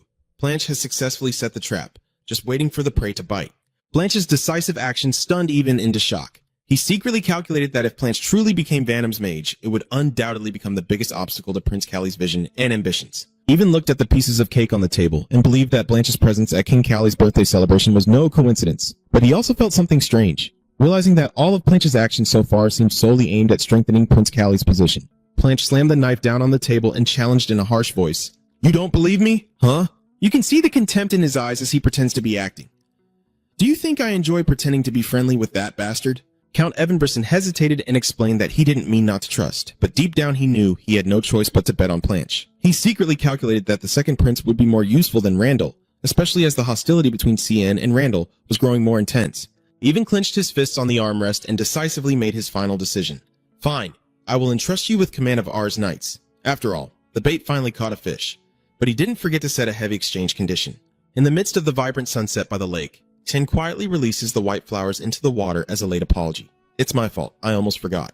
I silently beg for understanding for not being able to bring real flowers to the river for that person. The glowing flowers drift gently on the water's surface. Footsteps sound on the grass. Tin startles and turns around, his red eyes showing clear surprise. Blanche looks down at the rippling lake, recalling his vow to keep his brother alive. But the true horror lies behind the deal with the Brisson family. He even demanded that Blanche swear an oath that he would never betray the Brisson family under any circumstances. Faced with the life or death ultimatum, Blanche did not hesitate and firmly agreed. Fine then. For me, the price is nothing compared to the goal ahead because my life is not more important than helping my brother. A picture of a chained heart appears as proof that the brutal oath has been fulfilled. Realizing his brother's reckless sacrifice, Callie suddenly screams in utter shock. What have you done, Bryn? That is the blood seal of the heart oath, a cruel type of contract directly cursed onto the heart that will take the life of anyone who dares to break the agreement. Having previously made a similar pact with Cielai, Cien understands its danger better than anyone. He knows the curse only disappears when the signer dies, so he secretly resolves to deal with it sooner than planned. Sion's eyes turn cold. Blanche slightly smirks and calmly states that his brother definitely has no intention of letting him survive any longer. Sen chuckled with satisfaction, admitting that his older brother truly understood him deeply. But inside he was in pain. Pain because his brother had given up on life. Cien pressed for details about the contract's condition and was told by Plunch that betrayal of the Bison family was not allowed. He asked in surprise if that was all, because he couldn't believe that even only asked for such a simple condition. Blanche believes their arrogance is innate, but Cien merely dismisses it as stupidity. Although complicated, he realizes this is the safest choice, offering a faint glimmer of hope for both of them. He plans to soon confirm whether the Beanin family is looking for another way when talking to Randall. Cien stands up to remind Blanche to rest after a long, tiring day. While Blanche silently watched, Cien suddenly remembered something else. Callie quietly turned around, his fiery red eyes reflecting the setting sun. Bring me one of those flowers. Callie quietly observes, a mysterious smile briefly appearing on his face at his brother's request. Under the lake, hundreds of vibrant flowers like tiny flames are sending the souls to their rest. From the high balcony, C quietly watches. He understands that a flower and a candle are the final farewell to the departed. Cien reached out as if to touch the void, watching the flowers drift away with the current. In the distance, from another window, Crown Prince Randall also silently observed the scene with a contemplative gaze. Not only Randall, but even the king is eagerly looking out the window. Amidst the quiet atmosphere of the palace, Kan and Yan quietly walk forward, ready to face the new uncertainties gradually unfolding. Yan quietly stood by the window, watching the shimmering specks like floating flowers in the night sky. He silently thought that the third prince was simply trying to find his own path. The next morning, rumors about the strange phenomenon from the night before spread throughout the palace. Two maids working and whispering about the dreamy beauty of the glowing flowers in the sky also wondered about the true meaning behind it. At that moment, Crown Prince Randall passed by with a cold and contemplative expression, causing them to hurriedly bow in fear as the sudden changes and unexpected developments continued to unfold. The chaos that followed actually began about a year ago, around this time of year when everything in the palace started to turn upside down after C changed herself in a strange way. He changed himself and also altered the way some people in the palace think. Randall entered the rose garden and found Callie sitting leisurely, admiring the vibrant flowers. He coldly signaled and ordered all the courtiers to leave. As only the two of them remained, C subtly smirks, giving the eldest brother a teasing look, and casually remarks that he thought Randall would at least ask about his health after the recent upheavals to see if he was doing better now. What do you want, huh? Why do you insist on meeting me face-to-face? Keon calmly approached, lightly touched the rose, and admitted. It's just because I'm curious. Curious about what you know and what you're hiding. Deep down, Callian kept questioning whether anything else would change and veer off the course of reality. He doubted the true power Randall possessed, a mysterious ability he still couldn't fully understand. Watching Randall clutch his chest tightly, Tion pondered the close connection between that power and the Tensiu kingdom, as the glowing chained heart inside Randall's chest symbolized the heavy secret burden the elder brother was desperately trying to hide. Cien quietly observes, wondering how much he can understand Randall's plans before everything spirals out of control. He looks directly at Randall, unhesitating to confront the issue. What is that power of yours? Do you know something I don't? He kept questioning the close connection between that mysterious energy source and the Tanshin kingdom. Despite his younger brother's pressure, Randall maintained an eerily calm expression. You ask back with a full of hidden meaning tone. Is it so faint that you can't even sense it? The ambiguous response from the older brother made C think immediately, and fragmented memories flooded back, triggering a haunting surge. Caliban Hoing's eyes widened in shock as he witnessed a shocking truth right before him, a blazing magic circle clearly visible at Randall's heart. Feeling the strange energy emanating from it, C stammered in amazement. Does that have anything to do with Tan? Randall just nodded slightly and then fell silent, making C realize that this brother would never reveal a word about the secrets he's hiding. He silently wondered, "You can't tell me anything." C continued to expose Randall's plan to lure Knight Tannen into S1S to attack Buin. He pressed him to reveal whether Randall had made a pact with them to destroy the Burson family, or if that deadly aura was truly aimed at the Emperor. Faced with intense questioning, Randall remained cold and composed, his deep blue eyes unflinching. The conversation was interrupted by Jan's panicked call from afar. He hurried over, unable to hide his worry upon seeing his master absent. "Your Highness, where have you gone?" Leaving behind the panic of your attendants, I silently watch Randall's figure, feeling an overwhelming suspicion as I realize even this question the elder brother cannot answer. He holds too many secrets he cannot reveal. If what I say is true about your current situation, then please leave this place. Randall silently turned away without a word, and as he watched his older brother's figure disappear behind the flowers, Sen let out a tired sigh. He quietly concluded that what was restraining Randall was definitely not an ordinary contract. Callie guessed that in exchange for the great power granted to Randall, he had offered to help Tan Shin. Because he made a contract under a binding spell, he absolutely cannot confirm or reveal anything. Sen understands that if he wants to find out the real reason behind everything, he must delve deeper into the inner affairs of the Tannen kingdom.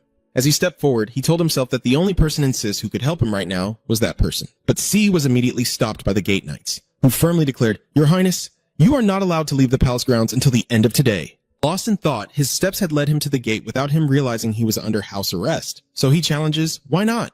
"Then try to stop me. That's only if you can witness what happens." Jan quickly reassured the soldiers that Callian wouldn't leave the palace grounds. Yan sighed tiredly and asked them to get out of the way. "I will take responsibility for this, so please step aside."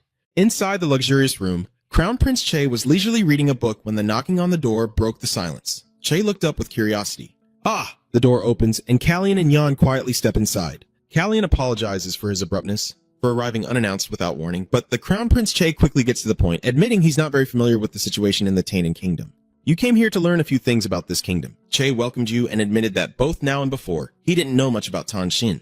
However, if it concerns the royal authority of that place, Father still manages to grasp the essential information. As he pours tea, Che begins to tell how Prince Ronan became their king. Sen quietly recalls the carriage accident that took the lives of the reigning king and Crown Prince Tan Shin. With his fierce red eyes full of determination, Cien asserted, "I believe it was not an accident." Che looked slightly surprised and asked if he knew when it happened. Cien remembered that it was probably in September of the new year, though he wasn't sure of the exact date. The dark tea flowing into the cup was also when memories of the future vividly resurfaced. After that accident, Randall was chosen to become the King of Tin. Moreover, in November of the following year, on his 18th birthday, Planche was appointed as the Crown Prince. Sitting silently in the room, Sion realized a cruel truth. Even though Randall is still there, the title of Crown Prince belongs to Planche. He holds a position but no real power. In that scenario, Superlie is the one governing the royal court of the kingdom. While Duke Busen controls the soldiers outside the palace, Lennon has monopolized trade, and Gray has unified the counts under his command. This tells us that Randall aimed to become the King of Tannen from the start, or that someone else expected him to do so. I am certain there is a faction opposing the current King of Tan, because after winning over Prince Randall and making him king, someone must have wanted him to kneel before them, just like the Bison family in Sirius. Randall is just a puppet of theirs. Che reveals that, unlike Sirius, there are many factions opposing in Tanzan. He pushed a stack of documents toward Callie and told her to use them if necessary. These are materials prepared by Che himself. This is something he usually wouldn't give to anyone. Sen smiled and sincerely thanked him. Choi gently smiled. He apologized once again for visiting so suddenly. Although it was a bit sudden, I still hope I get to say goodbye. Hearing the words goodbye, C was momentarily surprised. "Goodbye? You mean playing with your younger brother with a tender gaze and then casually announcing that you will leave tomorrow?" Because it is not customary for a prince from the series to personally see off the Secretia delegation, this was their last meeting before parting ways. Kalin was momentarily stunned by this sudden news and softly exclaimed, "Oh."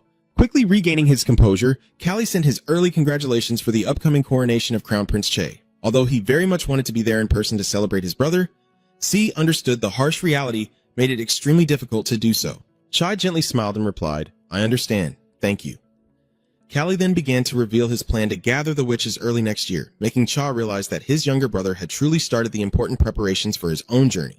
Jay confidently states that he knows this country is beginning to change, and he is sure it will go even further in the future. He firmly declares that no matter what happens, if history repeats itself, then Cien won't need to protect Secretia anymore. This is the final act of forgiveness that Cha grants BN to lift the burden of the long-standing past.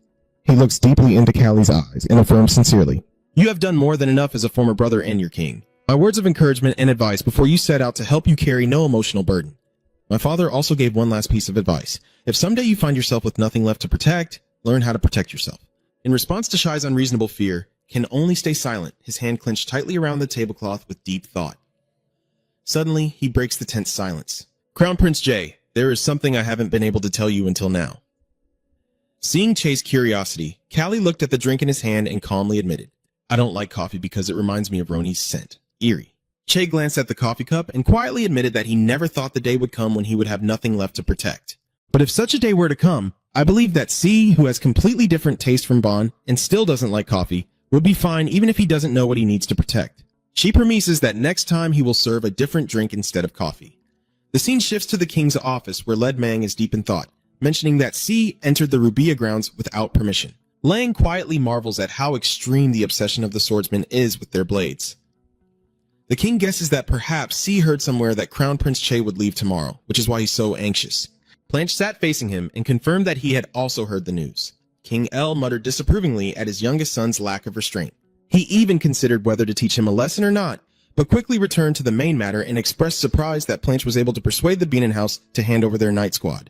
A negotiation he considered extremely difficult. When the king asked what he had achieved, Blanche calmly revealed that the cost was agreeing to a pact sealed with a magical sigil. This information left King Lok Mong stunned and frozen in place, his face pale with shock. In response to his father's astonishment, Blanche remained completely calm. He insists it's not a contract worth worrying about. Seeing his son quietly bearing the risk, Lok's heart tightens with regret as he realizes he has caused his children to constantly face danger. How can I face them anymore? King Lok Mong couldn't help but feel moved. I wonder when they all grew up so much, he thought, gazing at Blanche with a tender and sincere look.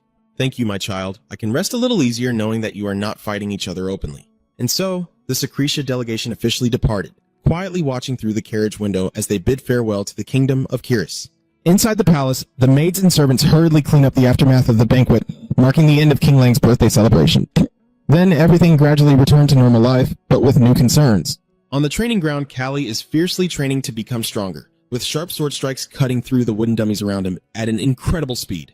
The harsh clashes and splintering wood echoed across the training ground as he poured all his strength into each move. Callian gasped for breath, sweat soaking through his clothes, but his fiery eyes remained determined and unyielding. Seeing Callie still diligently training, Jan worriedly approached and asked, Please tell me you're not staying up all night again.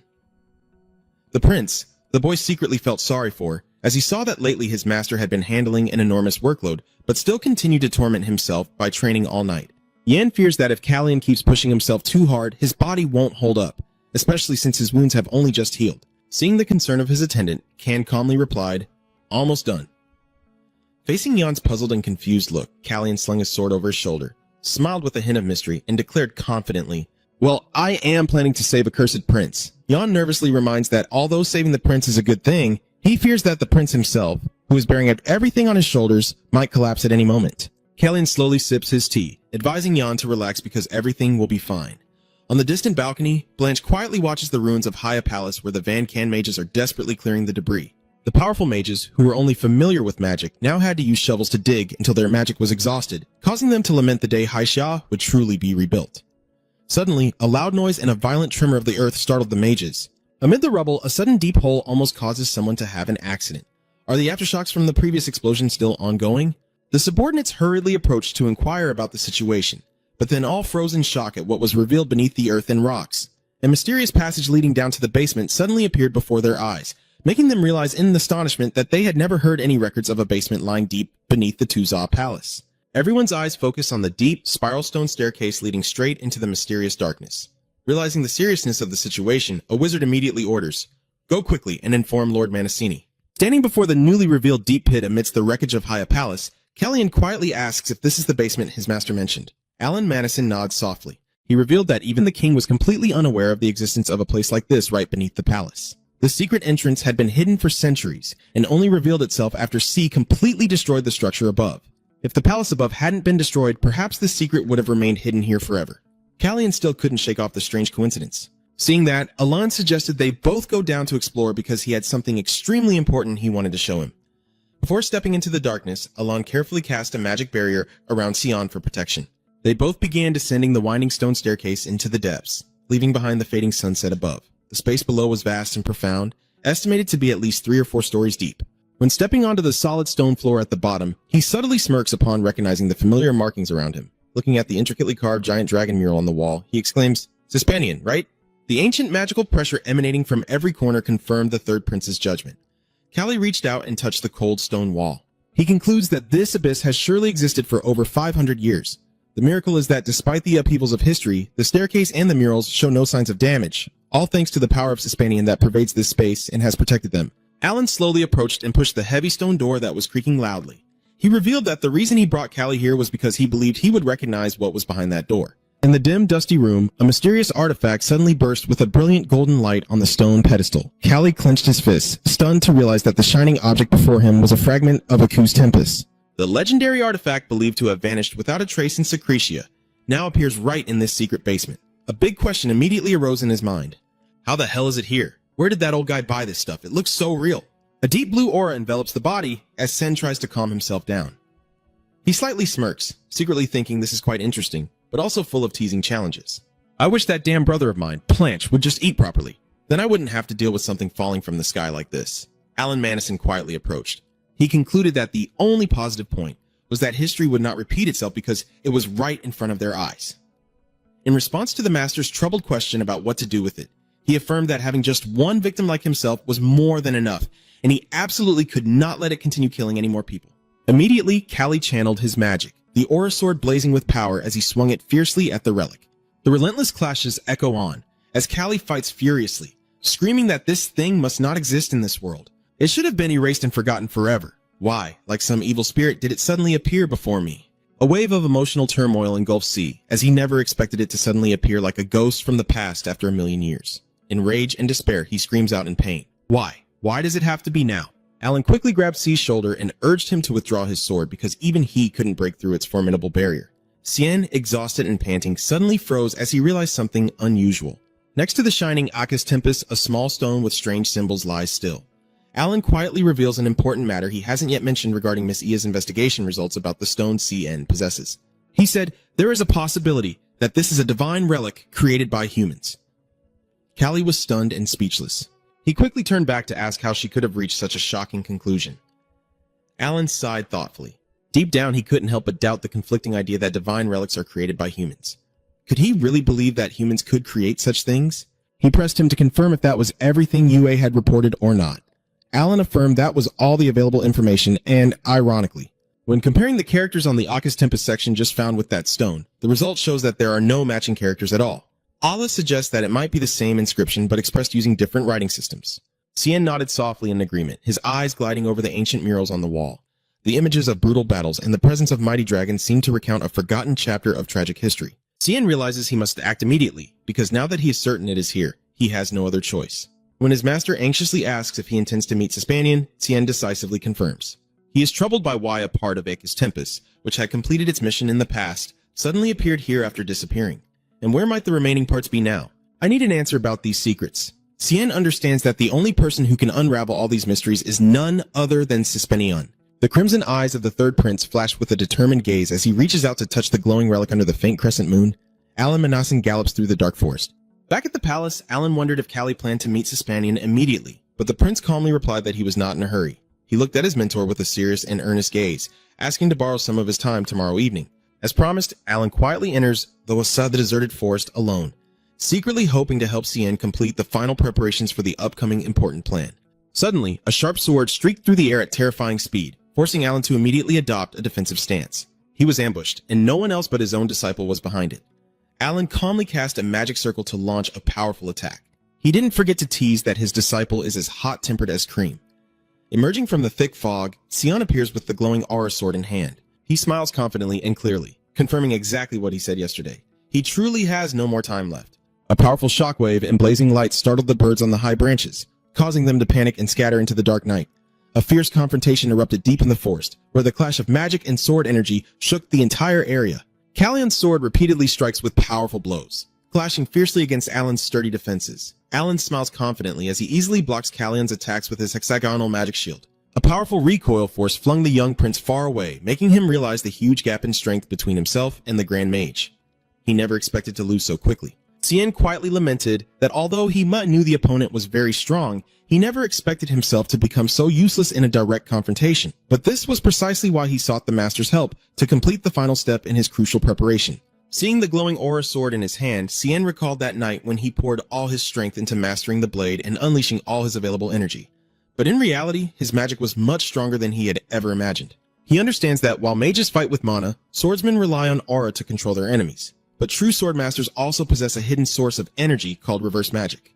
This power could not be converted into ordinary aura. When he was a boy, Cien never paid attention to this reverse magic because its amount was too small to matter. He focused all his strength into his legs, executing a swift jump with his glowing sword to find an opening in Alan's defenses. He tried to improve his skills but still couldn't find a way out. However, Cien's current body is that of a natural-born mage blessed by Suspanian, making his internal reverse mana incredibly immense. Alan suddenly disappeared and reappeared right behind C, startling him in horror. A massive fire erupts fiercely, engulfing the space. Callion grits his teeth and unleashes all his strength, swinging his sword in a defensive stance against the descending flames. He understands that this intense training process is crucial for truly mastering the extraordinary power surging within him. Two streams of energy collide fiercely, creating dazzling sparks that tear through the night. Callie focused intensely to reverse the flow of energy within her body, causing the surrounding space to shatter like broken glass. Alan Manassen couldn't help but be amazed to see his disciple standing up to him without using any aura to fight back. He gently snaps his fingers in admiration. "Well done. I will also fight with all my strength against you." Immediately, a massive column of fire erupted fiercely, swallowing an entire mountain range. Alan wanted his disciple to be pushed to the brink so he could open a way out. Seeing the blazing sea of fire, Alan exclaimed with pride, "Oh my, perhaps I went too far." But Callion still calmly stepped out from the fire, using his magic shield to block the heat and speaking firmly. "Keep going." Alan smiles proudly, realizing that Callion has finally managed to hold both types of aura within his body at the same time. Alan silently praises his disciple and continues to press him with even more powerful fiery attacks. Callion braces himself as his sword and shield clash fiercely with his master's magic, sparks flying everywhere. After a relentless barrage of attacks, Callion gasps heavily, exhausted. He hugs his chest, which is heaving from reaching his limit, as C's hand begins to tremble with the mana inside him, gradually running out after the intense battle. In that moment, his heartbeat suddenly pounded fiercely, reminding him of the presence of his old soul within this body. The image of the hourglass reappearing proves the miraculous transformation process, as Callion's entire innate magic is gradually being forged and fully transformed into a fighting aura. Deep within his body, both souls share a fierce fighting spirit. This is the decisive moment for him to truly transform and master his new source of power. His hands burst into blazing sparks of magic energy, ready for the new variables about to unfold on the journey to claim the throne. The prince with the war god's soul still has a path ahead. As all the aura is completely exhausted, a miraculous transformation begins within Callie's body. Even the magic power that originally only manifested as magic is now starting to fully transform into combat aura. Cien looked at his glowing hand and confidently announced, "It's done." The teacher stood facing him. Alan Madison couldn't help but be amazed, marveling at the incredibly powerful aura erupting right before his eyes. Alan smiles in congratulations as Cien finally masters the technique of using magic like aura. Now his power is no longer inferior to the master. For C, this meant that all preparations for the big plan were officially complete. His eyes grew cold and determined. He silently resolved, "I must take it back, my brother's heart." Returning to the palace, he strides confidently down the grand corridor and stops in front of a large door. He slightly curves his lips into a knowing smile before decisively pushing the door open. As I walk, Sen gently rotates his tired shoulders after a strenuous training session and sighs. "Oh, my shoulders." Inside the room, Crown Prince Blanche was already waiting with a thoughtful expression, teasing that his younger brother seemed to have been overly active according to his personal interest. Callion was not to be outdone and asked if his older brother had finished worrying about everything. Blanche jokingly told his younger brother in a serious tone that there seems to be a hidden bird within the Knight Regiment. Callie, shocked, asked if that was a spy embedded in the Royal Cavalry, and Lon firmly confirmed, handing over a small secret letter he had found in his shirt pocket without knowing when. Sen was stunned by the cunning of the spies because even he was completely unaware of their existence. Cien quietly looked at the small secret letter in his hand as Blanche in a low voice demanded, "Report to Marquis Brisson that there is a spy infiltrating the Knights." He worries that if this gets leaked, the Crown Prince of Secretia will be put in an extremely difficult position, so it's best to move it immediately. Blanche emphasizes that trust must be maintained, as must his agreement, because no one can predict what it will allow to happen next. Blanche looked at his brother with suspicion, thinking that Sen might ignore the birds that are just acting as messengers. He asks whether a prince in the series should stay silent upon discovering there is a Secretia spy in the Royal Knight Corps. Callie quietly opens the letter. He suddenly remembered the important things he hadn't been able to say that day. The contents of the letter revealed what had connected the believers and the opponents among the priests who trusted Sarent and the desert warriors who constantly opposed Serenti. The shocking secret about On's disciple's son, who was actually the crown prince and not the king of Ton, prompts Callie to decisively burn the secret letter with fire magic right in front of Branch. He calmly announced that tomorrow, the eldest brother would have to have breakfast alone. The clock quietly ticked by, and for the first time, Callie sat down to chat and drink tea with Crown Prince Randall right in this room. Randall quietly sighs that this is the first time the two of them have truly treated each other without suspicion. But as he lifts his teacup to take a sip, Callie silently affirms in his heart that there is not a single moment when he is not on guard against his eldest brother. And even now, neither of them can maintain the innocence they had as children. It's all because of the desire for power. Cien directly questioned Randall whether he was aiming for Cease or Tannen, and Randall casually replied that either one was fine, but a bigger slice of the pie might be better. Cien immediately sensed the implication and believed that for the eldest brother, the throne was not the ultimate goal, but just a stepping stone for a greater plan. Callian firmly declares that it's time to make the final decision. Calmly picks up the small knife on the table and begins spinning it, announcing he is ready to face head-on and raises his sword towards the eldest brother. This action took Jandel by surprise, leaving him momentarily stunned, as Callian offered an alternative choice for Randall to stand behind him while he would be the one in front, blocking all dangers. Randall silently looked down, as if weighing the significance of his younger brother's words. It has declared war on me, no longer testing each other like before. Randall slowly lifts his teacup and takes a sip, calmly assessing that this is a challenge he can handle. Cien slightly smirked, admitting that he had always been turning his back on this brother all along. And with cold eyes, he issued a stern warning that Randall should never step out of his shadow again. Faced with that determination, Randall was forced to admit that perhaps it was time to take back his previous words. Randall firmly declared, "I will do that." The light reflecting off the blade signifies an underlying agreement having been made. Soon after, Callian seeks out King Lang in the palace corridor. He quietly approached his father in the silent atmosphere of the late afternoon. While King El wondered why C suddenly called him here for a meeting, Callie respectfully expressed that he had an important matter to ask of his father. Upon the king's approval, Tin placed his hand on his chest and looked towards his mother's portrait. He earnestly requests one last wish, asking your majesty to bestow her with the title of Empress. He wants his mother to have the most noble name in the palace after the king. The sudden proposal left the king stunned and speechless, sweat pouring down his pale face. He couldn't believe his ears and had to ask again to confirm. "Are you telling the truth?" In response to the surprise, it was just a firm yes from the third prince. In a brutal world of royalty, no matter how remarkable a person's actions or how great their power, mixed blood with commoners is always a stain that cannot be erased. These noble clans think they are the highest, but they are just full of vanity. It is because of this lack of legitimacy that C has endured contempt and coldness all along. King Lang quickly realized the true ambition behind this request. He quietly acknowledged that you have taken an interest in the throne. Callie did not shy away and firmly admitted, "Yes, your majesty." The king sighed softly, understanding his son's intentions but also unable to hide his concern as the current situation was far from safe. He wondered what had happened to make Sen suddenly make such a bold request. Sen quietly looked at the portrait and affirmed that he had no particular reason for making this request. "I'm just asking someone to save her, your majesty." A brutal memory from the past floods back when Sen's mother was betrayed and only managed to deny it through tears of regret. "Please protect the boy." The memory of a tiny, fragile sea needing Hina's magic healing to survive makes the king's heart tighten with regret as Lepeng quietly looks at his hands, breathing heavily from years of helplessness. After a moment of silence, the king softly confirms, "I understand," and gently advises in front of the bright portrait of the late woman, "Be careful, because when your mother is crowned queen, the enemy forces will rise up." The heavy rain poured down on the palace. Inside the dark room, Callian and Blanche continued to bury themselves in new plans amidst the silent night. Callie looked through the file folder in his hand, knowing that His Majesty had also sought out the hidden relic. Master Aelon assured there was no need to worry about him anymore and urged to proceed as planned. Back to the present, Blanche suddenly comments that he hasn't seen the Vice Commander of the Blue Speed lately. Cien casually replies that he has sent Lord H to a place to carry out a secret mission.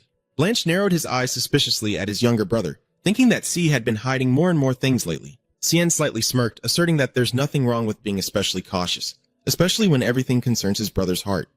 Blanche silently wondered if the mage's constant blocking of his way to Haya Palace was somehow the work of his little brother. When asked why, C simply quietly confirmed and assured that if he could tell his brother, he would have done so a long time ago, leaving another ambiguous answer to his brother's curiosity. Kelly sat quietly by the window frame. He assured that this matter has nothing to do with Brissin or Blanche's mother, and advised his brother not to worry too much. Holding the documents in his hand, Callie quietly deduces that the presence of the relic is definitely linked to Suspanian. The notes reveal that after the debris was cleared away, something long concealed has finally come to light. No one expected that the Haciacia Palace would have a secret basement, and its seriousness was enough to force Sen to intervene. Plan stepped closer, curious to ask what was hidden down there that needed to be kept so secret. Seeing his brother's sharpness, Kelly sighed softly and sarcastically remarked that it seemed Planche had been blessed by the gods with a genius mind. Nothing could hide from him. Planche brushed aside the flattery and asked his brother to get straight to the point. He insisted that C couldn't completely control every step he took, so it was better to face it head-on once and for all. Cien quietly looked at the file folder, wondering why his older brother was so stubbornly determined to open something that had already been sealed shut. Blanche looked directly at C and repeated what his younger brother had said about losing everything. With a determined look, Planche asks Callie to tell the whole truth. He is ready to listen to every ounce of resentment his brother is bearing. Both of them move forward together into the darkness, stopping in front of a giant stone door with a majestic dragon carved on it, leading to the mysterious basement of the two cars. Standing before the imposing door, Cien asked in a deep voice one last time. He warns that if he sees what's inside, Planche might recall painful memories from the past, and he doesn't want his brother to be troubled anymore. Although not now, he fears that one day his brother will have to face terrible nightmares or memories even he doesn't know about. Blanche slightly smirked, thinking that his younger brother's words today were long-winded and not like usual at all. He firmly requested, "Open it, I will look at it with you." Callian was silent for a moment before softly replying, "Yes." Blanche stood silently in front of the object, emitting a dazzling light right in the middle of the dark room. That is the Axis of Time, a mysterious artifact believed to have the power to send a person back to the past only once. Although considered a divine relic, its existence remains a great question mark, full of doubt. Branch gently raises his hand to his forehead, his mind overwhelmed by Sen's haunting words, raising questions he had never before considered. Callie once posed a tough question. If what Branch desires most is in someone else's hands, what would he do? The Crown Prince warned that because of the presence of this relic, one day a devastating war between Secretia and Sirius would inevitably erupt. C saw through the passion of the Van Canum Legion and wondered if that was truly the source of the power Branch possessed. The shocking truth was finally revealed after 10 years, the very time when this world had truly turned back. Cien firmly confirms that in his previous life he was the younger brother of Crown Prince Jay, but now he is the younger brother of Planche himself. Faced with this unbelievable confession, Planche can only let out a bitter laugh. Looking at the shining Aus Tempest, a horrifying memory suddenly comes into sharp focus. Blanche is shocked to realize a cruel truth that in the previous timeline, he was the one who mercilessly took his younger brother's life just to seize that divine power. That obsession has haunted me ever since. It all started with a message not sent through the usual messenger, but secretly tied to the leg of a hawk. But less than a month after the bird returned with the rejection, the flames of war erupted mercilessly. Plan pondered with suspicion. He realizes the absurdity of the enemy's rapid troop movements. In just a short month, how could Saris and Secretia, who are not even close to each other, mobilize a large number of knights and mages to move so swiftly? The strangest thing is that the entire extensive spy network at that time remained completely silent, not transmitting any intelligence reports. Cien looked directly at Branch, asking him to imagine the sense of despair experienced by those involved when faced with such terrifying silence. In the end, the commander of the Critia Cavalry Corps was completely annihilated. Even Sen's master, the Dagger, who fought with all his might, could only hold back Van Canum's advance for 3 days. In the end, Kiri and all those closest to him had to perish in that tragic scene. Trying hard was useless. Oh, this feeling hurts even more than a broken heart. Callian bitterly affirms that the end of the old timeline is a complete destruction.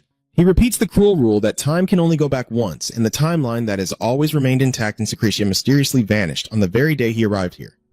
But ironically, now both of them find it existing right in this secret basement. Callie reached out to touch the glowing magical barrier surrounding the artifact and admitted that he had once intended to destroy it forever so it could never be used again. But it's ridiculous that he can't even get angry at the inanimate stone, and that's what caused him to get into new trouble. Blanche gazes at the glowing artifact and quietly asks how this could be made to disappear completely. Cien nodded slightly, admitting he still didn't have an answer, so he planned to meet Span soon to find a solution, but beforehand, he emphasized that he still had a very urgent matter to resolve. My story is just that simple. Suddenly, Blanche called out sharply and asked a question that made him stop in his tracks. What is your brother's name? Seeing Callie standing silently, Plan softly said that the name probably wouldn't be hard to remember, so just tell him already. Callie turned slightly, smiled warmly, and confidently confirmed her identity. I am Cien, your younger brother. We both leave the dark basement, walking up the stone stairs leading above. Seeing where his brother was headed, C asked Blanche where he was going at this moment. Blanche firmly replied that he was heading to the training ground right now. Cien eagerly suggested a training match, but Blanche coldly refused and said he had to go ahead. Sen silently watched his brother's figure disappear into the distance. I feel like someone is patiently waiting for me up ahead. What kind of sixth sense is this that's so sharp? A black butterfly suddenly appears, fluttering through the silent space of the grand hall. In old beliefs, black butterflies are symbols of death and are usually not welcomed by anyone. But amidst the blazing light, the black butterfly suddenly transforms into an incredibly beautiful woman with long black hair and fiery red eyes full of power. She looks directly at Sen and whispers softly, "So it's only you who will welcome it." Kallian respectfully bows his head and salutes. "I humbly pay my respects to the great and noble Hispanian." She looks at him with a deep gaze, silently noting that those who walk among the shards of calamity often fail to recognize them. Sen gently clenched his chest, feeling hurt and questioning whether even he himself had no right to be healed. This feeling was just like that of an outcast in that strange family. Hispanian gently places her hand on his head and whispers, "I understand everything." She admits that she feels very confused because she cannot feel resentment or anger after everything she has heard. Looking deeply into the young prince's worried eyes, she affirms that she now understands the true reason why he came to this place. Cien softly thanks her and honestly admits he's not fully prepared but still wants to ask for an important favor. When given permission, he immediately inquires whether the black stone is a divine relic created by humans. Hispanian explains that it holds power from the other side and is not tainted by serenity. She points to the glowing relic and asks if he is searching for a fragment of the axis, confirming that she herself placed everything that appears in this world here. Cien wondered about the whereabouts of the remaining fragments, but was told they had not appeared yet. When asked why she found this place and placed it here, Hispanian firmly stated it was all for him because he was the one who had to personally retrieve it. Kallian, still overwhelmed and not fully understanding the meaning, was already being watched as she looked into the distance and mentioned the child who believed in him was beginning to move forward. Hispan gazed deeply into Kallian's eyes through her reflected image. She whispers that when the time comes, he will also come to understand everything on his own. Meanwhile, under the quiet night sky of the training ground, Second Prince Planche stands silently lost in his own thoughts. Looking into the void, he muttered to himself, "Now I understand everything. It's not that he doesn't have a reason, but why does he always look at me with such a face every time we meet?" Planche began preparing for his training to release the frustration inside. A knight approached and announced that Prince Calli had said, "I will oversee your training in his absence." The fight began with gentle sword exchanges, but the atmosphere quickly grew more intense than ever. Blanche's sword became sharper and more dangerous with each move. The knight facing him couldn't help but be taken aback when he saw Planche improving by leaps and bounds during their duel. Even more frightening was the completely changed look in Blanche's eyes. It grew cold and its gaze deep and intense enough to make the opponent shiver, wondering what exactly he was seeing. The two swords clashed fiercely, creating dazzling sparks as Planche pushed his strength against his opponent in the climax of the battle. Despite sweating profusely and gasping for breath from exhaustion, Kiri clenched his teeth and endured, silently telling himself that he had trained rigorously all this time, but it still wasn't enough. He realized he was still too weak compared to Prince Calli. Now, a true master of swordsmanship, Kiri quietly believes that the battles between princes always take place in places he is unaware of. The haunting memory of Calli being seriously injured makes him question himself. If he can't protect his master even in that moment, how can he truly call himself his sword? Kiri clenched the hilt of his sword until he trembled, his eyes showing determination and resolve transforming from innocence to ferocity, driven by the desire to become a steadfast source of strength for Calli as he relentlessly swung his sword in the darkness. The relentless clashing sounds continued. Even as his hands trembled and his breath grew ragged, Kiri desperately begged himself to push beyond his limits. In a moment of utter exhaustion, a brilliant blue light suddenly flashed in his eyes, marking a powerful turning point. Kallian appeared unexpectedly, softly smirking, with a bright smile and words of praise. "Congratulations, Kiri." But immediately after, Calli's eyes turned cold as he easily blocked the attack with his blazing sword. He coldly reminds Kiri that aiming straight for his brother's heart was already crossing the line, and in the quiet of the night, Calli leisurely walks as Kiri takes a moment to calm the tense atmosphere. Kirio coldly followed behind, but his mind was still in chaos. Unable to stop questioning the strange phenomenon that just happened to him. In his sight, the fiery red veins suddenly appeared wrapping around the opponent's body, clearly indicating where to cut and how much to strike to finish the target. Everything felt so real that Kiri could hear an invisible voice whispering, guiding his every strike straight into the target's vital points. He shivered, realizing that if he had delayed just a moment earlier, he might have actually killed Prince Planche. Even more terrifying, now those deadly red veins are clearly visible and targeting Calli's back. Sweat pours down like rain. Kiri painfully covered his eyes with his hands to chase away the horrifying visions. This time, it might stay with him forever, more than even his ex-lover. I secretly resolved to prevent myself from harming my master, willing to do anything to ensure that disaster never happens. Understanding the fear that haunts my subordinate, Kallian calmly turns back and confirms that he knows exactly what Kiri has just seen. He calls it the path of the sword and admits he never expected the sword he taught himself would help Kiri reach this level so quickly. C gently reassures him that with enough rest, those red veins will naturally disappear, allowing Kiri to breathe a sigh of relief for shedding the psychological burden. Though he knows he can't be overly confident forever, but deep inside he's deeply shaken, recalling that in his previous life he only saw this path a few months before passing away, yet now he's advanced to a lightning-fast level. He looks into the distance and reveals that his knights will soon join the Van Canum army, leading to a severe shortage of trainers. And since a guardian can't openly fight against knights, C firmly declares he will request His Majesty to grant Kiri the official knight title. Kiri was stunned and refused, believing he had not yet achieved anything great and wanted to wait until he was truly capable. But Sen looked straight into his eyes with blazing, powerful red eyes. He affirms that this world always judges people by what they see, and he absolutely does not want Kiri's self-assessment to be shaken by those prejudices. Kiri clenches his fists, his voice deepening with unwavering determination.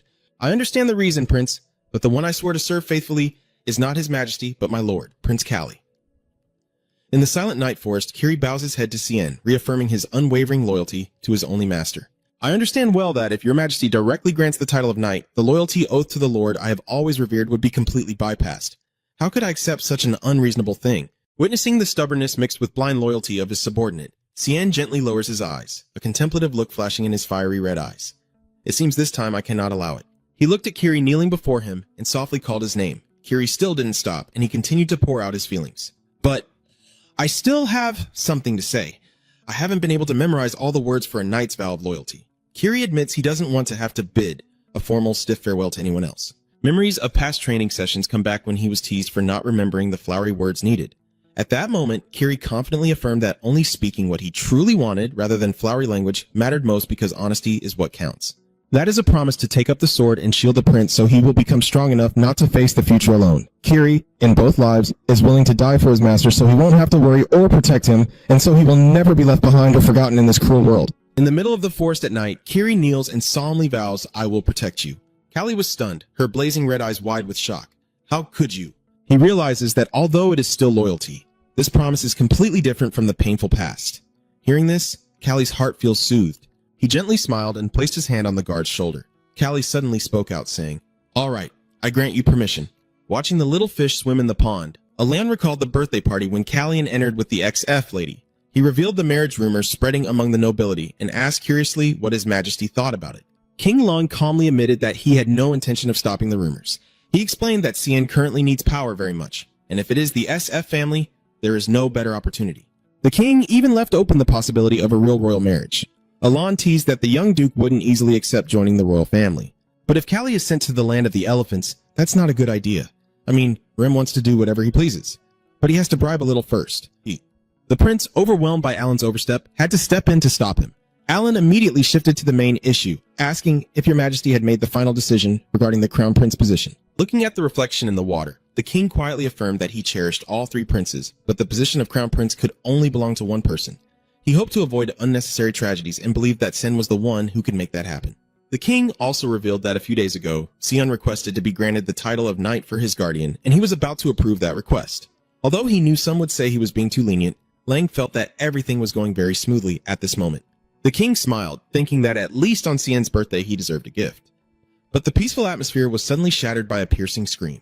The prince's gift box suddenly fell to the floor with a loud thud, and Lady Demiri, with an angry face, shouted at him, asking if he was being reckless just because today was her birthday, and questioning how long he planned to exploit her name. Cien calmly asked Demiri if she was satisfied with the dress he just sent her. Seeing the stunning outfit, Demiri quickly realized the prince's intentions. You've received it already, right?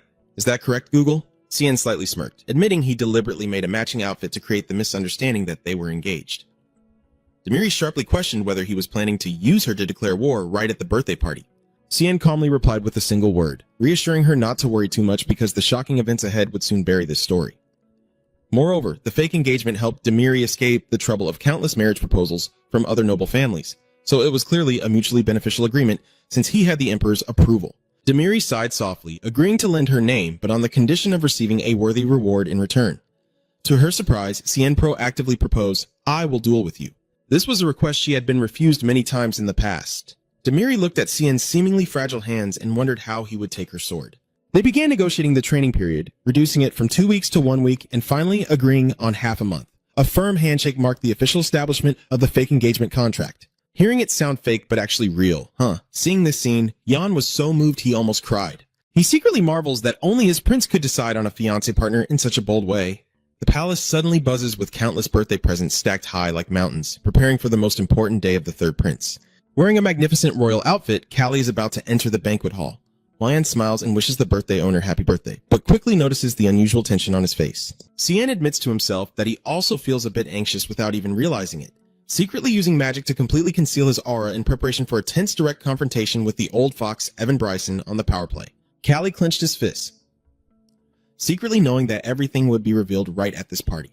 He silently proceeded step by step according to the plan. Cian confidently walks into the splendid banquet hall with Lady Demiri, drawing the attention of all the guests. Seeing the sparkling crown on Demiri's head, he quietly thinks it would suit the fiancé of a prince, but definitely not the fiancé of an ordinary prince. Meanwhile, the second Prince Planche pretended to play the role of a rebellious and unruly son, then huffily stood up and strode away without looking back in the middle of the ceremony. Cian quietly leaned in and whispered, "Count Brisson hasn't arrived yet." At that moment, a clear announcement rang out. His Majesty the Emperor is approaching, and Sen narrows his eyes as he observes the empty seat of the old Marquis, secretly understanding Even's ambition to suggest that his power surpasses even the Emperor's. The gaze that pierces through the mortal world of Ying is truly impeccable. Sensing that the moment has come, Cian quietly tells Demir that it's time for them to part ways. He sincerely thanked her while Demir smiled and wished the young prince a happy birthday. Callie approaches King Lang standing on the platform. The king, beaming, raises his glass to celebrate his son's birthday and loudly calls on all the guests to join in to toast the third prince. Suddenly, a sharp step echoed through the air, breaking the atmosphere, and a commanding voice rang out, saying, "I apologize for being late. Your Majesty, I need to take a quick glance at the figure approaching and quietly think to myself, finally he's here." Earl Evan Brisson. King Lang still maintains a calm demeanor. He announced that on this special day he had something very important to tell all the nobles. C was nervous and holding her breath, watching every move of her father and whispering to herself, "Just a little more." As the king begins to mention Queen Freya Blinkali, she clenches her glass tightly, her red eyes fixed unwaveringly on her target. "One more step." King Lang's clear voice echoes throughout the hall. "I will make her the Empress." The entire hall was stunned into silence. The whispering died out completely as a sharp crack echoed when the old Marquis's glass shattered on the cold stone floor. A sudden chilling aura envelops the space, making everyone shiver with cold.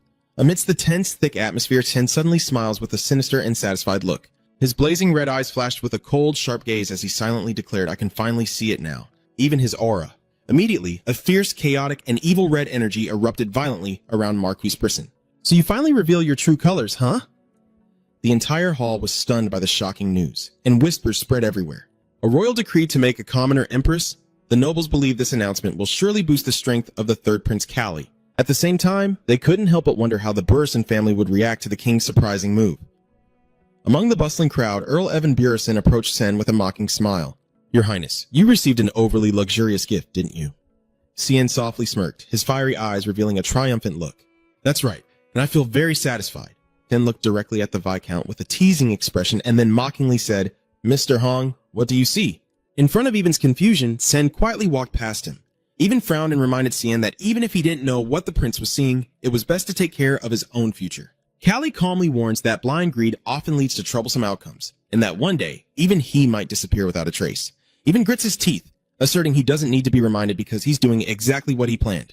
Cian calmly holds the glass of red wine Nam Ni, gazing at Even's reflection in the glass with a nonchalant smirk. "Actually, I've been thinking about your end for a long time now, and right now I'm just calculating when that happy day will come." Even clenched his fist in anger, silently cursing Sion for his arrogance, acting as if he had already been crowned as the prince. Even reassures himself that Sion currently has nothing in his possession, and even if he gains legitimacy, it won't be enough for him to dream of the throne. As they pass each other, Even utters a harsh insult, saying you should not stain the royal bloodline with that of a commoner. Cian suddenly stopped, his footsteps halting and making the atmosphere in the banquet hall tense. He turned slightly, his clear voice resonating and drawing the attention of all the guests, the Marquis. "When will you finally show your respect to the noble royal family?" Cian turned around and faced Even directly with a cold, commanding gaze. In front of everyone's astonishment, Cian firmly orders and bows. Marquis Even Beanin. Even gritted his teeth in anger, feeling utterly humiliated by Sen's humiliation, in front of the many nobles whispering and gossiping. Our hometown, our hometown, our hometown. So many of us from the same place. The old man secretly cursed Sen as a bastard and realized that the third prince was trying to diminish the status of a powerful marquis like him. Even secretly judged that Sen was too arrogant. He considered that if he criticized him for disrespect, he would also have to perform the greeting ritual before the king to save face. Taking a sip of wine, Even secretly plans to find a way to keep that bastard here. Seeing the Marquis still hesitating, Cian subtly smirks with a challenge. "What are you waiting for?" "Marquis, don't you see the king is waiting?" Cian didn't stop and delivered a final blow, questioning whether the Bienison family was refusing to show the respect owed to the king. Even realized he was completely trapped by C like a pawn in checkmate with no escape route.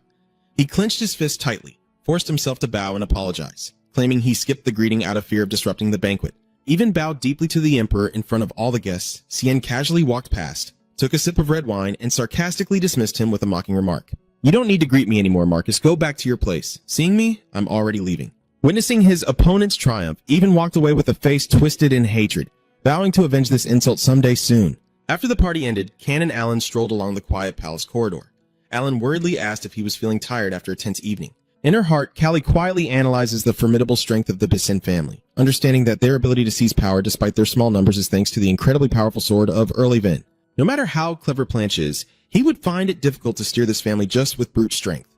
Callie thought to himself that he needed to become the focus of attention and try to distract Even completely, creating an opening for Planche to understand and master his sword. At this moment, Planche suddenly stepped out from behind the door and sarcastically asked if that was the reason C caused chaos at the party. "Huh, you already know the answer, but still ask." Cian smiled brightly and calmly replied that it was simply a fitting lesson for what the old man had caused. Seeing his brother's unusual presence in the corridor instead of the usual study, Cian curiously asked for the reason. Planche coldly handed over a piece of paper and said he was looking for Cian to deliver this. Seeing his brother's demeanor, Callie couldn't help but tease that it seems Planche has gradually gotten used to the role of a messenger bird. Before he could even smile, Callie's expression froze as he glanced at the paper's contents, his smile vanishing and turning into a stiff, tense stare with his eyes blazing red with tension. He quietly announces that something bad seems to have happened to Aner. The secret letter reveals that the current wizard is in the large forest leading to the land of the believers. And more concerning, those harboring non-believers are also starting to visit that forest. In the silent room, 3 people gather around a map to analyze the situation. Alan points to the large forest near the road to Tencel and confirms that if you are referring to the large forest near the road to Tencel, then that is the orange forest. Callie remains silent. He confirms that he originally sent Lord H to the Marcus' land. His goal is to find out whether Evan and Gray are plotting something together or not. And even if they don't do that, you still need to warn them to stay away from your path. The path I walk is protected by a noble guardian, so I will take care of myself. Alan wonders why Lord Anne was found in Clam Forest instead of the Marquis's land as originally planned. Callie explains that Clam Forest is where a man named Sat was last seen, the one who shockingly claimed that human strength could create holy objects. Meanwhile, in the Dark Clam Forest, Hex is facing a dire situation. He was supposed to be on his way back to the palace, but now he is surrounded by unknown figures lurking in the shadows. Hex was stunned, wondering why everything had turned out this way. Everything went back to 2 weeks ago, when Hex was riding his horse through the streets and was suddenly called back. The kid recognizes the familiar voice, looks up at the balcony, and exclaims in surprise. President immediately, Aurea, the Sorcerer's Guild leader with fiery purple hair, leaps down from the balcony to block his path playfully. He could only sigh when he saw that the guild leader still hadn't stopped calling him kid after so long apart. Aurea crossed her arms, examined him, and praised how well the uniform suited him. She was shocked to see someone as difficult as him willing to work under someone else. Hex scratched his head and explained that he ran away because he was afraid of being mistreated by her, but it seems he still couldn't escape the influence of the chairman. Seeing the packed luggage on the horse's back, Aurea immediately guessed that he was about to go somewhere very far. When she learned he was heading to the Marquis's land, Aurea smiled brightly and declared that she also had some business nearby. The young lady didn't even bother asking for his opinion and insisted on going along, leaving Hex stunned by the overly enthusiastic attitude of this guild leader. Aaron Hex had finished his task at the Count's domain, but he sensed that Lady UIA seemed to have another mysterious purpose. She calmly philosophized that if something goes out, something else must come in. It has been several days since the two began their arduous search in the dense clam forest. He skeptically questions whether the person they are looking for is really here, and Yuria firmly confirms based on what he heard that the last time anyone saw him was somewhere in this forest. Hex was stunned to realize that Yuria was trying to find traces of someone who had disappeared ages ago. She calmly confirmed that those were records from 300 years ago, and if he was still alive, he was definitely no longer human. If it's been nearly 300 years, they must have been human back then. As they were walking, Aya suddenly stopped and asked if Hex could sense anything. He focused intently and realized a faint but present aura of magic right ahead. Both of them entered a hidden cave deep within the rock face filled with old experiment jars and dusty, faded documents. Yuria becomes excited when she realizes they have found the right place. She believes that someone obsessed with research would never abandon their data. He looked in amazement at how these papers remained intact after hundreds of years. Iya explained that a powerful preservation spell had been cast upon them, but once they leave this cave, they might be destroyed and vanish instantly. Without saying much, she firmly states that the energy both of them are feeling is indeed its magical power. Yuria quietly concluded that bringing these documents outside would be very difficult with her current strength. She placed her hand on H's shoulder, asking him to stay and wait here while she handled this, and would return immediately. But just as Hex stepped outside, a masked assassin suddenly appeared from the shadows. Ace and Hex is caught in a deadly battle full of danger. Although most of the enemies have been defeated, his body is already reaching its limit. Sen swung sharp ice pillars to fight back, but one of them quickly used an energy shield to completely block the attack. And gritted his teeth and assessed that one was specialized in defense and the other in attack. Their coordination was extremely tight. He realizes that if he were alone, he could find a way to exploit their weaknesses and take them down one by one. But in this wounded and trapped situation, everything is gradually slipping out of control. A powerful collision threw him far away, causing only a cry of pain before he collapsed to the ground. The enemy didn't miss the chance. The guardian assassin swung his heavy weapon, aiming for the final blow. Asen was stunned to realize his deadly mistake. Wait a minute, the guy I thought only knew how to defend himself. Why didn't I consider that he could also attack? The assassin looked at him with a cruel gaze and roared, "Become a sacrifice for me!" Hearing the unfamiliar name, he could only gasp in surprise. Jian? Just as the deadly blade was about to touch him, a powerful surge of magic suddenly intervened. Amidst the thick dust and smoke, a majestic figure appears, blocking the deadly attack. It is none other than the third Prince Calli wielding a shining sword. From now on, I hope you only take on missions you are truly capable of completing. Sir H. In a quiet library, Yuria was engrossed in studying ancient manuscripts under the dim light. She muttered that these characters perfectly matched what was engraved on the stone the prince had asked her to investigate. Suddenly, the dry sound of footsteps behind her made Iya start in shock. "Where did you come from to scare me like that, and you're still alive? What the hell?" Alan coldly questions why she took actions without his orders. Back in the forest, Hess lies collapsed on the ground with a bleeding wound. He looked up at Calli in shock and asked how he could have arrived here. Calli calmly replied that he used the teleportation circle to intervene in time. Asen gasped with difficulty. Realizing that the magic circle Sen painstakingly created had saved the prince's life, Calli's eyes grew cold and resolute, and he quietly affirmed that all their efforts had been completely worthwhile. Although the battle is not over, the assassins still roar fiercely, increasing their speed, saying, "Let's clean this place up." They rush forward crazily, determined to capture the mage alive. Calli immediately adopts a defensive stance, decisively swinging his glowing aura sword to block the heavy attack from the enemy, continuously unleashing sharp sword strikes to overpower the desert warriors. Seeing Aiken's condition worsening, Sen quickly orders him to use the teleportation circle to return to the palace immediately. He reassured that Prince Plan must have already summoned Hina there, so his wound would be treated immediately. Despite his serious injuries, Sen Hex still hesitated before Calli's command. Seeing the hesitation, C grew extremely annoyed and gritted his teeth, saying, "Listen, I'm pissed off now, and I'll deal with you right away." Realizing he couldn't go against the angry prince's will, Asen had no choice but to obey. "I understand." Then he quickly left the forest. Calli silently approached the assassin lying weakly on the ground. He slightly curled his lips, speaking with a cold taunt. Although he didn't expect this one to easily speak, he deliberately kept him alive to carry out the interrogation. Cien looked down at the groaning figure on the ground and issued a final warning. "If you're willing to speak first, I am ready to listen." Faced with the opponent's stubbornness, he decisively drove a sword into his back, causing him to scream painfully into the night.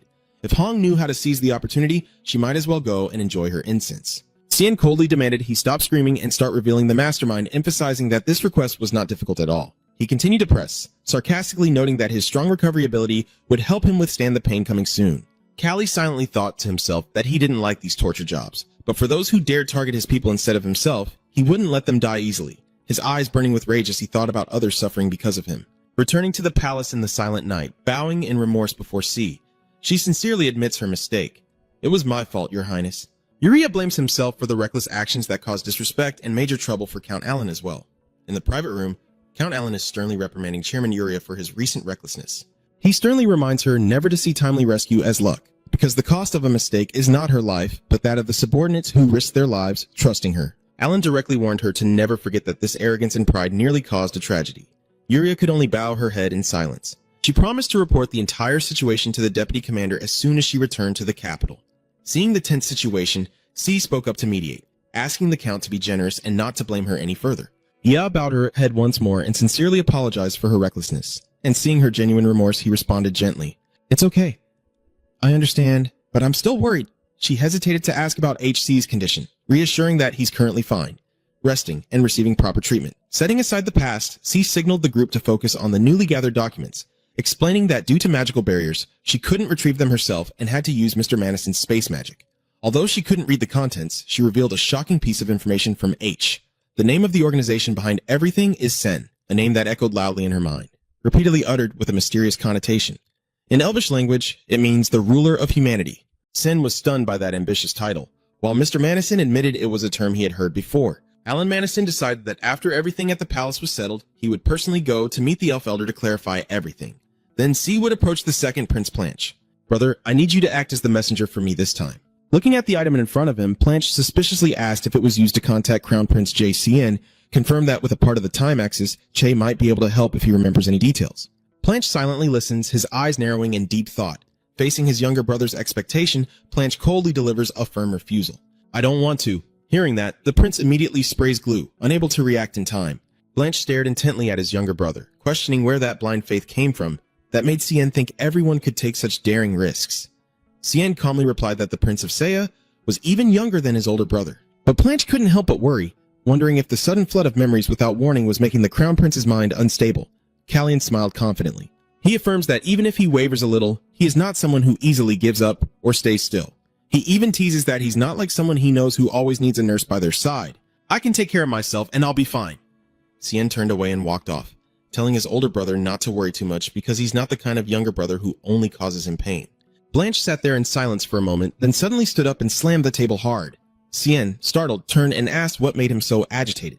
Blanche coldly admits that he's the troublesome older brother, decisively leaves his magic ring behind and walks away, leaving Cien stunned. Immediately afterward, Plan seeks out An with a special request. Alan respectfully reminds him that, as you are well aware, within this palace and anywhere under Suspanian's influence, all personal communication magic is completely disabled.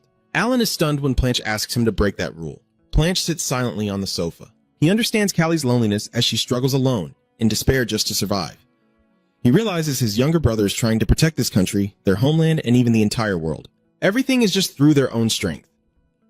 Blanche looks directly at the opponent and clearly states the real reason behind this reckless act. So that's why. I want to protect my little brother. Alan sighed softly, thinking that Prince C had caused another trouble. After hearing the full story from Blanche, Alan firmly asked his older brother to give him that bracelet. Blanche quietly hands over the magical item while Alan ponders in silence, reflecting on how there are truly all kinds of people with different natures in this world. Alan began to tell about Debron, his cruel father, because he was no different from a deadly, venomous snake. He recalled the horrifying moment when Debron, upon becoming crown prince, immediately ordered the execution of all his siblings without hesitation. Evil is even worse than Cam's mother said. No wonder it leaves such a haunting impression. Growing up under the shadow of such a father, Alan always had to steel himself to protect his siblings from his claws. He deeply understands that C must endure similar pain, as all he knows is how to hurt himself to save others. Alan earnestly hopes Plan won't be too harsh on that younger brother because of those reckless actions. BL clenched his fists so tightly they trembled, his eyes showing clear sorrow as he softly replied, I know. I understand. Night falls, covering the kingdom, where the crimson-blooded birds still tirelessly spread their wings across the high sky. Walking quietly along the silent palace corridor, his footsteps echoed in the dark space under the moonlight. He stopped in front of a large door, gently knocking to request an audience. Inside the darkened room, King Blandon Lahan Secretius sat silently behind his desk, coughing heavily as he respectfully bowed his head to report his safe return to the mighty ruler. King Jalan looked up at his son and asked if anything unusual had happened in Kiris. Jay remained calm and composed. He confirmed that he had sent his congratulations within the allowed scope and followed the scheduled plan. There was nothing particularly noteworthy to report. However, Lord Blonde couldn't help but suspect when he criticized the fact that he personally traveled such a long way just to attend a birthday party. Faced with the intense scrutiny from his father about whether there was someone important he wanted to meet, he calmly insisted it was purely for diplomatic reasons. Blonde Now's eyes narrowed with suspicion as he looked deep into his son's heart. But in the end, he only coldly said, I understand now, pretending to be indifferent but still arrogant. No wonder you're always seen as malicious. King Dan coldly hinted. You can respectfully bow and leave the king's office quietly. Even though he's silent, he's crying inside. The footsteps of the crown prince echo down the corridor. Meanwhile, behind this door, the king's persistent coughs continued without stopping. In the darkness, Dan's face grew grim and terrifying, with cold, calculating eyes. As soon as he stepped outside, Che ran into the night crin from Talon. When Talon was about to ask, Che decisively cut him off. No need. Che looked directly at Talon and asserted firmly, I have never done anything like that before. Prince Tsin, I must act exactly according to what my memories tell me so that no one can have even the slightest doubt. Chi signaled the knight to step back, his heart burning with the resolve to keep the future he had always remembered from ever deviating from its destined course. His shadow stretched long on the stone floor, vividly reflecting the burden of the one holding the key to fate. Talon respectfully bows, then I pray that His Highness has a good rest.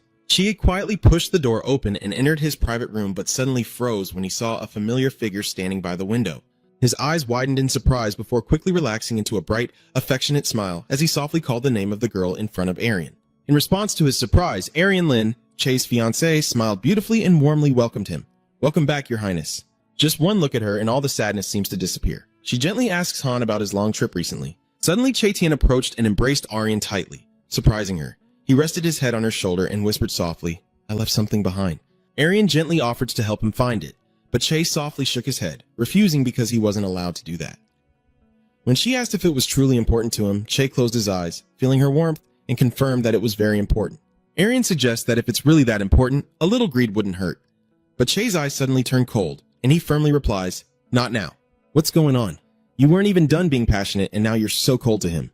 Holding Arian's hand tightly, he affirmed that everything must proceed exactly on the old schedule, at least until the end of this winter. He quietly closed the window, calculating that only then would the healer appear on the same day as before and disappear without causing any disturbance. Meanwhile, in Kiss, the atmosphere grew tense as the ladies-in-waiting hurriedly moved Freya Oblin's giant portrait into the most honored position. News of the coronation ceremony was officially announced. It is scheduled to take place next week along with a public event in the square. Marcus Evan Brisson sits silently in the shadows. The old man, exhausted, ordered his subordinates to step back after hearing the report. Evan gritted his teeth in frustration. Because of the humiliating forced bow at Cien's banquet, he completely lost the chance to oppose Freya's coronation and had to quietly retreat into utter helplessness. Count Evan Brisson slammed his hand on the table, grinding his teeth in furious frustration as the room fell silent. He thought to himself that because he had remained silent, the other nobles wouldn't dare to speak out either, and he had to find a way to remove this thorn in his eye, the third prince, at all costs. He even couldn't help but wonder what the second Prince Planche was really up to, and asked himself what exactly he was doing. "I can't just sit here and wait any longer." A new plan seems to be taking shape in the shadows. Meanwhile, in the Wizard Squad area, two young wizards, hot high, burst into the room searching for the deputy squad leader. They complain about the harsh training replacement, making them miss An's comfort very much. As soon as the instructor's shout rang out outside, both of them hurriedly ran to practice to avoid punishment. But in reality, An was still inside the room. He calmly uses invisibility magic to hide behind the sofa and enjoy his precious rest time. Let them do whatever they want. He's still in control. Heh. An slightly sneered in contempt at the young mages because they couldn't even detect the hidden aura right under their noses. He muttered to himself that he would train them properly when he returned for daring to look down on training. Just as he was about to doze off, Anne suddenly froze at the sound of the door creaking open. He wondered why a knight would boldly enter the wizard's resting room at this hour, and was surprised to see the knight head straight for Prince Planche's personal chest, without hesitation. The knight acts with great decisiveness and skill, as if he has done this many times before. As soon as the stranger leaves, Arin immediately appears to check the second prince's locker. He was stunned to find a secret letter hidden inside, and, sensing that things were getting serious, hurriedly ran to find Cien to report. Right now, C is focused on examining the black stone in his hand. The connection between the organization claiming to be the ruler of humanity and the mysteries of the timeline is gradually coming to light. In a ragged breath, the enemy collapses after the fierce battle. He bitterly leaves a warning that this borrowed power from life can only be used once. And once the black stone is broken, the heart of its owner will also vanish. Callie clenched the black stone tightly in her hand. He was stunned to realize that the strange ancient characters matched exactly what was on the time wheel. Back at the palace, Cent, exhausted, leaned on the sofa, lost in thoughts about this terrifying coincidence. At that moment, a knock on the door broke the silence as Jan entered to announce that Deputy Commander H had urgent matters to discuss. Singh enters with a very serious expression, quietly bowing to apologize for disturbing the prince's rest. Cien casually waves his hand, affirming that he had ordered the guards to let Hex in whenever he arrived. That's unusual. Why would they be given special priority? Callie's eyes softened as she asked about the wound on Hex's shoulder after the ambush in the forest. Thanks to Hina's attentive care and C's concern, he confirms he has fully recovered and can return to training today. But the real purpose of this visit lies in another shocking discovery. With tense clenched fists, H began to recount how he had witnessed a royal knight secretly sneaking into the Bankan regiment's quarters and hiding a strange object in Crown Prince Planche's clothing. Fearing danger, Hex secretly inspected and confiscated a secret letter. I quietly placed the small scroll on the table and looked directly at C with a suspicious gaze. H calmly questions, "I want to know exactly what the relationship between you and the Crown Prince of Saya is." A silence enveloped the room, the stillness so heavy it was almost suffocating between the two of them. Cien gently raised his hand to cover his face, sighing with a contemplative expression. "Well then, now, through the gap in his arm, C's fiery red eyes flicker with complexity. Captain H, why did you follow me?" Cien continued to press on. "I don't remember doing anything good for you, so it's both surprising and strange that you've been with me all this time." H is stunned, his face briefly showing confusion at the owner's comment, but after a moment of hesitation, he regains his determined look. He gently turned away and replied calmly, "You don't need to answer me right now. I will wait for your response." "Your Highness." Cien quietly observes, secretly realizing that H is aware of a secret being kept, but out of respect, he chooses to wait until C is truly ready. Cien gently lifts his lips into a slight, relieved smile. "Fine," he mutters to himself. "At least I should give an answer to that loyalty." The candles in the room flickered softly, reflecting the turmoil within the prince. as Kallian looked at Hex with a deep, intense gaze and suddenly uttered a shocking statement. You are the one who personally ended my life. The space suddenly seemed to freeze in the face of the cruel truth that time had been reversed from death. He was so stunned he couldn't breathe, stammering in utter shock. How could something like this possibly happen? Kallian looked down at his hands and admitted that perhaps he was too greedy and longed for someone to acknowledge his existence. He confessed that at some point he no longer wanted to hide the truth. Part of Sen wants to keep this secret from H, but another part urges him to be the first to tell him the whole truth. Seeing C's fiery, resentful eyes, H bows his head in pain and apologizes. I'm sorry I couldn't remember that for you. Oh no, it looks like this trip is going to be pretty exhausting. Sen sighs softly and mutters to himself that now he understands why he has these feelings. Faced with the silence of the other person, Cien suddenly asked, "What do you live to protect?" H paused for a moment, then honestly replied, "I only live to protect whatever I can when it comes. I silently remind myself to always remember my master's teachings, to uphold my pride before the squad leader, and to keep my faith in the vice squad leader, Prince. I place my hand on my chest and firmly declare that I will definitely protect the can team at all costs." Sen slightly smirked, his eyes burning with calculation as he asked Hex to add one more important thing to the list, the position he would sit in the future. He was stunned and asked outright if he was being asked to take on a role even greater than vice captain. Although aware of the young prince's weakness, in the face of C's unwavering resolve, Hex only saw him nod slightly in confident confirmation. He clenched his fist tightly. "I will start explaining to Sen why I have been following you all this time." He looked directly at Sen and affirmed, "You are a very good person, Prince." The statement left Sen stunned. He recalled that perhaps the reason was so profound that it was hard to explain precisely, or maybe from the very beginning, there was no need for any special reason at all. He recalls the moment when the flowers drifted gently on the water and the promise to not hinder the departed, just quietly waiting behind. It sounds poetic, but so heartbreaking. In the quiet of the night, prayers for the departed's peaceful rest echo in my mind. H admits he followed Sen simply because he is a good person. Everything started from gratitude, but it was the very path this prince was walking that truly touched his heart. Callie quietly looked out the window and solemnly shared a habit taught by his master, which was always to state his name before every battle. A habit that has become ingrained in his blood and turned into an instinct. He recalled the fateful moment from the past when he confidently declared himself as the commander of the Can Legion. When asked for his name, he simply replied that he had forgotten everything, but the other party firmly asserted, "I will make you remember." That was the first time in his life that H took the initiative to ask someone's name, and despite the fragmented memories, he still trusted and chose that day. He looked at C and asked if it was perhaps his wish that he at least feel proud for having sacrificed his life for him. "Because you took the trouble to choose me like this, your highness, shouldn't you at least know one reason to believe that your choice is the best?" Hex's eyes shone with determination. "I solemnly declare that because I once took away a breath from someone like you, this time I will use my life to protect you. I vow to defend the prince with all my heart and my best abilities." But Sen firmly denied, saying, "I want you to protect my position, not me." Ignoring the refusal, H slammed his hand on the table and roared passionately. "There's no need to refuse or worry. No matter what happens, how could I fail to protect the only prince? Seeing the chaos among his subordinates, can sweat bullets and curse love, you strange creature. At least let people finish their sentences." It's late at night, and the palace is immersed in silence under the faint moonlight. Callie sat quietly on the balcony, lost in deep thoughts, and wondered if even Lord Ha now knew the truth about his soul and his plans. Callie quietly worries whether he should reveal this secret to anyone else, and fears that if his master finds out, he will give him a harsh lesson for acting on his own. He gently taps his finger on the table, looks at the shining ring on his hand, and wonders what he should do. That's all for this video. Please like and support us to bring more great series. Thank you and goodbye, everyone.